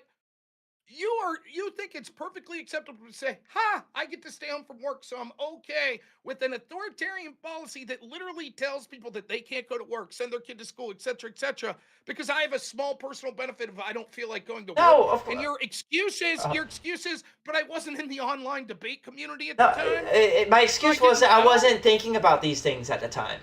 Like I Why was. wouldn't you? I don't know. It just wasn't a thing that I was worried about passing school and going to How work. can we Like be that was. sure the next time that a politician you like supports an authoritarian policy that you won't just go along with it and say, "Yeah, I wasn't really thinking about it. I saw a small personal benefit to myself." How do we know that? What's Because I'm what's much the- because I'm much more informed about things. I keep more informed. Hell, I Are you didn't even have internet at the time. Holy shit! I didn't even have internet at the time. I couldn't look shit up. Do you need to? Okay, so I have friends without internet. If I Uh-huh. was to say to them, "Hey, here's this guy. Let's weld him into his house," you think they'd say, "Oh, okay. I don't have the internet, so I don't know if that's a good thing or not." We didn't weld people in Think their that's what house. they would say? Rob, we didn't weld people in their house. Oh, okay. So, but do you answer my hypothetical? Do you think they would say, "Oh, I Of don't know course, if that's of course good or not, bad thing, because I don't because have the welding internet." somebody in their house is way different than what we did. Okay, so then if we take the example to say if they were going to lock everyone down and say that they couldn't leave their house or they couldn't go to work or couldn't No. send their kid to school, you think they'd say, "Oh, that sounds great. I won't have to go to work. I don't have the internet, so I don't know if restricting people's Yeah, rights like that is most a good people thing or most not." people most people who didn't have to go to work were happy about it because they were getting paid by the government. They might be, they may have been. In fact, that's true. I'm sure a lot of people were happy they didn't have to work. That doesn't mean that they wanted lockdowns for their personal benefit. Sure, That's a different thing entirely. For example, like if they shut down the road because it's snowing and I don't have to go to work, I might say, "Sweet, I don't have to go to work," but I'm not happy about the blizzard and say, "Good, I'm glad that it shut everything down." but you're happy that you don't have to go to work. Sure, you supported the lockdowns. You said first. No, I didn't say I supported the lockdowns. I'm telling you what my mindset was at the time. I didn't really think about these things. Okay, so it wasn't that you supported the lockdown because you didn't have to go to work. That's where I said, in order to demonstrate how little I was thinking about this kind of thing, I said that I was hoping that I didn't have to go to work. But you didn't support it because of that. No, Okay. I didn't have an So did- opinion on the lockdowns until I started seeing the numbers go up. When do you think that was? April? I don't remember. May? Maybe it was probably summerish. Summerish. So maybe June. Is that fair? Maybe.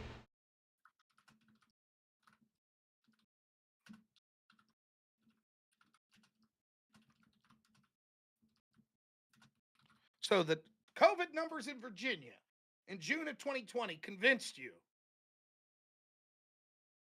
Wait, Rob, are you hearing what I'm saying? I said I don't know. You're pushing me and pushing me for an exact date from 5 years ago when I started caring about COVID, and I'm saying maybe June. What I'm saying is this. Before June I 2020, support- United States before- recorded a total of 125,000 COVID-19 deaths. Okay. So yeah, that was a stubborn it might have been June. It might have been before June. Okay. It might have been after June. What I'm saying is this. What I'm saying is that. Can you think of a more restrictive time in your life from government policy? Honestly, I wasn't that restricted during COVID. They literally told people their kids couldn't go to school, that they couldn't, some places they said people couldn't go to church. They said that you couldn't go to your job unless you were deemed an essential employee. Yeah, I don't remember if I was even going to school at Has the time. anything like that ever happened in your adult life where they literally told you your kid can't go For, to for school, me you personally, can't or go visit for the country? for the country? Oh, probably not for the country. No, I don't think so. Okay, so then I would think before I supported that, I would say I'm going to inform myself before that, Rob, before I support something like Rob, that. that's great. 28-year-old me was not even involved in the COVID conversation until the deaths started going up. Selfish. Well, it wasn't my deaths that were going up. It was other people's deaths. Sure, you could call it selfish if you want, but I don't. That's just a stupid way of putting it. No, it's not a stupid way of putting it. It is a stupid way. Okay, I just want to be clear then. You do understand this is the exact rationale for supporting the Patriot Act. Maybe. I don't know. I don't know what the rationale between. I'm Right. afraid that a bunch of people will die if we don't do this, so I'm for the taking away people's rights. Wait, If I said, well, what were you looking at? What was the evidence you were looking at that supported that? And you'd be like, I don't know. I just remember that I was thinking that. Before I come to that conclusion, right, I would say, and the Patriot Act, far less egregious, or at least, let me put it this way, maybe not egregious. The Patriot Act, far less evident and restrictive as what we saw with these lockdowns under COVID. okay. I would just think I don't see what's difficult to other. It's a very simple principle. I believe in like free association. I believe that people should be able to go to work. I believe that I people do should be able too. to go to school. I believe that you should be able to go to church. I do I too. believe that you should be able to go visit your parents. I Yep. believe you should be able to have a wedding. I believe Absolutely. you should be able to have a funeral. Those are all things I think are important. Before I say I'm for the government telling people they can't do those things, I'd say, hot damn, what a restrictive thing. I'm going to have to really look in and be really convinced and do my due diligence before I suggest that the government does that in mass to people. Not So- you, apparently. 125,000 deaths by June. That's That's what you were looking at. That's what I you don't were know looking that that's what I was looking at, but that's what was happening at the time. at. Okay. So 125,000 deaths. I'm telling you that my support for the lockdowns, my involvement in the COVID conversation started when the deaths started going up. That's the thing that I was focusing. I don't believe you. Okay, that's fine. You don't I'll tell you believe? straight up. I just think that this is post hoc justification. But I you're think right. you But probably hold were, on. like, My I mean, my you ultimate probably- answer is I don't I'm remember, gonna finish my Rob. point. I think that you told the truth when you were saying, "Oh, sweet, yes, these lockdowns are great." I was telling the I get truth to when I stay said, home and I well, get paid money. I didn't even That's get to what I stay think at you home. believe. I didn't even get to stay at home for one. I was hoping I would, but yes, that was a thing that went through my mind. I fully admit that. I was That's hoping the truth. I was a little bitter at my friend who got to stay at home and get paid for I it. don't believe you knew. And the I amount of didn't. Deaths. I don't believe you ever looked significantly into this by the time you were supporting lockdowns. I believe you were probably just listening to what people were saying on things like TV. And you were like, oh, everyone's saying we need to lock down. Yes, that's a good idea. We do need to lock down. That's what I believe was most likely the case. Maybe. And I have Maybe that's reason to what believe that was it. because it seems based on your reaction now that you're like, I wasn't deeply looking into it. I just thought, people were dying. Yes, So yeah, do lockdowns. when people start dying, that's when I start looking. Yeah, but I don't think you knew exactly how many people died. I don't think you thought through it. You just said you heard people like Dr. Fauci say lockdowns, and you're like, yeah, that sounds good. People are dying. Yep. Yep, that's exactly what it was, That's what happened. Rob. What's that? You got me, Rob. Am I No, yes, you are wrong. So you're telling me that you knew that 100 and something thousand people died once it triggered to that mode. You were Wait, like, wait. that 100 something At the thousand died. point, the thing that convinced me that lockdowns were a good idea was when people were dying. Yes. Okay. So people were dying in March. It might have been March. I don't remember. Okay. I can't. When did you start caring about lockdowns? What month? I started March. It was when March. they Okay. started. Yes, and my video's up to prove it. That I thought it was outrageous. Even the 15 days to slow the spread shit I thought was outrageous. I was right, by the way. Absolutely correct. Well, we didn't I was participate. correct about Well, first of all, we didn't participate in lockdowns the way that we should have. Even California, liberal ass California, people still went out. They still went to restaurants. They still gathered. They still did those things. You're absolutely right. It's something that I criticize as well. Another reason I was against lockdowns. The only reason lockdowns theoretically could have made sense and they still would have been egregious was if you had a complete and total lockdown and basically told people they couldn't leave their house except for significant emergencies or to do something very quickly like to get groceries, But- right? Or you could have let the virus. Here's what I was saying early and often. I was like, look, by looking into this shows that there's two types of viruses that could kill a lot of people. One, there are viruses that have a very high lethality rate. In other words, it might not infect a lot of people, but if you get this virus, oh boy, there's a good chance you're going to die, right? Like 10, 15, 20% lethality rates. The other types of viruses that kill a lot of people are viruses like the flu. And that's that they're not particularly lethal. It's just they infect so many people that even if the lethality rate is just fractions of a percentage, by infecting 5 million people, you're going to lead to a considerable amount of people dying. And it was clear that COVID was that type of virus. But the problem is lockdowns aren't effective against those types of viruses.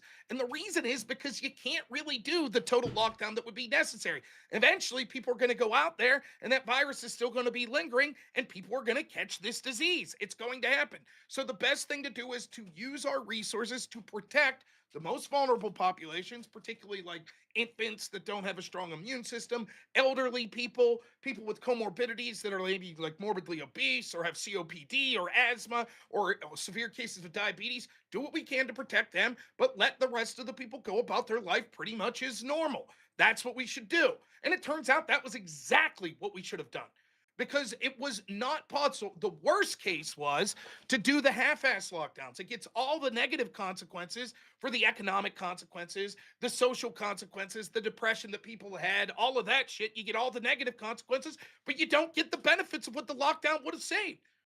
That's the problem. So in a weird way, you're right. We didn't do the lockdowns, but everybody knew the way the lockdown policies were set up were fucking laughable. For example, in my state of Pennsylvania, we picked and chose what stores were allowed to stay open. So the local guys in the 2 towns near me that had a hardware store, they're out of fucking business now. Still after COVID because they had to shut down because they were deemed non-essential. But Home Depot was open. Now here was the thing. Normally at the Home Depot I go to, it's a huge building. You're never really shoulder to shoulder with people in Home Depot. But you know what they did? They said, well, you can only have like 15 people at a time or 25 at a time in the Home Depot. So they made you stand in line, shoulder to shoulder, outside the building as you waited to get in. Ironically, putting you closer to the very fucking people that you wouldn't have been that near if you'd just been allowed inside the building.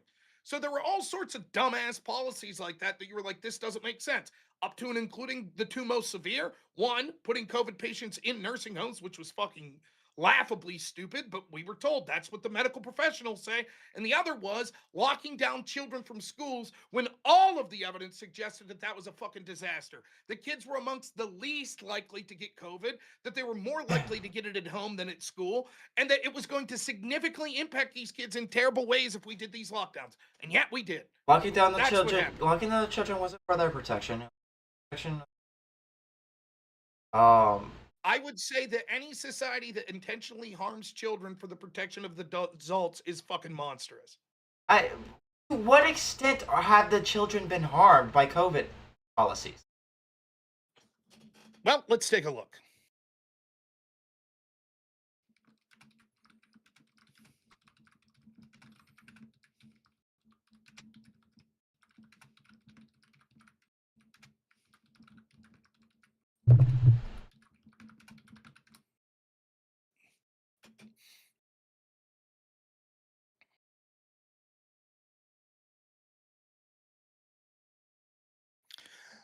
Learning deficit, key findings, average loss of 0.17 standard deviation in test scores, or half a year to a full year of learning, up to 35% of a school year lost in reading and math. In Mo Little income countries, 70% of 10-year-olds now unable to read, which was about 50% pre that.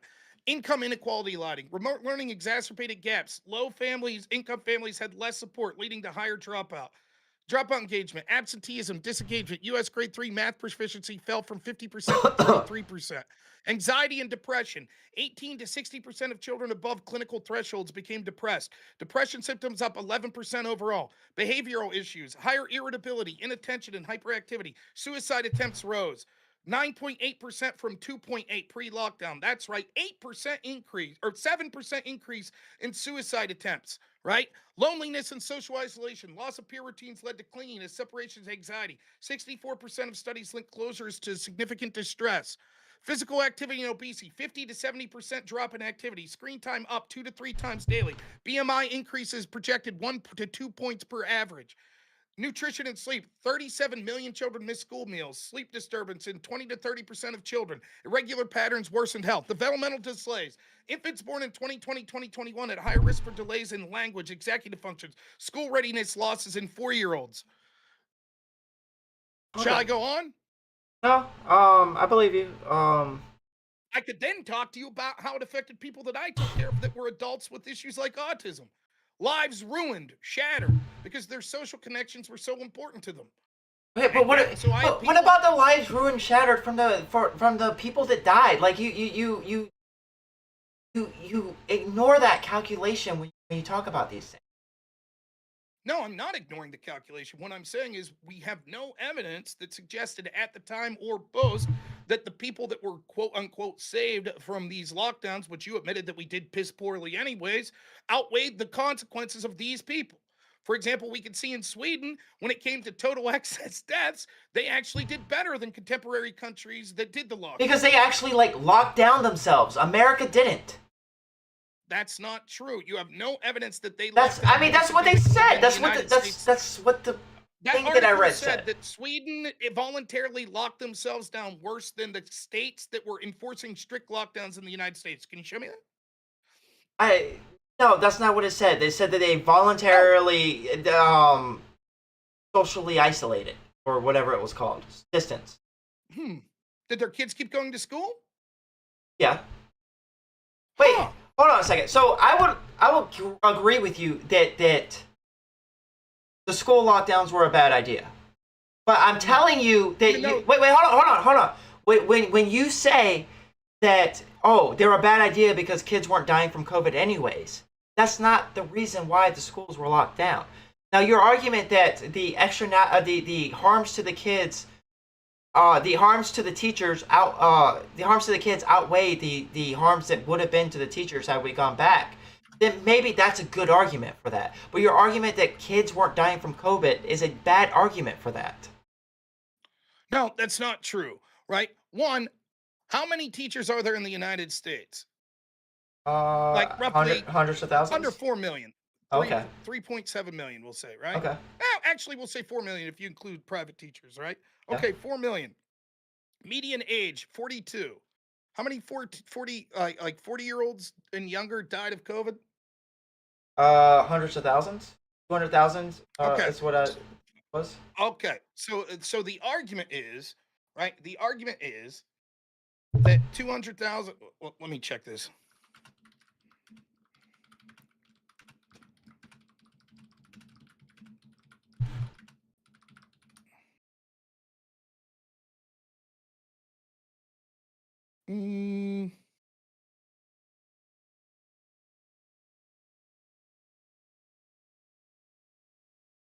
From 39 and under, cumulative total deaths, or 35 to 39, 7,500. 25 to 34, 12,000. So if we go from 15 up, we had 22,000. 15 to 39. What was that number? 22,000 in 5 years. So just to be clear, the argument is Wait, so that but that would be population of 22,000 in 5 years, but that's 22,000 people that like would otherwise be alive. That like okay.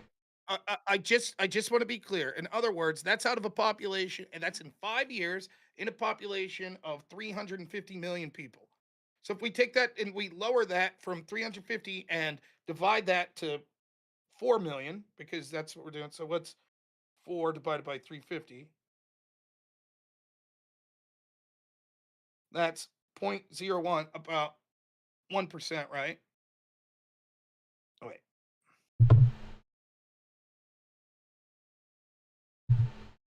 Yeah, 350 divided by 4, right? Wait, I'm screwing up.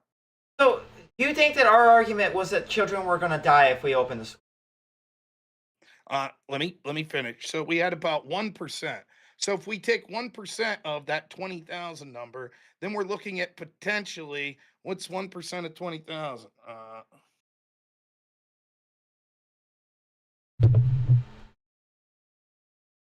We're looking at 200 deaths saved. We locked down children and had all those negative effects to save potentially 200 people. But didn't I tell you that the argument of there weren't going to be enough deaths in the schools to justify the harms from the lockdown is a good argument, but the argument that children don't die from from COVID is a bad argument. Isn't that what I said? I repeat. Didn't I tell you that the argument that locking down schools in order the negative externalities that come from locking down schools because children don't get COVID and die from COVID is a bad argument. No, that's actually a good argument because it shows that there was no protection of the children. In fact, Because the that children were wasn't the more. reason Let me finish. why. The children were more likely to get COVID at home, right? So that's a good argument. It's a good argument that this had nothing to do with protecting children. In fact, it endangered children. Not only did it actually increase their odds of getting COVID, but it actually harmed children in massively predictable, significant ways, which we're now seeing. Now, children were less likely to spread COVID, far less likely than any other group, right? And so the chances that the teachers being around children were probably far less likely to contract COVID. Well, no, not contract COVID, die from COVID, because children can still contract. No. It's also true that when it came to contracting and spreading, Wiener and such in JAMA Pediatrics 2021, children adolescents had a 44% lower odds of spreading infection. Children transmitted rates less overall. Yeah, so it's less, and over but it they shows. still could. Like, there was still a possibility, and with a high spread virus like COVID, 40% less is still probably, my guess would be, just as it's just as infectious as the flu still. More so than the flu. Teachers had lower risks of contracting COVID than other essential workers. Compared to other essentials such as healthcare, teachers had lower Of course, risk. they had lower risk than health. So what was the reason? What was the reason that you remember given to shut down schools? The reason that I heard was it was to protect children. That was the primary reason. They later said afterwards, once it was evident that the science all was bullshit, it showed that that was bullshit. They were like, "What's also to protect teachers."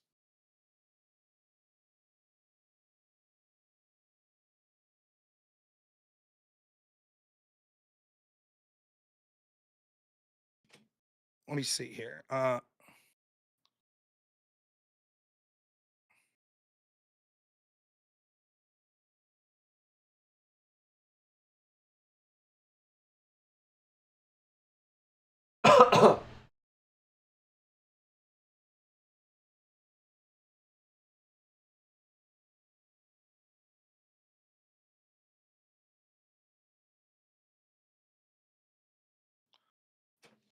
BMJ Scotland study. Teachers did have a 1.2 to 1.4 higher risk of COVID after reopening, almost all mild cases, but a less than 1% cumulative incidence, meaning less than 1% of teachers got any case of COVID, most of them mild.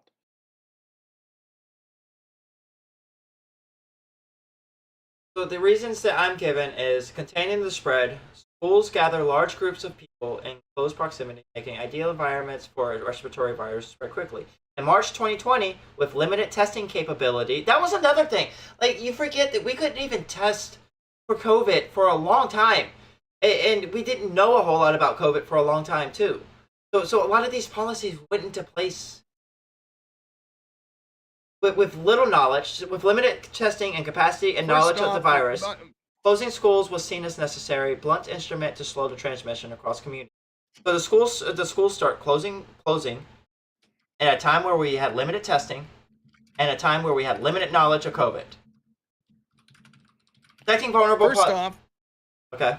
Go ahead. Vulnerable population. Protecting vulnerable populations. The initial focus was on flattening the curve to prevent hospitals from becoming overwhelmed. There was a concern that while children might not get very sick, they could easily bring the virus home and infect parents, grandparents, and teachers who are a higher risk of severe illness and death. Scientific uncertainty. Early data on how easily children caught and spread the virus was limited and confusing. Some early studies suggest children were not a major spreader, while later studies indicate they could transmit the virus effectively, even asymptomatically. The cautious approach led to closures. Alignment with broader lockdowns. School closures were often a part of a wider package of non-pharmaceutical interventions implemented during the general lockdowns alongside closing non-essential stay-at-home supply chain issues. At the very beginning of the pandemic, there were severe shortages of personal protective equipment, PPE, sanitation supplies, and basic products. Difficult to ensure safe, hygienic. The truth is that the lockdowns were being endorsed much longer than just initially in March. Sure, but like, when did we actually have full knowledge of what we were dealing with? I don't think we even Do we had. still? No, not at the not full knowledge. Okay. But when did we know for sure that this wasn't going to be a big risk? We Give knew it- for give it- children pretty early. A big risk of them spreading it to other people, and that when did we know for sure Didn't that? matter. We knew for No, children it does they were matter. they were at low. It took. Okay, so when do we know for sure that this flu season isn't going to kill millions of people? When for sure do we know that? We have a pretty good idea because we have had a flu season every single year. Doesn't matter. We have different strains every year, and there's Sure, and variants. the mass majority of those strains kill about the same amount of people year after year. The idea that we didn't know, so therefore the default position was to lock down children with the predictive negative consequences we see is fucking monstrous. Well, I don't even think Monster. that all of the negative externalities that we saw in children were even all that predictive at the time. I think that there were probably people I think that there were probably people who were saying, "Oh yeah, this is probably going to harm the children and this, that, and the other way," and there were probably people who were being like, "Oh, this is doing this temporarily is not going to have that big of an effect."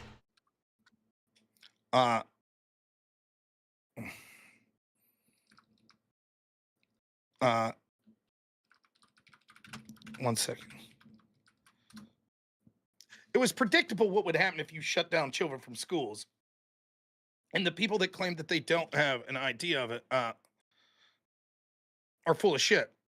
Can I ask you something then? In April of 2020, early U.S. data showed low child severity, 0.06 to 0.07 case fatality rate, versus 5.4 if we take all ages. Wait, say that again. I'm sorry.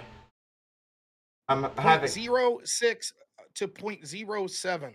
0.06 when it 0.07 came to what? low child severity, case fatality rate.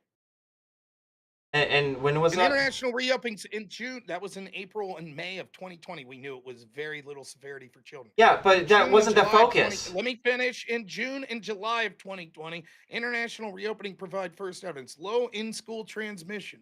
Consensus emerges that closures harms outweigh benefits for low-risk kids. Up. So internationally, they would open schools, and the United States continued to keep them closed in June and July of 2020. That the transmission rates at schools were low, that the harms to children outweighed. Then after that, Well, July, oh, UXS for July, reopen with mitigations.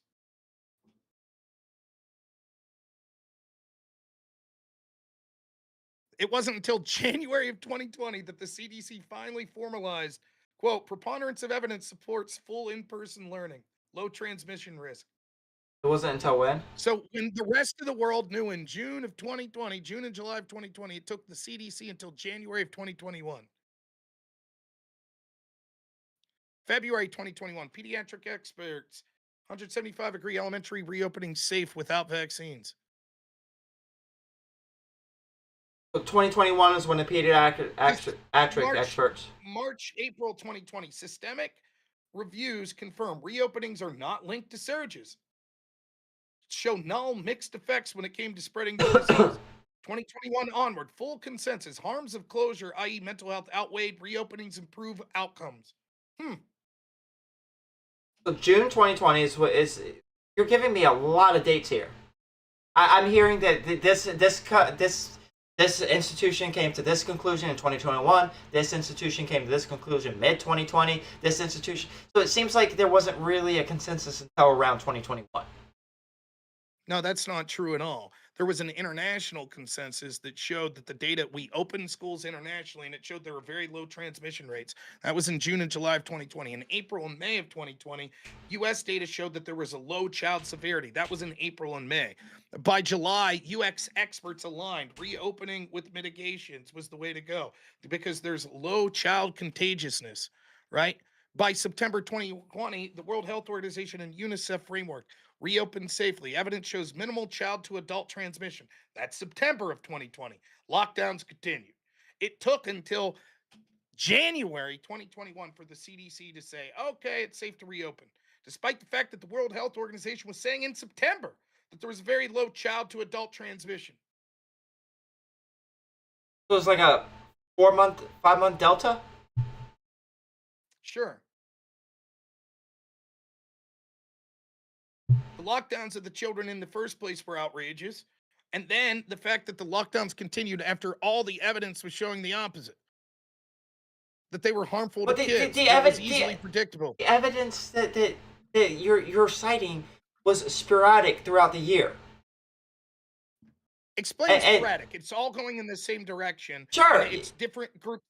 Yeah, it's going in What the we're same talking direction. about is this. You're like, let me make the case for you. The reason we had lockdowns was because the best of lockdowns in school, the best available evidence suggested that was something we needed to do. Correct? That's steel manning your position.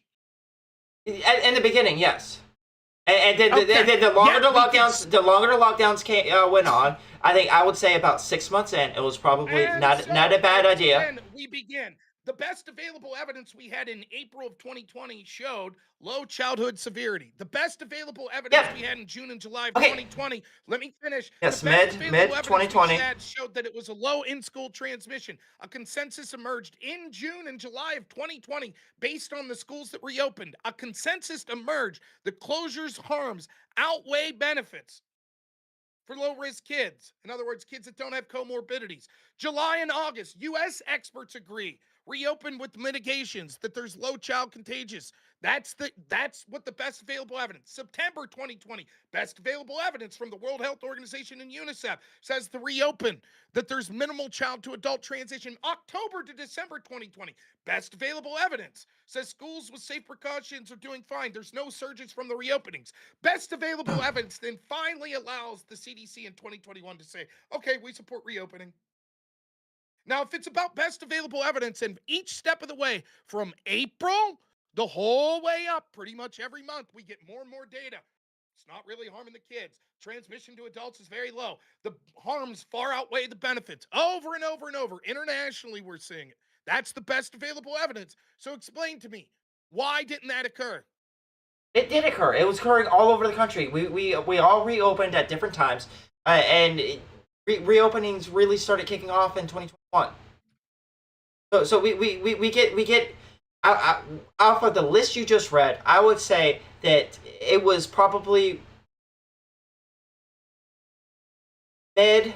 So it would have been the winter semester of 2020 was probably a good time to reopen. Most of the schools waited till 2021, January 2021.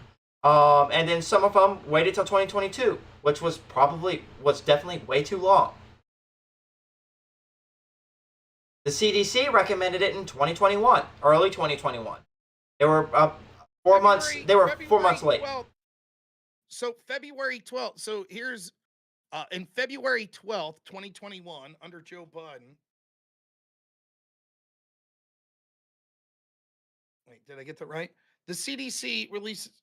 Wait. Where did I get this?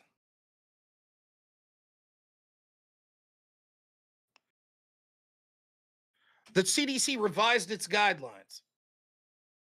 Operational strategy recommends hybrid remote and high transmission areas. Effectively closing full in-person teaching for 90% of counties in the United States. That was in February 12th, 2021. What had happened was We got the day Delta. before that. No, listen. The day before that, so the CDC, Randy Weirgarten's sort of organization she ran was the American Federation of Teachers, America's largest teachers union. So in January, we see pre-call notes for Weirgarten recommend pushing objective metric for closure and trigger. Staff email to CDC Rochelle Walensky urges inclusion of closure thresholds. February 7th, AFT and National Education Association request PR coordination for reopening messages. Thanks CDC for responsive to suggestions made by Randy.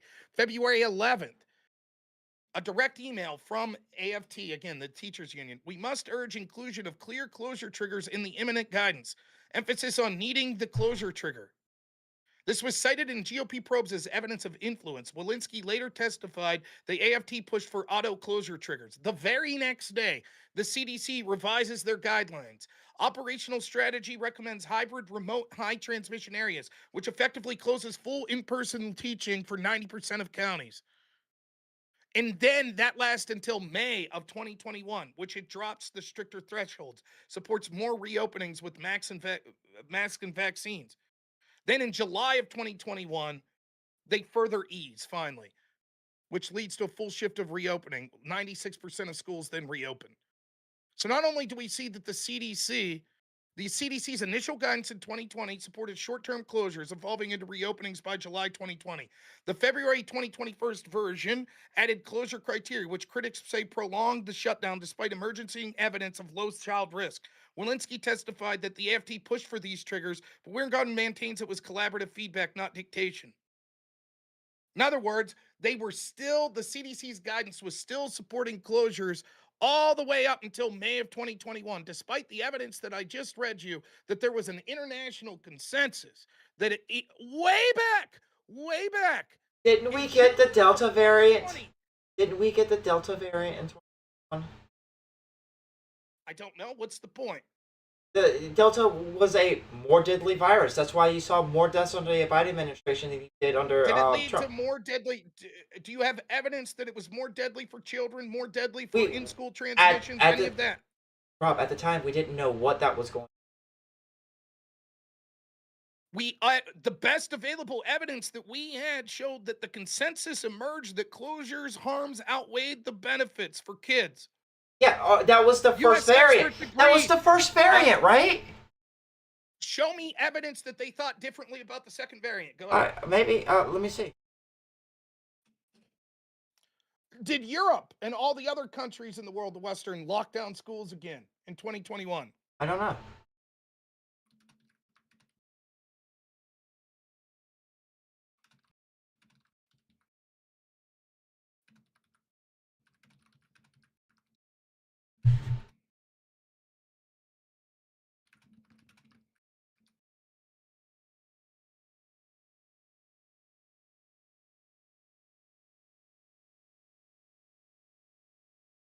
So it says Delta variant did not cause widespread return to initial full-scale first lockdown seen in March 2020. However, its high transmissibility led to significant disruptions in the 2021, 22, and 22 school years, including temporary closures and shifts back to virtual learning in certain districts.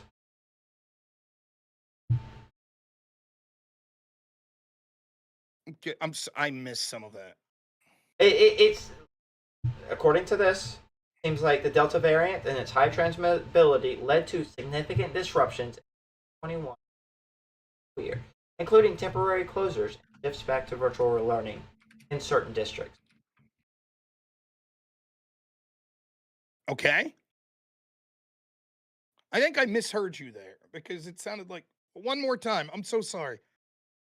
The Delta variant did not cause widespread returns to the initial full-scale school lockdowns seen in March 2020. However, its high transmissibility led to significant disruptions on the 2020 school year, including temporary closures, shifts back to virtual learning in certain districts. In Europe? No, I didn't ask about Europe. I asked because you asked me if it led to school closures, Delta. Yeah, I know in the United States it did. Okay, that's what I was asking. Like they that's the reason why. Now you can say that's not a good reason, but it's not like it wasn't without reason. What was the reason? Delta variant. We didn't know what the hell was going on with that at the time.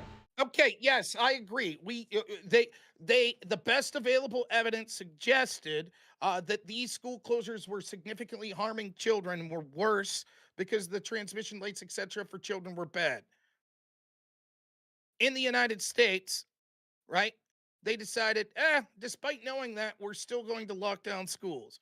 And this went the whole way up until because, where was Rob, the date? that study that you're citing was about a whole different variant. It doesn't matter. It does.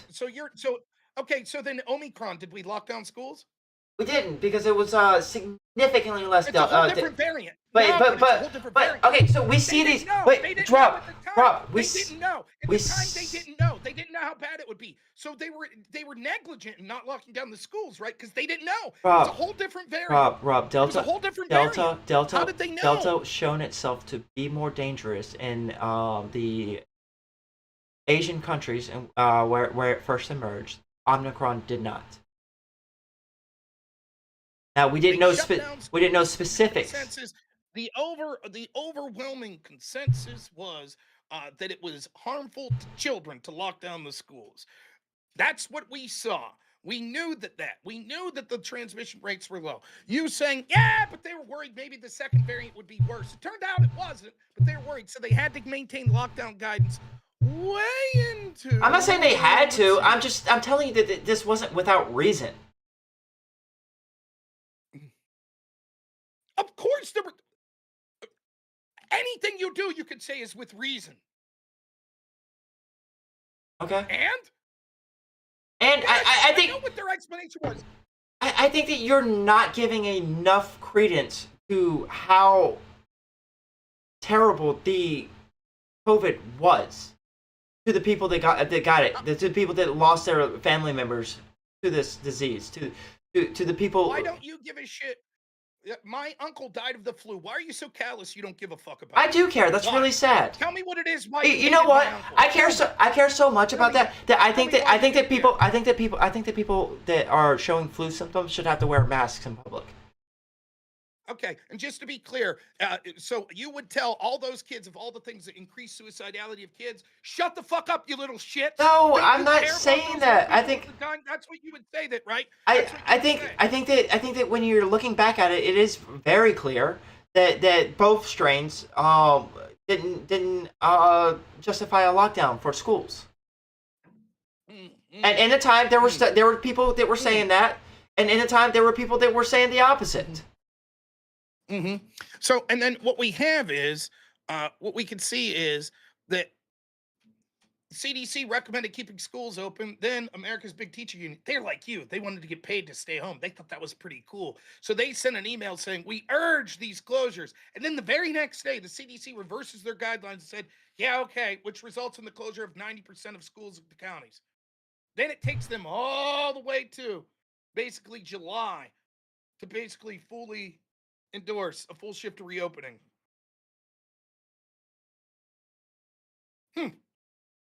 Coincidence, though. Coincidence. Wait, it turned out they were wrong. Wait, what is your claim again? That who? America, the biggest teachers union, sends an email directly to Rochelle Walensky of the CDC. Says we must urge inclusion of closure triggers in the imminent guidance. Emphasis on needing a closure. CDC revises their guidelines the very next day. Operational strategy recommends hybrid remote and high transmission areas. This effectively closed in-person learning at 90% of counties in the country. So you're saying that it was the teachers union that caused the shutdown, the change in. I'm saying that the CDC, yes, that the CDC guidance, the CDC's initial 2020 guidance supported short-term closures, evolving to reopenings by July of 2020.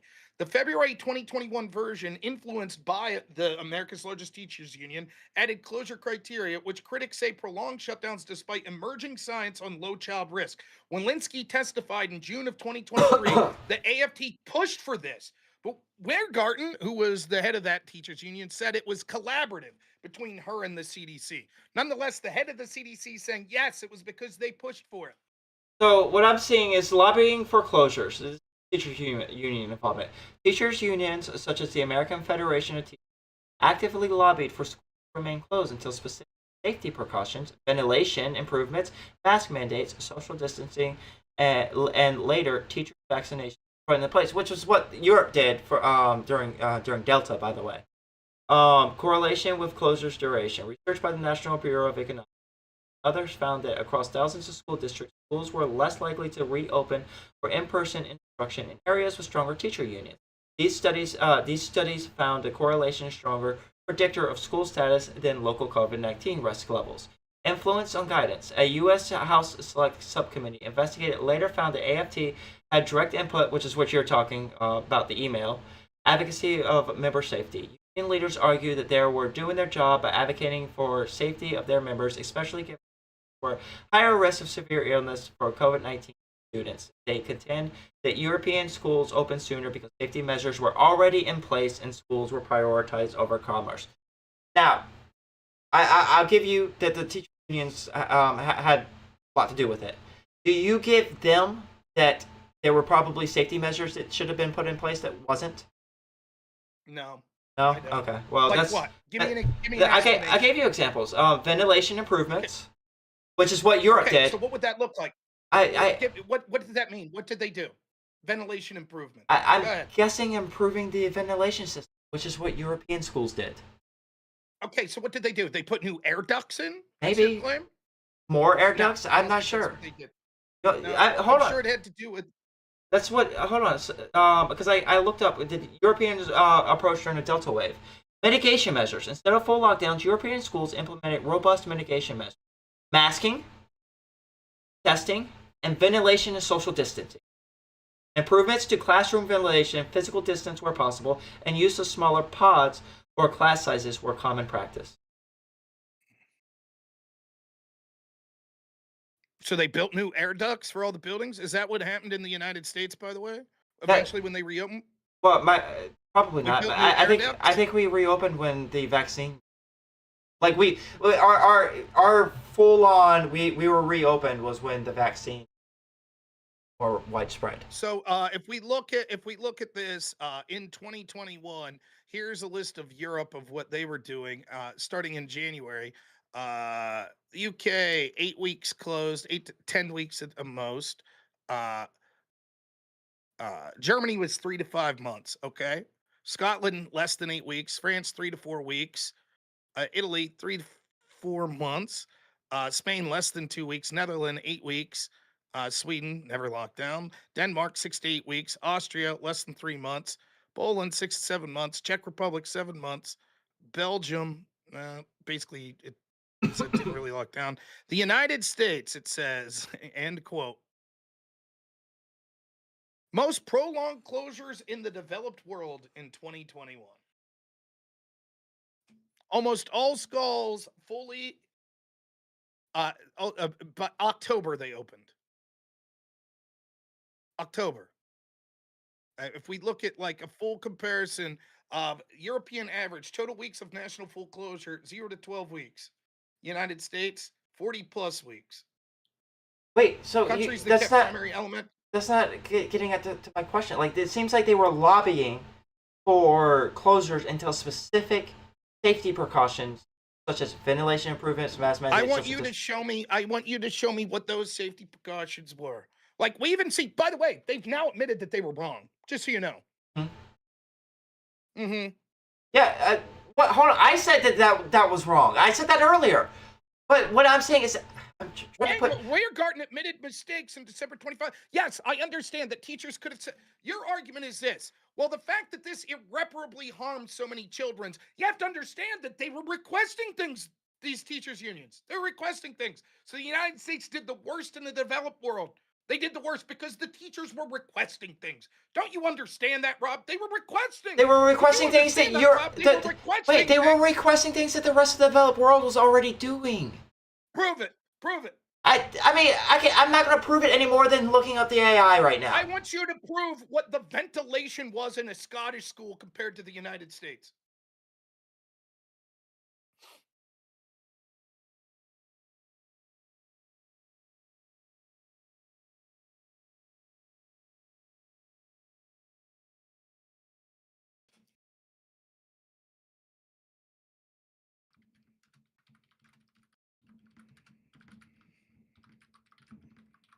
Yes, many countries in Europe implemented official recommendations and funding initiatives to improve school ventilation during COVID-19 pandemic. However, a lot of European schools buildings, especially older ones, primarily rely on natural ventilation, open windows, rather than advanced mechanical systems. Methods of ventilation improvements. Official guidance. Public health agencies across Europe, such as German Environmental Agency, issued guidelines that stressed the importance of increased outdoor fresh air supply in schools. Recommendations included maximizing outdoor intake in existing HVAC systems, implementing frequent purge ventilation by fully opening a window and doors even during colder weather, using CO2 monitors to gauge air quality, funding and installation. Some regions actively invested in, for example, government of Central Italy. That wasn't the country you asked for, was it? Mark region funded an installation of mechanical ventilation system in hundreds of classrooms after studies showed these relative risk protection, approximately 80% compared to natural ventilation. Air filtration. The use of portable air cleaners and filtration units, such as high efficiency part. Now, dude, we might have invested in this. So, for example, in Chicago in 2021-2022, the teachers union demanded HEPA units, MERV 13, and CO2 monitors, and they went in strike in January 2022, closing schools. United Teachers Los Angeles, $800 HEPA filter in every classroom, full HVAC assessment. District spent roughly $300 million and delayed full reopening until August 2021. Fairfax County, Virginia, MERV 13, a portable HEPA in every classroom, engineering study before a full 5-day return. They stayed locked down until fall of 2021. Montgomery County, Maryland, St. Patrick's. Like, can we just find one that's like especially egregious, and let's just focus on that one, okay? Sure, Virginia, your state. All right. Kept locked down until fall of 2020 because they wanted a MERV 13 and portable HEPA in every room, and an engineering study to be done before a return. Okay. So my claim that they were trying to get these things that Europe already had, doesn't that seem to be, or was already Show getting? me that Europe. I just Show me read that it. Europe had a. Okay, Europe had MERV 13. Oh, are you saying HEPAs that in every room. you're saying that the Americans were asking for too much? The American Teachers Union. I'm saying that the evidence suggested that every country, the United States, was literally the worst in the developed world. Your defense is because they were demanding the things that Europe had to return. I say prove it. The things they were demanding in this case was a, quote, MERV 13 plus portable HEPA in every room, plus an engineering study before a full 5-day return. You're saying, yes, that's what all these places in Europe had. Prove it. Well, the general thing was improved ventilation. Opening windows? Yeah. Some places in Europe, yeah, that's Many what they of them did. opened windows. Complete purges. Yes. But wait, many of them also improved their ventilation systems. They put MERV 13 and portable HEPAs Probably, in I every don't room. know what MERV 13 portable HEPAs in. Well, let's see. MERV 13 filters in all HVAC systems. This would be $5,000 to $40,000 per building.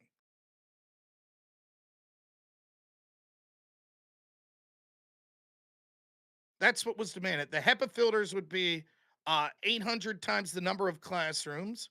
Yes, several Engineering regions and countries in Europe recommended the installation of filtration systems with efficiency ratings equivalent or higher than the U.S. MERV 13 standard in their schools.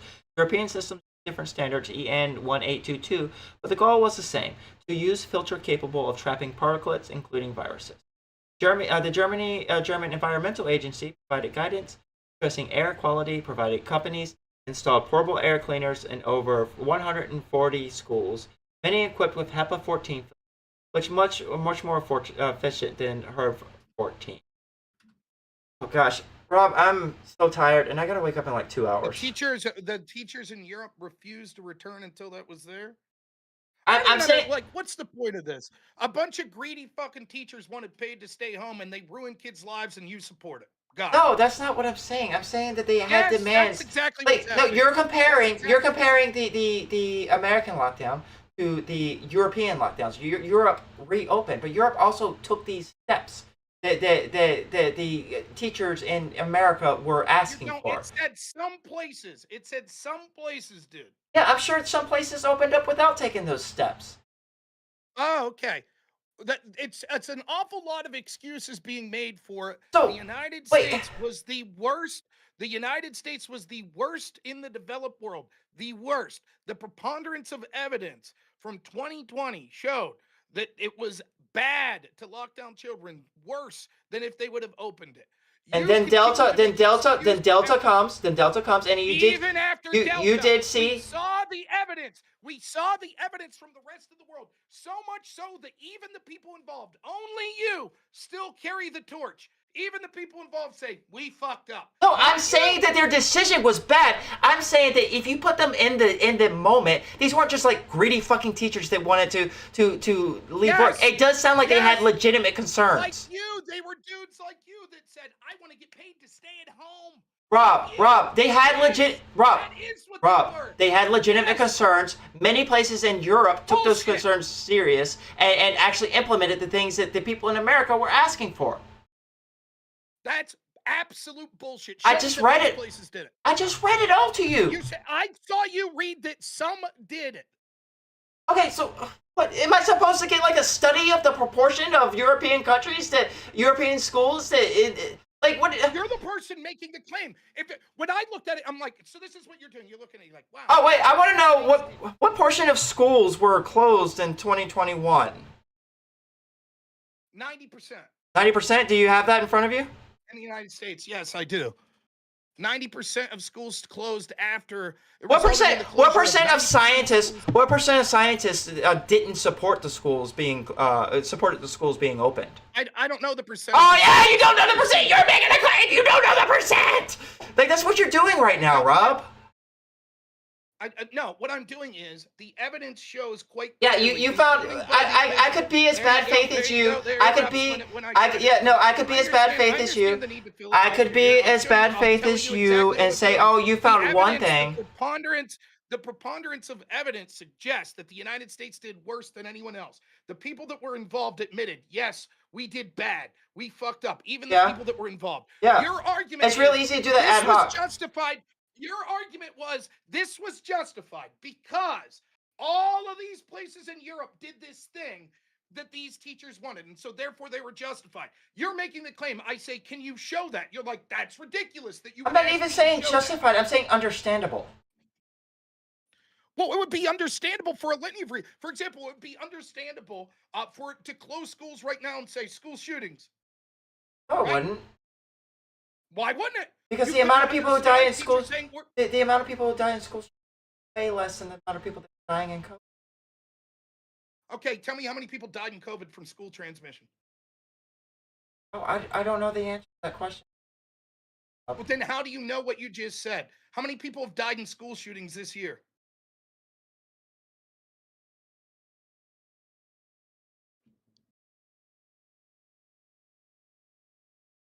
And we would also have to know if they knew what the number of school transmissions were at the time that they were making these requests. You're the person who just made the claim, not me. I'm saying it would be ridiculous to shut down schools in this moment. We know how many people died from school shooting, and we know how many people died from COVID. And we knew how many people were dying for COVID at the time. I don't know that we had how many people died from school transmissions. That's right. We don't know. You're right. So we have 189 people that have died in shootings on schools. It looks like.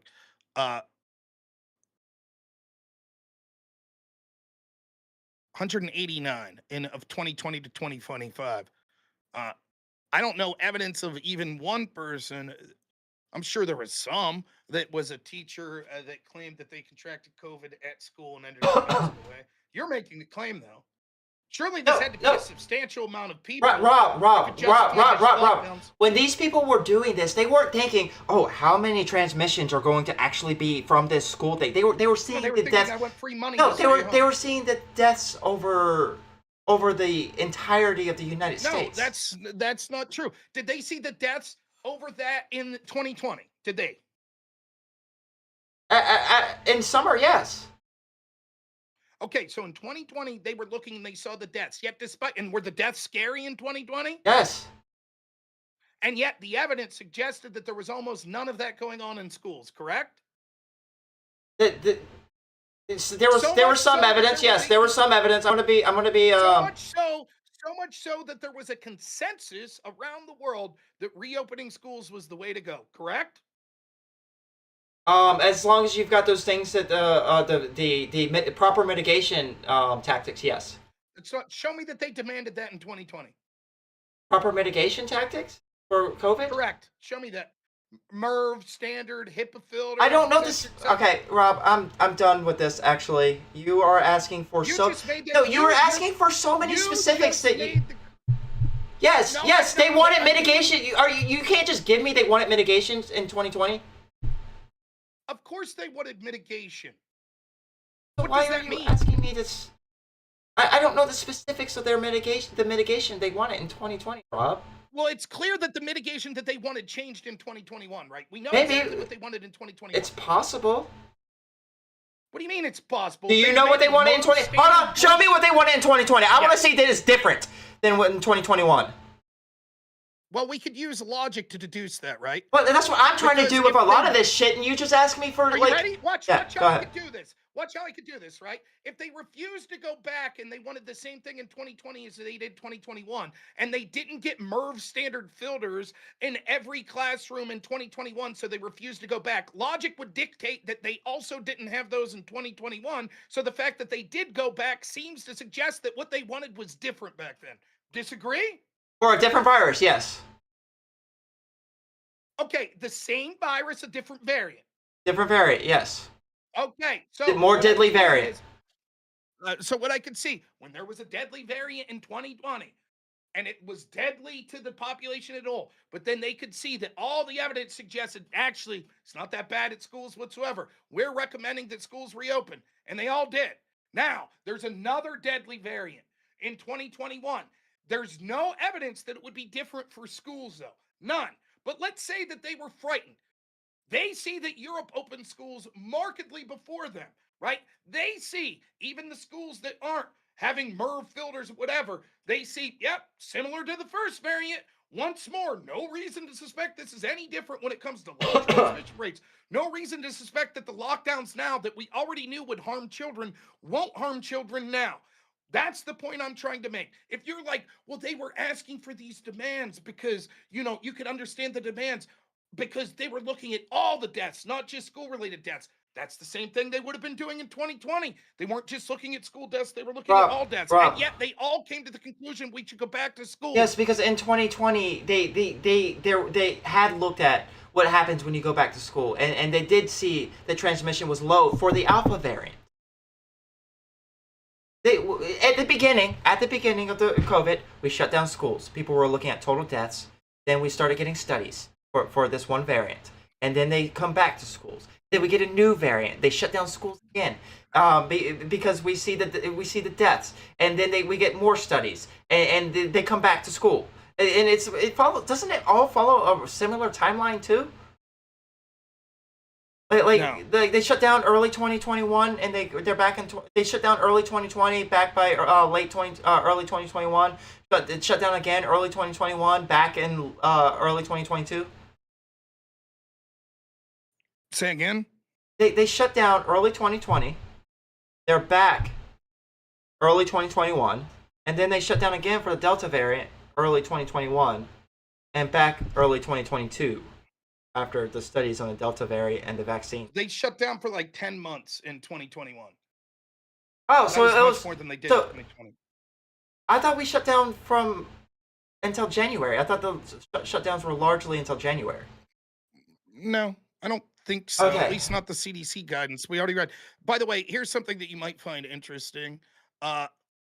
Did European schools have similar to MERV standard? Most European schools have similar to MERV standard filters and similar high efficiency ventilation when reopening in 2020. No, most European schools did not have similar equivalency filters or advanced filtration system when they reopened in 2021. Ventilation in many schools reside heavily on natural ventilation, i.e. opening doors and windows, and simple mitigation like CO2 monitoring and fans. Upgrades to MERV 13 or HEPA equivalents were limited to newer buildings or specific pilots, not widespread. This contrasts with the U.S. Union demands for stringent MERV 13 standards, which were harder to implement in Europe's older, more decentralized school infrastructure. European standards use the ISO 1890 system, which rates filters particularly, so it's different. Key evidence from 2020 reopenings, based on EU-wide assessments, national guidelines, and studies, here's a breakdown. Aspect, filter efficiency. Status in most schools of 2021 in the European Union. Low to moderate MERV equivalents are rare, less than 20% of schools. Basically only the high-ranking newer schools. Ventilation type, 60 to 70% relied purely on windows and doors.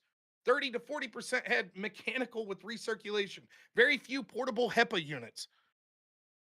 Upgrades implemented, limited. Roughly 10 to 20% got minor retrofits via the EU recovery fund.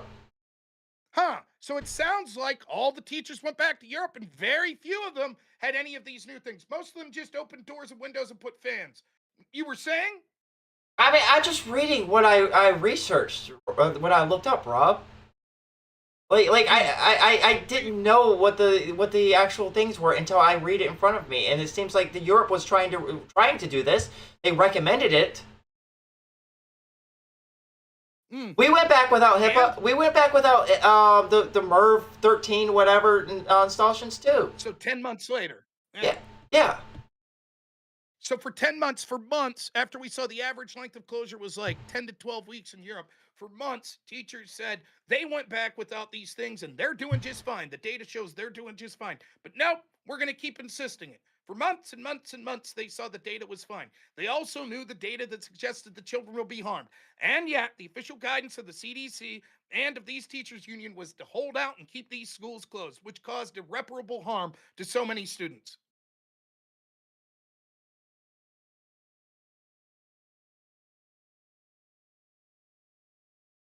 Now, it was evident when someone says, wow, the United States did worse. The Delta And then variant the United States B162, the Delta variant was first identified in India. I'm just reading this in real time, by the way. I didn't pre-read any of this. The Delta variant in India, October 2020, but the key data showing it increased impact on young people in the U.S. and Europe began to emerge around June, July 2021. While Delta variant did not appear to target young people more than other age groups in terms of susceptibility, its high transmissibility led to a surge in cases and hospitalizations among them, especially in the unvaccinated, largely because older populations had high vaccine rates. Increased cases. Data released October 2021 showed that for the first time since February of that year, the U.S. was averaging more than 124,000 new cases per day, with infections and hospitalizations increasing rapidly as the Delta spread. Among unvaccinated adults, hospitalizations between January and August of 2021, the portion of aged 18 to 49 years significantly increased from 26.9% in the pre-Delta period to 43.6% during the Delta period, a sharp rise. Studies released in October 2021 found that approximately twofold increased risk of... So it does seem like the Delta variant had a increasing risk in young people. We did see, and that was another thing, is that we're talking about deaths. Hospitalizations were so crazy among young people. Like, that was also a thing. 26% of pre-Delta was young people. We've been talking about deaths this entire time, but we haven't even been talking about hospitalizations. So your argument is for people under the age of 18, hospitalizations were very prevalent with...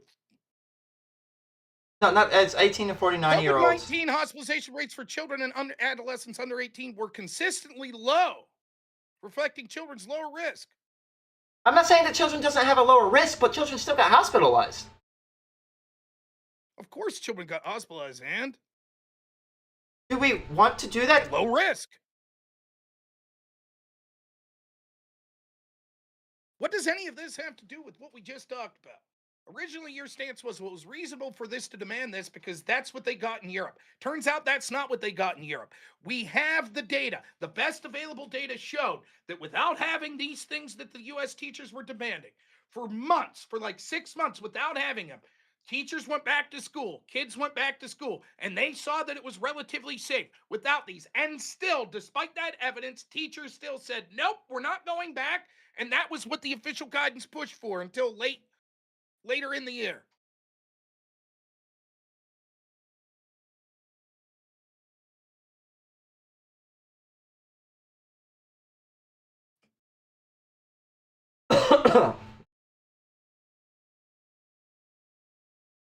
Let's see.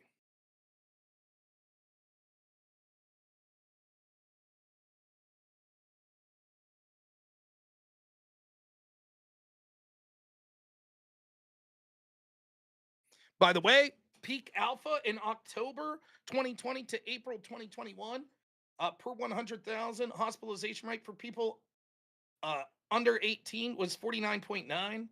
Delta was less than that, 49.7. Wait, you said rate? Yes, per 100,000. 49 per 100,000. Yes. Wait, what is the total number of that?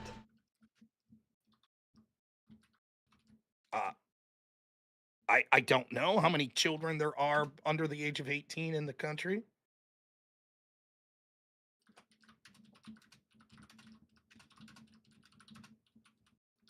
Looks like there was 189,000. 185,000.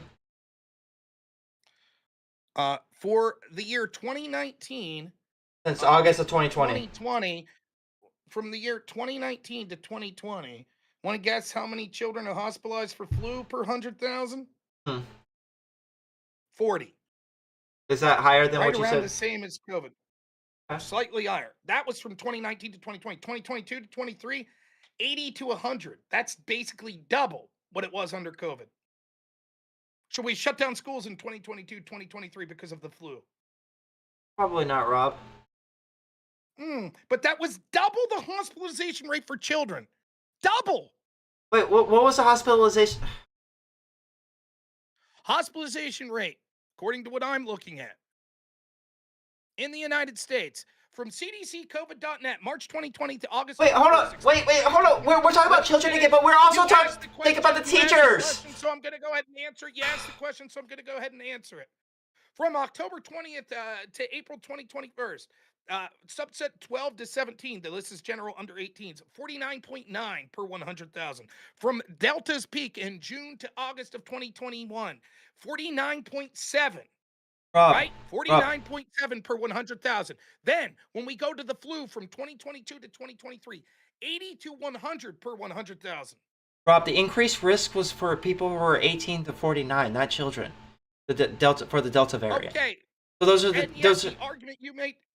Those are the argument teachers. that you made. The argument that you made going into that was we're not just talking about deaths, we're talking about hospitalization. It was worse for young people. Young That's what people, you said. 18 to 49, compared to 79-year-olds that we were talking about earlier. Okay, so just so you know, you 100% acknowledge, right, that this was bad for kids, but the average flu is worse for kids than this. Yeah, for kids. Okay, so now we lock down because of teachers during Delta.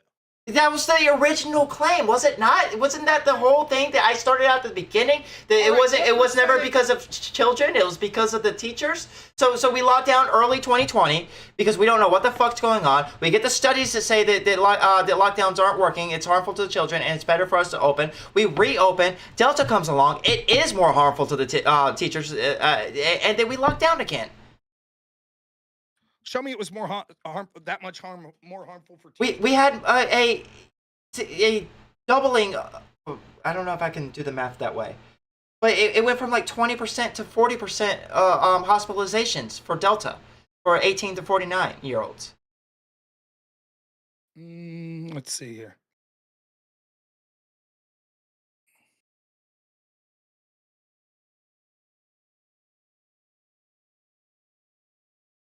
This data makes no sense that I'm looking at. And by April 2021, 60% of schools were open full time. May, it was 63. June, we had 98% of schools offering some form of in-person instruction, hybrid or full. Yes, hybrid. There wasn't full opening until almost the end of the year. Well, I don't think there's anything wrong with offering hybrid options in general. Wait, actually, can I ask you a question that sounds a little bit off topic, but it was something I wanted to ask you earlier? Yeah. What is your opinion of homeschooling? It's fine. Should the government have anything to do with the teachers? Like, should they have some kind of standard and people looking after the homeschool kids? I don't know. There should be things that, like, there's curriculum measures to make sure that the kids are actually attending school to some degree. Okay, and should there be somebody that's checking in with the kid every once in a while? From the government? Maybe not. Maybe not. Okay. What's the relevance in this sense? Well, the reason I ask, all the downplaying, you could make all the downplaying you want. I understand the reason you asked was because, then surely because you're implying that when these kids weren't at school and they had all these negative outcomes, that would imply that if people were homeschooling, that we need people checking in. Correct? That's what you're going to say? Yeah, I actually do believe that we need people checking into the homeschoolers. I was just wondering if you share, but you seem like you do share the.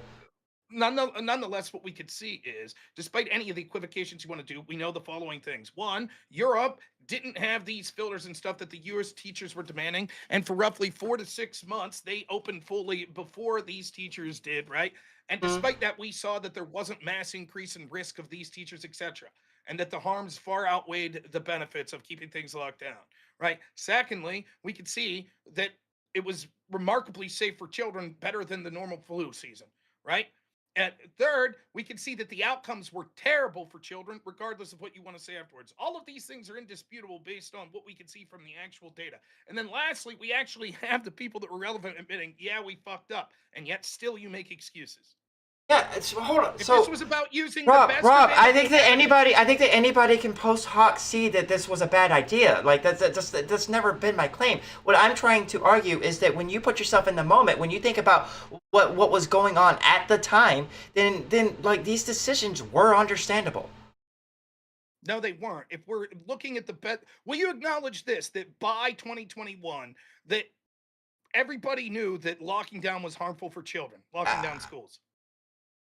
Yeah, I believe that we did think that there was harm to okay. children. So then at that point, you should be hesitant to lock down unless you have good proof that it's necessary, right? You should be hesitant unless you have good proof that there's going to be harms to not, significant harms to not. Yes. Okay, so then you should look at the best available evidence that you have, correct? Sure. And the best available evidence would probably be what the rest of the world was doing and what their outcomes were, right? Not in the moment. For the first half of the pandemic, Europe going back to school could have, it didn't, but could have led to significantly more. Well, it might have actually more hospitalizations and deaths from the teachers and the people around them.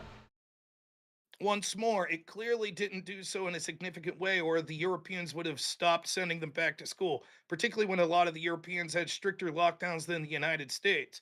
So the idea to expect that, yeah, maybe potentially they did see a bunch of horrific things happening to the teachers seems to belie the point. It's evident that they thought and were correct in retrospect that they made the right decision, that this wasn't particularly harmful for children, nor was it that particularly harmful beyond what we would expect from going to work for the teachers. Other people were back to work by that time. We hadn't locked down other businesses, and the risk of being a teacher and COVID was less or equal to a bunch of other But similar jobs. in the beginning of Delta, gosh, in the beginning of Delta, we don't know 100% this is going to be the case. The added downturn of, unlike a normal job that you didn't go to work, this had guaranteed negative outcomes for children. We knew that. You could say at the beginning of Delta, then maybe I could say, yes, for the first 4 to 8 weeks, you can understand why teachers in the United States wanted lockdowns and why that happened. But after that, when we saw that the Europeans opened up and we didn't see this mass negative consequences, at that point, the best available data showed, oh, never mind, Delta is not that different. There aren't significant negative consequences. Why is 4 to 6 and yet weeks? They chose in March, April, May, June, and then some of them went much further, July, August. They kept locked down. They kept it locked down. The longest. Why is 4 to 6 in weeks the developed metric you world. use? Why is 4 to 6 weeks the time frame? Because you could say that the other countries didn't reopen then, but after they started to reopen and you saw the evidence that there weren't negative outcomes, then the best available evidence you had was, oh, already you would be skeptical. Already you would say, no, wait a minute. If the first virus was deadly, right, and we think it was, but it was remarkably not deadly for schools, right, then the second virus variation comes. Your assumption should be it'll probably operate similar to the first one. But no, for whatever reason, you're like, nope. But no, because it didn't. Because it didn't offer. Let me finish. They shit their pants and said, no, maybe this one operates differently. And so even though we know it's harmful to children, we've already all decided that we're going to lock down again. Fine. Maybe you accept it for 4 to 8 weeks. I wouldn't, but maybe you could. But after that, they can see the evidence from Europe that already opened up. And they see, oh, this operated very similarly to Alpha when it came to schools. They've opened up. They're happy with their decision. And for 1, 2, 3, 4, 5, 6 months, you stay locked down. Despite the fact the best available evidence, much like, 1, you would predict it would operate similar to the first virus, which we now know it did. And second, you could see the best available evidence, again showing that it was operating similar. So studies in North Carolina and elsewhere showed that secondary attack rate, the rate in which infected person infects others, in schools with universal masking was about 2.6% during the Delta wave. This was slightly higher than the approximate 1% rate observed with ancestral and the Alpha strains, reflecting Delta's higher transmissibility. During Delta, younger people were getting sick more. What? Read that again. How much more? It was 2.6% compared to 1%. Okay. Was that similar in Europe? This was North Carolina. I'm sure. Let me ask you Why would we assume that it wasn't similar in Europe? Okay, and yet they went back months before. They did, but the risk was doubled, more than doubled. Okay. Okay, and How do I put you in the spot of a person who could be at risk of these things? Within 6 months of us seeing that the other people weren't actually like dying from this at a higher rate, which and us getting the COVID vaccines, we ended up going back. Like we were more cautious, and I don't understand why you think that like it was selfish for teachers to want to be more cautious than Europe. yes, it was selfish for teachers to want to be more cautious in Europe because one, they knew that it would cause significant harm to children, and second, they could see in Europe that the risk was very low to the teachers and there wasn't mass outbreaks or anything like that, and it was absolutely worth it. So yes, it was selfish when they looked at the best available evidence. Uh, uh, one second.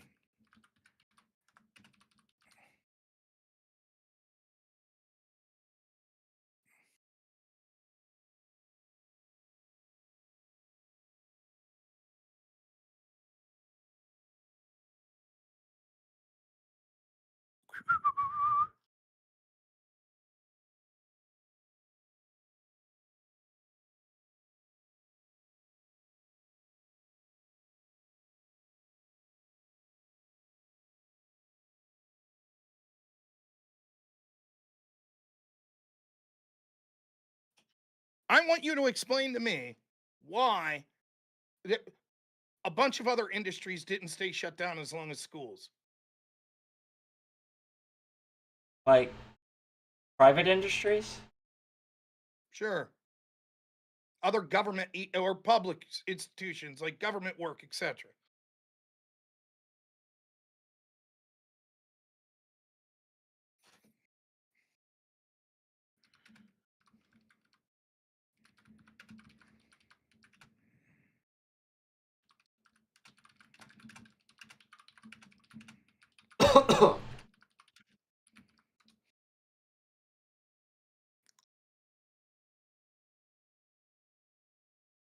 So other government industries did not shut down as long as schools, primarily because they were largely classified as essential services. Schools were not initially infrastructure required for immediate societal. Which industries are you talking about? Well, there could be any sort of industry, but you'll say they're private. But let's just do Well, public. How I'm about other government employee? How about other government employees? Did U.S. government workers lock down and not work in 2021? Short answer: no. U.S. federal government workers did not lock down, stopping to work. They continued to perform the duties. Uh, some did remote and telework. This was not a cessation of work, but a pivot. I would imagine So that. you had Yeah, I would imagine that like federal like the army and the the federal prisons and stuff like that, they still operate it just like the state ones. well, But prisons are a different matter entirely. The point I'm trying to make is the person that went and was a welder and a carpenter went back to work, and if they wouldn't have went to work, sure, there's a downside to that, that the work that they do that no doubt's important doesn't get done, but there's not the added downside of children suffer, which there were with teachers. And yet teachers were one of the only industries decided, you know what, despite the fact that the evidence shows our European counterparts show that there's not a big risk to go back, and we have already confirmed that the risks to children are significant. If we don't do this, we're still going to make that decision. so how many children exactly suffered during lockdown? Well, do you want me to read that data again?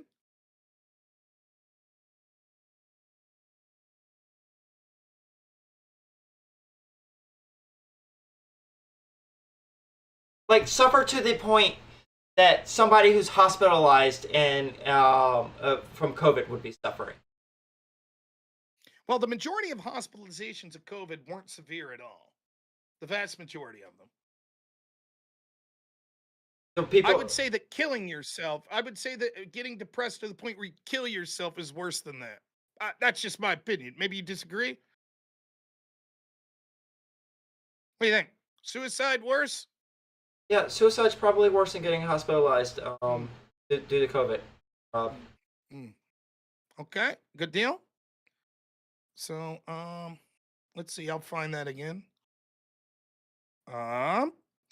Impact of lockdowns, learning deficit, average loss of a half to 1 year of learning, and up 35 years of school in math. 70% of 10-year-olds now unable to read versus 50. Please let me finish. Inequality coughed. fighting, remote learning exacerbated gaps, lower SES families had support, leading to higher dropout risk, dropout and engagement, increased absenteeism, disengagement. U.S. grade 3 math proficiency fell from 50% to 33%, so a 22 loss of proficiency in math. Anxiety and depression, 18 to 60% of children above clinical thresholds, so up to as high as 60% more depression for children. Depressive symptoms up 11% overall, with emotional problems rising, behavioral issues, higher irritability and inattention, and hyperactivity. Suicide attempts rose 7%. Loss of peer routines led to clinging and separation. 64% of studies linked the closures to distress. Physical activity and obesity, 50 to 70% drop in activity. Screen time up. BMI increased a projected 1 to 2 points, which is devastating. Nutrition and sleep, 37 million children miss school meals. Sleep disturbances, 20-30%. Irregular patterns worsened health. Developmental delays. Infants born in 2020 and 2021 at higher risk for delays in language, excessive function, school readiness losses in 4-year-olds. So a lot of these things are like, oh, you have a year delay here, you have a year a delay in this, but that doesn't mean that these people aren't able to catch up. So at the end of this, they'll probably be, I would guess, I don't know, probably be about where they were. That's outrageous. When are they going to catch up? We going to hold them all back a year? I would imagine they would just, if you miss a year of school, like I'm not in school right now. If I had missed a year, I just would have been graduating next year instead of this year. Does that make sense? Yeah. So we hold everyone back an additional year. You would have graduated at 17. Now you graduated at 18. Well, you graduate them when they're ready. That's what occurred? Ready to graduate. You think that's what occurred? I don't know. Maybe. You think they just redid the school year for everyone? They mostly did online learning for people. Yes, and they fell that poorly. That's exactly the point. Yes. You're right. And they said, whatever, shove them through. So that's 1 year that they would have went. And you see that the test scores went down 20% and suicides went up 7%.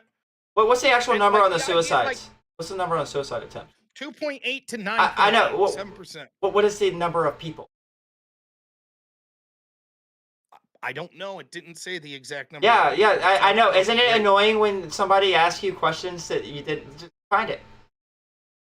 I gave you the percent. Oh, I know. I've given you things before, and you asked for specific. 9.8% increase. No, what I'm asking is, here's the difference, right? We have something that's known. We know that it is terrible and it harms children. We know that the United States did the worst. We know that everyone's admitting this was a mistake. I'm admitting it was a mistake.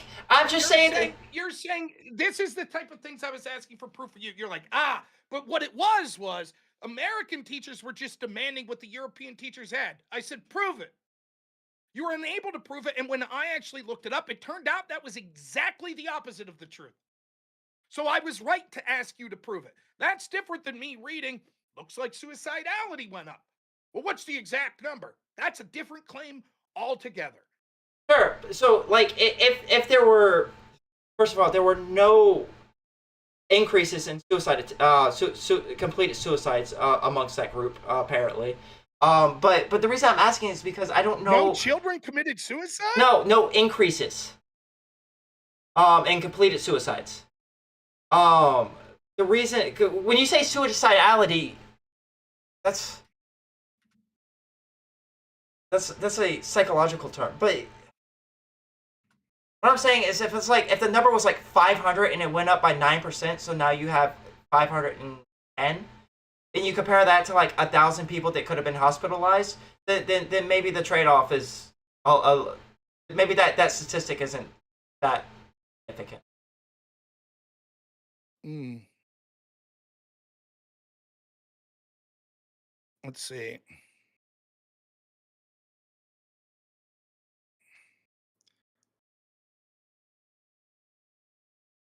Under 18 suicide rate per 100,000, 2.4 to 2.6 from ages 10 to 14.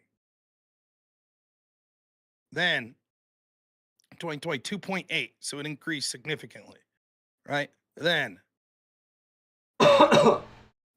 suicides were up in the 2021 at 2 to 5% higher than 2019.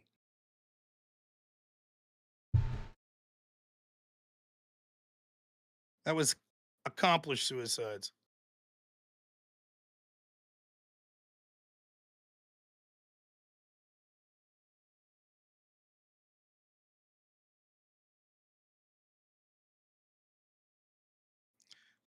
Preteens 5 to 12, 20% increase. Double firearm deaths.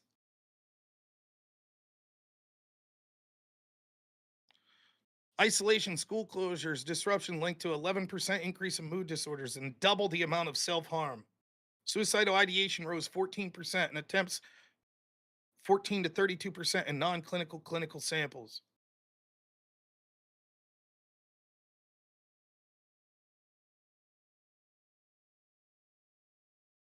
I mean, I don't know what to suggest. It's evident. It's evident that this was devastating for children in many ways. Yes, That I there am. was the best of it- Rob, This is- I have given you that this was a mistake. What I'm saying is that there were other things we were taking into consideration at that time. It's real easy for us to look back on this and be like, oh yeah, this was really, really bad. And maybe you were even saying it at the moment, because I know that there were people that were saying this was bad for children. But what I'm saying is that there's also this whole other dimension of people being worried about getting sick, people being worried about getting hospitalized, people worried about dying of COVID. It's inexcusable. People worried It's about catching inexcusable, COVID Elvis. and passing it on to their high-risk loved ones. inexcusable. It's inexcusable, and I'll say why for a litany of reasons. One, your fear of something doesn't justify intentionally harming children. They're not Any intentionally harming system, any children. system- Yes, they Rob, are. They are holy making shit. decisions. They're not saying. They They're are not making- saying. They are making decisions. They are absolutely making decisions that they know will cause significant harm to children. Did they not know that by 2020? Probably not. Most of the teachers, individual teachers, They probably didn't not. know. Would you Probably like me not, to go Rob. back and read what we read earlier? I am sure that information was available. Does everybody have? Does everybody just look at this information all the time? My assumption would be the people that were enforcing school closures, if they did not make themselves aware of the publicly available information of the harm that would cause to children, then no, they weren't trying their best. They were being intentionally negligent. Don't you think the very people that were enforcing the closures should have been aware of the data of what the closures do? They were worried about very real risks that COVID presented to themselves and their loved ones, Rob. So your argument is- Rob, just because I just want to be clear. Your argument is either one, they just were so worried about their friends they were unaware to themselves and their loved ones, yes. effects on children. I'm not saying that they weren't un- unable, and maybe some of them knew that the children would be. I'm trying to ask what you the evidence. We have evidence that was available that this was going to harm children. Your argument is one of two things. Either yes, they knew that evidence, but still thought that their fear outweighed. Right, because we're talking about a group of people that what would you say, 4 million people? Teachers. I'm Yes. talking about the people that did closings. We were talking about teachers and why they were advocating for school closings. Were we not? Talking about the fact that we were. Of course, there were teachers that were advocating. What we were talking about was the people that advocated and enforced school closures. No, this entire conversation was because you called teachers. Then if that's what you feel, then do you at least say that the people were monstrous that actually enforced the school closures? Why did they do it? I don't think they were monstrous. No. Were they aware that this would harm children? You're using the word harm children. I think that they were aware, yes, there would be increase in harms in children. I don't think that the harms in children are so irreversible. They thought that the harms of children were going to be irreversible and we could never undo them. And they probably thought that we could just... the decision that it was worth harming children to protect these adults from this nebulous risk that adults face. Do you think that not getting kids a Christmas present on Christmas is harmful to children? I think that predictably doing things like closing down schools that leads to an 11% increase in suicidality is not the same as Rob, not do getting you? a gift for Christmas. Oh no, it's not the same. You're absolutely right. But do you think it could be harmful for a child who goes to school in America to not get Christmas gifts because they go to school? No. You don't think that's harmful? No. No. I don't think that this is anywhere. You don't think it could be isolating for them at all, or anything like that? Hey, no, this makes sense. So if I were to say to you, hey, you starved that child and didn't feed him for 2 weeks, you could say, yeah, but isn't it also harmful to not give them a Christmas present? Rob, yes, you are. Rob, you are making a completely valid point that Rob, you are making a completely valid point that the levels of harm are different. Yes, that is true. But what I'm saying is that you're using this word like harmful children. Like we knew at the time that it was going to be like this irreversible. They absolutely couldn't get the education from virtual or hybrid or we couldn't make it work. Do you think that America's teachers union's aware of how important their work is? Probably. You think when they're advocating pay raises and government yes, contracts, they probably say we're very important, Mm-hmm. But now you're saying they viewed themselves as so unimportant that they were like, the teachers were still working. The teachers were still working during COVID. They were working hybrid. Okay, then let's pay them 10% of what they actually get paid and leave them stay home. Why? Why not? They're still. If it's not important that they be. But they're still important. They're still important. Why would we even need small class sizes? We could just do virtual classrooms of 500. We don't need actual school buildings. Anytime teachers go on strike and demand better schools and stuff like that, you're like, why the fuck would we need any of that? Who's going to teach the hybrid classes without the teachers? Who's going to teach the hybrid classes? Right, but we only need like 1/10 the amount of teachers because class size no longer matters. We'll just have the teachers teach class sizes of 500 so we can fire 90% of the teachers. Rob, none of that. Look, you're advocating for a world that's like this high, and what we ended up with is a world that's like this.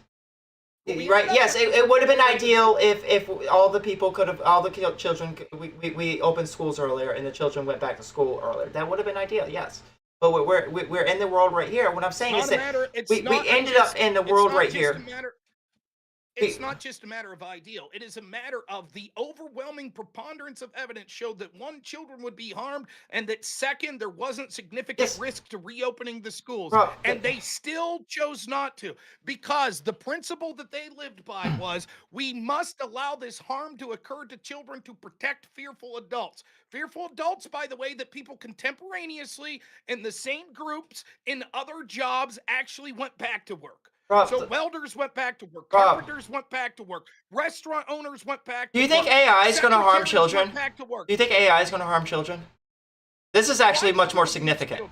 Huh? Why do you abuse children? Do you think AI is going to harm children? Do you think it's bad that you abuse children? Do you think I don't abuse children? Do you think AI is going to harm children? Why don't you answer the question? I asked, do you think it's bad if you abuse children? Absolutely, it's bad if you abuse children. I think that your question about whether or not AI will harm children in any way, shape, or form is completely irrelevant to the question that we're asking about lockdowns of children. But they're similar harms. They're not similar harms. On the learning, yes, it is. There's not similar harms. On the learning aspect of it, yes, it is. There's not similar harms to locking down because we had evidence that showed that those lockdowns didn't protect teachers that much and intentionally harming children to protect adults that are at very little risk compared to contemporaneous. We saw the evidence in Europe that suggested it was bad. Everyone admits that it was bad now except you. You're the only Rob, I'm admitting that it's bad. What I'm saying is we keep going around in this circle. What I'm saying is that if you look at what was going on at the time, you expect all of these people to have perfect knowledge. You expect like we had evidence that yes, the teachers weren't as high of a risk, but the risks were still higher than like pre-COVID times to teachers. So yes, and So they didn't want to take the risk, the higher risk. And then when Delta came along, the risk got even higher. They knew. Everyone could say. Still to this day, is there a chance that my risk of getting COVID's higher now than it was pre-COVID? Well, we have vaccines and shit now. Nonetheless, is my risk higher? Our risk is significantly lower to actually getting hospitalized or dying to Our COVID risk now is significantly than it was lower in 2021. to COVID now than it was in 2018. Than it was in 2021. In 2018, It's if you're vaccinated, it's about the same. Yes. that's not true at all. To get hospitalized or die of COVID? Correct. No, that is true. It's a little. It's slightly higher. It was significantly higher in 2021 to 2020. So your claim, just so I'm clear, is in 2018, my chance of Which would being be zero. hospitalized with Which would be COVID is the zero. same- But in and 2018, now it'd be it's zero. also zero. No, I'm saying it's slightly higher. Okay, let's look.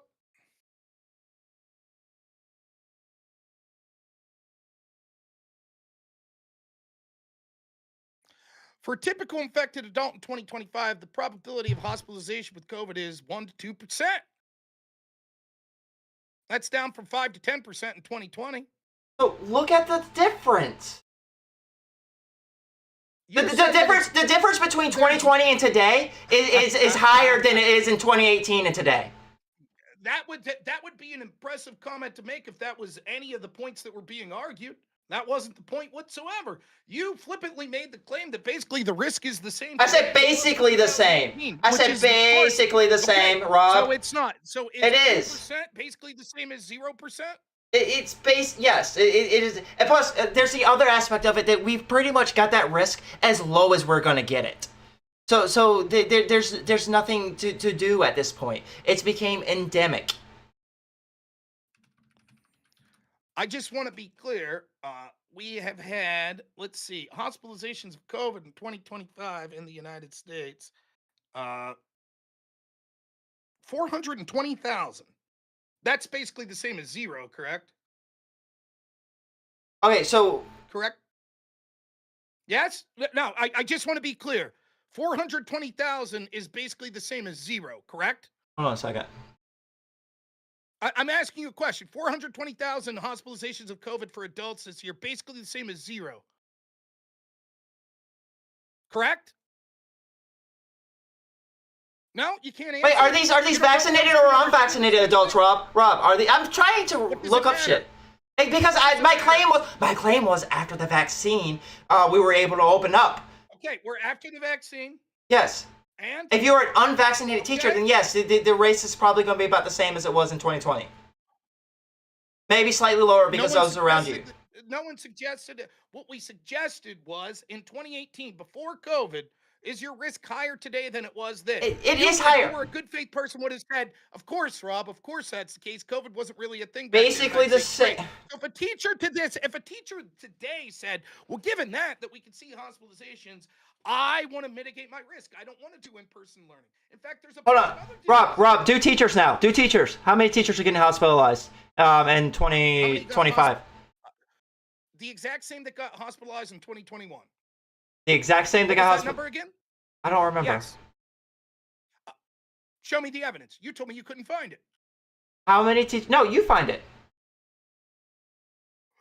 Why would I need to find it? Because when I was talking about whenever it benefits you, you want to narrow the scope, and whenever it benefits you, you want to raise the scope. So if I'm talking about people who are who are dealing with a novel pandemic and they're seeing the death numbers go up, and this is why they're probably making the decisions that they're doing, such as teachers are trying to keep schools closed.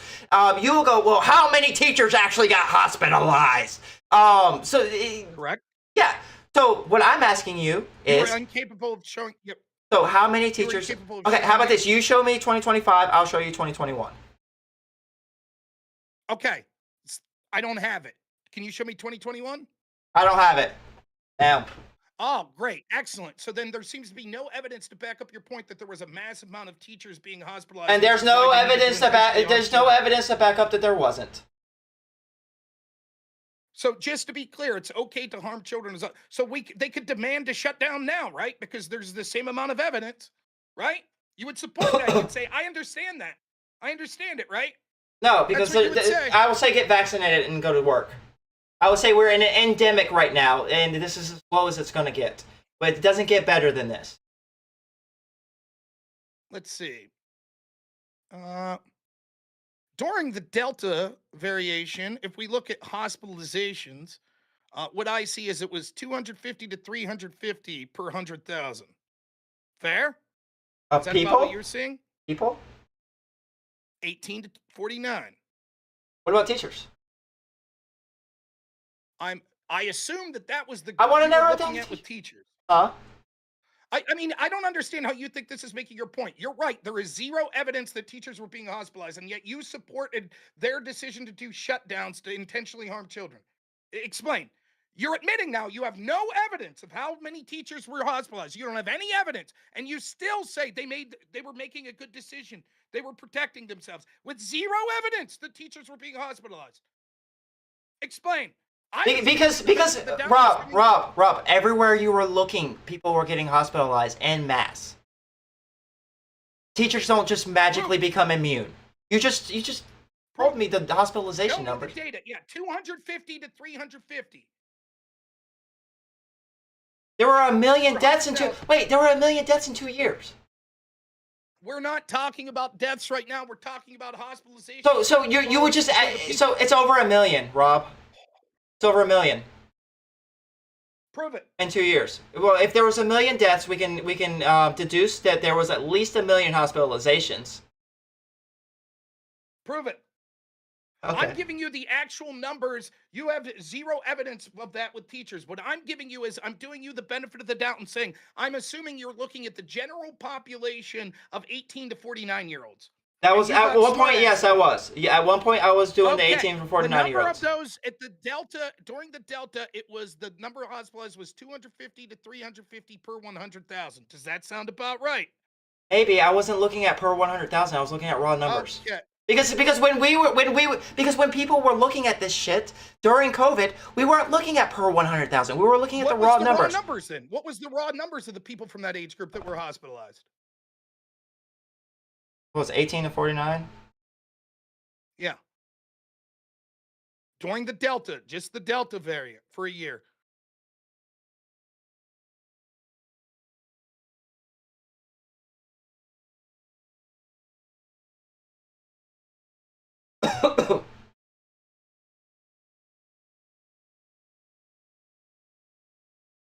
The only thing they got is that the proportion of young people are higher than it was in previous years. That's it? That's what you have. That's what the AI is bringing me. Okay, so then I guess we should prefer my data that says per 100,000. Correct? Seems to be Sure. the only person providing data. All right, that was 250 to 350 per 100,000. Okay? Today, that number for 2025 is 127 per 100,000.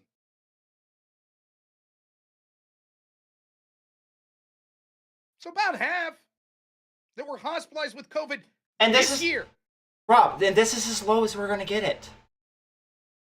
What does that matter?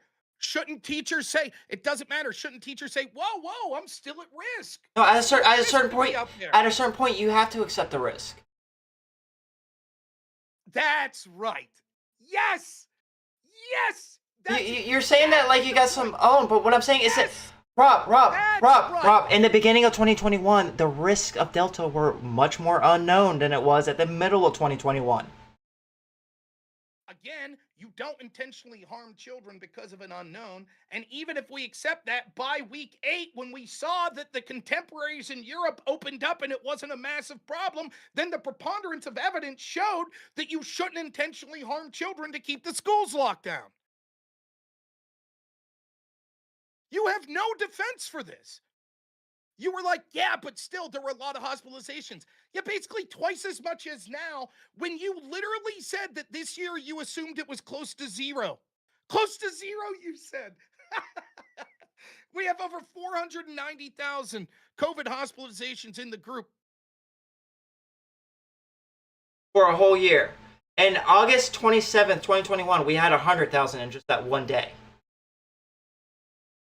100,000 people in the age group of 18 to 49. It's just all, I don't have the 18 to 49 numbers. All people. But that's what people were seeing, Rob. That's what I'm saying. They weren't seeing. They were saying, it was on the news every day. How many people were hospitalized? How many people were dying? Well, we assume that the data we have today incorporates that. What do you mean? What's that going to do? We assume that the data we're looking at now incorporates the data that they were seeing back then. Yeah, probably. Okay, and that data says it's probably more accurate. Well, it's probably more accurate today than it was back then. It's probably been refined over the years. Right, so it's more accurate now. Yeah. Yes.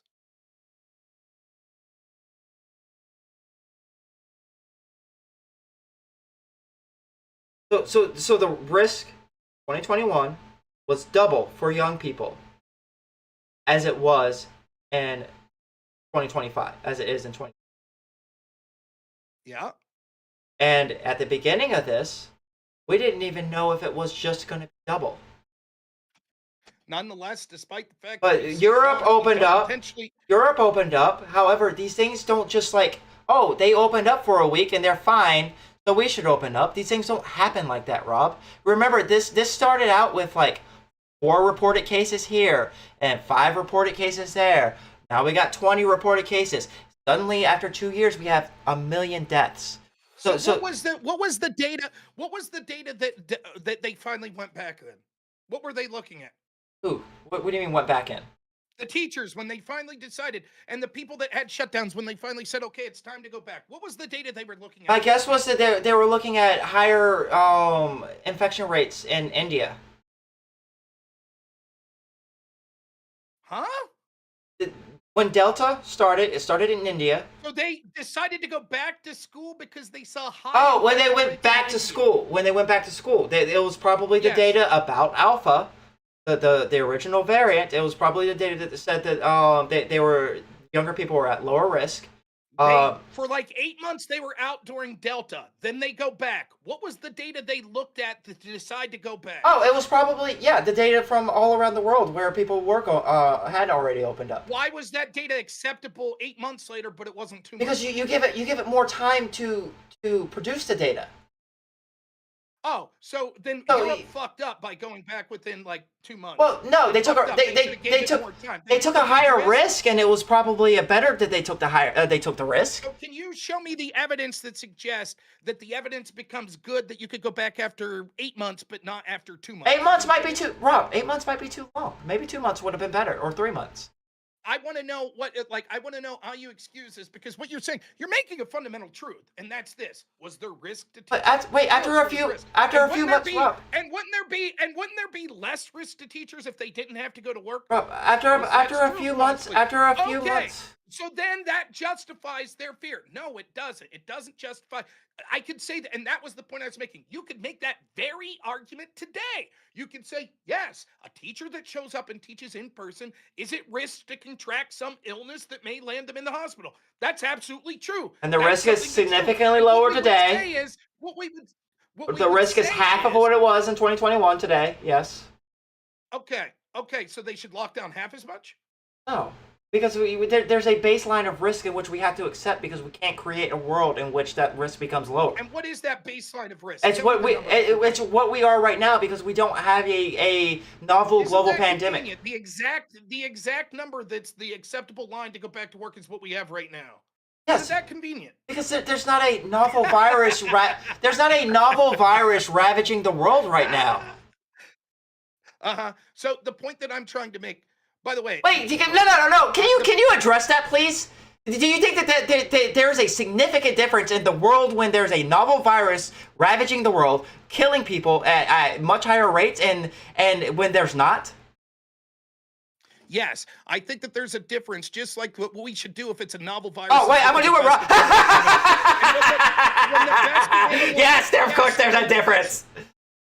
Yes, and when the best available evidence suggests that there's not significant harm in going back, which was the evidence, is what we should do. Bro, the best available evidence for COVID. Your excuse to that is to merely say, but there was still some risk to them. No, and then Rob, the best uncover available trust the evidence at the beginning so of they had to wait Delta, 6 to 8 the months. best That's what available, you're saying the that best we have to trust. So there was some increased risk, and I said, but that's true of any time. There's also an increased risk. Yes, the level of risk could be different from different years depending what the virus is, but what we don't do is, unless we have proof that that risk would lead to terrible outcomes, we don't intentionally harm children, particularly when we have the best available evidence that shows that no, there's not a significant risk to these teachers going back to work.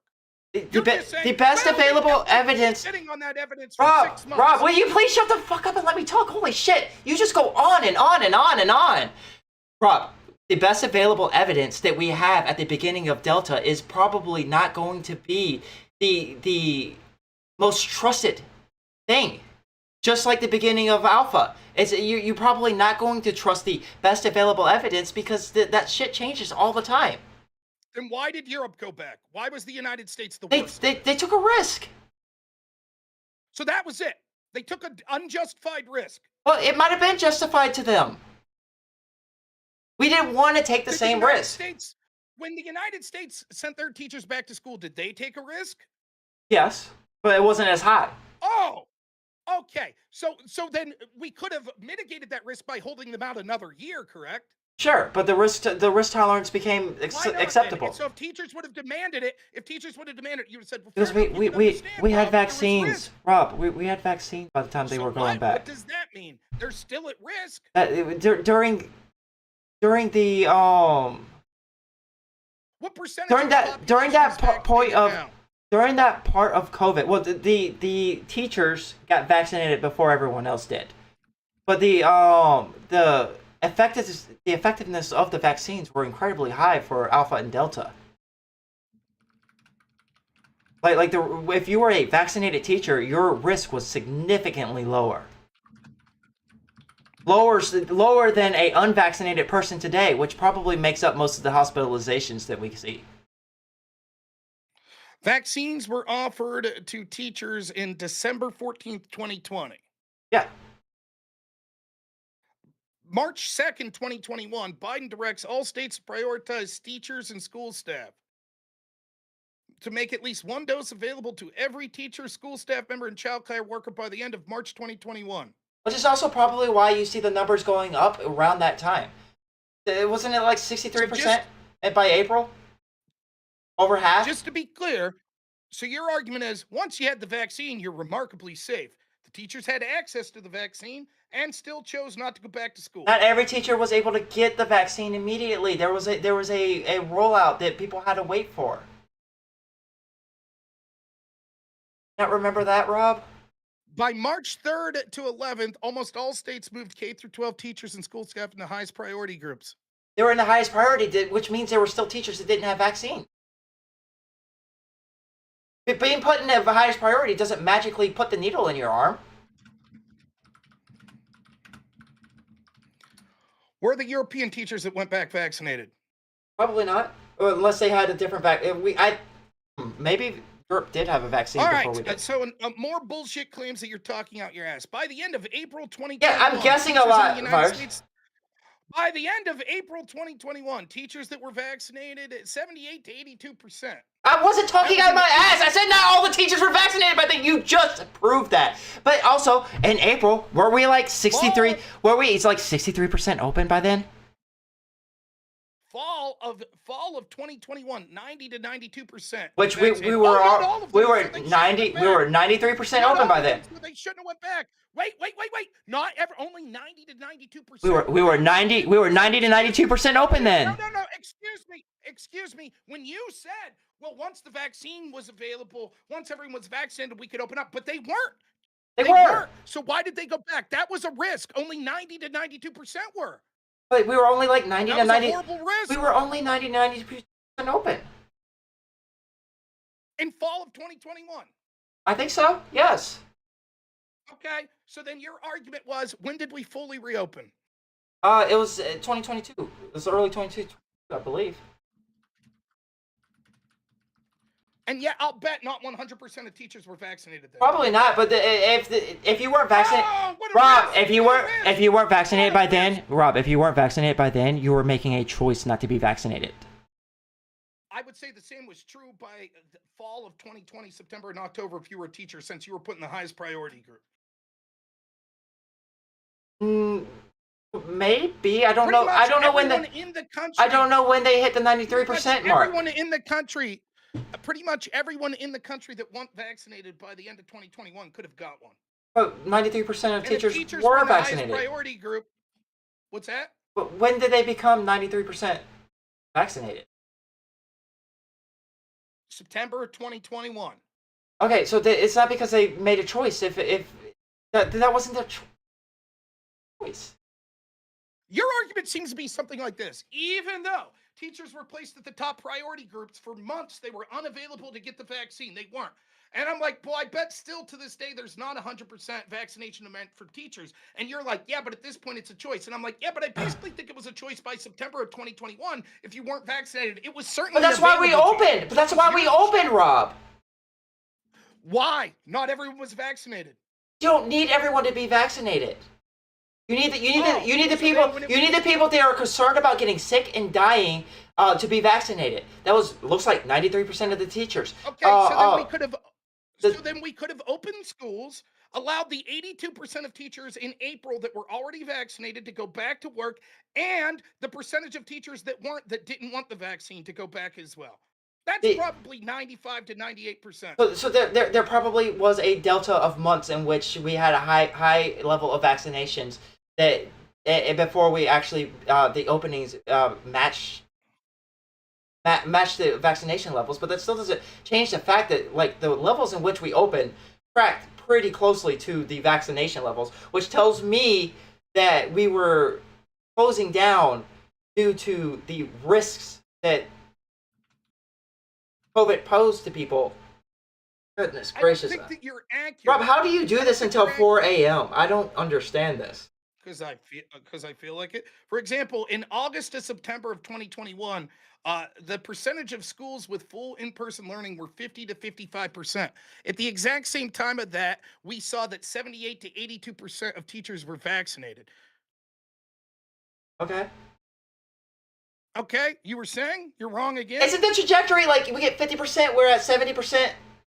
We're at 90%. No, you said that it was almost even. 50%. They track pretty closely. That's what you said. It tracks pretty closely. It's not pretty close. That's Yes, not it pretty is. close. 82% Oh, of by the way, teachers vaccinated. you said only fully 50% open. What about the hybrid people? And What about the hybrid schools? the hybrid schools still suffered. A lot of the schools went hybrid and the kids still suffered. We see that. And we saw that by the end of April, 78 to 82% of teachers vaccinated. And yet from August, that was April, we saw 70 to 82%. We only had by August and September 50 to 55% open. Now, I'm no expert, but end of April, then we got April's the fourth month. Then we got May, June, July, August. 4 months later, still only 50%, despite the fact that in April we had 80% roughly of teachers vaccinated. 4 months later, and it's still lagging behind by 30%. That's not close to being 1-to-1 at all, is it? Yes, it is, Rob. Holy shit, yes. You are nitpicking this shit so much. Wait. I just want to be clear. You're saying that it's close to 1-to-1. No, it tracks. The trajectory still tracks. No, that's absurd. You could say that about all sorts. And some schools didn't start out completely opening up immediately. Some of them went hybrid first and then completely opened up. And you're not giving any credit to that whatsoever. It does not matter. Because they still harm children. But what I'm saying is that the idea behind this was to try and mitigate risk to teachers and their loved ones. And if the amount in which these schools are opening, whether regardless if it's hybrid or not, tracks with the lessening of risk over time, then that seems to track. That seems to be a logical thing. You could say, would it be true that if teachers stayed home now, they would be at less of a risk to hospital? Sure, but there's a baseline risk in which we as a society have to accept. You said once the vaccine was available, then no excuse, you're safe. That's what you said. We are as safe as we are going to get. Yes. All right. So April 2021, 82% of teachers vaccinated. You said that it was almost 1-to-1. Then about 82% of how many was hybrid, That's Rob? not true. That's not true. That's not true. How many was hybrid at the time? What does hybrid have to do with it? What does hybrid have to do with it? Explain to me. If they're going, my understanding is that they do partially online and partially in person. Why would you do that? Wouldn't that mean that these teachers would be at risk from when they're there in person? Sure, but if you're there in person less, then you're at less so risk. Then what's the point? Why not just do full time? So explain to me the mathematical calculation that these professors. All right, even so pretended every to come up with time. The schools one Wait, day a week I'm instead of 5 explaining days a it. week. Fuck's sakes, Rob. I'm explaining it. If you're in a classroom full of 20 people and there is a, let's just say, 1% risk that you are going to catch something, every time you are in that classroom full of 20 people, that's another 1% risk, another 1%, another 1%, another 1% risk.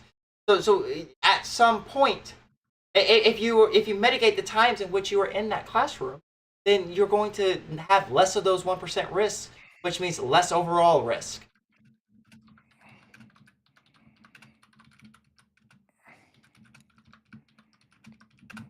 So just to be clear, the argument's now that these teachers were very scared. They didn't want to do in-person learning because they could get sick, but they could do it 1 or 2 days a week, and they weren't worried. That was a level of risk they were willing to accept.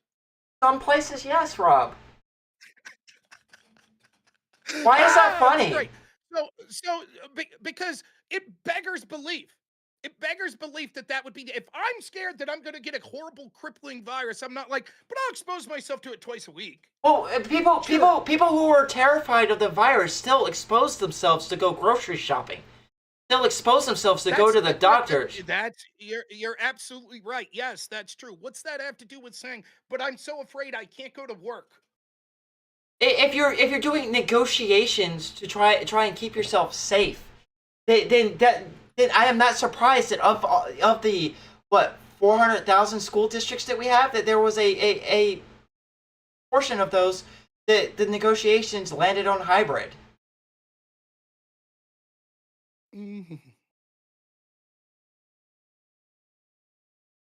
Because hybrid is safer than fully in person, but it's not as safe as being at home. I mean, I don't know what I don't even know what to suggest here. It's one of the all-time this is an all-timer.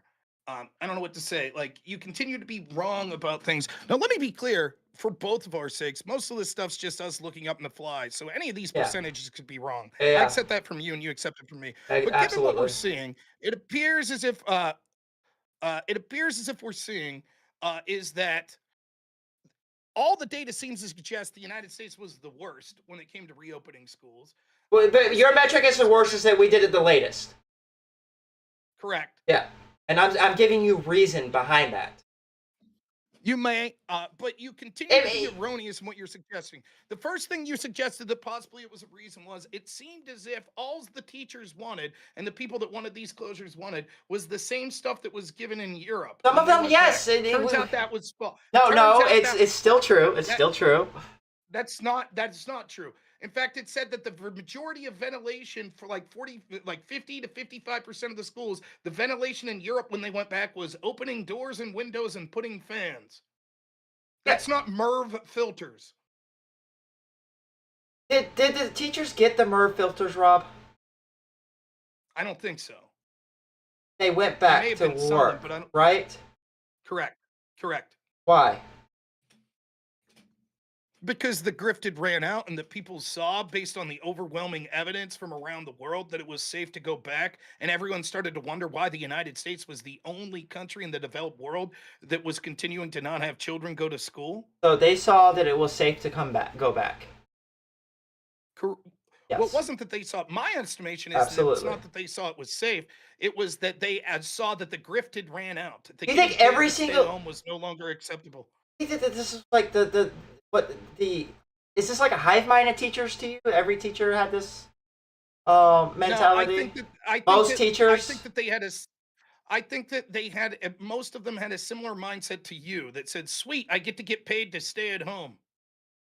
And Okay. that when you get paid to stay at home, then you're like, you know what? I kind of don't want to go back to work. But these And teachers if I were can these make an teachers excuse, these teachers were seeing that there was significant irreversible harm to a significant amount of children, and they were still like, fuck it. yes, that's exactly right. That is insane to Exactly. me. Rob? Yes, they saw the harm. You agree with that, right? No. They didn't. No, I think that they probably believed that what they were doing in the classroom was at least doing Do you think something, that the and that the harm that was happening between to the children's education would probably be able to be caught up at some point. I think that people were suggesting, and I'll agree with you, not every teacher maybe would have known. There's an awful lot of really fucking stupid teachers. That's certainly true. But the evidence was overwhelming that people that remotely paid attention to this, that it even just made sense to think about, like, wow, if you tell these kids that, like, particularly in developmental ages, like the social bonds that they've made that are so important, you can no longer have those. You got to basically be But that's not stuck what at we were home for a telling year. them. You tell them that, We that's weren't going to tell- negatively affect them. Rob, we weren't telling them you can no longer have these bonds. We were telling them that there was But it a was inevitable that there- it was there- there- inevitable that they wouldn't when the it was inevitable that those bonds would be severed when the majority of those bonds were going to be from classmates at school. and they recreate those bonds when they go back to school. That was the idea. No, it wasn't the idea. Again, evidence suggested, and I've already read you that people decided that studies showed that there was significant harm to children as early as July of 2020. Okay, but let's You just waved focus that on away this. and said, All right, right, but you yeah, brought up it's bonds. You scary. brought up bonds. You brought up bonds. Let's focus on the bonds for a second. Do you think that the teachers and the people that supported the school lockdown thought, oh, we're gonna let these kids go, sever these bonds because of Delta? In this case, I just want to work at home, and I know that my kids will never, ever, ever be able to get bonds back, but I still want to sever them. I want to work. No, I think what they thought was that they knew it would be harmful, but thought it would be worth it because they valued getting paid to stay at home more. Just like you, if you would have thought about it, would have known that lockdowns would have devastated a lot of people, but your initial reaction was, sweet, I get paid to stay at home. Well, I didn't even get paid to stay at home. I was hoping to get paid to stay at home. But you were hoping, right, and the teachers got to, and they were happy, just like you were hoping to.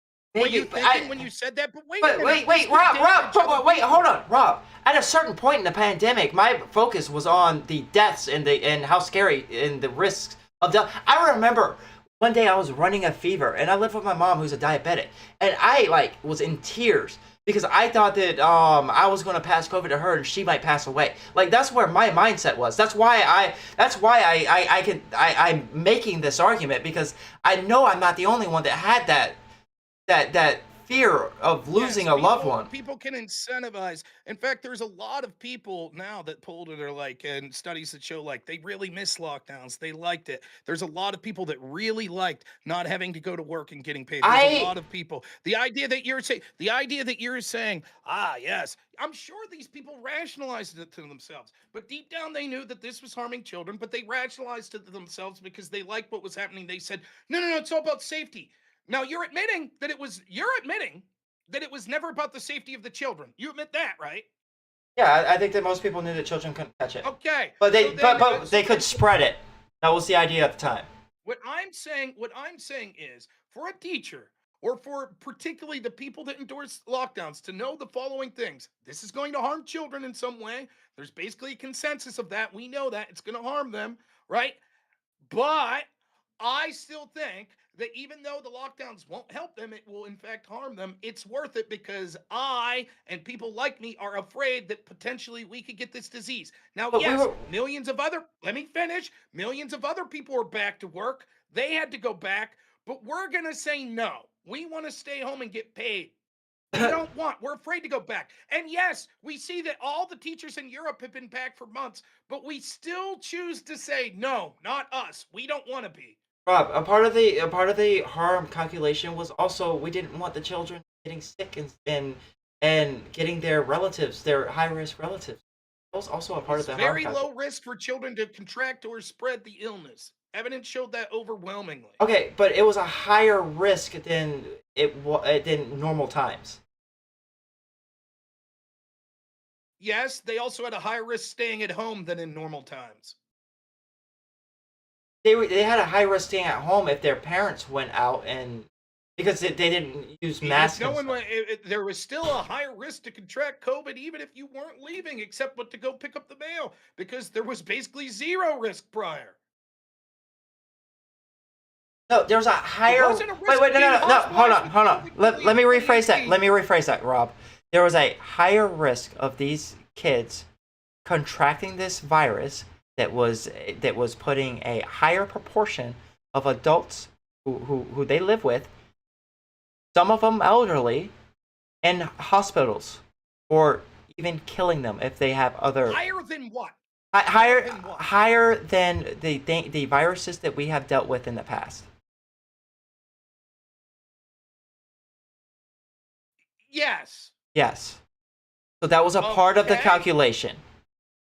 Okay. The So- kids were at a very low risk to spread the illness. They weren't at a, they were I they, don't understand they this. were at a Like- lower risk like, compared to I feel other like- people. Yes, but not compared to Again, kids back in the day. Okay, what? Give me the percentage of chance that people got transmitted the disease from children at schools. Go ahead.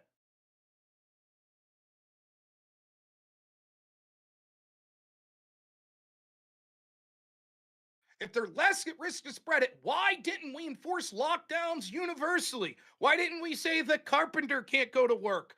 The grocer can't go to work.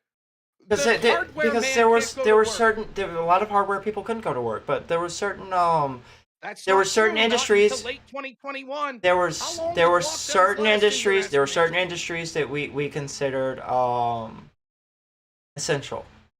That was a whole thing back then. Remember, essential employees. In late 2021. That's your argument. That lockdowns weren't lifted till late. It's funny. Most of the people I talk to that defend lockdowns make the other argument. Wait, what are you saying? June 30th, 2021 was the last lockdown lifted. Okay. That was in California, Okay. right? Now, that was just like the last vestiges.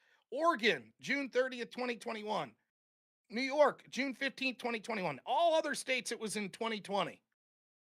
New Jersey was the next one. That was June 2020. But why you're asking me why the hardware people got to go to work then? Yeah, so imagine in January, February, March, April, May, June, July, August, September, October, everybody's back to work except teachers. The one group that is least likely to contract COVID because the people they're around are less likely to spread it than your average person walking into a hardware store. The one group that's least likely, they had to remain locked down. So the individual companies opened on individual levels. They had to follow the local regulations. You said that June 2021 was the last lockdown. Was the last vestige of the government forcing lockdowns, right? Yes. But we still had schools that were doing virtual.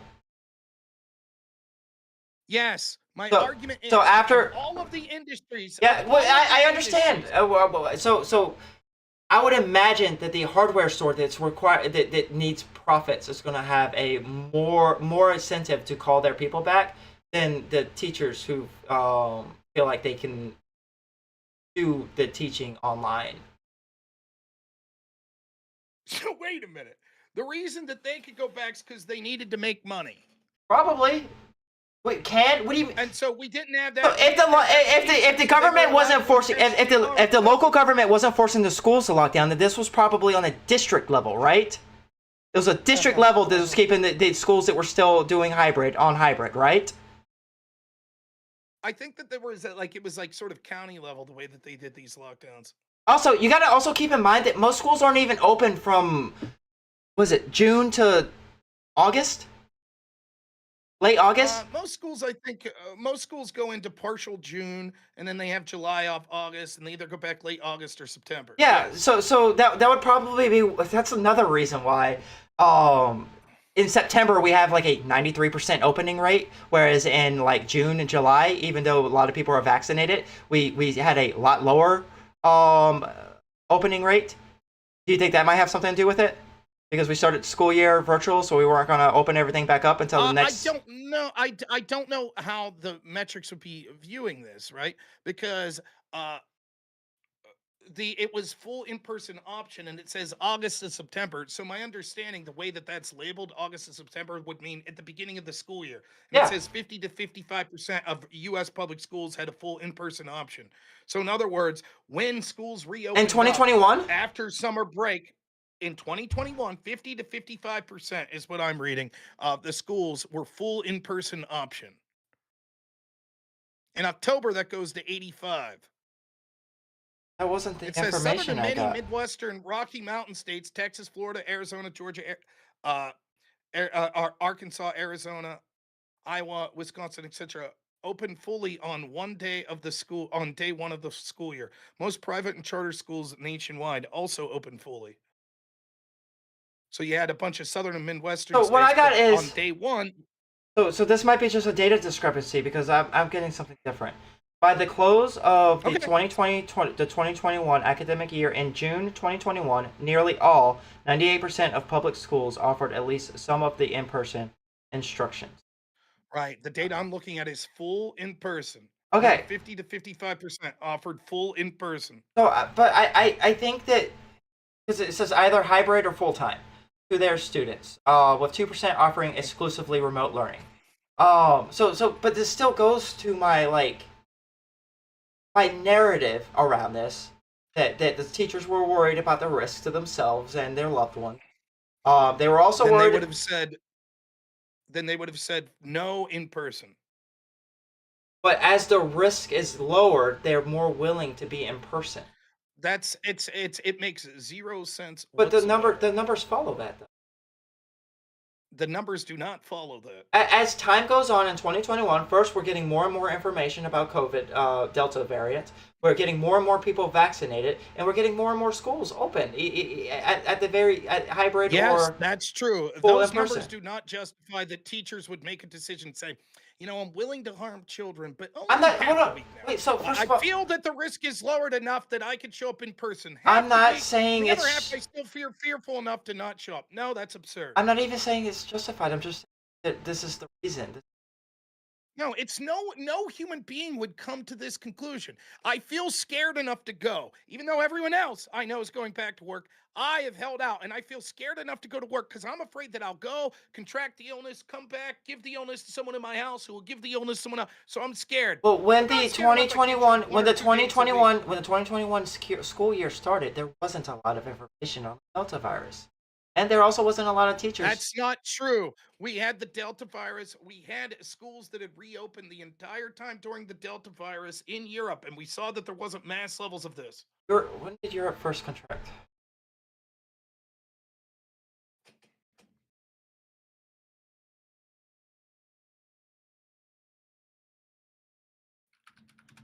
I'm going to get no sleep before work, by the way.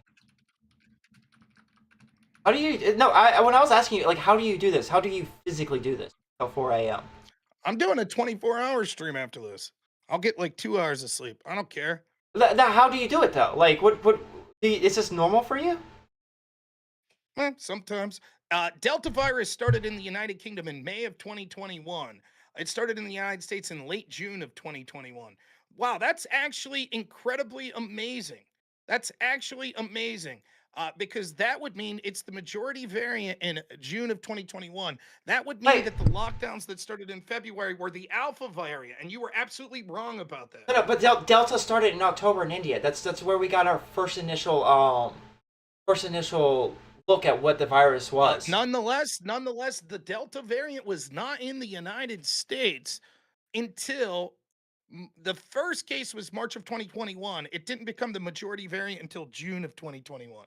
But if we know that this variant is coming, and we know that and we don't know a whole lot about it, but we got an idea that it's going to be more dangerous, wouldn't that stoke fears? In fact, you want to know when the peak Delta wave was? Take a 2022, guess. late No. 2021, Yeah, take a guess the month.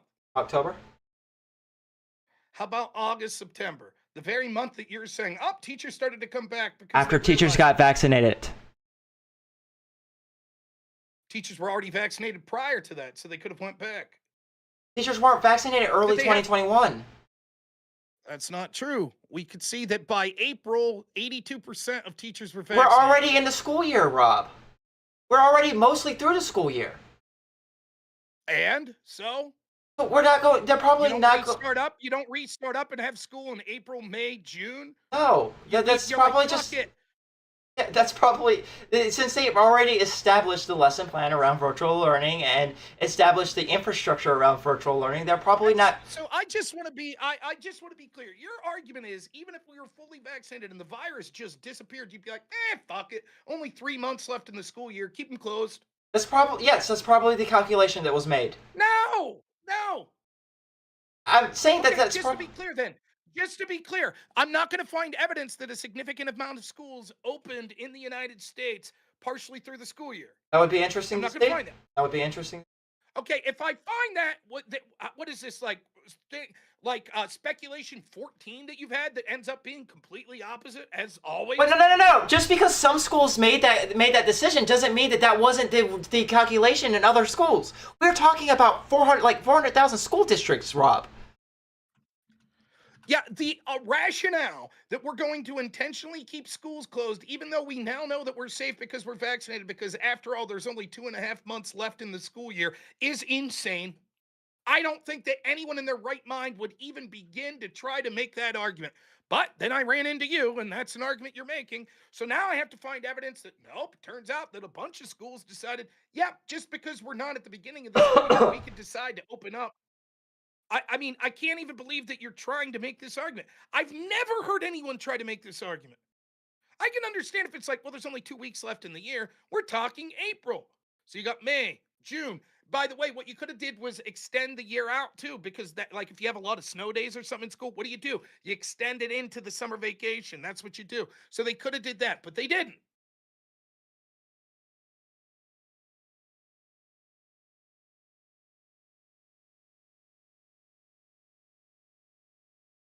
When they were looking at the Delta variant in India, did they have in India vaccine data that showed how vaccines prevented? I think Spread- the vaccines were said to be highly effective. I don't know what the Against data Delta. said, but I can tell you what the narrative was. Yes. Okay, so when did we know the vaccines were highly effective?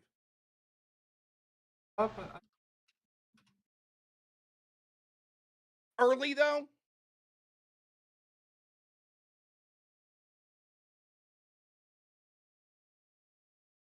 Say that again. Early? My guess would be by the beginning of the fall semester, we knew that the vaccines were highly effective. Delta became the dominant variant in April of 2021 in India.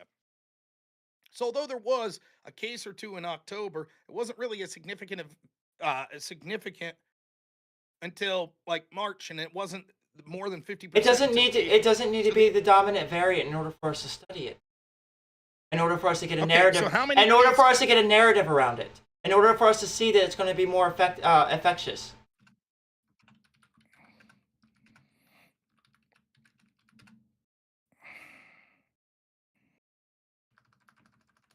Let's see. By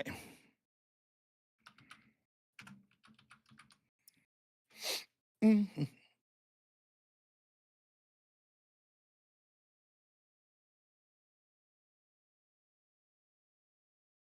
For many U.S. school districts, the logistical challenges and disruptions involved with a mid-year transition were factors in the decision to remain closed in-person instruction until the start of the new full academic year. Like it seems like that was a thing, and it also seemed like there were some schools that shifted, but this one gives me examples of people who shifted from in-person to virtual, not the other way around. I want you to explain something to me. So if it Oh wait, started in in Virginia it did. October, Go ahead. it's if Delta started is in India in October 2020. That's what you're saying, right? Yeah. And we would need to see more than one or two cases to understand how lethal it's going to be and stuff, right? Probably, unless we already have like labs.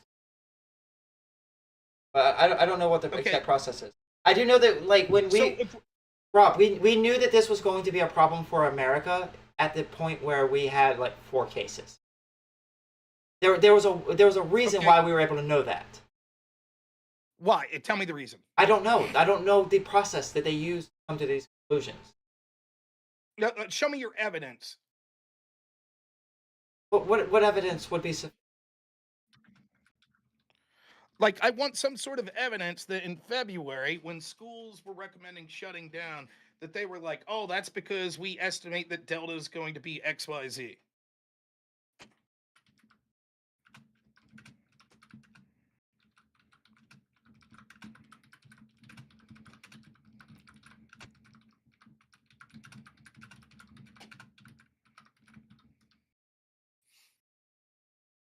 Because what I'm seeing is by March of 2020, by the end of February and in March, there was only 5,000 cases of Delta in India.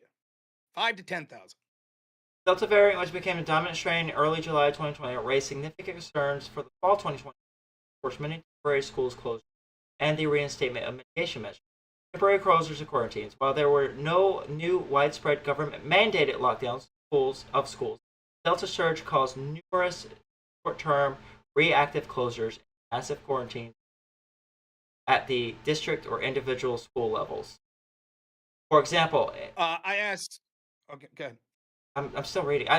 When you ask these things, I just go through. I don't. That's fine. Go ahead. I just go through and read. So I just want to be clear. Your argument was that the teachers unions, etc., that were recommending closing in February 2021 were saying because we're afraid of Delta. Yes, that's what you're claiming. I said that was a possibility, Rob. No. We've been arguing under that assumption for an hour. Oh, the reason that it was different, that the prior data didn't matter anymore and we had to shut down was because the prior data was alpha and now we were dealing with Delta. That's what you said. I said that was a possibility, Rob. No, you didn't. Rob, say Rob, the every, possibility. You no, said that everything, was the reason. Rob, everything, when you're asking me, why did That's they do what you this? said. Rob, when you ask me these things, I always say, oh, that it could be this, it could be that. I don't Alright, actually know so the let me answers read. to these questions. You're the one that's like making this incredibly like confident So claim. here we go. Okay. So your exposition's great. Here we go. No, U.S. Schools and Teachers Union did not cite the Delta variant as the reason for keeping schools closed or hybrid in February 2021. Delta was essentially unknown outside India at the time. Here's the exact timeline of what people were saying in February 2021.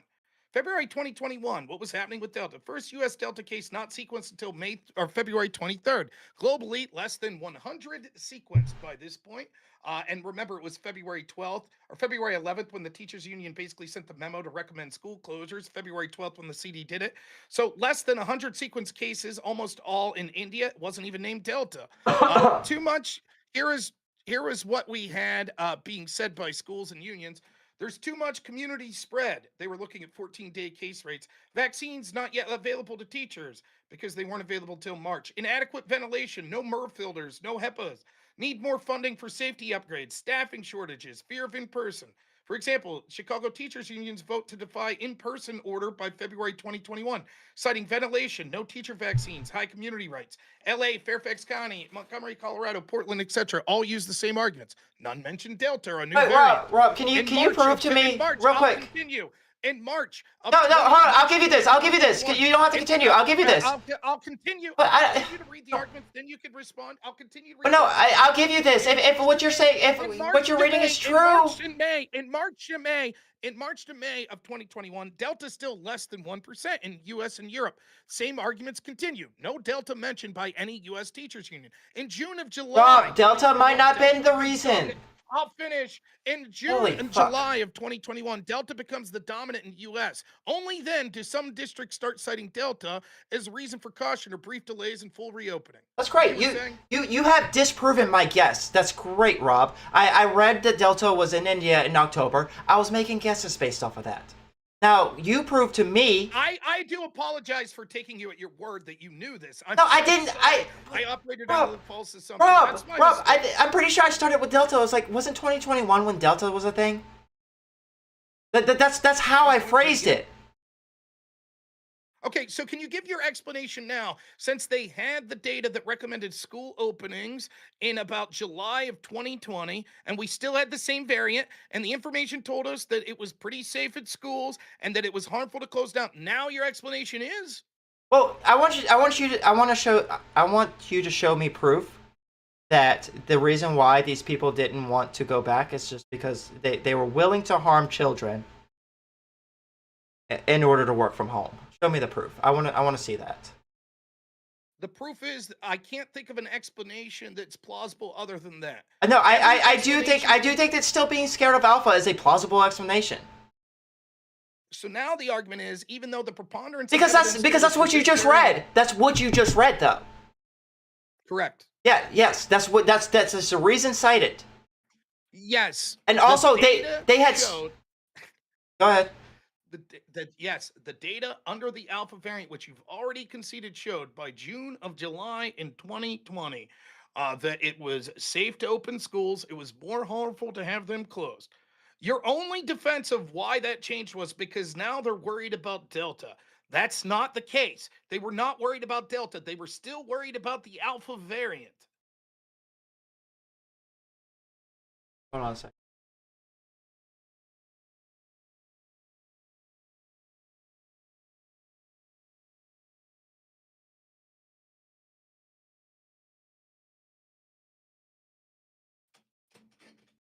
The CDC had recommended, I believe, in June or July of 2020 to reopen schools.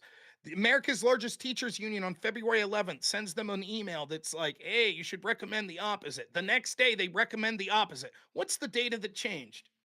They already had the data that recommended. They said there was a worldwide consensus that it was more. Oh, wait. harmful What to did have what did the schools closed than CDC? Wait. Why did the CDC? What was it? February? Yeah, February 12th, 2021. It could have been because of the teachers union, but the whole argument that I'm talking about is why did the teachers union do this? Why were the teachers afraid of not wanting to go back to school? You think they were just being lazy. I think that they were still scared.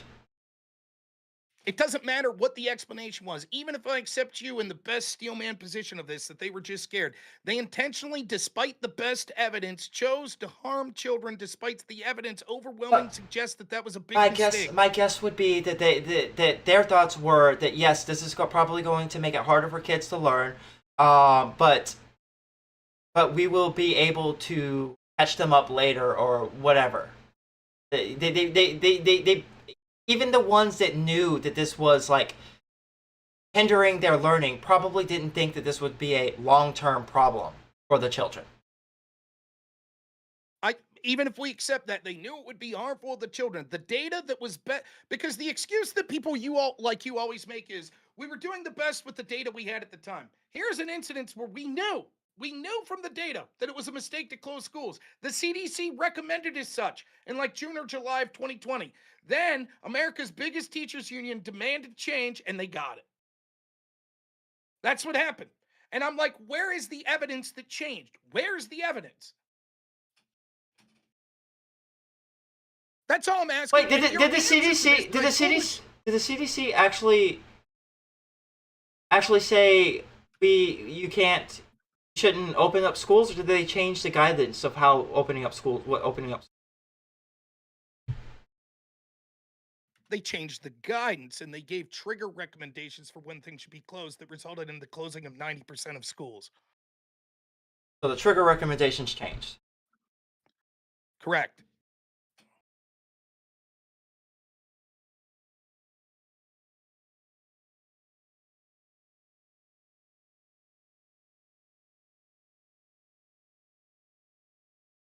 Wait, 90% of schools weren't closed in February, right?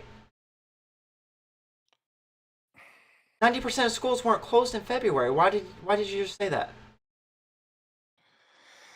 I'll go back and read the data that I read earlier. It said Well, schools I've got closed it. in 90% of counties. Maybe that's a slight different.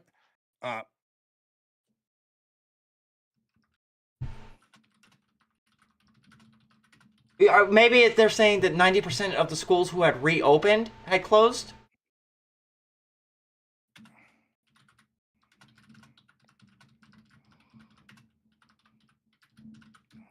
It was 49% public schools offered full-time in-person instruction to all students. This represents a slight increase from 46 in January. And it just kept going up from there.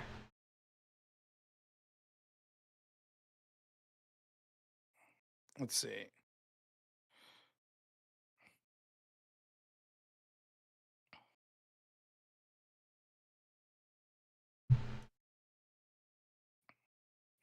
FT provides feedback on the draft, including staff accommodation variants. New roadmap emphasizes science-based strategies for safe in-person learning. Incorporates AFT's proposals. Weirgarten praises it as a roadmap, but notes that it should have had 10 months ago. Guidance helps shift 46% of schools open pre-release to 60% a few months later.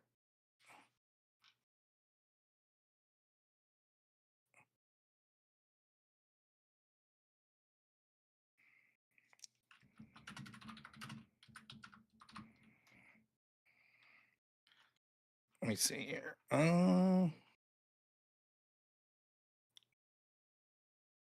Gracious.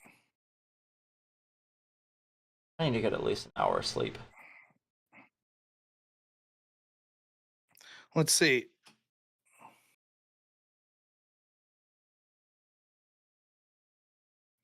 May 14th, 15. CDC's first post-closure school reopening guidelines published. This is May 14th, 2020. CDC recommends that schools reopen when it's safe. The best available evidence indicates K through 12 can reopen safely with appropriate mitigation. Okay. CDC, July 9th. The best available evidence indicates K through 12 can operate with in-person instruction in the fall 2020 with appropriate mitigation. July 23. It is critically important for public health to open schools this fall. It's in the public health interest of K-12 students to reopen schools.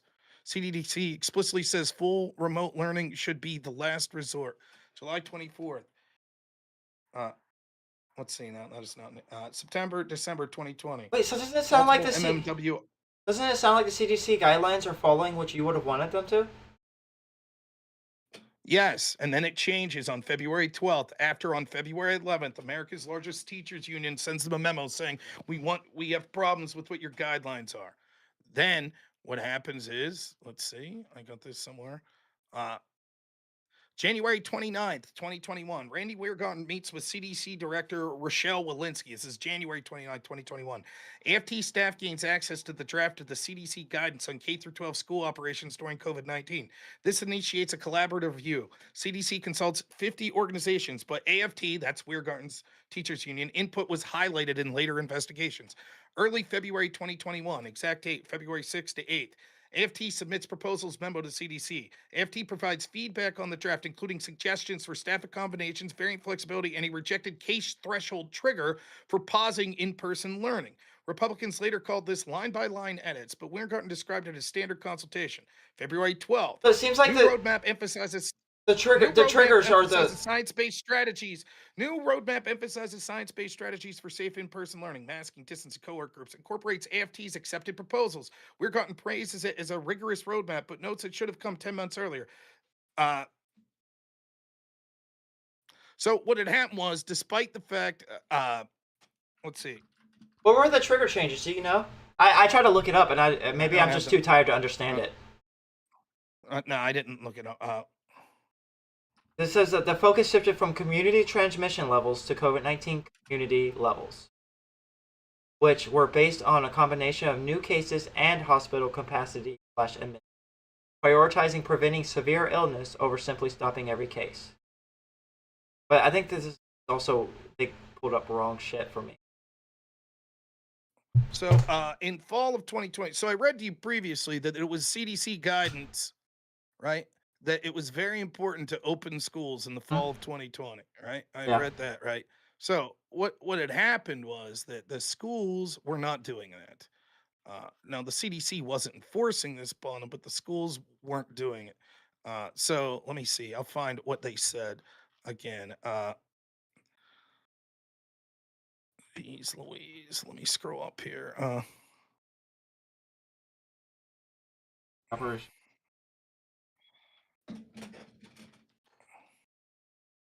It's got to be here. CDC in May of 14th, 2020 was like schools could reopen when it's safe. Indicates that they could safely reopen with the proper mitigation. July 23rd, 2020.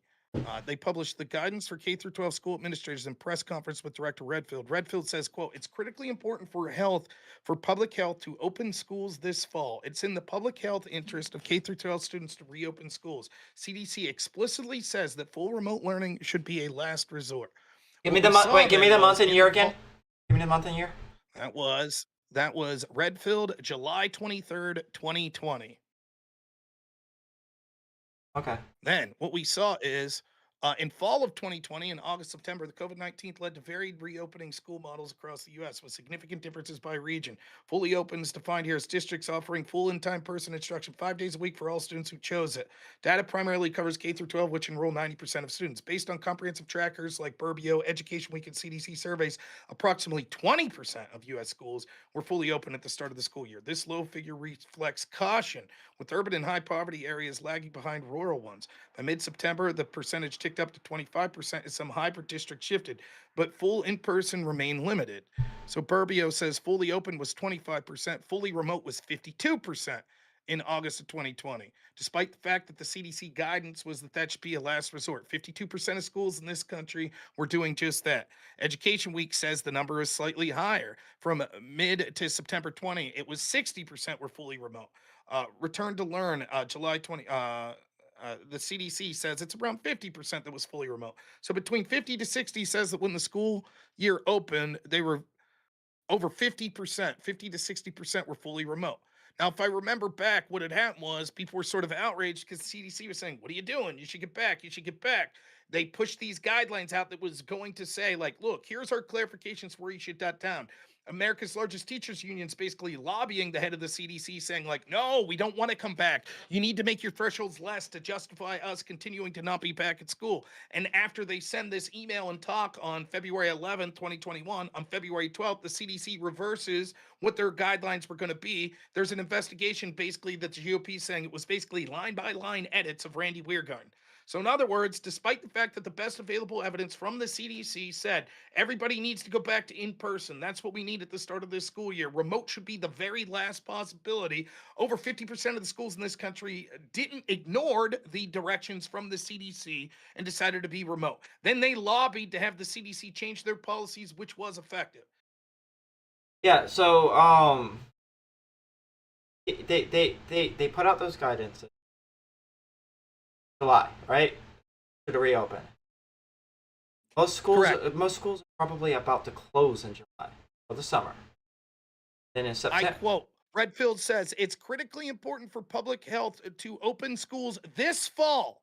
Yeah. It is in the public health interest of K through right. So 80% of schools 80% of schools are either hybrid or no, shoot, I've got that backwards. 40% of schools are fully in person hybrid in the fall. And 20 That's not what I'm 60. looking at. I'm looking at different report. Say that again. Maybe I did get that. 40%. 40%. Yeah, I said 80% at first because I was adding the wrong two numbers. Yes. So 40%. So 40%. over 50% were fully remote. Yeah. Yeah, over 50% were fully remote. How many school? Do you know if that was like a significant increase from June, July? Well, it was summer break when Redfield says that. It was. Yeah. late So July. how Almost many means people it's were full effect. virtual when he said that? Was it like 80? 0. School wasn't in session. Oh, well, how many were virtual in that year? Do you know off the top? I do not. I can look just, it up. I'm trying to see if there was an increase in schools that were listening to.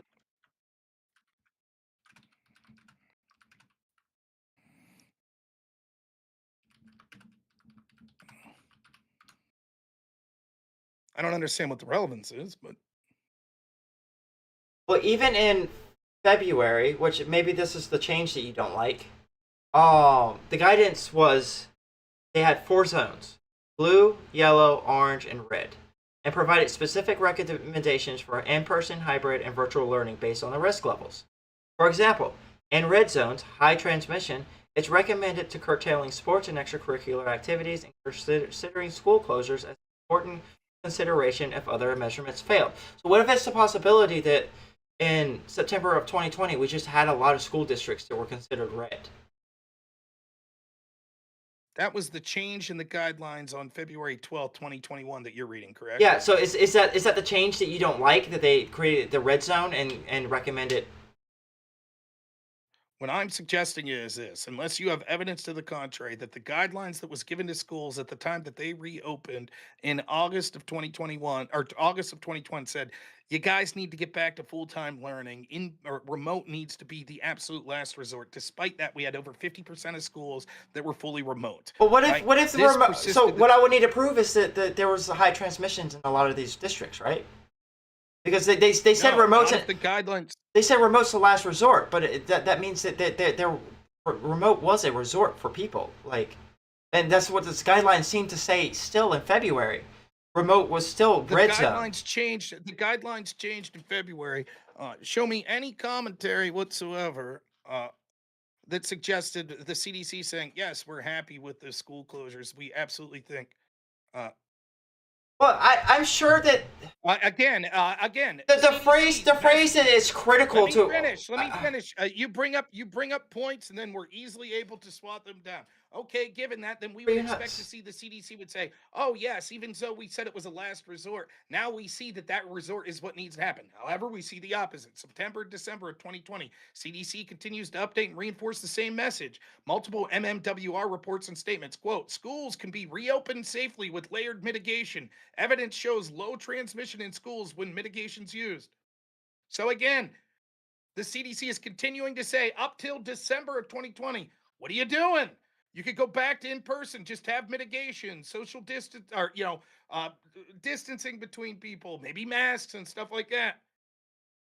So nothing changed from July to September, December. The CDC is recommending the same things.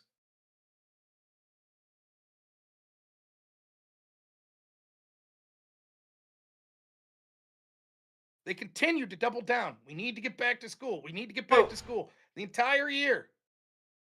Then it changed the day after they got. So do you think that do you think that CDC was like, you need to go back to school even if there's a lot of transmission going on in your community?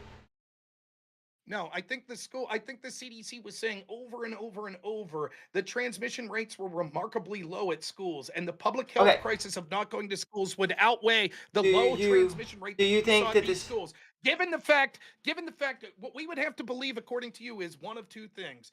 Either because we see while these schools shut down, the CDC's looking at it and saying, you should go back. You should go back. It's safe to go back. So we would either have to, one, believe that the CDC was grossly incompetent and wrong, or two, believe that the CDC was not looking at the data. They weren't looking at transmission. I think that you can have this statement, it's important for us to go back to school, while also recognizing that there's going to be schools that can't go back because transmission rates are high. Not 50% when they're saying the vast majority of these, you're safe to go back to school, and over 50% aren't going back to school. Yes, you might say, 1 to 2% are in really high rates. And the CDC would say, okay, in those areas, it's a last resort. That's not what we see. We see them saying, for the majority of you, it's safe to go back to schools. However, what we could see is for the majority, they weren't going back. Yeah, that's probably true. That there were probably school districts that were being overly cautious, even when the CDC was saying you can go back. So then we get back, we finally come full circle to this. The defense that folks want to use is, well, they made the best possible decision looking at the evidence that they had. Here we have the experts telling them you need to go back, and they ignored the best possible evidence. We could see from around the world that schools went back, that it was remarkably safe. We see the CDC saying it's safe. The data shows it's safe. And still, we see a push from these teachers' unions and from the people that were responsible for closing schools to continue to have them closed. As a result, we saw mass harm done to children. Okay, but what I'm saying, I'm focusing on like the trigger chain. The CDC recognized that there were probably areas in which there's high transmission and they probably shouldn't go back. And in 2020 when they were trying to encourage school districts to go back, correct? Okay, so what you want me to believe is because they use the phrase remote should be a last resort, that this is an implicit acknowledgement that there is a level of COVID that could happen that would say, hey, maybe you guys should do remote. That's your argument? Yes. And that just so happened to be 52% of the country. No, I don't. Wait. No. So the argument you're trying to pigeonhole me in is that the school districts were following the CDC guidance. That's not what I'm saying. I'm focusing on the CDC. Yes. There was a lot of school districts that were not following CDC guidance. Me personally, if I was like well informed on the CDC guidance on that at the time, probably would have been like, yeah, you could probably go back. I don't know that I was like following it that closely at the time. I probably was. This was late 2020. But anyways, so the change in the zones, the change in the guidance seems to be very similar to what what the teachers wanted. Well, no, what the teachers it seems to be very similar to what they were saying in 2020. They created zones: blue zone, yellow zone, orange zone, red zone. Red zone are they similar? I will quote.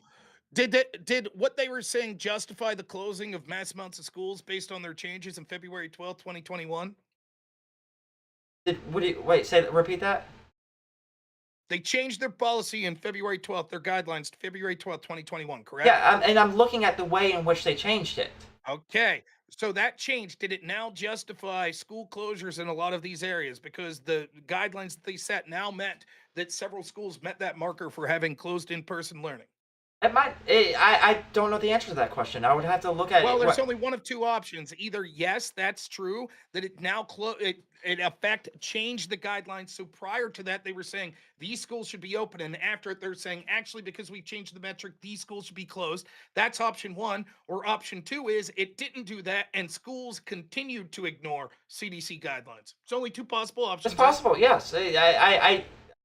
Can you think of a third option? From what I'm looking at, it looks like the guidelines were very similar. I'm actually looking at the guidelines and comparing it to what you're telling me. I'm asking you. There's only two. So it's possible. It's possible that the schools that closed, were ignoring CDC guidelines, or maybe there were more red zones at the time. I don't know. There's only two possibilities. Either the CDC policy changed, which now justified based on their guidance schools closing. That's option one, right? Or option two is it didn't change anything, and the school districts just continued to ignore the CDC. What I need to know is help your argument. What I need to know is like how many schools actually closed because of the CDC change. Not many. They were already closed. Now they could say, "See, we're justified. The CDC says we should be." So yeah, it's possible. That's the point. It's very very possible that there was a significant amount. So, but your earlier claim was that 90% of schools closed because of the CDC change. What I had read was that 90% of the counties were closed after the CDC's comment. That's what I had read. I can't find it, but that's what. I Oh, maybe that's the what I read. maybe the 2020 comment, the 90%, the first comment. Maybe it screwed up the dates. I'm Yes. just telling you. I'm telling you that the evidence is overwhelming that the teachers were not listening. The teachers unions were not listening to the CDC. They were aggressively lobbying. We want you to change the guidelines. They were very happy with the change of guidelines. They remained being closed and then said it was in line with the guidelines. I don't see what the dispute is here. I think that for one, we have multiple disputes. One, you seem to think that he was just like significantly in the pockets of the teacher union, but it seems like the guidelines. It's irrelevant. I don't have to prove that. What I have to prove, what my contention is, that this was not a decision of using the best available evidence. Yeah, it probably was. Actually, it was one. I would give you that. But I think that this was still. That's my time. No. You think that the reason why they weren't using the best arguments was because they were they were It doesn't lazy. matter what I think. What I know is this: we're all in agreement, including Randy Weirgarden. Pretty much everyone, I think, even you, is in agreement. This was the wrong thing to do. Yeah, absolutely. Back in But I'm always going to say that you should have followed the best available evidence. Your defense was, well, with things like this where we made mistakes during COVID, we were doing our best. We were using the best available evidence we had at the time. Well, I think that with the teachers union and the teachers that wanted to stay closed, it was mostly because they were actually scared, despite the best available evidence. Nonetheless, okay, so then we could dispense with the following two. We know it was the wrong decision, and we know that they weren't relying on the best available evidence at the time. The individual teachers and possibly. Yes. Okay, and so then the last thing I have to say, we know that they knew that this would harm children to some degree. I don't think that they thought that it would be like permanent harm. I don't think that they thought that if I advocate for this school to be closed, that there's going to be irreversible harm to children.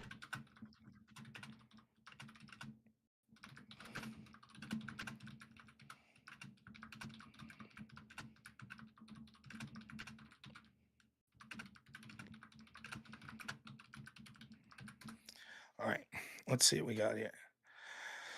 Yes, there was already substantial evidence and near consensus among pediatricians, child psychologists, economists, and public health experts by March-May 2020 that prolonged nationwide school closures would cause serious harm to children. The evidence was largely ignored or downplayed by the dominant decision makers in the CDC and teachers unions, many blue state governors, and the media narrative in favor of the precautionary principle. Some dates. February, March 2020, World Health Organization, UNICEF, UNESCO, joint statement on March 9th. The multiple European pediatric societies warned that school closures should be a last resort and as limited in duration as possible because harm to nutrition, mental health, child abuse detection, and learning. March 20th, Brown University economist Emily Oster's early calculation published April 2020 showed children under 18 have 1 in 50,000 to 1 in 100,000 risk of death from COVID and a very low transmission rule. This was ignored. April to May 2020, American Academy of Pediatrics issues first strong statement and repeated guidance through the summer. The American Academy of Pediatrics strongly advocates that all policy considerations for the coming school year should start with the goal of having students physically present in school. It cites learning loss, mental health issues, abuse, and food insecurity. May 2020, CDC's own internal review leaked later, and European data, Sweden kept grades 1 through 9 open with no deaths and no excess teacher mortality. Shows schools are not a major driver of transmission when basic precautions are followed. June, July 2020, 1.5 million children in New York City alone lost 3 to 6 months of learnings. First major papers appear on mental health crisis. ER visits for child mental health up 24%. Child abuse reports plummet, meaning undetected cases rise. July 2020, over 100 pediatric disease experts, including Jonas Salk Institute, Harvard, Brown, Oxford, signed the Great Barrington Declaration, focused John Snow Memorandum, counter letter specifically calling for school closures a grave injustice. August to September 2020, large studies from Germany, Ireland, Norway, Australia, Japan, and South Korea all show schools contribute to 3-5% of community transmission. Rob, can I just stop you because it doesn't matter, because I still think that it's a very good possibility that despite everything you're about to read, that the people in the teachers union and the teachers themselves did not feel like that this was going to cause a irreversible harm to children. Yeah, they just didn't know about it or ignored it or Yeah, or thought that data was wrong. You know, how many people actually don't listen to data? Do you think that the people? Do you think, sure, Joe Schmo teacher that teaches third grade, matey? Do you think the people running the teachers union? Do you think the people making the decisions to close the schools knew that there would be significant harm to children? No, I don't think that they thought that it was reversible. That there would be significant Okay, so irreversible harm to everything. children. So they were unaware of the things that I'm reading right there. I think that if they were aware of it, they may have believed it wasn't true. So they just what? So either they were unaware of it, or they were aware of it and didn't believe it. It's possible. Or believe that whatever harms comes to them will be reversed when they go back in school. I just want to be clear. So, for example, when we're talking about abuse to children, abuse is technically reversible. If a kid gets the shit beat out of him, technically that's not permanent. That could be reversible. So right? what? So I Yes. guess that's not something we should evaluate that much. One of the harms to children, I remember reading about this at the time, was that there was children who were abused in the home. They had a less likely chance of the abuse caught because they were no longer around the orders. I don't know that, like, I feel like that any teacher, I feel like that any teacher that like actually knew a child that needed that probably was against the lockdown. It sounds monstrous. What you're suggesting is we should ignore what the experts, such as the No, I'm not pediatrician, suggesting we said, should. I'm because not. that's significant. Because the harms that they talked about, well, those could be reversible in the future. Mental health crisis could be reversible. Like, for example, it talks about, what was it, a 24% increase in ER visits for children for mental health. 24%. And you're like, yeah, but that's theoretically reversible later.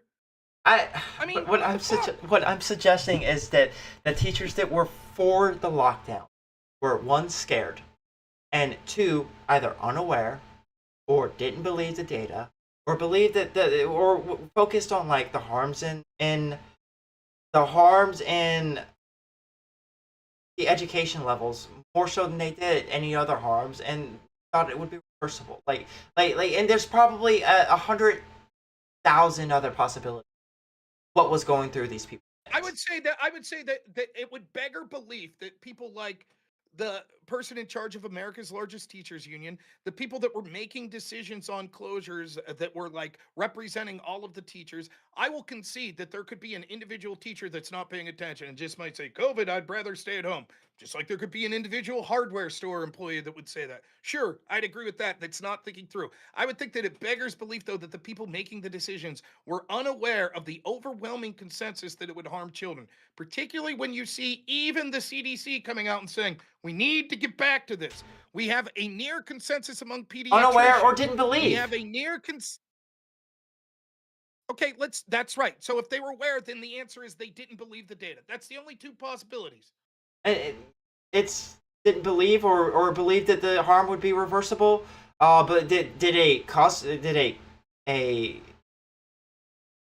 word I'm looking for, intuitive cost benefit analysis that saw the deaths and that let their fear overrun their the logical The data from the professionals said that no. Yeah, teachers. Despite the Yes. deaths here, that was still the- Yes, but what the people were seeing wasn't just teacher deaths.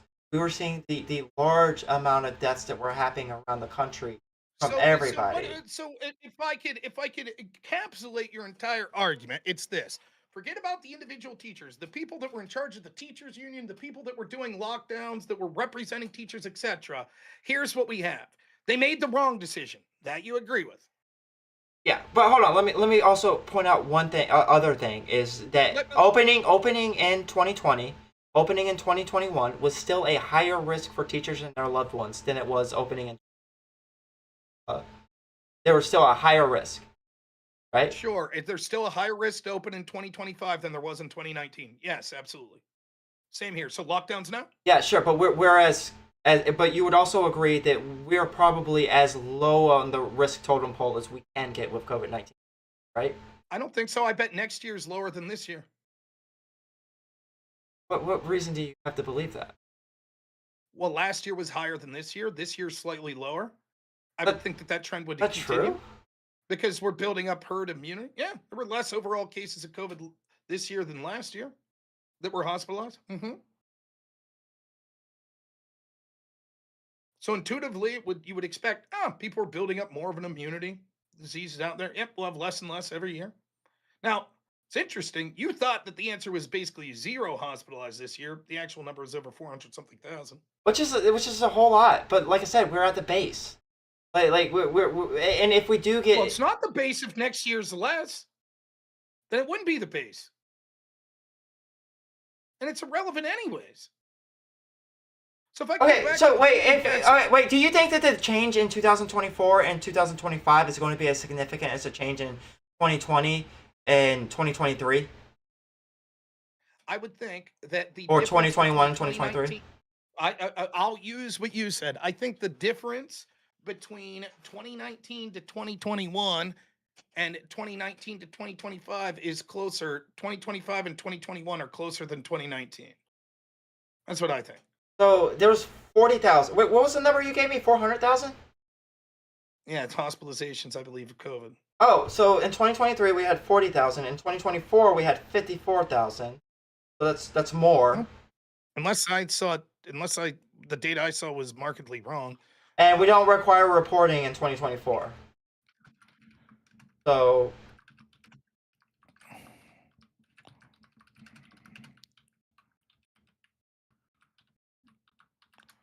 Let's see. October to December 2020. Preliminary estimates for the start of 2024 to 2025 season. COVID-19, this is what I'm reading. COVID-19 hospitalizations have continued at endemic levels since 2023, with seasonal peaks of winter and summer influenced by variants, vaccination, and immunity. Data is from CDC's COVID-Net RespNet surveillance, covering 10% of U.S. population scaled naturally, and burden models.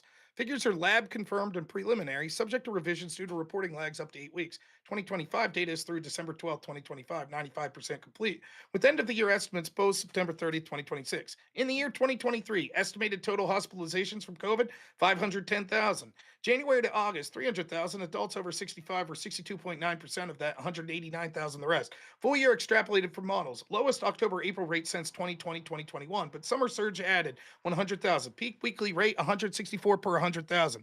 2024, that dropped from 510 to 460,000. 2025, it dropped from 460,000 to 420. Trends. Hospitalizations declined 9% from 2024 to 2025 due to updated boosters and hybrid immunity. Seasonal breakdown. Q1, 100,000. Q2, 90,000. Q3, 120,000. Q4, 110,000. Where are you at for this? I've got my This data is from the CDC's COVID-Net, so it's RespNet surveillance. Are you just Googling it? No, I was using AI.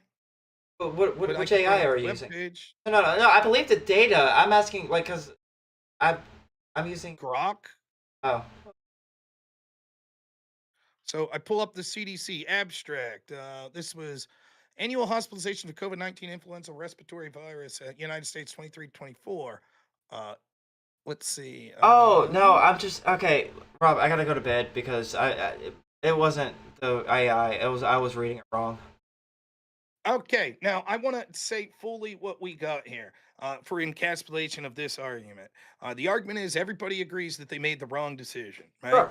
Yeah. Everybody agrees that the CDC recommended against this. Everybody agrees that the pediatrics recommended against this. The data was overwhelming that it was a bad idea. It wasn't necessary to protect the adults. They were at low risk because the transmission from children was very low, and that the children were at very low risk from COVID, and that they would be significantly harmed if we had lockdowns. Despite this, the people either A, that did these lockdowns, either A, didn't know about this data, or B, they did but chose to not believe it. They chose to intentionally cause some amount of harm because the data that was in front of them saying that there was going to be a significant risk of harm to children, they chose to not believe or to ignore. I think that that is despicable.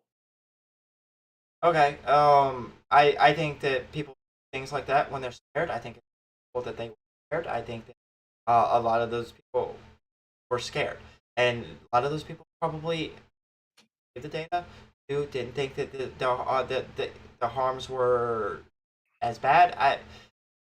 There's like 4,000 people in the teachers union Um, Again, we're hyper focused on the people that made these decisions.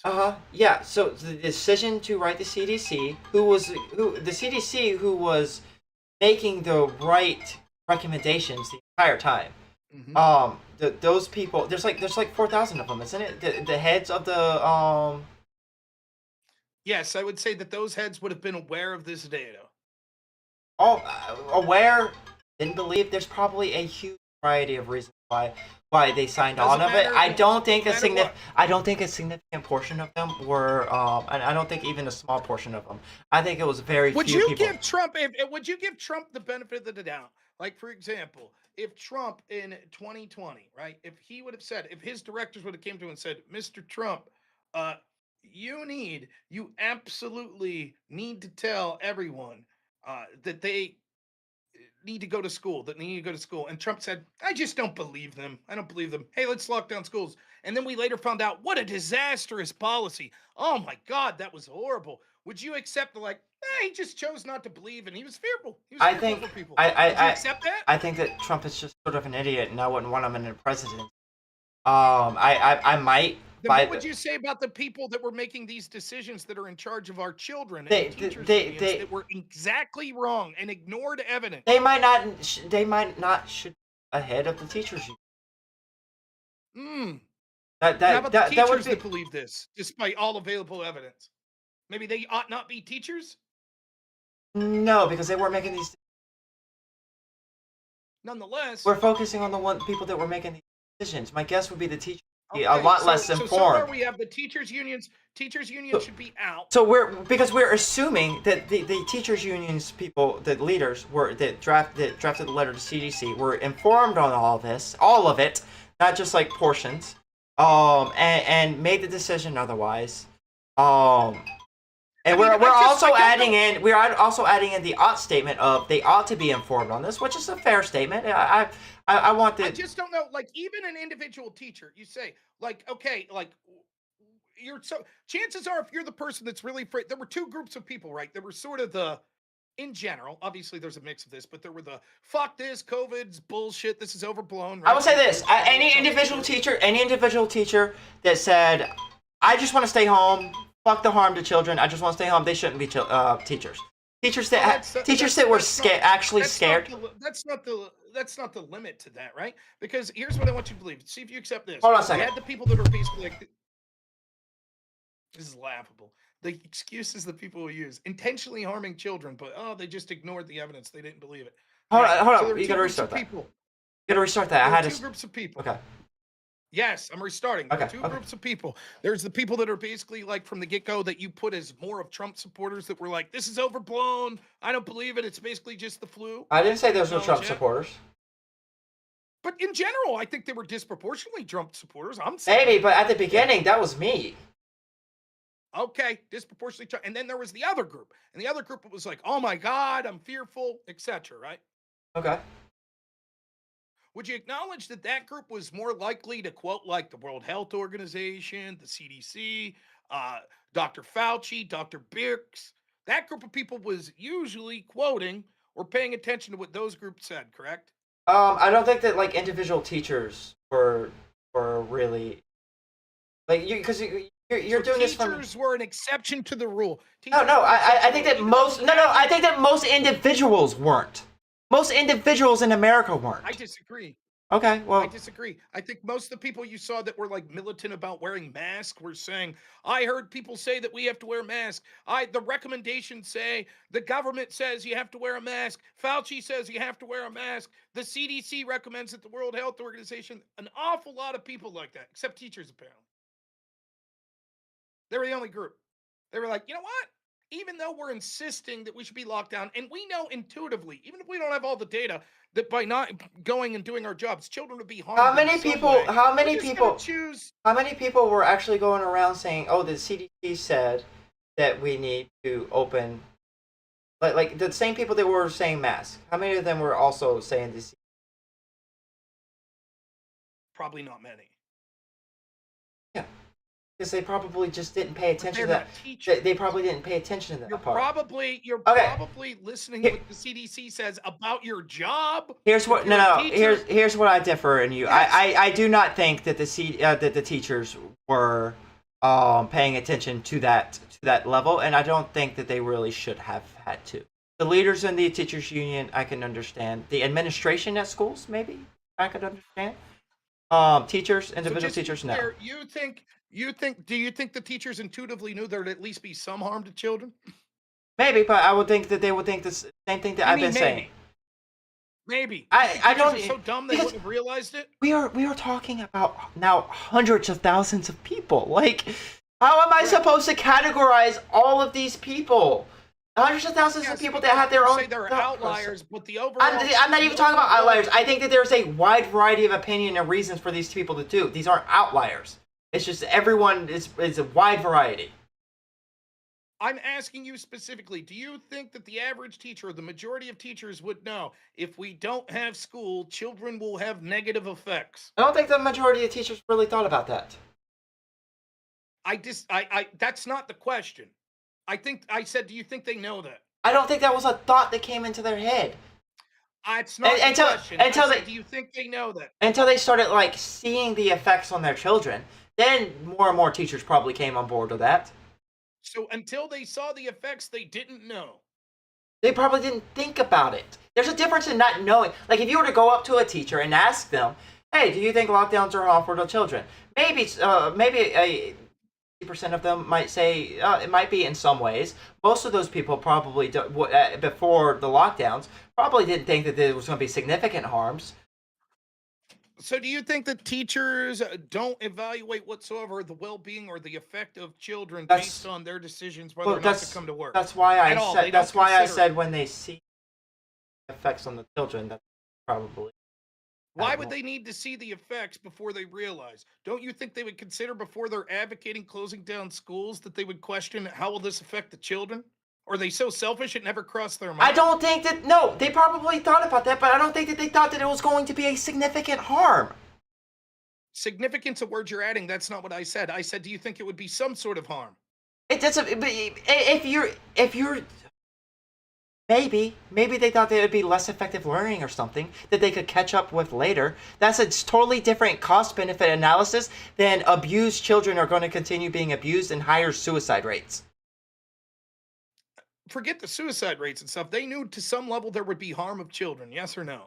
Sure. Okay, boy, it was like. But hold on a second. Do you think AI is going to harm children? I'm going to go back to this. It's irrelevant to the Because the conversation. harm It's irrelevant to the no conversation. it is relevant because the harm in which they thought that they were going to do in the children was like harm to their education that they thought that they could catch up to with later. It wasn't. Okay, It wasn't. let's accept. I disagree. I disagree. I think seeing as how the overwhelming amount of evidence for people who are looking into this predicted accurately that the harm would be more significant than that many of these teachers would have known that. But let's say, for the sake of argument, you're correct. All they thought was that it would be harms to their education. Great. Let's accept that. Fine. And They repairable accepted that it would ways. be they said, okay, harms to their education. How is there a repairable harm to someone's education, by the way? Give me an example. If you miss a lesson, you catch up on the lessons. Okay, so their plan was we could catch up on 6 months of lessons later. Well, their idea was that they were going to do hybrid. Okay, the point that I'm trying to make is they knew there would be some Well, level they of harm. probably before they they knew probably there would be assumed that some hybrid level- would be enough. They knew that there would be some level of harm, and what they decided to do was not investigate one iota whatsoever at looking at any official source talking about their potential risk, and said, despite the fact we know there's going to be some sort of harm to children, we don't give a shit. Our fear outweighs, and we're not going to look to any of the evidence. We want this shit locked down. By the way, it also happened to benefit them that they got paid to basically not have to go to work. But that didn't factor into their decision. I think it right? is insane to It think. factored into yours. I think- That's something you said you do, but teachers are more noble. Yeah, I They was just fucked up I this was a kitchen supervisor for a prison. Okay, that's a little bit different. Okay. But Yes, I agree. It's more outrageous for the teachers to think like you. I think it's insane that you think that most teachers were just being selfish assholes that just wanted to work from home. That's That's just exactly what I think. yes, that That's is insane. exactly- You actually haven't actually provided any proof of that. Sure, because the alternative is they're incredibly fucking stupid, so dumb they shouldn't be teaching Well, children. I don't think that Which is worse. I don't think that standard of the standard you're trying to hold them to. I don't think that that's the standard because teachers at the end of the day are Was just it the wrong normal- decision? normal humans. Was it the wrong decision? Sure, but Was I'm it the sure wrong decision? teachers probably Did make the wrong evidence at the time show? teachers did the probably make evidence at the time wrong show that it was- decisions. Did the But- evidence at the time show it was the wrong decision? Yes. To some Do extent, you yes. think it is do you think it is a significant Well, hold on. from norm to have these lockdowns? Yes. So is losing Your so is argument losing a is- million people in 2 years from COVID. Your argument is these people embraced what they knew would be a significant change. I didn't that ended up being significant the wrong change, yes. decision, Yes, significant change. That ended up being the wrong decision and didn't bother to do the bare minimum of actually looking at what official groups like the CDC said or pediatricians said. Didn't bother to look at it. I think that for a lot of people until like later in the year and early 2021, I think for a lot of people, yes, that was probably the case. I think that this was pure selfishness. I think that there's certainly so many people involved in teaching, there would be different motivations, but I think a huge portion, if not the bulk of it, was people convinced themselves this was acceptable because they wanted to get paid to stay home. This wasn't unique to teaching. There were a lot of people that did the same thing. A lot. There were people in my field of work that did the same thing. I The think difference that makes it incredibly worse for teachers was that they put the priorities of the children behind their own but wants. I think That's that what the fact makes it uniquely I bad. think that the fact that most of the people that made these decisions look back on this and say that that was a mistake proves my point that they probably weren't going to think like you're not going to do something and be like, oh, this is going to be a mistake in the future. Like that's not how people. What? It would be the exact opposite. If you did this for selfish reasons, you're never going to admit later. You're going to say, "Oh, we made a mistake." So the teachers just collectively did this for selfish reasons. They collectively felt bad Just for told it, you. and then collectively admitted it was a mistake. I'll repeat what I said previously. Right? Yes, I think that although there are different reasons for different teachers, and you can't say they're a monolith, I think a huge percentage of them, if not the majority, Okay, a justify majority this of teachers because were just like so many other people in different professions said, I would like to get paid to stay at home. That sounds like a good deal. Part of that might have been that they had some sort of fear, but part of it was, yes, it's nice to get paid to be able to stay at home. For example, how many people fought tooth and nail in the government not to return to in-person working? Even like last But year, hold there on, were employees fighting, if your right? claim is that teachers liked working from home, then yes, I just don't think that that was the main driver. I noticed that you shirked the question. How many people did you recall the stories of during the Trump administration when he got elected here that they were basically telling people like, look, you have to return government employee to work in the building. Doge was doing a lot of this, etc. Remember that? Mhm. Why were people still fighting in 2025 for remote working? Because people like working from home. But that's different But than not teachers. Oh, wait, I They're never exempt said from that. I never said that teachers don't like working from home. I don't think it was the main driver of their decisions. I think that they wanted to work from home because they saw a benefit to them. It was easier. They got paid for doing far less, right? And maybe there was some level of, oh, by the way, I would like to not be out in person. But what we saw was they put the priorities of the children last. If they would have just done a little research, the bare minimum, they could have saw, holy shit, the overwhelming preponderance of evidence says this is really going to fuck kids over. But they didn't want to do that because they saw a personal benefit to themselves. No, I That's think what I think they didn't do that because normal people just don't think to look at the CDC website for it when they're making these kinds of decisions. So what do normal people do when they decide whether we should force everyone to? They be usually locked? watch the news What are they? and social media. Oh, so the news and social media was saying schools need to lock down. Yeah. So then they're monstrous. They were intentionally lying because they would have CNN, for example, the New York Times would have seen the data, but they lied just for the hell of it. Maybe I don't know what the CNN and MSNBC were saying at the time. What news were these But people they- watching they- that they- said the schools should be shut down? I don't think despite the fact the CDC was saying I the don't opposite? think that the news that they were consuming that was driving these decisions were specific to schools being locked down. I think it was more like that we had 100,000 deaths this month. We had 200,000 deaths this month. Okay, so that was the same rationale that would have been used for anybody to say that they didn't want to go to work. Everybody did say they didn't want to go to work. That's not true, not everyone, but yes, a large portion of people did nonetheless. Yeah, So a lot of us were you had to scared. go back. A lot of us were scared. You had to go back. You had to Actually, go back. I quit my job. I quit my job in 2019. One of the rationales I used was because they didn't treat us, they didn't do well when it came to the COVID-19 shit. So, like, no. Wait, what? Yes, I quit my job because they were not allowing us to socially distance. They were not giving us masks. They were not allowing, like, they were, yes, absolutely, because I was scared. When was this that you quit? It was 2019, 2020, like early 2020, I think. You quit your job in early 2020, 2019 or 2020, before COVID was a big deal because your company wouldn't give you a mask? It was because it was when COVID was a big deal, because they were ravaging the facilities. They were ravaging there were people dying in my facility because of COVID at the time. Early 2020. It might not have been early 2020. I don't fucking remember, Rob. I could look up my resume for you later and let you know exactly when I quit. Well, no, you're the one who said it. You said 2019. That's not even reasonable. There wasn't even cases until. Okay, but I know people. I know 2019. I know that when I quit, people were dying in my facility. Okay. And the fear was What's the the fear was a large driver of my decisions.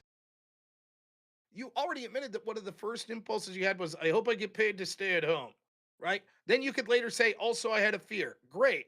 However, that's not dispositive of the argument that many of these teachers probably said, oh boy, I really like working from home. This is a decision I'm going to make. The difference between you and them, imagine instead of quitting, you said, I demand, as I'm working for this prison, you were serving food, working on food? Which would be impossible to do I'm at not gonna home. shit on that. I have many friends that work in prisons. I actually think it's a cool job and it's something that's needed. So kudos to you for that, for real. But imagine that you would have said this. You and all of your coworkers would have said, you know what? Fuck these prisoners. We don't care about them at all. We demand to stay home. We don't feel safe. We demand to stay home. Pay us to stay home. People would have said, but this is going to negatively affect those prisoners. Prisoners ain't worried about that. I'm afraid. I don't care about the people that I'm supposed to be serving. Don't care about that. People would say, man, if you don't like it, quit. But no, we're not going to fucking shut down. We're not going to do that. What the fuck are you talking about? Now, imagine that it's a school, and instead of prisoners that probably on mass have done something wrong in society, kids that are innocent, that are less likely to catch and spread the disease. None of them are dying in the school. Okay, Rob. And yet, that's exactly what the teachers did.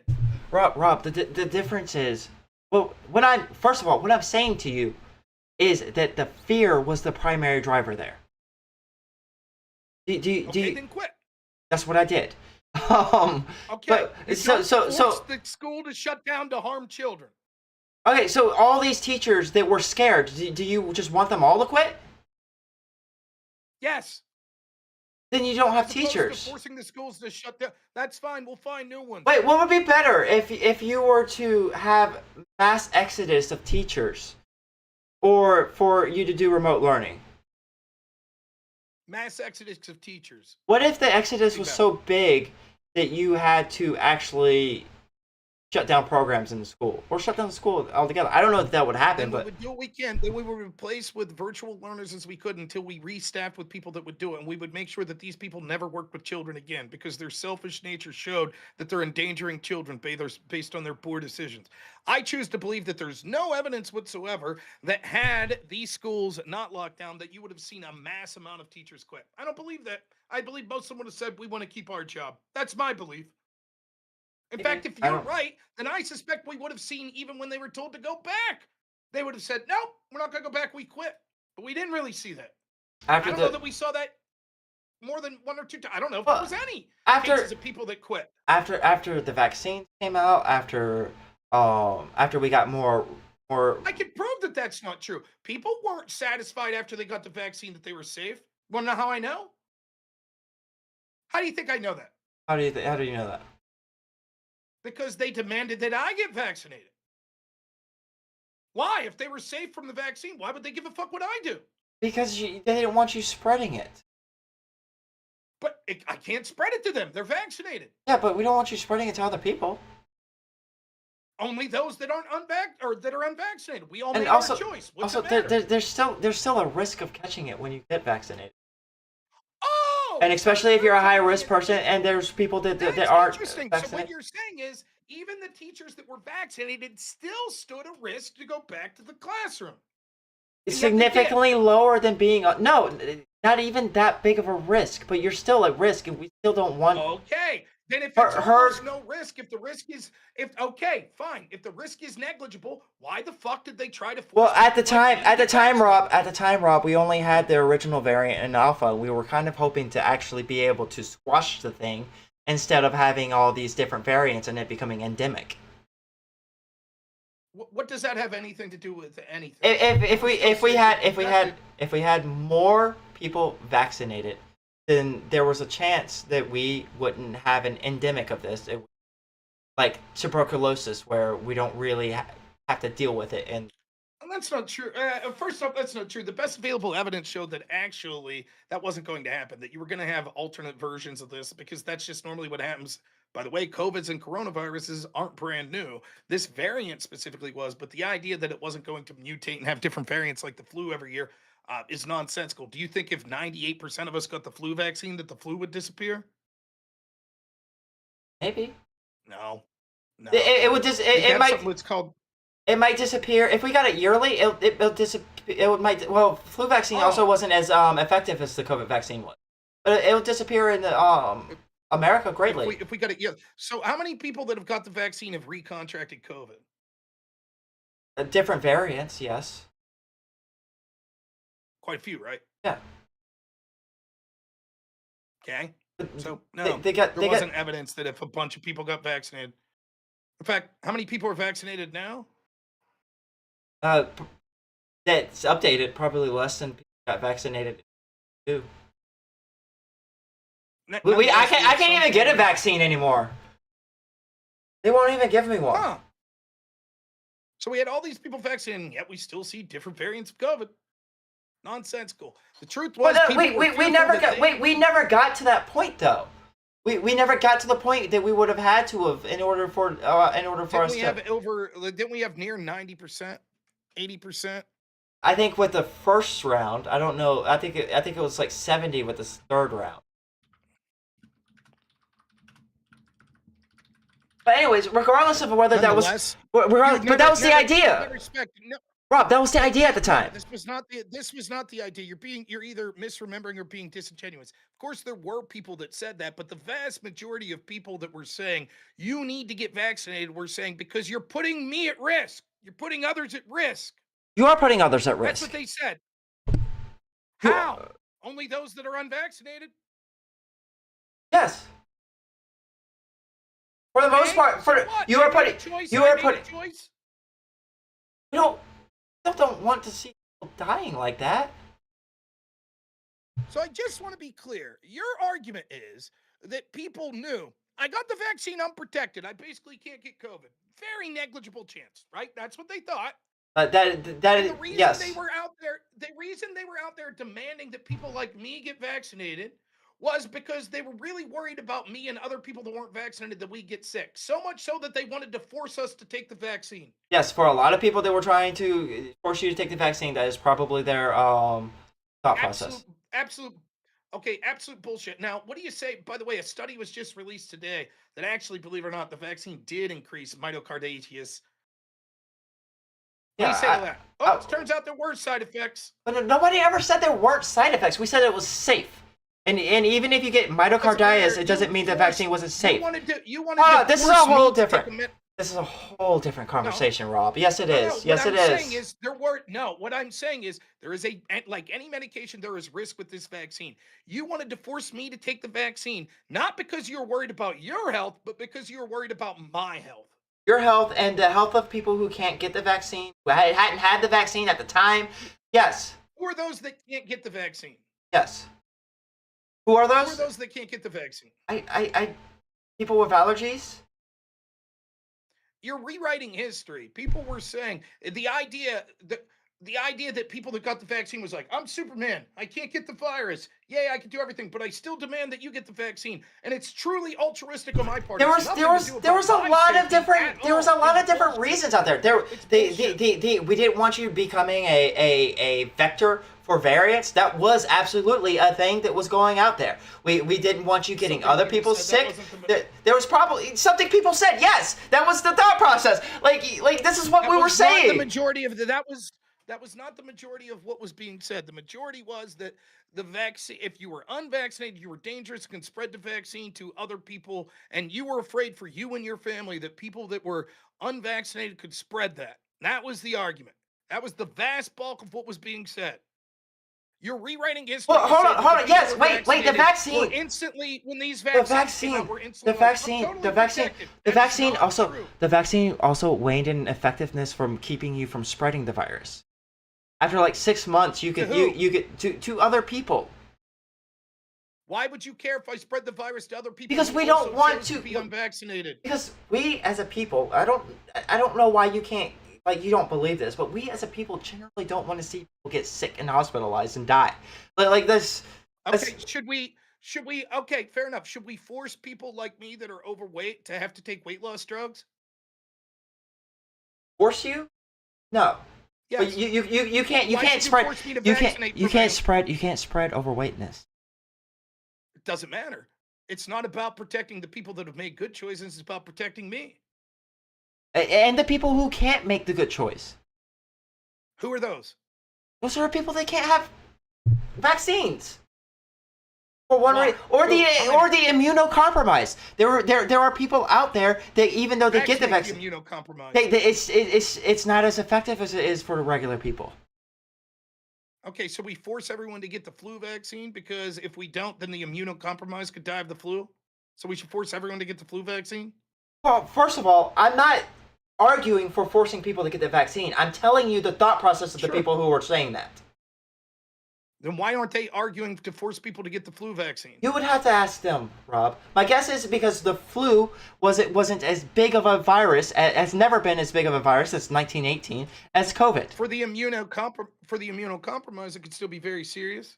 Not if And it's they can't not get if it vaccinated. not if it doesn't spread as much as COVID.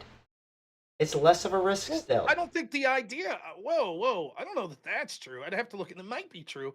But is the argument that the flu spreads less than COVID? Yes, or that it's just absolutely. far less That lethal? that is what no, that's what made the COVID so lethal was the amount of spread that it had. Okay, that's probably true. Now, I definitely know that's true, but I didn't know if it was more of a spread than Yeah. flu, or if it was just had a higher fatality rate. Nonetheless, doesn't matter. The point of the matter is that no, you're just fundamentally wrong. That people were saying as soon as the vaccines came out, like in April of 2020, I got the vaccine. I'm 100% totally protected. In fact, the best amount of evidence shows that you being vaccinated were actually still more likely to catch and spread the disease than people that had a prior case of COVID. So I am sure that there were people out there that were also saying you're being a risk. Sure, that exists. But those other things also exist. For example, you know how I know they said that? You know how many people that were vaccinated yelled when people weren't wearing masks? I probably. There's also the Yes, but it there's was also just- the aspect of this that this was like Yes. a cultural people taking sides bullshit. It became like a sporting rooting for your sports team. I'm anti-mask, which was like a bullshit That's position. fine. to have. I just saw I'm that's anti-vax. fine. I don't disagree. I don't disagree with any of that. So again, I made a point earlier though that you didn't seem to address. The people that had a prior case of COVID were actually more protected than the people that were vaccinated. I don't know. I'd have to see data on. Well, it's true. And so given that, why should we force those people to be vaccinated? Why is it anyone's business at that point? So when you're talking about like a vaccine policy, you are looking at a population of how best to immunize the if you are immunizing them by letting them all get the virus and willy-nilly, you're going to get more deaths than when you vaccinate them, because the vaccines are controlled and they don't actually replicate in your buff your immune system. So you're admitting that the infection's a better defense than the vaccine. Even if it was a better defense, it's better to get defenses from the vaccine than it is catching the virus. Catching the virus has a higher risk than the vaccines do. Sure, but once you caught the virus, why should we force you to be vaccinated on top of it? I don't know. For one, I'm not even defending the vaccine mandate. I'm not defending vaccine mandate.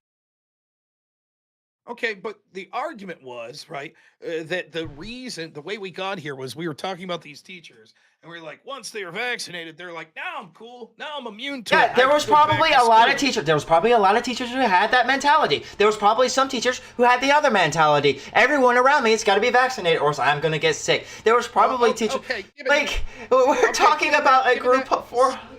So given that, okay, if 82% of teachers, according to the data I read, were vaccinated by the end of April, right? 82%. Why weren't they insisted to go back to school come the school year opening in the fall year? Why weren't they insisting on going back in April? And then why, if even if you want to say because it was already late in the school year, Some which is schools probably. nonsensical, why didn't No, they insist on going no, back in August? Some schools probably did, and some schools probably did legitimately think that it was logistically better to stay inside of school, to continue doing virtual. Okay, even what about when the new school year began in August?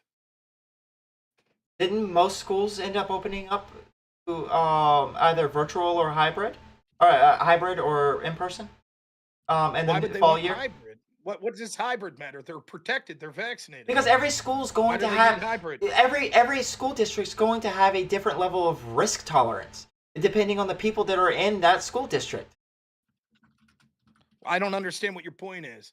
The people are all protected. They're all vaccinated. The teachers are all protected. It was You don't never about even- so- protecting the children. It was right. It's not about protecting Yeah, the children. but if They're you very if you low if you risk. have a It school was about district, protecting the teachers.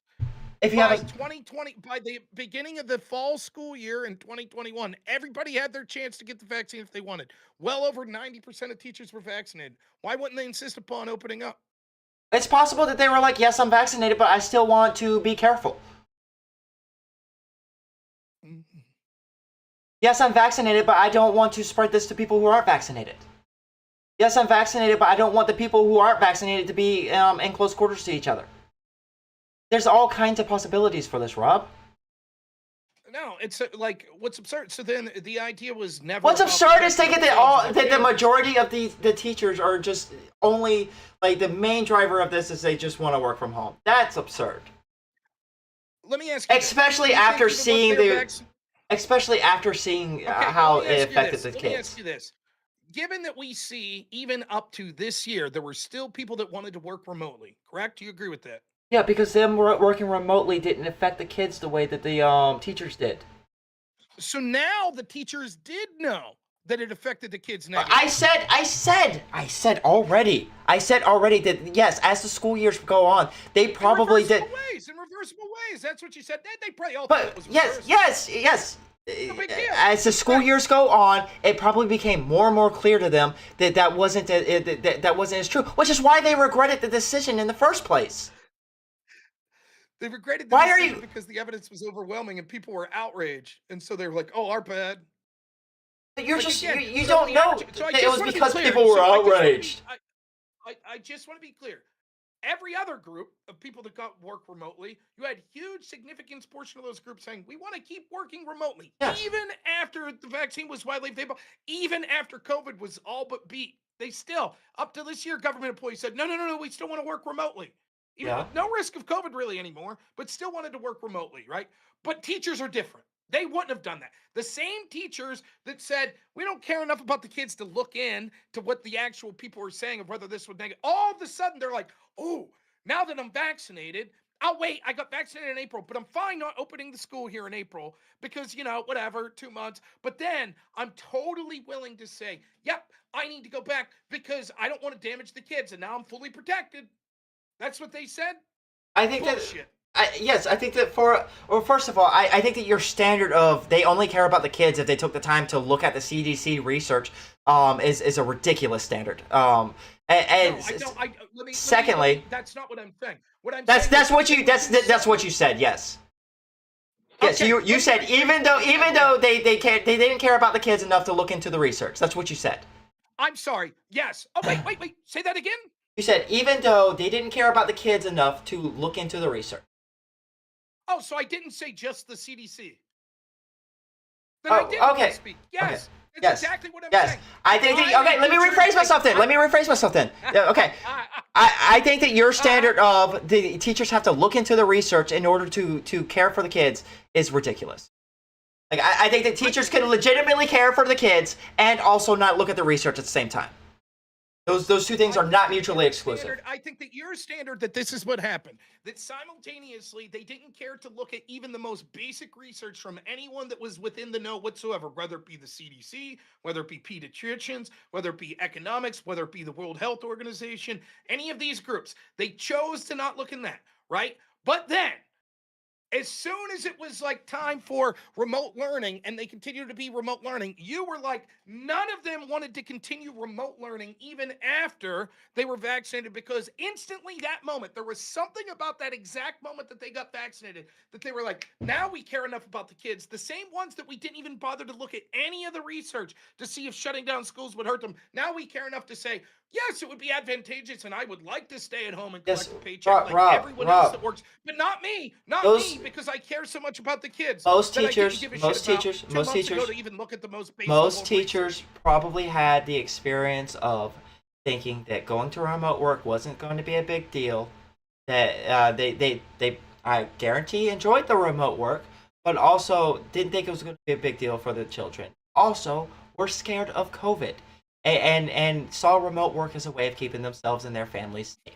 Over time, 82% over time, of teachers in April were vaccinated. can you let me which you finish? said Can you let meant me that they finish? were no longer scared. Sure, Can they you- were no longer scared of COVID. So Can that's you let me just wanna finish? correct you, Can they you let me weren't scared of finish? Can COVID. you let me No. finish? Yes. they Over weren't scared of time, COVID. they were probably saw the effects it was having on the children, and over time, they probably evolved their outlook on what it was actually doing to their children. Over time, they probably got more news articles and news on their social media about the effects of children, and over time, they probably became more amendable to the idea of going back, especially as the risks lowered for COVID.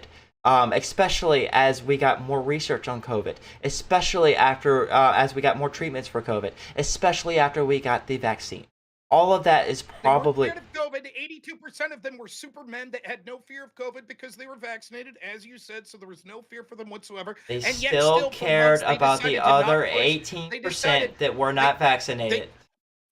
that's fine. That wouldn't be a reason to intentionally harm children because they cared about people that weren't at the school that weren't vaccinated. That's absurd. They wouldn't care about that, right? So they felt protected. You said that the entire reason that And they were not- going to school wasn't because they were concerned about the general population. It was because they were concerned about them and their families, even though they knew that it would be somewhat harmful to children. You said they were still so Well, scared. the for them and thing, their no, families. the thing Not that they were- stopped. now The that thing. the Let's be argument clear. is- Let's now be that clear. the Let's be argument clear. is- Let's be clear on what they stopped. But your Let's argument be is clear now- on. I give you a Let's lot be of clear on time what. to talk here, Let's so I'm gonna be. do- Now the argument is simultaneously that no, at one hand they were so fearful that they didn't have time to look at the evidence that this would be harming. I didn't say they didn't have But at time. the same time, they were so altruistic and they cared about other people that even after they were vaccinated, they insisted to not go back to full in-person learning because they were worried about other people that weren't them.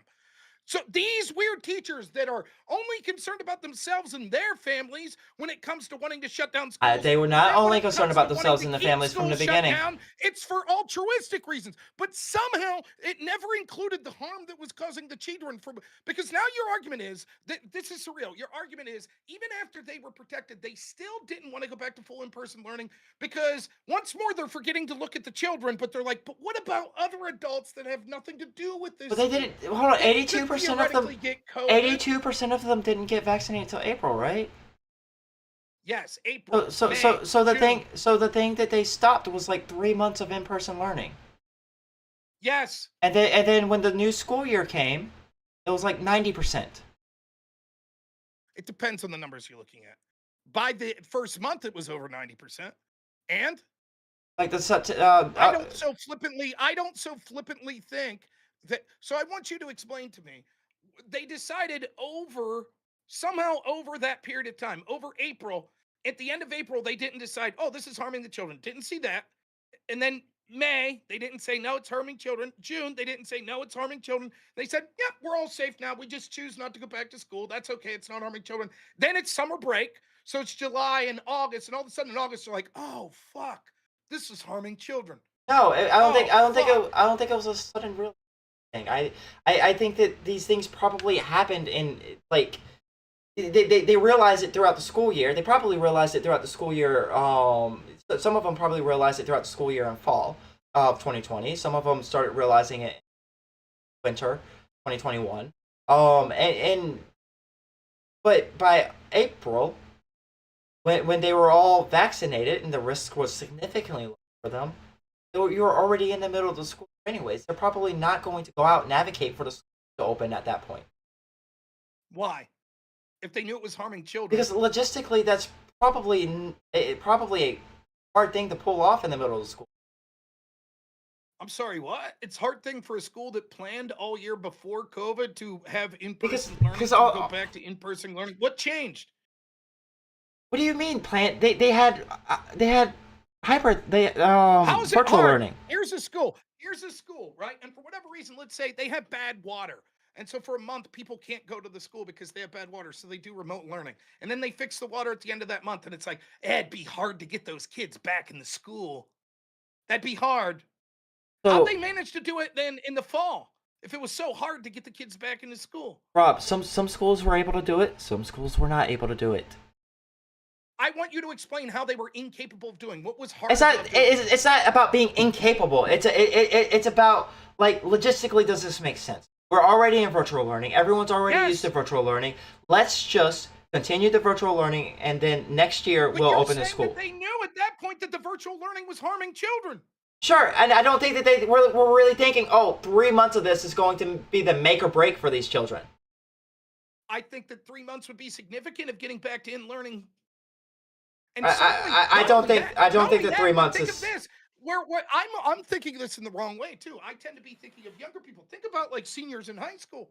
Those 3 months could have meant everything. Your prom, like your graduation ceremony, the final 3 months of getting to be in person with your friends taken away from you by teachers that absolutely were protected and willing to go back and knew that it was harming you, but said, I don't feel like it. Why come back with only 3 months left? Some schools did. Some schools didn't. Like I don't know what else to tell you. I'm talking about the ones that didn't. Yes. Yeah, it was probably a logistical thing. That's my guess. But it's impossible to think that, like everyone else that was happy working remote, not teachers, they wouldn't have done that.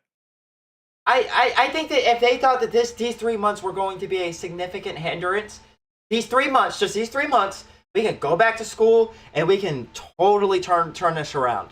Or we can not go back to school and it's going to be like I think that they probably would have. I think you're misrepresenting. I think what they saw was that, and what we do see is it's not about 3 months redirecting and turning around the negative things. It's about each month that we continue to not have in-person lessons, learning the problem exacerbates.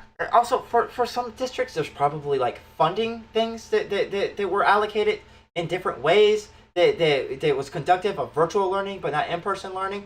The buses, you didn't have to have buses. Like there was a lot of things to opening up that you and I That's probably true, and yet the funding for any school year would have been there, right? It's not that the funding magically disappeared because of COVID.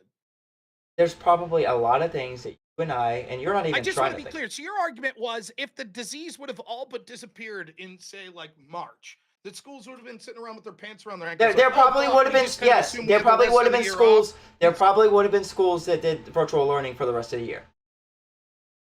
That's true because they're lazy sacks of shit that wanted to work from home and didn't care about the harming of children. No, because you're in the middle of the school year. I want you to And for explain some to me. schools, I want you to explain to me, even hypothetically, how it's possible. There's 3 months left in the school year. A school that is perfectly capable in a quick 6 months' time to have people come to school, and 3 months prior was, and for years and years and years, was capable to get kids to school. They had buses that ran. They had desks for the kids. They had books for the kids. They had all this stuff for the kids. But somehow, in that 3 months, they lost the ability to do that. But then 3 months after that, they would regain that ability. Can you explain to me how that works? I don't know the ins and outs and how school boards and the administration of these schools operate, Rob. So you're willing to jump through these hoops that make no logical sense to avoid what is the most likely scenario, is that there's nothing special about teachers that makes them unique from every other group of workers. There is something in the special about country them. that we're happy It's- to work from home. It's the thing that made them working from home problematic, and that is the children. Like that is the special thing. But it wasn't so problematic. It wasn't so problematic that when every group was telling them that it was a bad idea to cancel school, that they endorsed it. It wasn't problematic then. But at that time, it probably wasn't actually being told that. Of course they were. How do you know that, Rob? I lived through it. I did too. I wasn't. This wasn't like a article of topic for me. There were other things Yes, about it was COVID that I was a talking about. topic for anyone that was paying attention. Like, why the fuck do we still have schools locked down when everything else is opening up? Yeah, but sure. For some people, it may have been. Especially for people who But are not the actual people that work at the school. for the They didn't give a internet debate lords. Yes, it was a Not just internet debate lords. yeah. It was internet debate lords and maybe some I mean, the professionals. overwhelming preponderance of evidence is that there was a significant portion. But only the I over wanna work from home. only the I on. like this. I like working from home. I like it. We haven't actually produced You're any not even evidence looking at- except for people like working from home. I proposed plenty of evidence. People First, that like every group that's not teachers also wanted to work from home, and it wasn't just about their yeah, safety. people Acknowledge like working from home. Yes. Okay. Secondly, we acknowledge that the overwhelming preponderance of evidence showed that this would be harmful and not necessary to shut down these schools. Your explanation, lad, is, well, they either didn't believe it or they didn't see it. Yeah, because Correct? your explanation is they just didn't give a I think fuck. I think as a group that beggars belief, right? No, I Third, think that people your who choose to be argument is that teachers are going to care about the children. Simultaneously, the same group of people that didn't think to do even the most basic level of search or inquiry about whether or not shutting down schools would help children, all of a sudden get vaccinated in April. Yes, because most They people then don't say, know the "I'm ins and now outs of what the protected." CDC says about school They shutdown. now Yes. say in April, I'm protected now. I no longer have to worry about the vaccine. Yes. When they But got the they say- vaccine, they felt like but they they were say- safer. But they say, well, there's only 3 months left in this school year. So yeah, I'm not worried about full in-person learning. For some of the schools, the Sometime logistical between sometimes between then and the start of the next school year, or right after it starts, the same people that didn't think about the kids to do even just the basic search to say, I wonder what would happen if we don't yes, have most schools normal that have people negative do consequences. not know what the All of a research sudden- says all of a about any sudden they're topic like- ever. All of a sudden, they're like, oh, we care about the kids. It's probably harming them. That we're Over time, they probably saw the harm that it was doing to kids. But they didn't see it in April. Probably, but they probably didn't also see that like 3 months was going to make a huge difference, or the logistical So realities explain of to me- starting up. The fact that teachers don't actually the fact that teachers aren't actually the ones that decide whether the schools open up or not. So just to be clear, now that we're looking post talk, can you give me an idea of what teachers think the appropriate amount of time when not having in-person learning hurts kids, and that it's no big deal? Can you give me? What I you don't think they have an that opinion. is? Most teachers probably don't have a time frame in their head. But will they have the time frame that 3 months isn't going to hurt?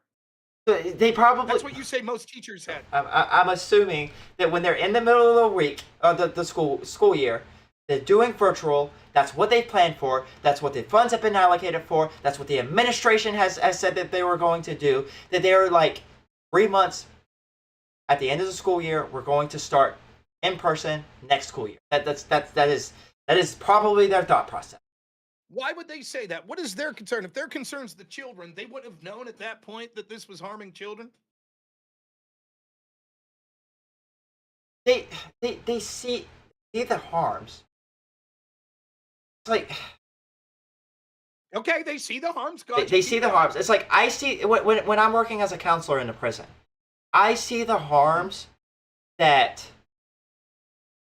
some of the policies that my prison has. Mm-hmm. Some of the policies that my prison has on the inmates, and I care about those harms. I advocate often against those policies, which Let me ask you I'm this, sure teachers for real. were also. Do you think that your time with those prisoners really helps the prisoners as a counselor? Absolutely. Okay, so would it be cool to just take 3 months off? No big deal. Yes. You think so? Yes, especially if they had a virtual option with me. Well, you understand. What if? Wait. We understand that that's a little different. We can see that at this point you're saying it's indisputable that they. Okay, fine. Let me do it this way. So then, how about year round? Could they do a virtual option with you year round?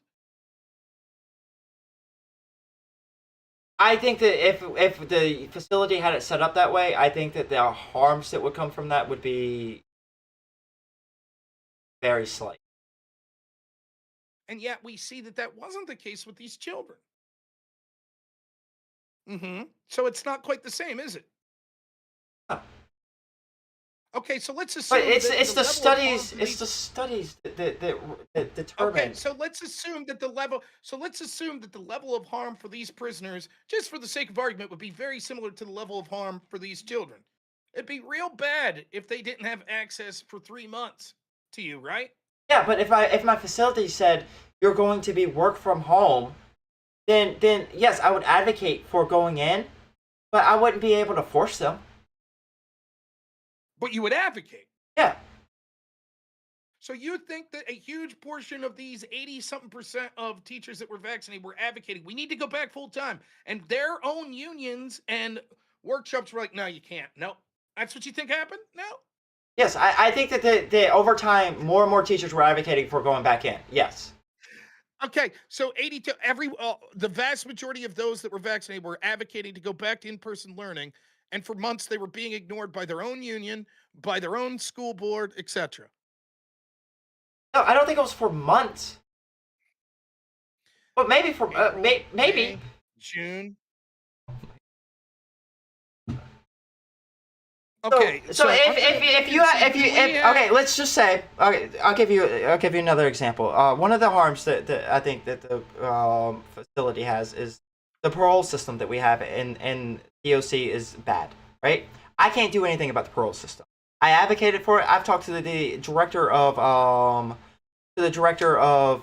DOC for it. He told me that on the horizon there are going to be changes.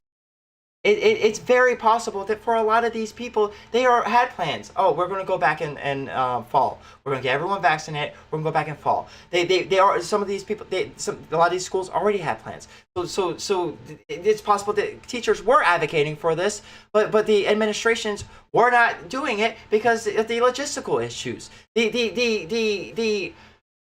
The union that represents the teachers there's probably a lag time in what the teachers want and what the union is advocating for, because the communication probably is there. Most of the teachers probably aren't even in contact with their unions. I know most of the DOC people aren't in contact with their union. There's all kinds of reasons why this might be the case. The last time the union did anything was in February.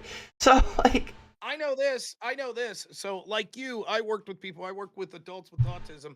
And if I knew that I was being prevented from seeing that person and it was causing significant harm, and for 3 months I was like, I want to see this person, my company is like, nah, we don't feel like it. Logistically, we don't think it happened. I would be fucking outraged. I would be raising hell. But not these teachers, apparently. They were fine with it. They said, well, it's only 3 months. Maybe you're just a better person than the average person. That's right. Maybe I'm a better person than the average teacher. Hey, Maybe they had another motivation. Maybe you. Who No. thinks It's not the motivation that is in question. It's course. the willingness of them raising hell. Of course, it's the motivation. You're admitting what you're saying is that they admitted by April they were protected, vast majority of them. They full well knew that this was harming children, and yet still they were okay with taking 3 months off. Yes. That would then be 6 months that they didn't see the kids, because then there's basically a 3-month Yes. summer vacation. Especially if they were going to open up in the fall. That's a very reasonable human thing to. That is not a very reasonable human thing. Yes, it is, because you keep saying, It oh, is they're not human harming to children. think They're the harming fact children, that we are and locked down is harming this. It is not reasonable to think the fact that I now know. This is what you're saying. I, as this teacher or this teacher union rep or whatever, we now know that we were harming children. We now know. We know we were harming children, right? But we had to make that difficult choice because we were afraid. But now we're not afraid because we're vaccinated. But you know what? We can harm them for another 3 months. For no reason, just because, it's only 3 months. That's it. because you're talking about changing like entire system, Rob. It's not like you say we're harming children like this was like an individual punching a child in the face. And they could have stopped punching the child in the face 3 months ago, but they kept punching that child in the face 3 months. That's not like how these things work. If you are a teacher that knows that this is harming children, like in the way that like it's hindering their education, maybe it's harder for you to actually to find and report the abuse that you're seeing, and you know this, but your school is saying we're going to be locked down, but we're going to look into reopening next fall. It is completely human and reasonable to be like, okay. You can't have your cake and eat it too. Like, it's so amazing the hoops you're willing to jump through. You are these are Schrodinger's teachers. At the same time, they're like, because there's like 400,000 of them, Rob. There's probably 100,000 motivations for these people. We're talking about them on average. On the majority is what we're talking about. This is I don't even think that's possible. So listen, they were so concerned about their own safety, they didn't even cross their mind. I do think most of them were concerned about their safety. Yes. They're so concerned about their own safety that they didn't even cross their mind to look into the research of how this may affect their students. So that's how they operated. Then at some point they decide to get the vaccine, and now they're like, now I feel protected. Now at the same point, they all of a sudden start to say, but wait a minute, we harmed the children by doing this, so we need to get back. But we don't want to get back now because even though there is harm there, we don't think the harm is to the level that 3 more months will hurt. So even though we're safe, we'll wait the 3 more months. Then after the summer vacation, they're like, even though we're still at risk, there are people still at risk because we won't be protected. Now we realize we've learned more, that the harm is enough, that we're going to be insistent on getting back. So over and over again, they don't look at what the harm will be with the kids. Then they half realize what the harm will be. Then they more full realize what the harm will be. That's your argument. Okay, so 80% of the teachers, as of February 2021, polls by the American Foundation of Teachers found that more than 8 out of 10 AFT education supported return in-person learning with safety guardrails in place. Okay, so their own union. In February, yes. Fuck them over. In February. They continue to be shut down February, March, April, May, June, July, August. 7 months. Maybe. Or maybe they don't contact their union like I said.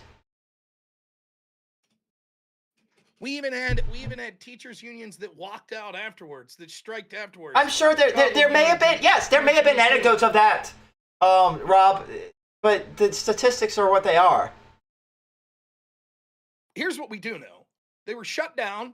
April 2021 found that 97% of teachers were actually teaching in person, either full-time or hybrid. Okay. Hybrid, cool.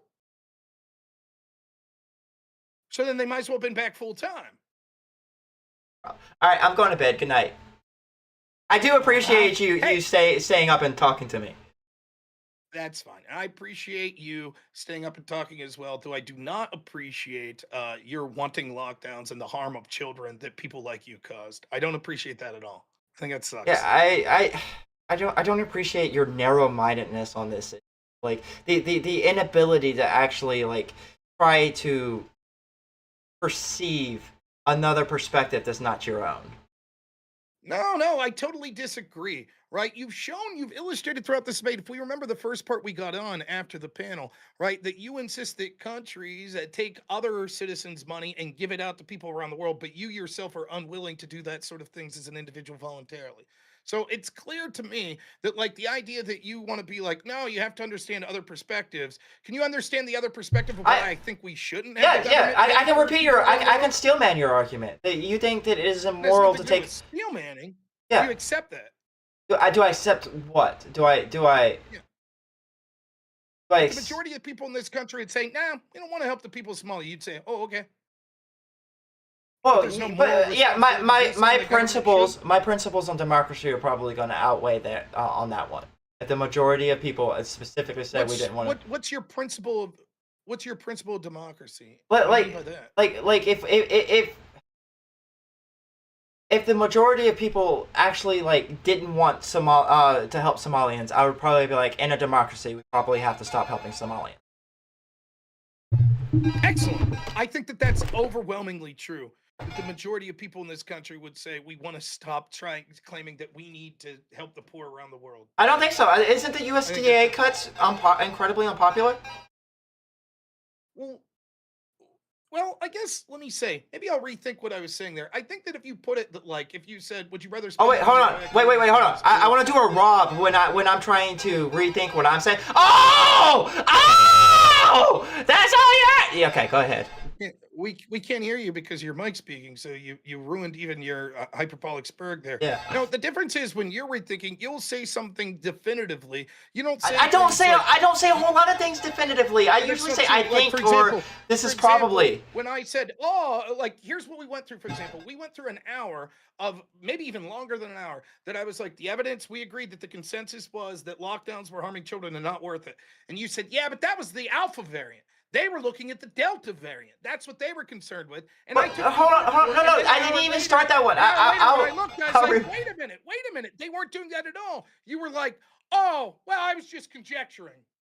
I'll rewind the tape on that one, but I'm fairly sure that, again, here I go again, hedging. I'm fairly sure I asked the question, wasn't that the Delta variant that they were worried about in 2021? I'm fairly sure I presented that as a question. Even if you did, we proceeded to move forward as if that's what was going on. Because I assumed that we both agreed. Yeah, that's what was going. Like the Delta variant was a thing that was a concern at that point.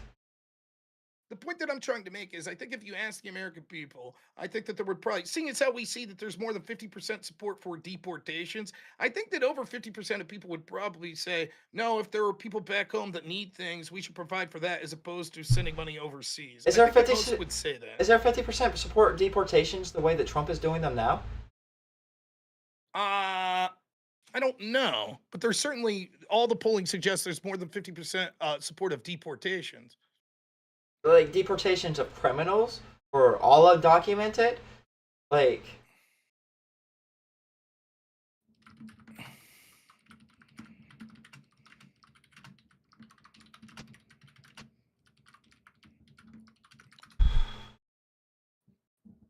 I mean, the mere fact that Trump won, and I think that he was... that's not representative at all. Public support for mass deportation, defined as large-scale removal of undocumented immigrants in the United States, remains polarized and context-dependent. Recent polls show majority support around 50 to 66% for the general concept of deporting undocumented immigrants. Okay. But do they support the way that Trump's doing it?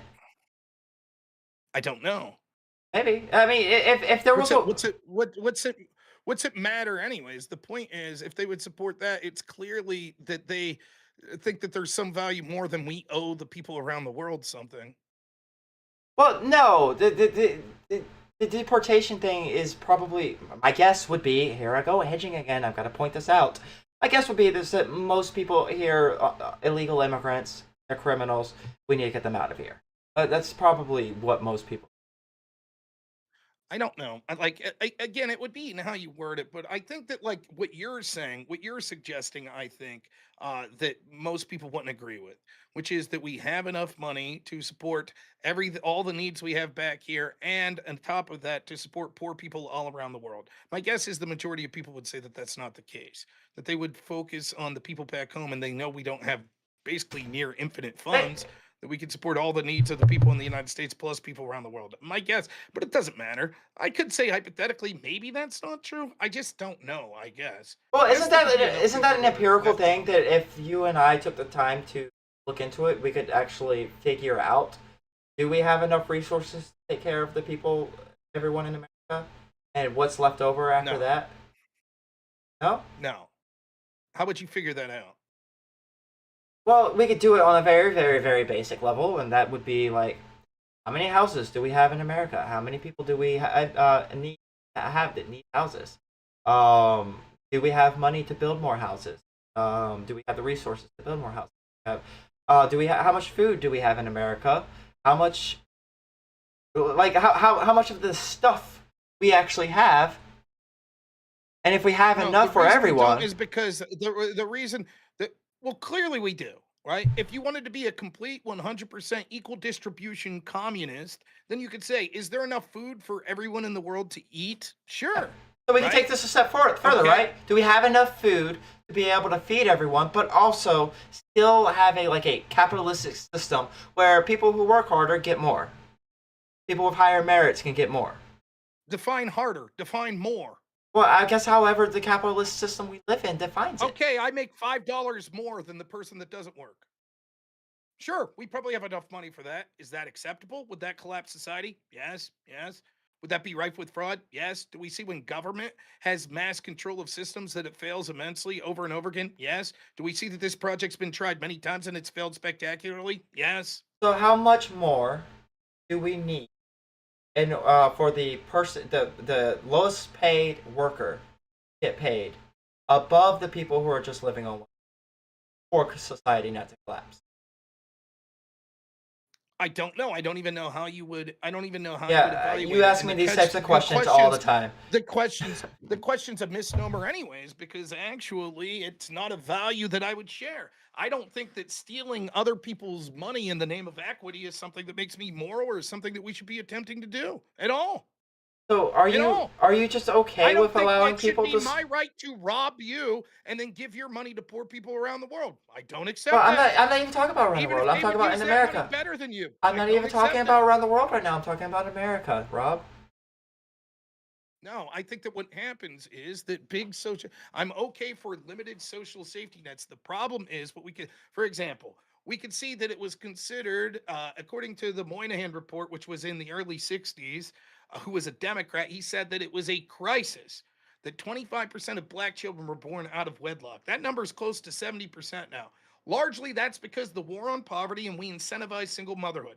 Because having a big heart, we said, shouldn't single mothers, shouldn't we provide for them? Yes. And then what happened is we incentivized that very behavior, which is not good. We don't want people growing up in single households, particularly with single mothers. And yet that's exactly when you sponsor that, when you give that money, then what happens is you make that outcome more likely because people say, Do we stop? just like the people that said this is human nature, just like the people that were like, oh, I work from home and this is easier and preferable to me and I'm less productive, but I don't give a shit. I don't want to go back to work.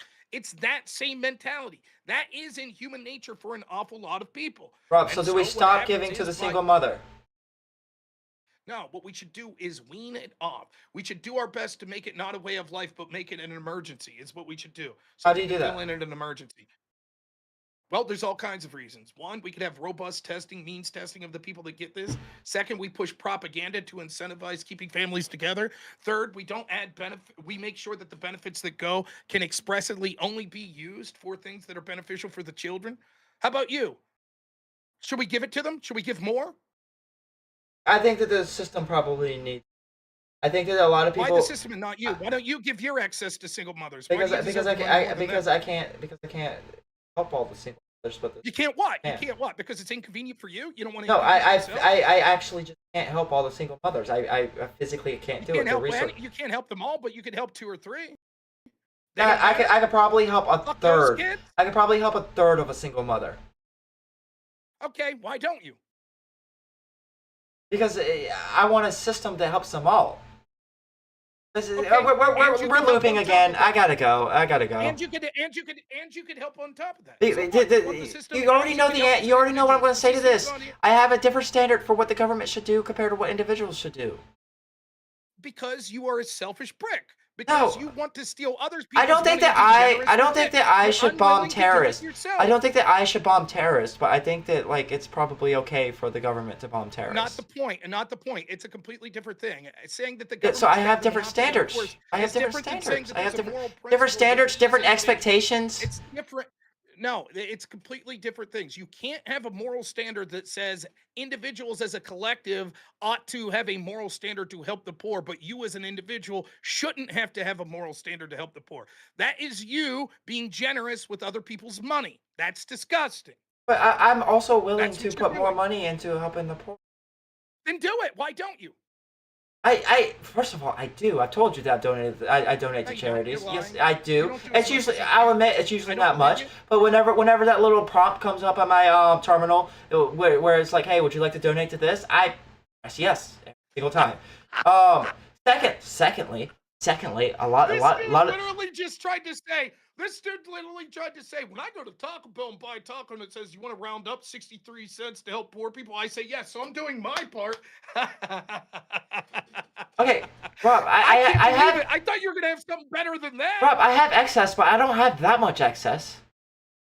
So what's your For a excess? long time, I was making $54,000 a year. Most of my shit went to bills. Some of my shit went to helping with my mom. Like It's not bad. 54,000's not bad. it's not. I pay most of the mortgage I by made less myself. than that a large portion of my life. Probably when Yeah, I was I mean, your say- age, I made less than that. Same here. And Okay? I do And get to if I you get have a to moral principle. Wait, do you think that I am saying that people should just give all of their money all the time? Like all their excess? Nope. No? Okay. So you agree that I believe that there is a certain amount of excess that people should be You're allowed to saying have. people shouldn't give any. You're saying that it's not individuals shouldn't do anything. There's under no obligation. That's your argument. So Well, you're not I- saying that people should give excess. It's not what you're saying at all. Yeah, You're saying I government do feel an obligation to donate because when the opportunity is presented to me, I do donate. 63 cents when you buy your groceries and it says round up. Yes, that is what I do. I mean, I don't think that the Well, fact that you wait, use what, that is what, somehow by my some standard, all right, altruistic thing. do my standard. I make 54,000. I have. How much should I be giving to charity in order for my standard to be Well, I guess it would consistent? depend on what your cost of living is. Like, it would be different if you have certain medical issues, etc., that would cost you to pay more. But let's say this: My paycheck's comfortably live and you have a little- $1,500 every 2 weeks. I get $3,000 a month. $1,300 for 1,360 for housing. Wait, how much a month do you get? 3,000 net is what I net. 3,000 net. Okay. Yeah.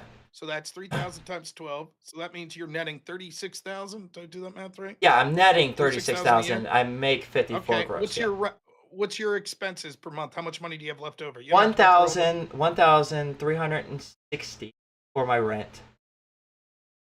150 for my car insurance. I usually spend around $250 every 2 weeks for food. So $500 a month for food.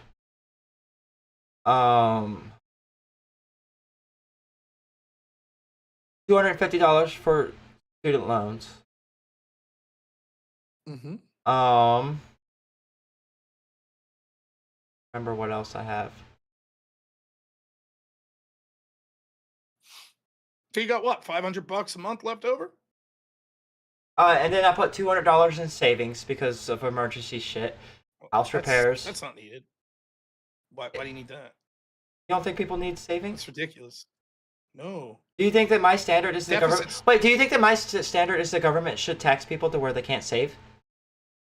I think you want massive deficits. That's what you're advocating for. No, That's not savings. That's the opposite. I am Yeah, you don't advocating want our for. government to save. I am No, no, no, advocating. no, no, no. Let's am be clear. We're advocating- $36 trillion in debt, and you want to spend more.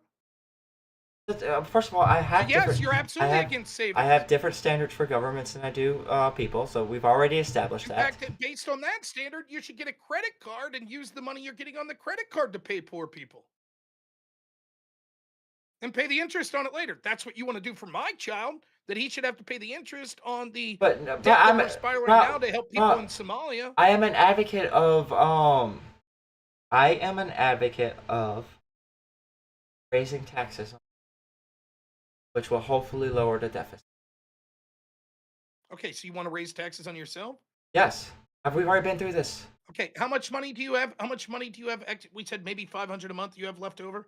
Maybe, unless I have other bills that I'm not thinking of.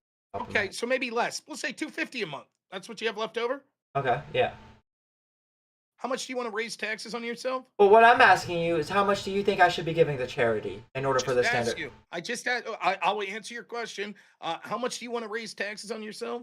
What I would like to see is for the government to look at how much things will cost.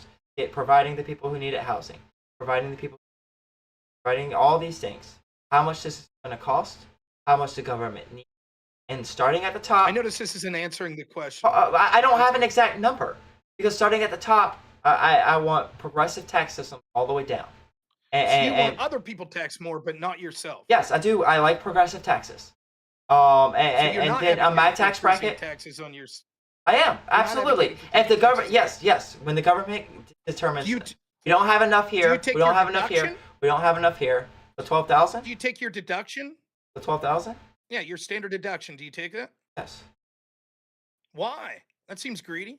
No, because it's the same reason why I don't give the charity and don't expect individuals to give the charity. If you because support more because taxes it's on not yourself, you can effective, pay more Rob. taxes. It's not effective. What are you talking about? It's not effective. You just said that the government is effective with their spending of the money. So send the government more No, money. but just me sending the government more money isn't effective. Just me giving money to Once you- charity isn't effective. So once you do it, right, then you could advocate that other people should do it too. You're not moral to advocate other people should pay taxes when you're unwilling Wait. to do it yourself. So if I gave more in charity, I could advocate for more taxes. That's what you're saying? I'm saying that if you want to advocate that other people should have to spend more of their money on something, then you should be spending your money on it at a bare minimum. Do you think that the more wealthy should have more responsibility to pay for these things? I don't know. It's difficult to say. I think that I'm okay theoretically with some amount of a progressive tax bracket, but that's only because the whole system's fucked in the first place. I would be more for a flat tax, like just federal sales tax or something like that. The wealthy would still continue to pay more than their fair share because they're going to be buying more shit, and therefore they'd be paying the tax on every sales. Sort of the system that we have set up now, I think, sort of bullshit. It's designed to be like in a very shitty, convoluted way, right? However, what I am saying is, I think that our system that we're all forced to pay in should be to benefit the people in our system. That's what should be going on. I'm very limited in how big I want the government to be in the first place. But what is off the table is that I should be able to demand that other people that are forced to pay into this system should have to give their hard earned money that they would then spend on people that have nothing to do with the United States. No. I don't think we have a moral obligation to help poor people around the world. And I think what happens is, and it was evident throughout that whole panel debate, is that's where people like you and people coming from the left were in that debate. And what happens is then you say, well, look, we don't have to worry about the fact that there are people that are struggling back home because hypothetically, if we were in charge, we would just tax the shit out of everyone and be able to help those people that are struggling back home and people around the world. Therefore, we don't have to focus on the limited funds we have now of helping people here first and foremost, because hypothetically, we'd be able to help everyone in an alternative reality so we could continue to let them struggle. I think that's a nonsensical position. I think the position of we can tax the wealthy more, and we can tax the middle class more. Probably, we can do public option, do public housing. Are you public middle housing. class? Yeah, I think so. Right? So you should be taxed more. Yes. Especially Why don't you voluntarily? because it's not that action is not effective, Rob. It doesn't matter. You're asking me why don't I voluntarily do something that's not going to make a difference?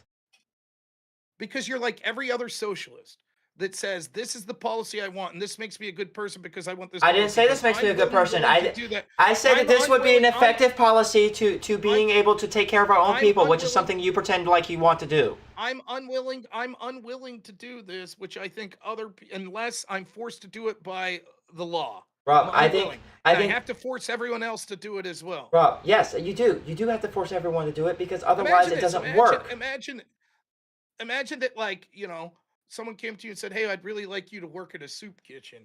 And you said, "You know what? I'm not going to do that. I'm not going to work at a soup kitchen unless we force everyone else to work at the soup kitchen. Because let's be honest, if I work at the soup kitchen one day, it's not going to make a big change in that individual's life that comes in. And even if it did, there's so many homeless people, I can't make the change. So no point to volunteer, no point to work at a soup kitchen." Yeah, but why do you even give money? Why do you give that 63 cents? Why do you give that 63 cents on do you want to round up? It's not making a change. Why even bother? Why do it? Because SNAP is more effective at feeding poor people than soup kitchens are. I asked you, so you're saying that you shouldn't volunteer for a soup kitchen? I think that we should have a system that doesn't require soup kitchens. Now I'm asking you, why do you donate that 60 cents when it says, do you want to round up? Why do you do it? It's insignificant. Because in the system that we live in, I do have a little bit of excess. So I do try, when presented the opportunity, give a little bit. So just the amount you give's the good amount. No, I could probably give more. If I wanted to be Jesus Christ, I could give more. Yes. No, the point is you're doing next to nothing. If that's the extent of what you're doing, I round up when I buy my groceries or when I go to fast food. I round up. There you go. I'm being charitable. That's nothing. That's next to nothing. Sure, it is. But even if I did $200, it's still nothing in the grand scheme of things. It's what we're starting to see is a pattern of people that exhibit a mindset like you do, that they're always making excuses for why they can't do more, but they're morally justified in saying that other people need to do more. Okay, so what you're saying, though... You need to pay more taxes. You need to give more money to Rob, if we didn't do that, if we didn't have the taxes, if we did a flat tax, 5%, do you think that the charities would suddenly see a influx in donations, which will allow them to fill in the gaps that they would be left by in the social systems? Well, who are you to know that flat tax would lead to less money in social systems? First off, you're just making an assumption. Do you think that a flat tax would bring more money into the government? I suppose it depends on how much the flat tax was, wouldn't it? Well, sure. The flat tax is 80%. Don't you think it would? Actually, it wouldn't because people would buy less. Yeah, people would buy less. Okay. And if you have income tax that's higher, people work less. That's not true. Of course it is. No, because you always make more money under a progressive taxation. Who? Everyone. Everybody makes more money. So progressive tax is so good that every single person in every bracket is making more. What I'm saying, what I'm saying, no, not compared to without a progressive tax system. What I'm saying is that the more you work, you are going to always make more money. What percentage of taxes do the wealthy pay in this country? The entire percentage of taxes? Like how much of the tax burden does the wealthy have? Is that what you're asking? Yes. Probably a significant portion.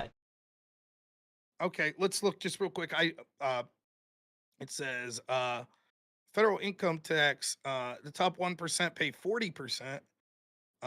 All federal taxes, top 1% pay 25 to 30%. Total taxes, they pay about 24% of all total taxes, the top 1%. As you go down from the, what percent of the bottom do bottom 50 pay? Okay. That's going to be, the bottom 50 pay 3%. So how much more should the rich pay? I don't have exact numbers for you, Rob. Just give me an idea. What percentage of the burden should it be on? My system wouldn't be looking at the rich and be like, they should be paying 60% instead of 30. It would be looking at our bills and determining what each individual bracket can afford, and if we can afford our bills that way. The problem is, like, what would happen is, one, it's impossible to work that out. Imagine what that system would look like. Each year, you have to find a budget, then you have to divide it by the amount of taxpayers, then you have to put everyone in brackets, then you need to find an equation of each person. It would change every year and much that they have to pay. This would be insane. It would be impossible. It would be rife with fraud. People would find ways to get out of it. We already, like, it would be what we have now times 10, the difficulty of it. It's crazy. It would never work that way, right? The point is, if you start taxing people at exorbitant rates, they'll just say, you know what, I'm not going to be in the United States. And basically, the proof's in the pudding. We already see people fleeing countries like Canada, businesses fleeing because it's like, this taxation's too crazy. We can't do this. That's why they're coming to more business friendly places like the United States. That's why we can see states, this works at a state level too. Companies that are fleeing states that have high tax rates and going to states that have low tax rates. And the evidence is there. That's why you see so many people fleeing a lot of these blue states because of the tax burden. I don't It's think. just not feasible. I just don't think that the amount of people fleeing these countries is. Well, it will be.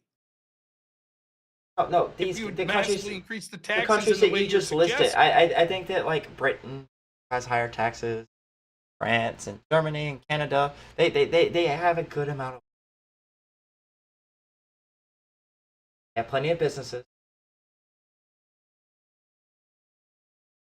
Yeah, what I'm suggesting is it wouldn't work like that. You can't massively increase the tax burden, and you can't say the tax burdens will fluctuate based on first we tally up each year how much we would owe, and then we negotiate the tax rate like that. It's just not possible. How would you even plan, by the way? Imagine how hard, especially for someone who's a businessman. You know how important predictability and consistency of what your bills are?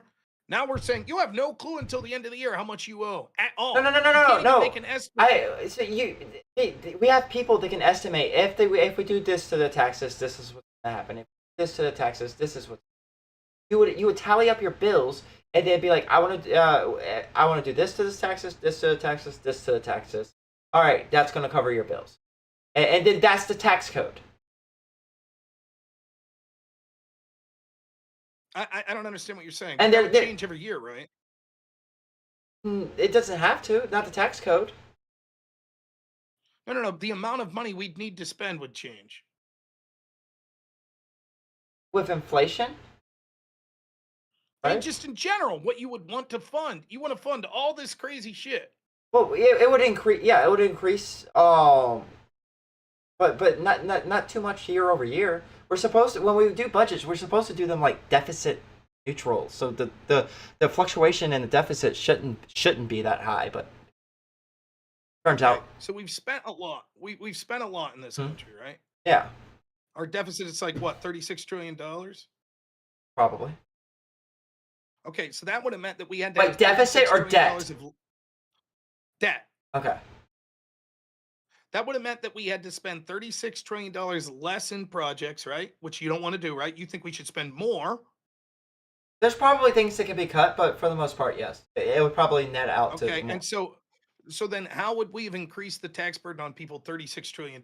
No, you wouldn't need to increase the tax burden by $36 billion all at once. The thing you need to eliminate is the deficit, not the debt. Okay, but yes, we'd have to pay down the debt at some point, right? If you eliminate the deficit, you would pay down the debt. How is that possible? I don't think you understand what you're talking about. Do- Deficit is how much you're adding to the debt each budget. yeah, so if you have a If negative you're deficit, net zero, you're not paying down on the debt. well, yeah, but if you have a negative deficit, if you're taking in more money than you are earning, you can pay down your debt, right? Or spending, right? Correct. So yes, if we took in more, then we could pay down the debt. Yeah, over time. So the question is, We don't need so that- The question is what we need to. So the question is what we need to do is somehow find more money to pay for more social programs in the United States. Number one. Then to pay for more programs for people around the world. Number two. Then we have to find ways to pay down the national debt as well. Number three. And we're going to increase the tax burden to somehow pay all of our obligations we currently do, plus those three additions, so that we have zero deficits every time. I think it's possible. I don't think it's remotely. Wait, do you think it's How possible much would to? you pay down on the? Do you think it's How much a possible? year would you pay down on the debt? I don't know. I would have to look into the numbers because I haven't I mean, give actually. me there's roughly $36 trillion. Rob, How much a year Rob. would you like to pay down? Rob, have you looked into the deficit and what we could? Have you looked into all this yet? In what sense? Like, how much could we have made if we? How much deficits could we have? What would our deficit be if we didn't have the Bush and Trump tax cut? How much, like stuff like that? How much deficits will we have if we raise the taxes on all brackets by this much? It would depend on each individual policy that you're talking about, right? So we are currently paying $970 billion a year in interest on the debt. That's almost $1 trillion a year we're paying in interest on the debt, right? I think in a brief cursory look at that. Okay, so we have to at least pay that if we're ever going to pay the principal down, right? Probably, yeah. Okay, so now right out of the gate, we got almost $1 trillion just paying interest on the debt because you could have zero deficits under your system, right? Right? Sure. Yes. Okay, then we have all of the programs we already pay for. What's that?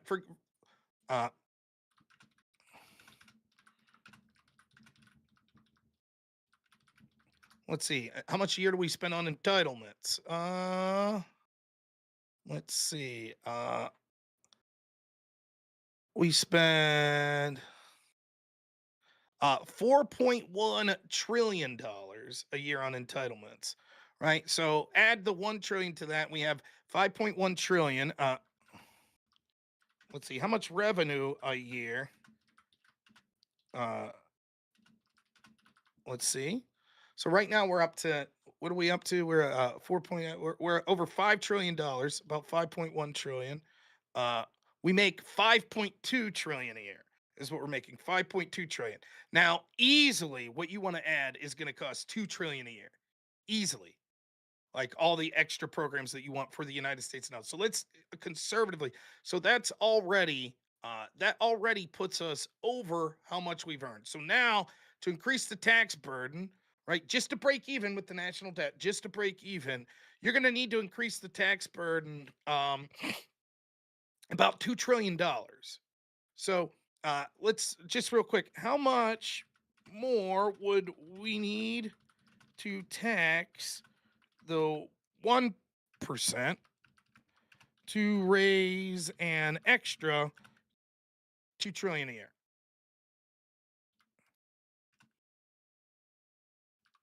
Let's see what they say. All right.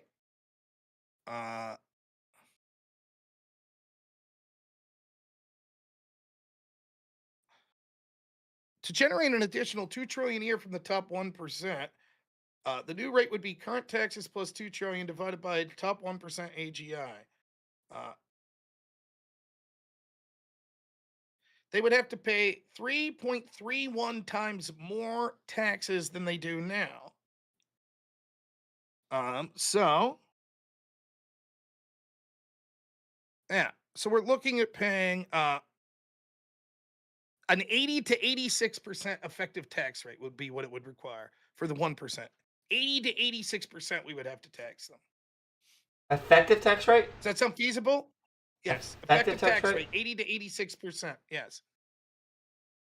Is what it would cost. Does that sound feasible? Probably not an effective tax rate, no. But wait, hold on a second. Hold on a second. Does that include? That's just income, right? No. No. What do you mean just income? That's not just trillionaires aren't making trillions of dollars of income. No, we're talking about total taxation on trillionaires or multi-billionaires. Multi-billionaire is what we're talking about. Like they're not getting the bulk of the super wealthy people aren't paying the bulk of their taxes in just quote unquote income.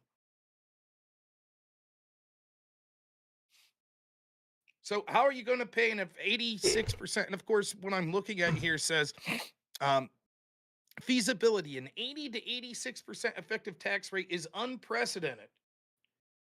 It would require closing loopholes, hiking marginal rates, plus new wealth taxes. Yeah, so you would get whatever else you need probably wouldn't tax them 80%. You probably would tax them somewhere close to what other countries are taxing their ultra wealthy.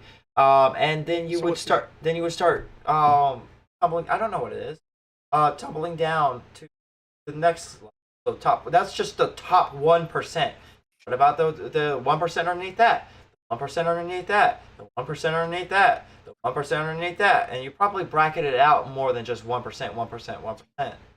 I think what you'll see is if it came to being taxed at like 80% or high 70s or something, what incentive would someone that has economic mobility be to stay in the United States if they could go to somewhere else and not pay anywhere near that number? What incentive would they have to stay here?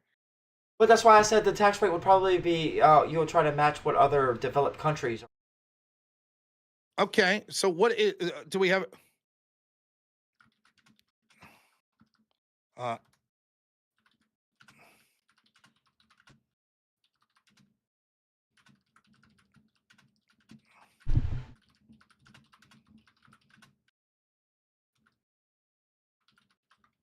okay, so This is talking about 400 individuals. so the United States is uh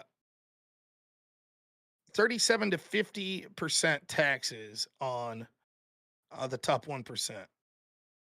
So it's 37 plus when you look at state rate on average, it could go as high as we'll say 50, right? So they're paying 50. Australia, it's 45. United Kingdom, it's 45. Canada, it's 54. Germany, it's 47. Netherlands, 49. Japan, 55. Belgium, 50. Sweden, 52.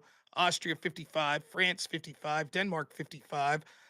The OECD average is 42. Right? Oh. That's the top marginal rates. The effective tax rate uh, is around 37% for the United States. In France, it's 42 to 45. Germany, it's 40 to 42. Sweden, it's 45 to 50. Denmark, it's 50 to 55. Canada, it's 40 to 45. OECD average is 35 to 40%, basically right in line, a little lower for the United States. So we could probably squeeze what 10, 15 more percent from the top 1%. Okay, let's say another 10%, right? If we taxed, by the way, many of them would leave. They'll go to countries then that are like, you know what? I'm going to go to a country that has a lower rate. But fair enough. The other countries are able to keep them somehow. Well, yeah, there's some that stick around because these countries put a lot of the ones in the United States would decide to leave. I'm not saying all of them, but if they tax the 1%, 10% more, how much more revenue a year? Okay.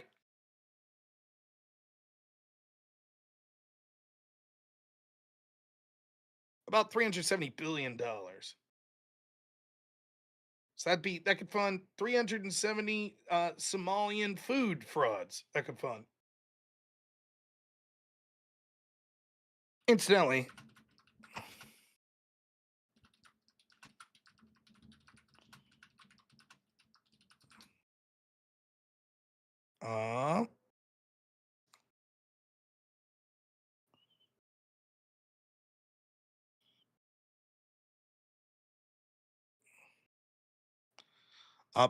uh, official GAO says that the COVID funds, 500 plus billion dollars of fraud from the COVID funds. Private experts say that 10 to 20% of the total aid was fraudulent, which would be around $1 trillion. So the thing that almost no one gives a shit about, the fraud that happened with all these COVID payments, if it basically is tantamount to increasing 10% taxation on the wealthiest 1%. That's how much we're talking about. Why didn't Doge get that back? So, okay. Why didn't Doge get that back? How would they? Couldn't you litigation? If it was fraud, To who? the people who Right, committed to the who? fraud. How? They sent it overseas. They had fake IDs and shit like that. How would you expect them? Oh, you're talking about the. What sense does this make? Wait, It's are you not talking even a about program that still exists? the Just in which so the programs all together. You're saying that illegal the migrants committed 500 billion Not in just fraud and they migrants. sent it overseas.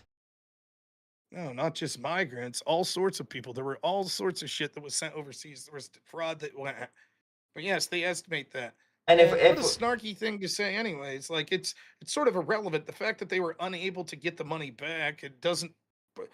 What's that supposed to prove? Oh, well, I guess $1 trillion of fraud. Doge didn't get it back, so who gives a shit, right? well, it's like what do you want to do about it, Rob? Well, the point that I'm trying to make is like, so flippancy saying like 10% more tax burden on the top 1%. Okay. Literally, the amount of money that leads to is one of these programs. It illustrates the point of when you have programs that spend trillions of dollars, the amount of fraud that you see is incredible.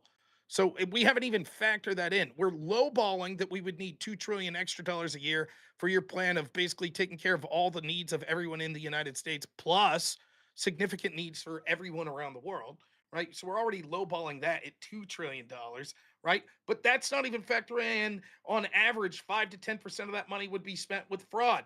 Then on top of that, you'll just have inefficient spending, which is certainly something that happens. Have you ever worked for someone that gets government money, a company that gets government money? You work for a prison, right? Is it for profit or It's it's state. it's state? So it gets state dollars? Yes. Do you see them frivolously spend? Sure, it happens. Yeah. I don't. Yes, Well, yes, I it don't does. get. I don't get involved with like the spending stuff. I'm a counselor. I assure you it does, because what happens is, much like, again, human nature, when it's your money that you work for, you tend to spend more efficiently, right? Because you know the value of that. When it's just money given by the state, you're not that concerned. It's free money, basically, it feels like. That's why, like, I've seen all kinds of shit for, universities that are state university, frivolously spending money, etc. So we're talking trillions of extra dollars that we need to achieve this goals you're talking about. And so far, it's just like, well, we'll just raise taxes. That's what we'll do. But we're talking about basically maybe what would be necessary would be like doubling the tax burden, doubling the revenue of the United States per year. And I just don't see how it's possible. I don't see it. It's and that's even saying if we should do it. It surely comes to a point that says that no, we don't have any ethical responsibility to help all the world's poor people. No, we need to be focused on the people here. And no, the best thing not to just throw money at everyone. Uh, by the way, the money we get, it's not just from taxes, right? It's also tariffs and other thing. Trump, by the way, has the best deficit number, or yeah, I think, was I right about that deficit? His deficit numbers have been good here the second term. I've Looks like, heard that and because of the tax when it, cuts, they've been bad, but I could be wrong. I don't know, like the trade deficit's the lowest it's been since June 2020. Oh, trade deficit, maybe. I don't. Well, yeah, but I also agree with the other deficit as well. But well, any money you get from tariffs is mostly coming from the American people. It's just a tax. So you don't have a problem with that, right? Well, I don't. I have a problem with tariffs because they're a regressive tax. It disproportionately affects poor people. How so? Explain. Because if poor people are paying a more significant amount of their money on goods and services, so if I make $40,000 and I'm spending $36,000 a year on goods and services, well, goods, and that stuff is being tariffed, that's that's whatever percent, 36,000 What and kind of 40,000. what kind of goods are poor people buying? On Oh, average, what kind of goods? food, Yes, textiles, cars, shirts, etc. Food. You think the textiles, food's coming from overseas? It's some of getting it. tariffed? Some of it. Most not? Didn't coffee go up significantly because of the tariffs? Maybe no. In fact, I don't understand that. It's like it's very funny. Did you have any commentary on inflation during the Biden administration? Just curious. Yeah, inflation sucked, but we were able to tie that to COVID. Okay, so I don't think that we've seen inflation go up anywhere near what's occurring now as we did during the Biden administration. And by the way, we Nobody's tied made it to that the very claim. disastrous COVID policies that you support. Yes, you just did. Well, you No, didn't make the claim, but what you did is you're like, oh, coffee prices are going up. All of a sudden, you're concerned about prices in a heavy way. That concern failed you in the past 4 years, and you're like, well, that's because of COVID, because of the disastrous policies that I supported of lockdowns, etc. well, no, I mean, I think that the COVID spending, the stimulus spending, did have a little to do with the inflation, but I don't think it was 9%. I think the majority of that was COVID, and the reason I say that is because the rest of the world was dealing with inflation at higher or similar or higher levels than. So you've already changed. For what you said earlier was you estimated the lockdowns and stuff were responsible for estimated 65%. Is what you said. Now you're saying no, I don't think it was the majority of it. And the rationale you give is the rest of the world. Here's the problem: why that doesn't fit in. One, doesn't prove that the rest of the world's disastrous lockdown policies also weren't a reason that the prices went up. And second, to the effect that maybe they were slightly I worse. said That's COVID because they were stimulus, not lockdowns. Well, it's not just the stimulus, it's also the lockdowns, and many other countries gave stimuluses as well. So, same thing. Secondly, right, what we can see what happened was that because the world relies on the US as the reserve currency, if the US currency inflates, that means that they will also suffer through inflation. For example, if we print double the money right now, the dollars would double tomorrow, right? The people that are holding bonds and stuff and treasuries, they're going to suffer inflation as well because they're relying on the US dollar. So their inflation is going to be double. It's going to be how their currency inflated and the dollar that they're relying on, how it inflated. So again, this doesn't answer how these disastrous policies. So how is it that? Hold on.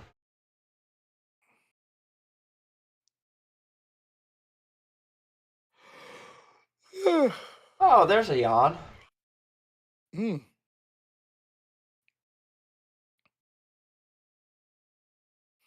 Coffee prices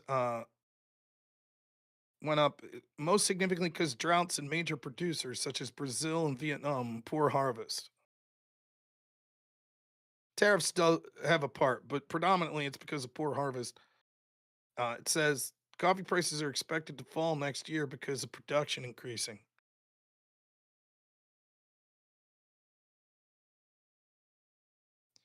So they anticipate prices will go down 13%. But weather risk and tariffs could say that they'll have hikes.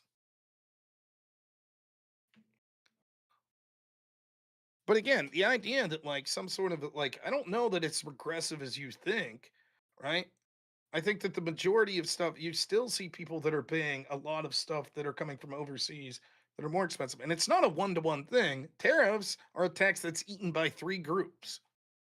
Yes, it's eaten by the consumer, but it's also eaten by the person that's importing the stuff from the company. For example, if am a car manufacturer in the United States, right? You don't pay tariffs on buying my car because I'm manufacturing in the United States. However, I have to import steel, so I eat some of the cost of the steel that I'm importing. I don't pass it all directly on to the consumer, and the seller overseas that's selling also eats some of the cost. So whereas a direct tax increase 100% is eaten by the person that gets the tax increase, at least the tariffs a burden split amongst three people, two of which are business owners, etc. One of which isn't even from the United States. And it has the added benefit of encouraging manufacturing in the United States. All in all, we haven't seen inflation go up that much at all since Trump's put in tariffs. I mean, yeah, inflation's gone up, but nowhere near the levels we saw under the Biden administration. Not even close, which Democrats seemed unconcerned with.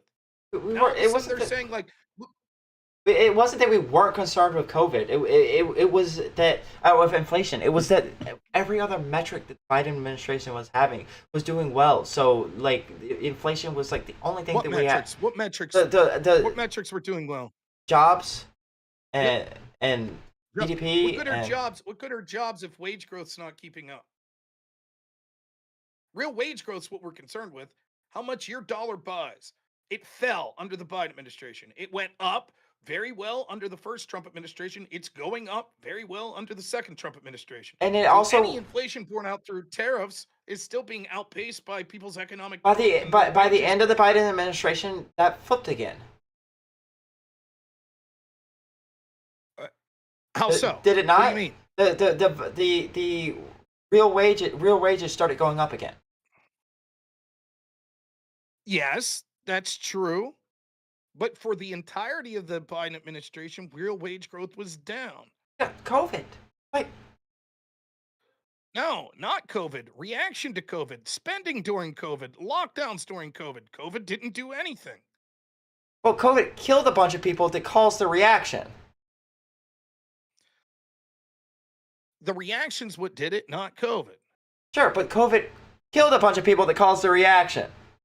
And that's going to include government actions, and that's going to include individual actions. The foot traffic that lowered even before government actions happened.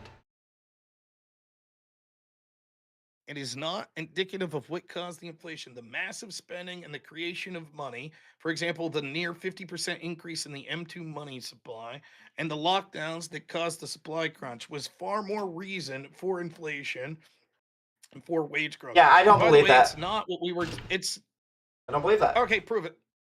Prove it.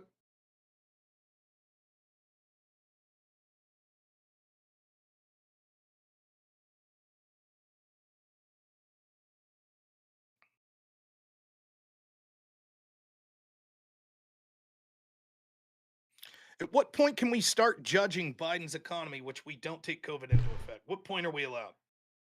2021? Probably towards the end. Define towards the end. Entire Uh, last year? Yeah. I think that when Obama got into office, it took him his entire first administration to get things to turn around. That's why he had such a hard time. The whole administration, the whole Biden, we can't blame him for any economic. Do we blame him for any economic goods? I think that. just- So I think that the fuck, the stimulus had a little something to do with it. I don't think it was the main driver. What do you think was the main driver for inflation? Of inflation was COVID, and like you said, the reaction to COVID. How does that work? The reaction to COVID. Right, agreed. Yes. Yeah. Lockdowns. You do realize most Yes. of the lockdowns happened under Trump, right? They were pushed for by Democrats. But they happened under Lockdowns. Trump, We did lip service. and Republicans also did lockdowns.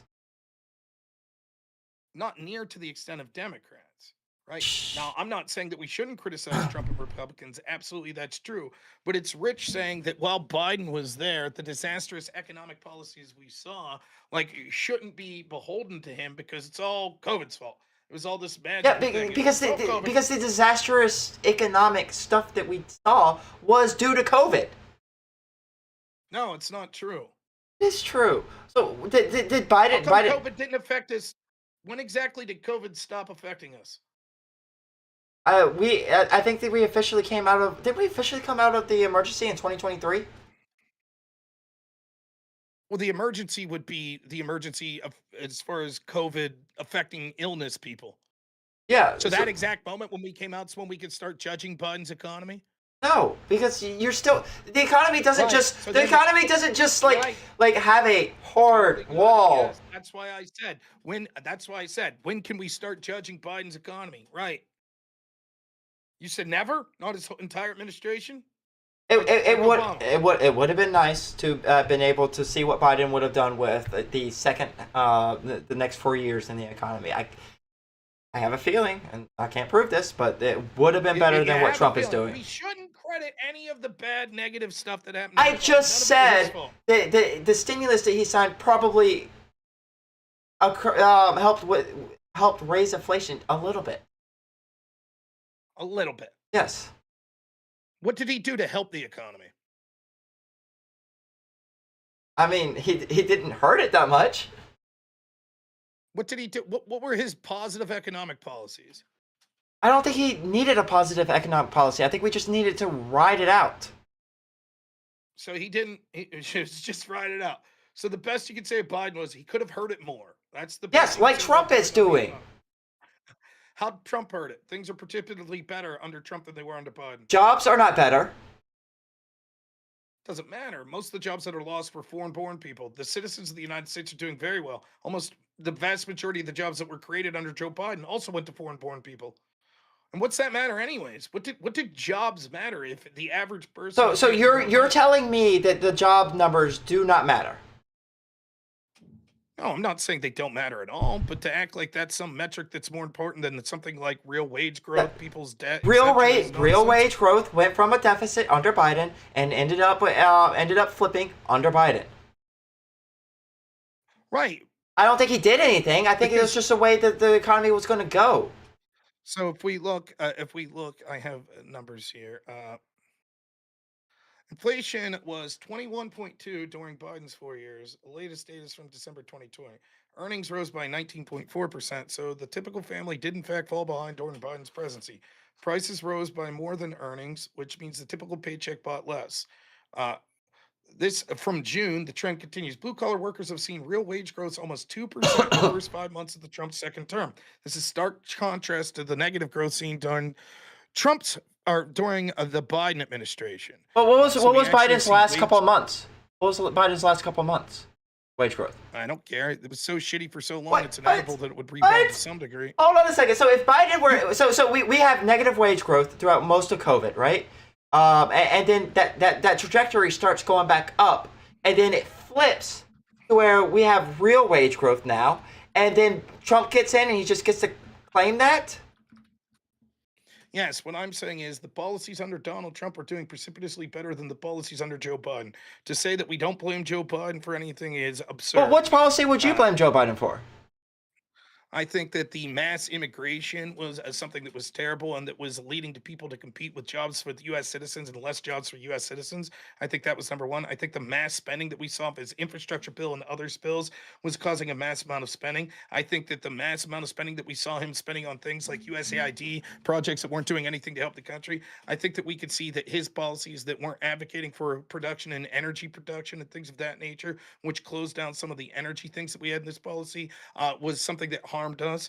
I think that the trade deals that he was unable to negotiate, that Trump's been negotiating, where things would have been better. So there's a ton of policies that he did that I think were failures, in addition to just the fact that he continued to support lockdowns into his administration.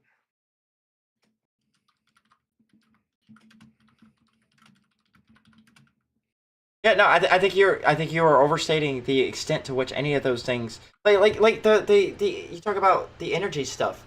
The energy prices went up when lockdowns were being released and people were going out more. So demand went up. And that's going to cause the energy prices to go up, especially since the energy companies had had just had quarters of net loss, and they weren't producing because they wanted to keep the prices up. I don't understand what you're saying. What I'm saying is that the evidence seems to suggest that Biden's policies on energy actually led to less energy production than we otherwise would have had in the United States. I think much of the tightening of energy production had to do with the tightening of demand during COVID, and then after COVID, they kept the production tight to keep the prices up so that they can make up for lost profits during COVID. I'm not saying that his policies. I think his posture scared some investment. But I think that what I just explained was the bulk of why the production was the way it I think was. that what we see, I think that what we could see is that clearly Biden was a disaster for the economy. He continued to say that it was a hot economy, that things were doing great.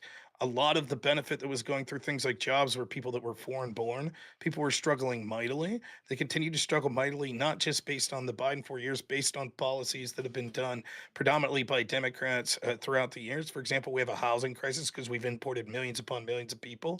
We are spending billions upon billions of dollars on welfare for people that are illegal, that are in poverty, that aren't really working and providing. We see that there is fraud that's going out in those systems. So yes, I think that you could draw a direct line to that. that. We could see that under the Trump administration prior to COVID, the economy was doing very well.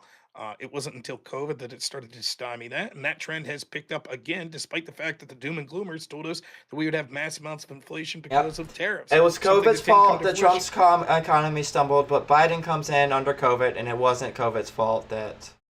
No, I'll give Biden credit for the first year or two. Okay, you're struggling with COVID. But but the COVID entire was administration- still happening during the first 2 years. Yes, but we didn't have a lockdowns. The second year Biden was there, COVID wasn't that bad in 2022, Yeah, that's when we were first like starting to come back. right? Well, the point that I'm trying to make is that the idea that we should say no, the entire 4 years is a write-off of Joe Biden until the last 2 months is nonsensical, right? Well, if you And wait, it wasn't wait, just no, no, that. no. I'm taking Biden's own word for it, right? Biden's own word was how hot the economy was and how great things were going. That's what he was claiming. The economy was on an upward trajectory after COVID. We kept hearing the big term from Biden's administration was it's transitory. Inflation's transitory. It's just transitory. For 4 years? But if you're That's Biden's wait, own if you team's words. yeah, if you're just talking about inflation, that was bad under Biden. That was mostly because of COVID. Mm. It Was went just it, COVID? it went Was down under it wasn't Biden. COVID at all. It went down to the level that it is now, a little bit less, I believe, under Biden.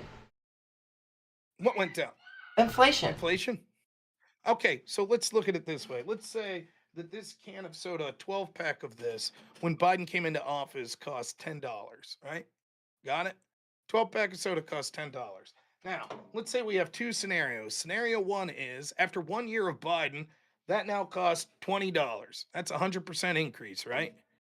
Right? Or scenario two, and then it goes up 0% for 3 years. Scenario two is it goes up 25% each year. In both scenarios, we have that can of soda has increased 100% after 4 years of a Biden term. What you're saying is because his inflation numbers were so fucking high, reaching double digits, eventually when they fell to like 2.8 or something like that, you're like, see, inflation came down. Yes, based on the already high numbers that he had set, inflation fell down back to earth. That's not a victory. It is a victory because you want inflation to come back down to earth. Why does it make a difference to me 4 years from now if I'm still paying double for that soda? But and in do, one wait, do you want the scenario, soda's inflation was price to go? 100%. Do you want the soda's price to go down? Deflation? Okay, I want you to listen to me. Scenario one is inflation's 100%, 0%, 0%, 0%. That is remarkable. You would be celebrating. Holy shit, Joe Biden brought down inflation 100%. It's been 0 for 3 years. Absolutely amazing. Scenario two, it's 25%, 25%, 25%, 25%. You'd say, wow, inflation stayed the same. How is that any different to me as the consumer at the end of those 4 years? It's of small comfort that you're like, we've beaten inflation. 3 years of 0% inflation. But the Right, inflation, because the original year was so high. Rob, the inflation was caused by COVID. I'm not going. If you can excuse Trump's bad Inflation economy. wasn't caused by COVID, though. Inflation was caused by the disastrous policies as a reaction to COVID. I mean, okay. You didn't get shot. That's a big reason that You inflation didn't was get. caused. You coming into my house didn't get you shot. My reaction to you coming into my house got you shot. You would. No, the problem with your example would be that we don't blame you for shooting. Yeah. You're the one So who pulled the trigger, and we say so. The opposite. The analogy is actually the opposite. You say, no, you can't blame me for pulling the trigger. I pulled the trigger because you came in, and it's like, yeah, but you pulled the trigger. Same thing here. The reaction, the policies to COVID are what caused inflation, not COVID itself. So we blame the people that did the policies. That's what we do. We don't say, act of God. It doesn't matter. If they wouldn't have done those policies, we wouldn't have seen inflation to the levels that we did. yeah. No. I don't. Yes. The reaction to COVID is what caused the inflation. The COVID caused the reaction.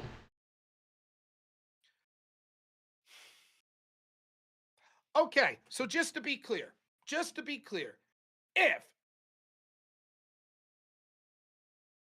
there is something that happens, a natural disaster, a terror attack, or whatever in the United States, and then Trump issues disastrous policies that we all say, wow, that's fucking shit, and it collapses the economy. When you criticize him for it, I'd say, wait. No, you can't criticize Trump. He didn't do this. The terror attack did it. And you said, right, but he did policies that were terrible after the terror attack. And I said, yes, but the terror attack did it. Yeah. Not So Trump's if policies, it was the terror attack. so, it's Or like would you blame Trump? it depends on what the policies were. If we could post hoc say, oh, that was terrible, similarly to what we did in Iraq, then it'd be like, okay, but at the time, most people wanted to go to Iraq. At the time, most people supported that. So is it really Bush's doing on there to the extent that he lied? Yes, and So if Trump did something that was like absolutely astronomically ridiculous and unreasonable, and we just can't understand it, kind of like tariffs, then yes, I would be like, yeah, that's Trump's fault. But if he was doing something reasonable that just turned out to be bad, then it wouldn't be Trump's fault. So how many years? So we should count like Biden's last year economically. We can count. I think Biden's last year can be. Well, I think we got to look at the trajectory of where the economy went shortly after COVID. I'm asking you if we could count Biden's last year. Sure. Economically. After COVID, look at the trajectory. He spent $6.75 trillion in his last year. That was higher than Trump spent in 2020 with COVID. 6.75 trillion is what Biden spent in his last year. We count that, right? Or is that still COVID? Doing what? What was it for? Well, we did the CHIPS Act. Oh my gosh, I forgot about the CHIPS. Do you not agree with the CHIPS Act? It doesn't matter. I'm asking you about the total expenditure that Biden spent. Okay, so the interest on the national debt, what is he supposed to do that? Is he not supposed to pay that? I mean, I don't know what you're trying to say. There was interest paid in the national debt the year before that as well. I'm just trying to say certain things. So you'd have interest on the debt, Social Security. You have all of our entitlements, the stuff that we talked about that you would normally spend. In addition to that, we see the other spending he had. Things like the CHIPS Act, things that were in his budget that he spent. I don't know the specifics of everything. He spent $6.75 trillion.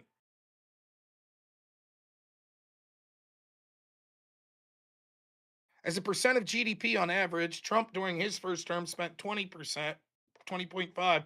Biden spent 25.5.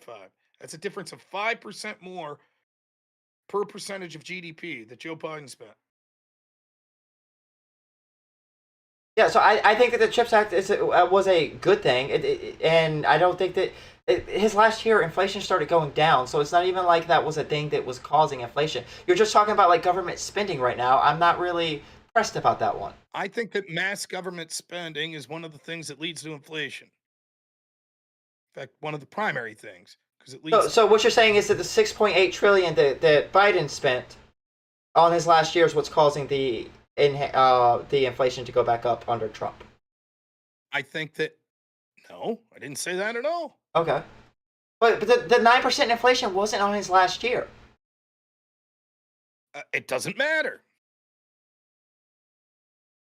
Okay. If this can of soda cost $1, right? And inflation goes up next year from Joe Biden to now it's 10%. But if you're going to blame $6.8 trillion on this last year for the can of soda going up by $100 2 years ago, that doesn't make sense. No, what I'm trying to tell you is inflation going up 3% after it's gone up 19% is huge. That 3% increase is the effect of like maybe a 4 or 5% increase before you had the 19% increase. Sure, but we always want inflation. 3% of a bigger number is a bigger number. We always want inflation to be around 2%, which is not as okay. We probably don't want inflation to be around 2% if it was 1,000% the year before. Think so? I mean, maybe that is an economic principle that I'm not familiar with. So I just want to be clear. If prices doubled tomorrow, you would say next year, hey, Trump, we want you to keep inflation right around 2%. You wouldn't So say, hey, I'd my, like prices my to come understanding, down. because my understanding that if you get deflation, that is more detrimental to the economy, depending on why the deflation happened. If it happened because you lower Well, taxes, depends, it would be deflationary over time. The problem would be not if it's an immediate correction. And again, it's what I'm telling you is like you seem to not want to blame Biden for the policies that he had. Explain to me why. What? Okay, so I want you to explain to me year 3 of the Biden administration. How is it that COVID's fucking over his economy there? Go ahead. why his inflation's at 3%? 2023. Why his inflation's at 3? Well, like, for what aspect is it fucking over his economy that you want me to talk about? You're saying that we shouldn't count it. We shouldn't count 2023 because of COVID. No, I want to know, like, you want me to explain it to you. Which aspect of his economy do you want me to explain? Real wage growth was down. Real wage growth was down, or real wages were down? Yes. Real wages were down. Real wages were down, but I have a feeling, and I don't know.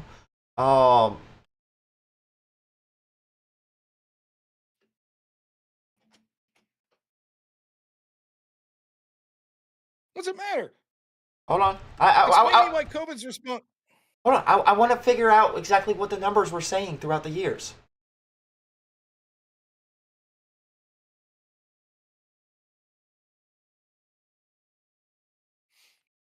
Looks like inflation for the year of 2023 was 4.1%.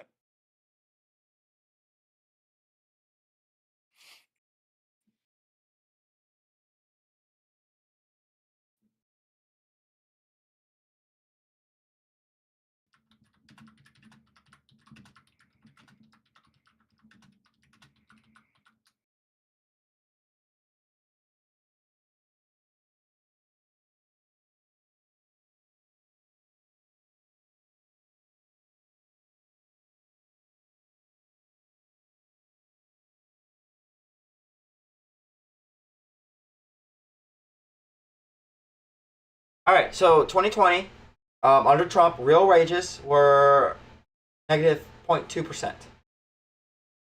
2021, when Biden is just now in office, negative 4.6%. Still dealing with COVID. 2022, negative 9%.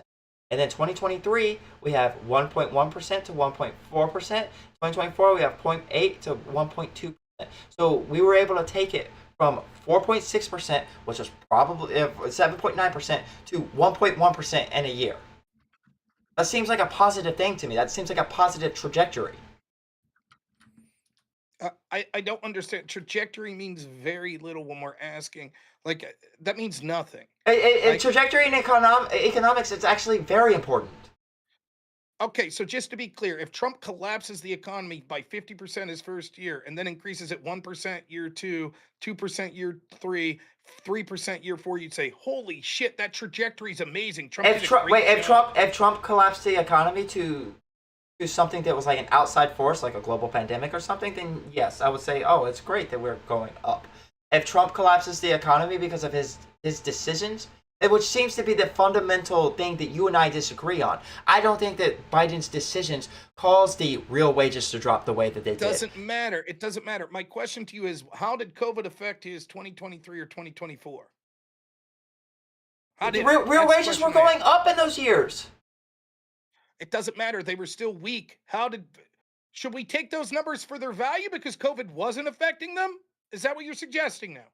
Well, I'm sure that COVID had lingering effects on the economy. That's the question. Because COVID didn't stop until 2022, 2023. Okay.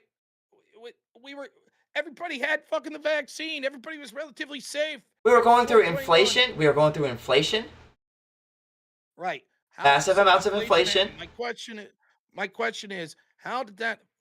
What are we still? So I just want to be clear. Your answer is this: as long as there was still inflation, we can't judge Biden's economy, right? So if the numbers No, that's not what I'm saying. I'm saying that there was a lot of things going wrong with the economy when he came in. This is what you're explaining. You're like, well, if we see the numbers and it shows that Biden's economy wasn't good, then we can't count that because clearly they weren't good because of COVID. But if they were good, then we count them because those are things that Biden did positively. Why can't I say the same thing right now? Well, clearly we're still suffering the effects of COVID because of inflation under Trump. You agree, right? It's possible, but Trump has completely switched the trajectory of inflation. Now we don't have a whole lot of data points to. No. We're at like 3.2% now, right? Year over year. Okay. Compared to Biden's last.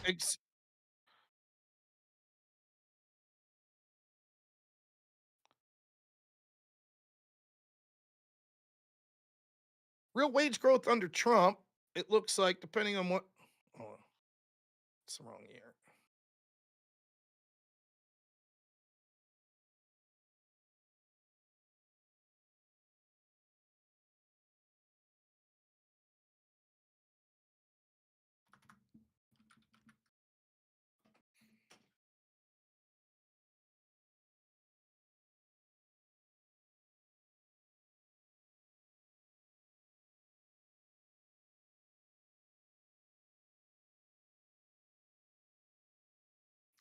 Quarter four, I'm looking for Trump inflation 2.1%.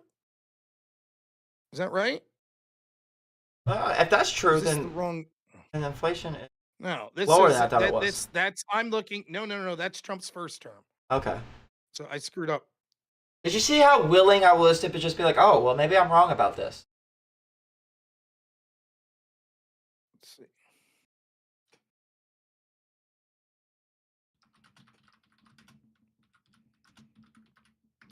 Look up, like, well, I don't even know. Do you think it's weird that we're not even getting numbers from Trump at this moment? No, we just got a bunch of numbers. Did we? Okay, well, Mhm. I wasn't aware that we just got a bunch of numbers. I thought we were going off of the private sector's numbers.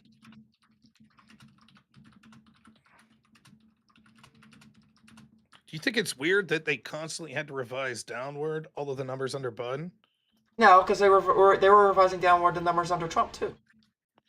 Nowhere near to the extent that we saw under Joe Biden. It was incredible. Maybe we haven't gotten to the point that Joe Biden. I think it's next year that the final revisions happen. Okay, so here's what I'm seeing. I think these numbers are right. Real wage growth under quarter one for Trump was 1. Quarter two was 1.5. Quarter three was 2. Quarter four was 1.4. Inflation under him, quarter one, 3. Quarter two, 2.8. Quarter three, 2.5. Quarter four, 2.7.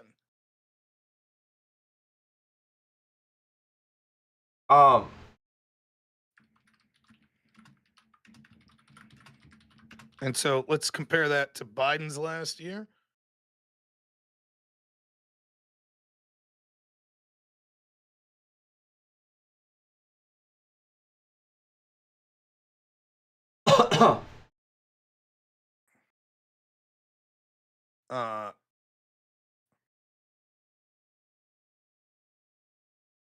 Very similar. Trump slightly ahead. Real wage growth 1 under both of their first quarter, 1.1 and 1.5 second quarter. So Trump wins by 0.4, 1.9 to 2.0. Trump wins by 0.1% quarter three, 1.3 to 1.4 quarter four. Trump wins by 0.1. So in all metrics, their wage growth higher than even under the Biden's last year. Wait, are you talking about real wage growth? Inflation under Biden's last year, it looks like 2.5 to 3%. Under Trump, 2.4 to 2.7. Inflation less under Trump than under Biden. Okay, so When Biden. you're talking about high inflation numbers, right? Under Trump, because of things like tariffs and everything, still Biden's last year, which you said we should count, still had higher inflation numbers than Trump. I mean, Trump's last numbers that we have, which was from September, which is actually fucking insane. It was 3.0. It's what the inflation Let's rate. see where the numbers can. Let me see where the number comes from. Data's from BLS, I'm at the BLS. Atlanta Fed, and Fred trackers. What's that? I'm on the BLS site.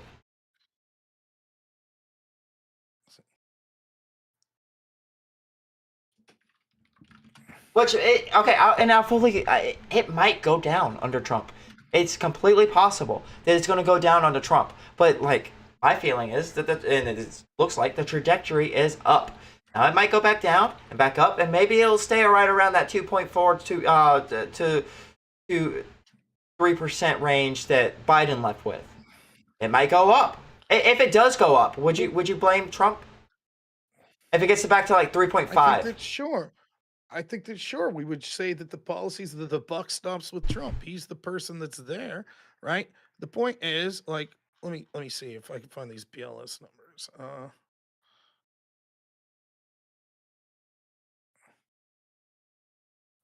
By the way, is that so odd that the BLS numbers are like how many months are we? They usually post the 15th of the 2 months behind.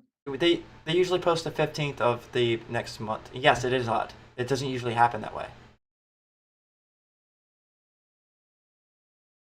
Says BLS confirmed that the data's been November's released until December 18th due to the 2025 appropriations lapse revised release dates because there was a lapse in the appropriations. What about October?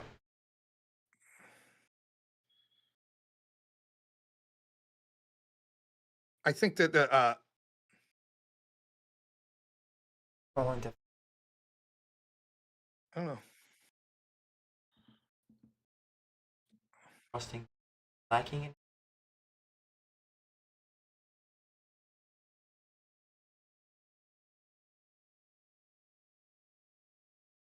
The prediction is using estimate for October and November, projecting 2.9 annual for December 2025. That's using the Cleveland Fed and nowcasting models. Is what so not 2.9. That's still under what Biden was. They're predicting. Well, I mean, Biden got as low as 2.4 September of his last year. And then it went back up, and then it went back down, and then it went back up. Like I said, it might just hover around this 2 to 3.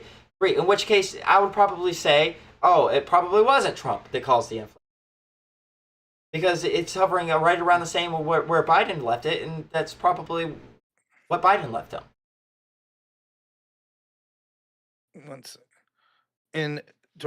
So in 2023, inflation was 2.9, the quarter four. You're saying in 2024, Biden's inflation? You want me to just link it to you? No. Look here. 2 steps. Let's see. Order to apprehend. Headline CPI, I'm reading 2.9 was his final year, according to BLS. Yeah, I said his lowest was 2.4. You mean month to month? Yeah. No, not Okay, month to month. Not month to month. Trump's- Year to year. Okay, but the lowest month year to year was 2.4. Yeah. And I think Trump's was 2.3. So like I said, it could hover right around this 2.5 to 2. So far, Trump's outperforming. Even This was before Biden's inflation. best. This was before his tariffs, though. Like, yes, it was going down under Trump. It was going down under Trump before the tariffs, and now it's going back up. And we'll see what happens. When did Trump start tariffs? Wasn't it April? Okay. How's inflation since then? It's up. It went from 2.3 to 3.0. How much? 2.3 to 3.0. Okay, so we would expect if the tariffs are causing it, the next number to be higher than 3.0. I would expect the next few numbers to start stepping up. The next number might be 2.9, 2.8, but then the next one goes back up to 3.1, and then the next one goes down to 3.0, and then the next one goes to 3.2. That's what I mean by trajectory. Why would inflation matter if real wage growth's up? Why would it matter if it's around 3? If real wage growth's higher than it was under the Biden administration? My guess would be if inflation continues to pick up, the real wage growth will start going down. Especially with the lack of jobs that are available for people, and if the unemployment rate starts ticking up, that's also going to cause real wage growth to slow. But this is all speculation. He's only been in for 1 year. Like I said, it's possible that this what's happening now. I don't know if the jobs are, but what's happening now is just riding the Biden inflation.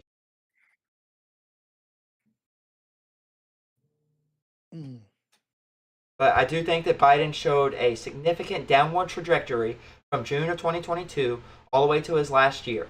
And if it starts ticking back up, that is probably due to something that Trump did. I think that it's absurd to claim that because we had insanely some of the highest inflation numbers that we've seen in modern times, and then it got lowered to that we say that this is somehow a victory for Biden. I think that's an absurd claim. Okay, and It makes no sense. And to just be like, well, it's trending in the right way. So just to be clear, I But- just want to be clear. What you're Okay. suggesting is if inflation under Biden was 10%, then 9%, then 8%, and then 7%, you'd say, hey, man, that's trending in the right direction. That's yeah, what you would yes, say? because I don't believe that Biden caused the inflation. If I believe Biden caused the inflation, then he fixes it. Then he's just fixing his mistake. I don't even know what to say. That's one of the most inane things I've ever heard. So if the results always prove your conclusion. If the numbers trend downwards, even if they're exorbitantly high, that's just evidence that Biden's fixing his mistake. If they don't, then it's just evidence. Because I don't that think Biden that didn't cause it. the high trends was Biden's mistake. Whose mistake was it? It was a consequence of COVID. It was a consequence of the And actions the taken. policies thereof. Yes, and I think that most of the policies Why thereof. would we count 2024 still as the consequences of COVID? 2024 inflation went down significantly. Was down significantly compared to where the COVID inflation was. Okay, so we could count. He got it down to 2.6, which is right about where So we want it. we could count the 2024 numbers then. Yes. Okay, inflation over the year was 2.9%. Real wage growth was less than it is so far under Trump in his second term. Yeah. Okay. So you heard where I gave you. Hey, if this just continues doing what it was doing, that's probably him just riding Biden's inflation. If everything and real wage growth was trending upwards comparatively, if this continues doing what it's doing, then it's probably just riding Biden's. Now, if everything flips, it's probably because of Trump. If it goes up significantly, if everything just gets significantly better, like more than your average, then we could probably say something Trump did. I think that it's absurd to say that the evidence, no matter what, like you could say, well, maybe we could give Trump credit or not. It's absurd to say, like, why couldn't I just say the same thing? No, it's still reaction to COVID. Anything negative that occurs now is still reaction to COVID. Why can't I say that? Say that again? Why can't I just say anything negative that comes from the Trump administration is still a reaction to COVID? Why can't I say that? If it continues doing what it's doing, that's probably a fair assessment.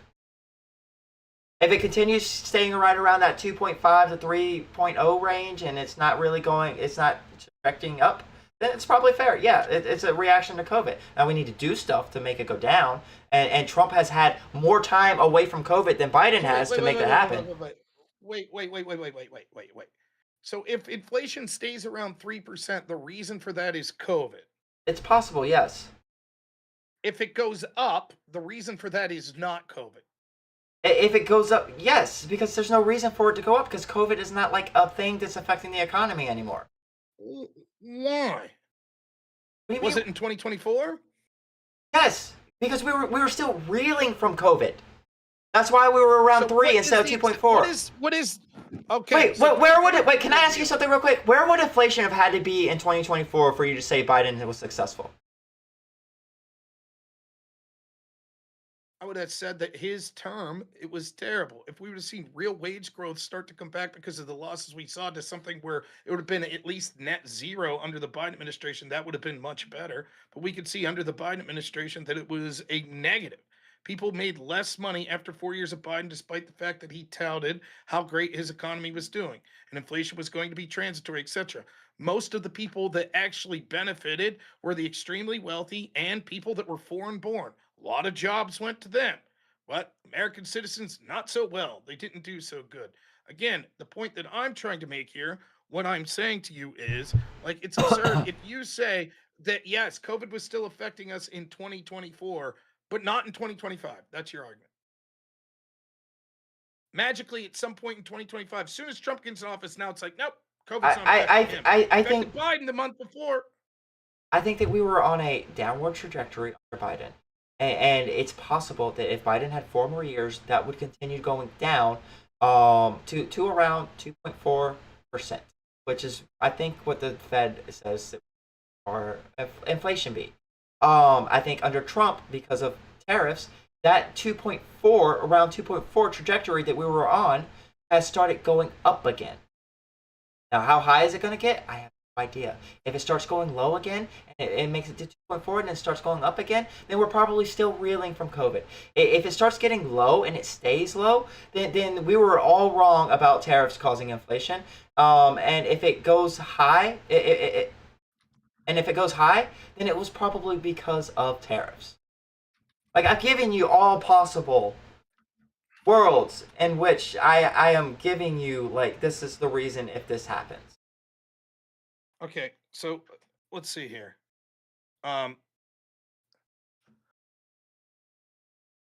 So the further we get away from COVID, the less you would blame it for inflation. So you see the trend going one way and you'd say, ah. So then, for example, in 2024, in January, it's Biden, inflation 3.1. Trend going up in February, 3.2. Trend going up in March, 3.5. That's not COVID, right? The trend was going down after COVID. We came over the hump. Now we see the trend going back up with inflation. So that's Biden's fault, correct? Say that again? Trend was going down. COVID ending, trend going down. So coming into January, year over year inflation, 3.1. Then it goes up in February, 3.2. Then it goes up in March, 3.5. Why? Biden had it trending inflation the wrong way there. That's not COVID. Yeah, but then it goes back down, and then it goes back up, and then it goes back down, and overall the trend has been lower. Like in the beginning of the year. At the beginning of the year, it's 3.1. That's not what you're doing. This is how the trend works. No.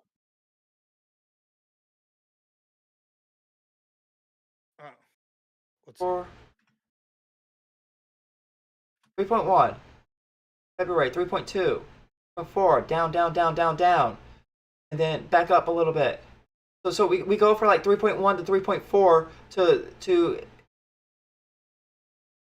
2.9. What you're doing, the point I'm trying to make is you're looking at this and you're saying, so we see Trump come in. We like Trump, January 3.0, February 2.8, March 2.4, April 2.3, trending downward significantly, 2.3, very low, very good.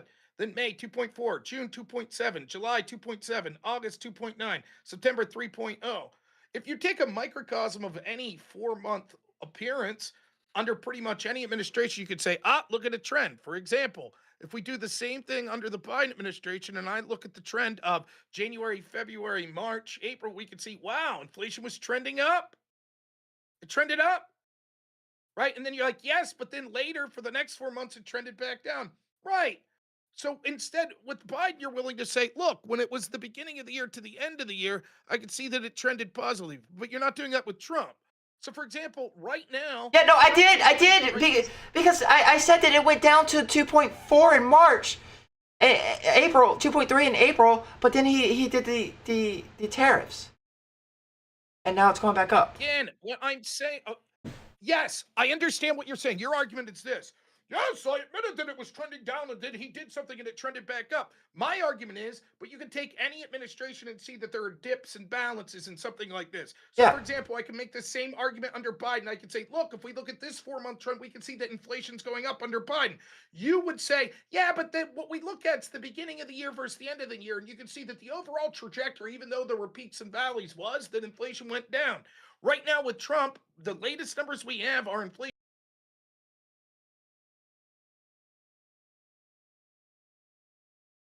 Yeah, but I said that if this trend continues the way that it is, then it's probably still a product of the Biden inflation.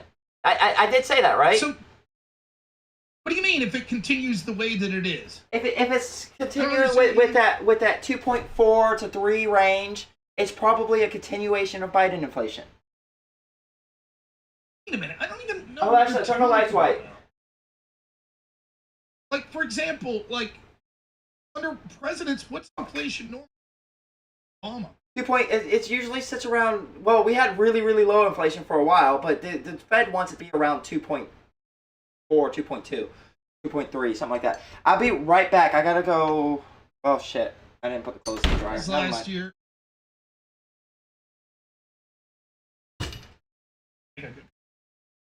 I'd have to end this. I don't know if I should start my.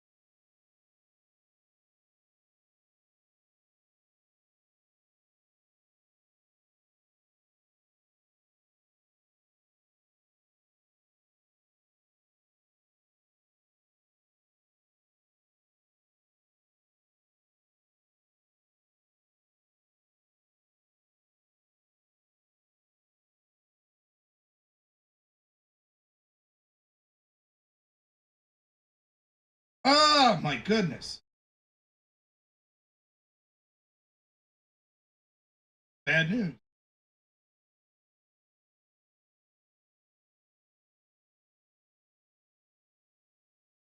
I don't know. We'll talk about it here. We'll talk about it. Chair said, I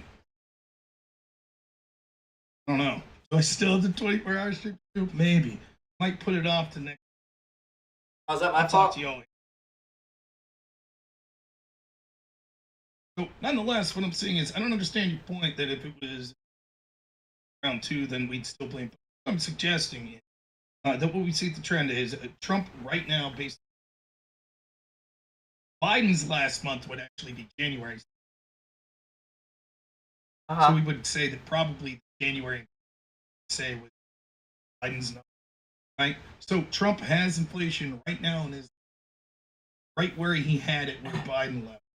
Yep. In fact, Biden's last total year, at best, if inflation even remains as it is right now, if it remains that way for the rest of Biden or Trump's total year, would actually be less than Biden's last. Yeah, probably. If that's the way Correct. if that's the way it is, because the further you get away from COVID, the less effects is.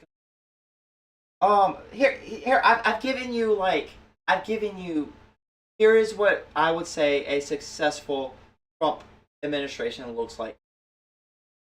If that 3.0 starts going down and it stays at 4 or whatever next few months, then that was successful. If that 3.0 goes down to 2.4 and then goes back up and then goes back down and goes back up and we still don't really we don't get it to where the Fed wants it to be, then that was a failure, but not so much so that I would probably blame Trump. If it starts going up from 3.0 and we start seeing higher numbers, then that was a failure for Trump. that fair? I think we could look at. I don't exactly what. I'll say this. I did say that the have now. Fair to say that the buck stopped, and that he's the person that we should say. Just like we could say to any president that a lot of the budget has to do with the legislative branch. I'm willing to say that no, the buck stops with Trump. If the numbers go higher, I'll say it's on Trump. If the numbers go lower, I'll say it's on Trump. Just like I'm willing to do with Biden. I certainly give Biden leeway, like that first year in 2021. I totally understand, even though I think that the reaction to the disaster after that, we have to see policies that Joe Biden were have to have blame for what was going on with the. I just don't think that the economy. Difficult circumstance. Go ahead. No, go ahead. Oh, I just don't think the economy reacts that fast.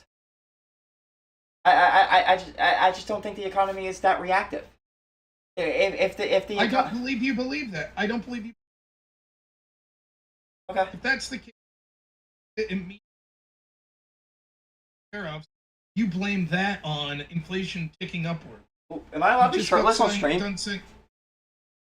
That? Am I allowed to be shirtless on stream? I just almost changed my shirt on stream. But you said, the reason that we had an uptick from April tariffs. It's possible, yes. That is a possibility. Taxes tend to be a much faster thing to a much faster. It must have much faster effects on pricing.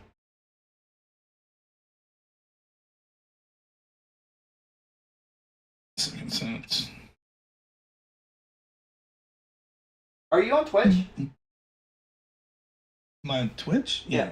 I don't think Twitch allows shirtless people on. Oh.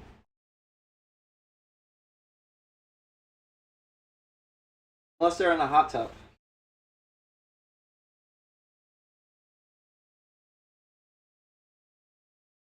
Come on, stream. Point is, we look at the actual. Oh, what is that?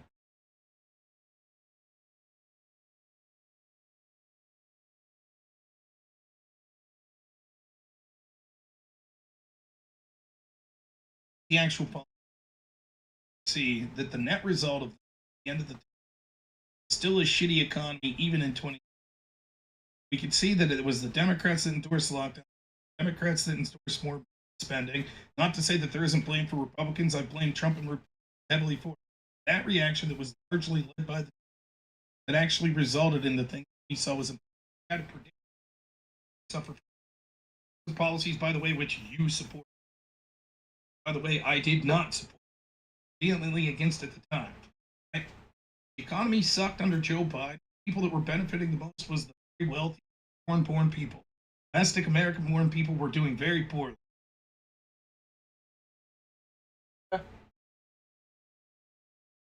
All right, you end to work? Soon, yes. Well, enjoy yourself at work. Oh, it's gonna suck ass. I blame you for that one, Rob. That was the plan. I intentionally wanted to keep you up. So, all right, man. Did you really? That's fucking evil. Anyways, have a good night, dude. I might be back for your 24-hour stream if you're doing it tonight. Not sure. We'll see. All right, later. We'll see. All right, don't.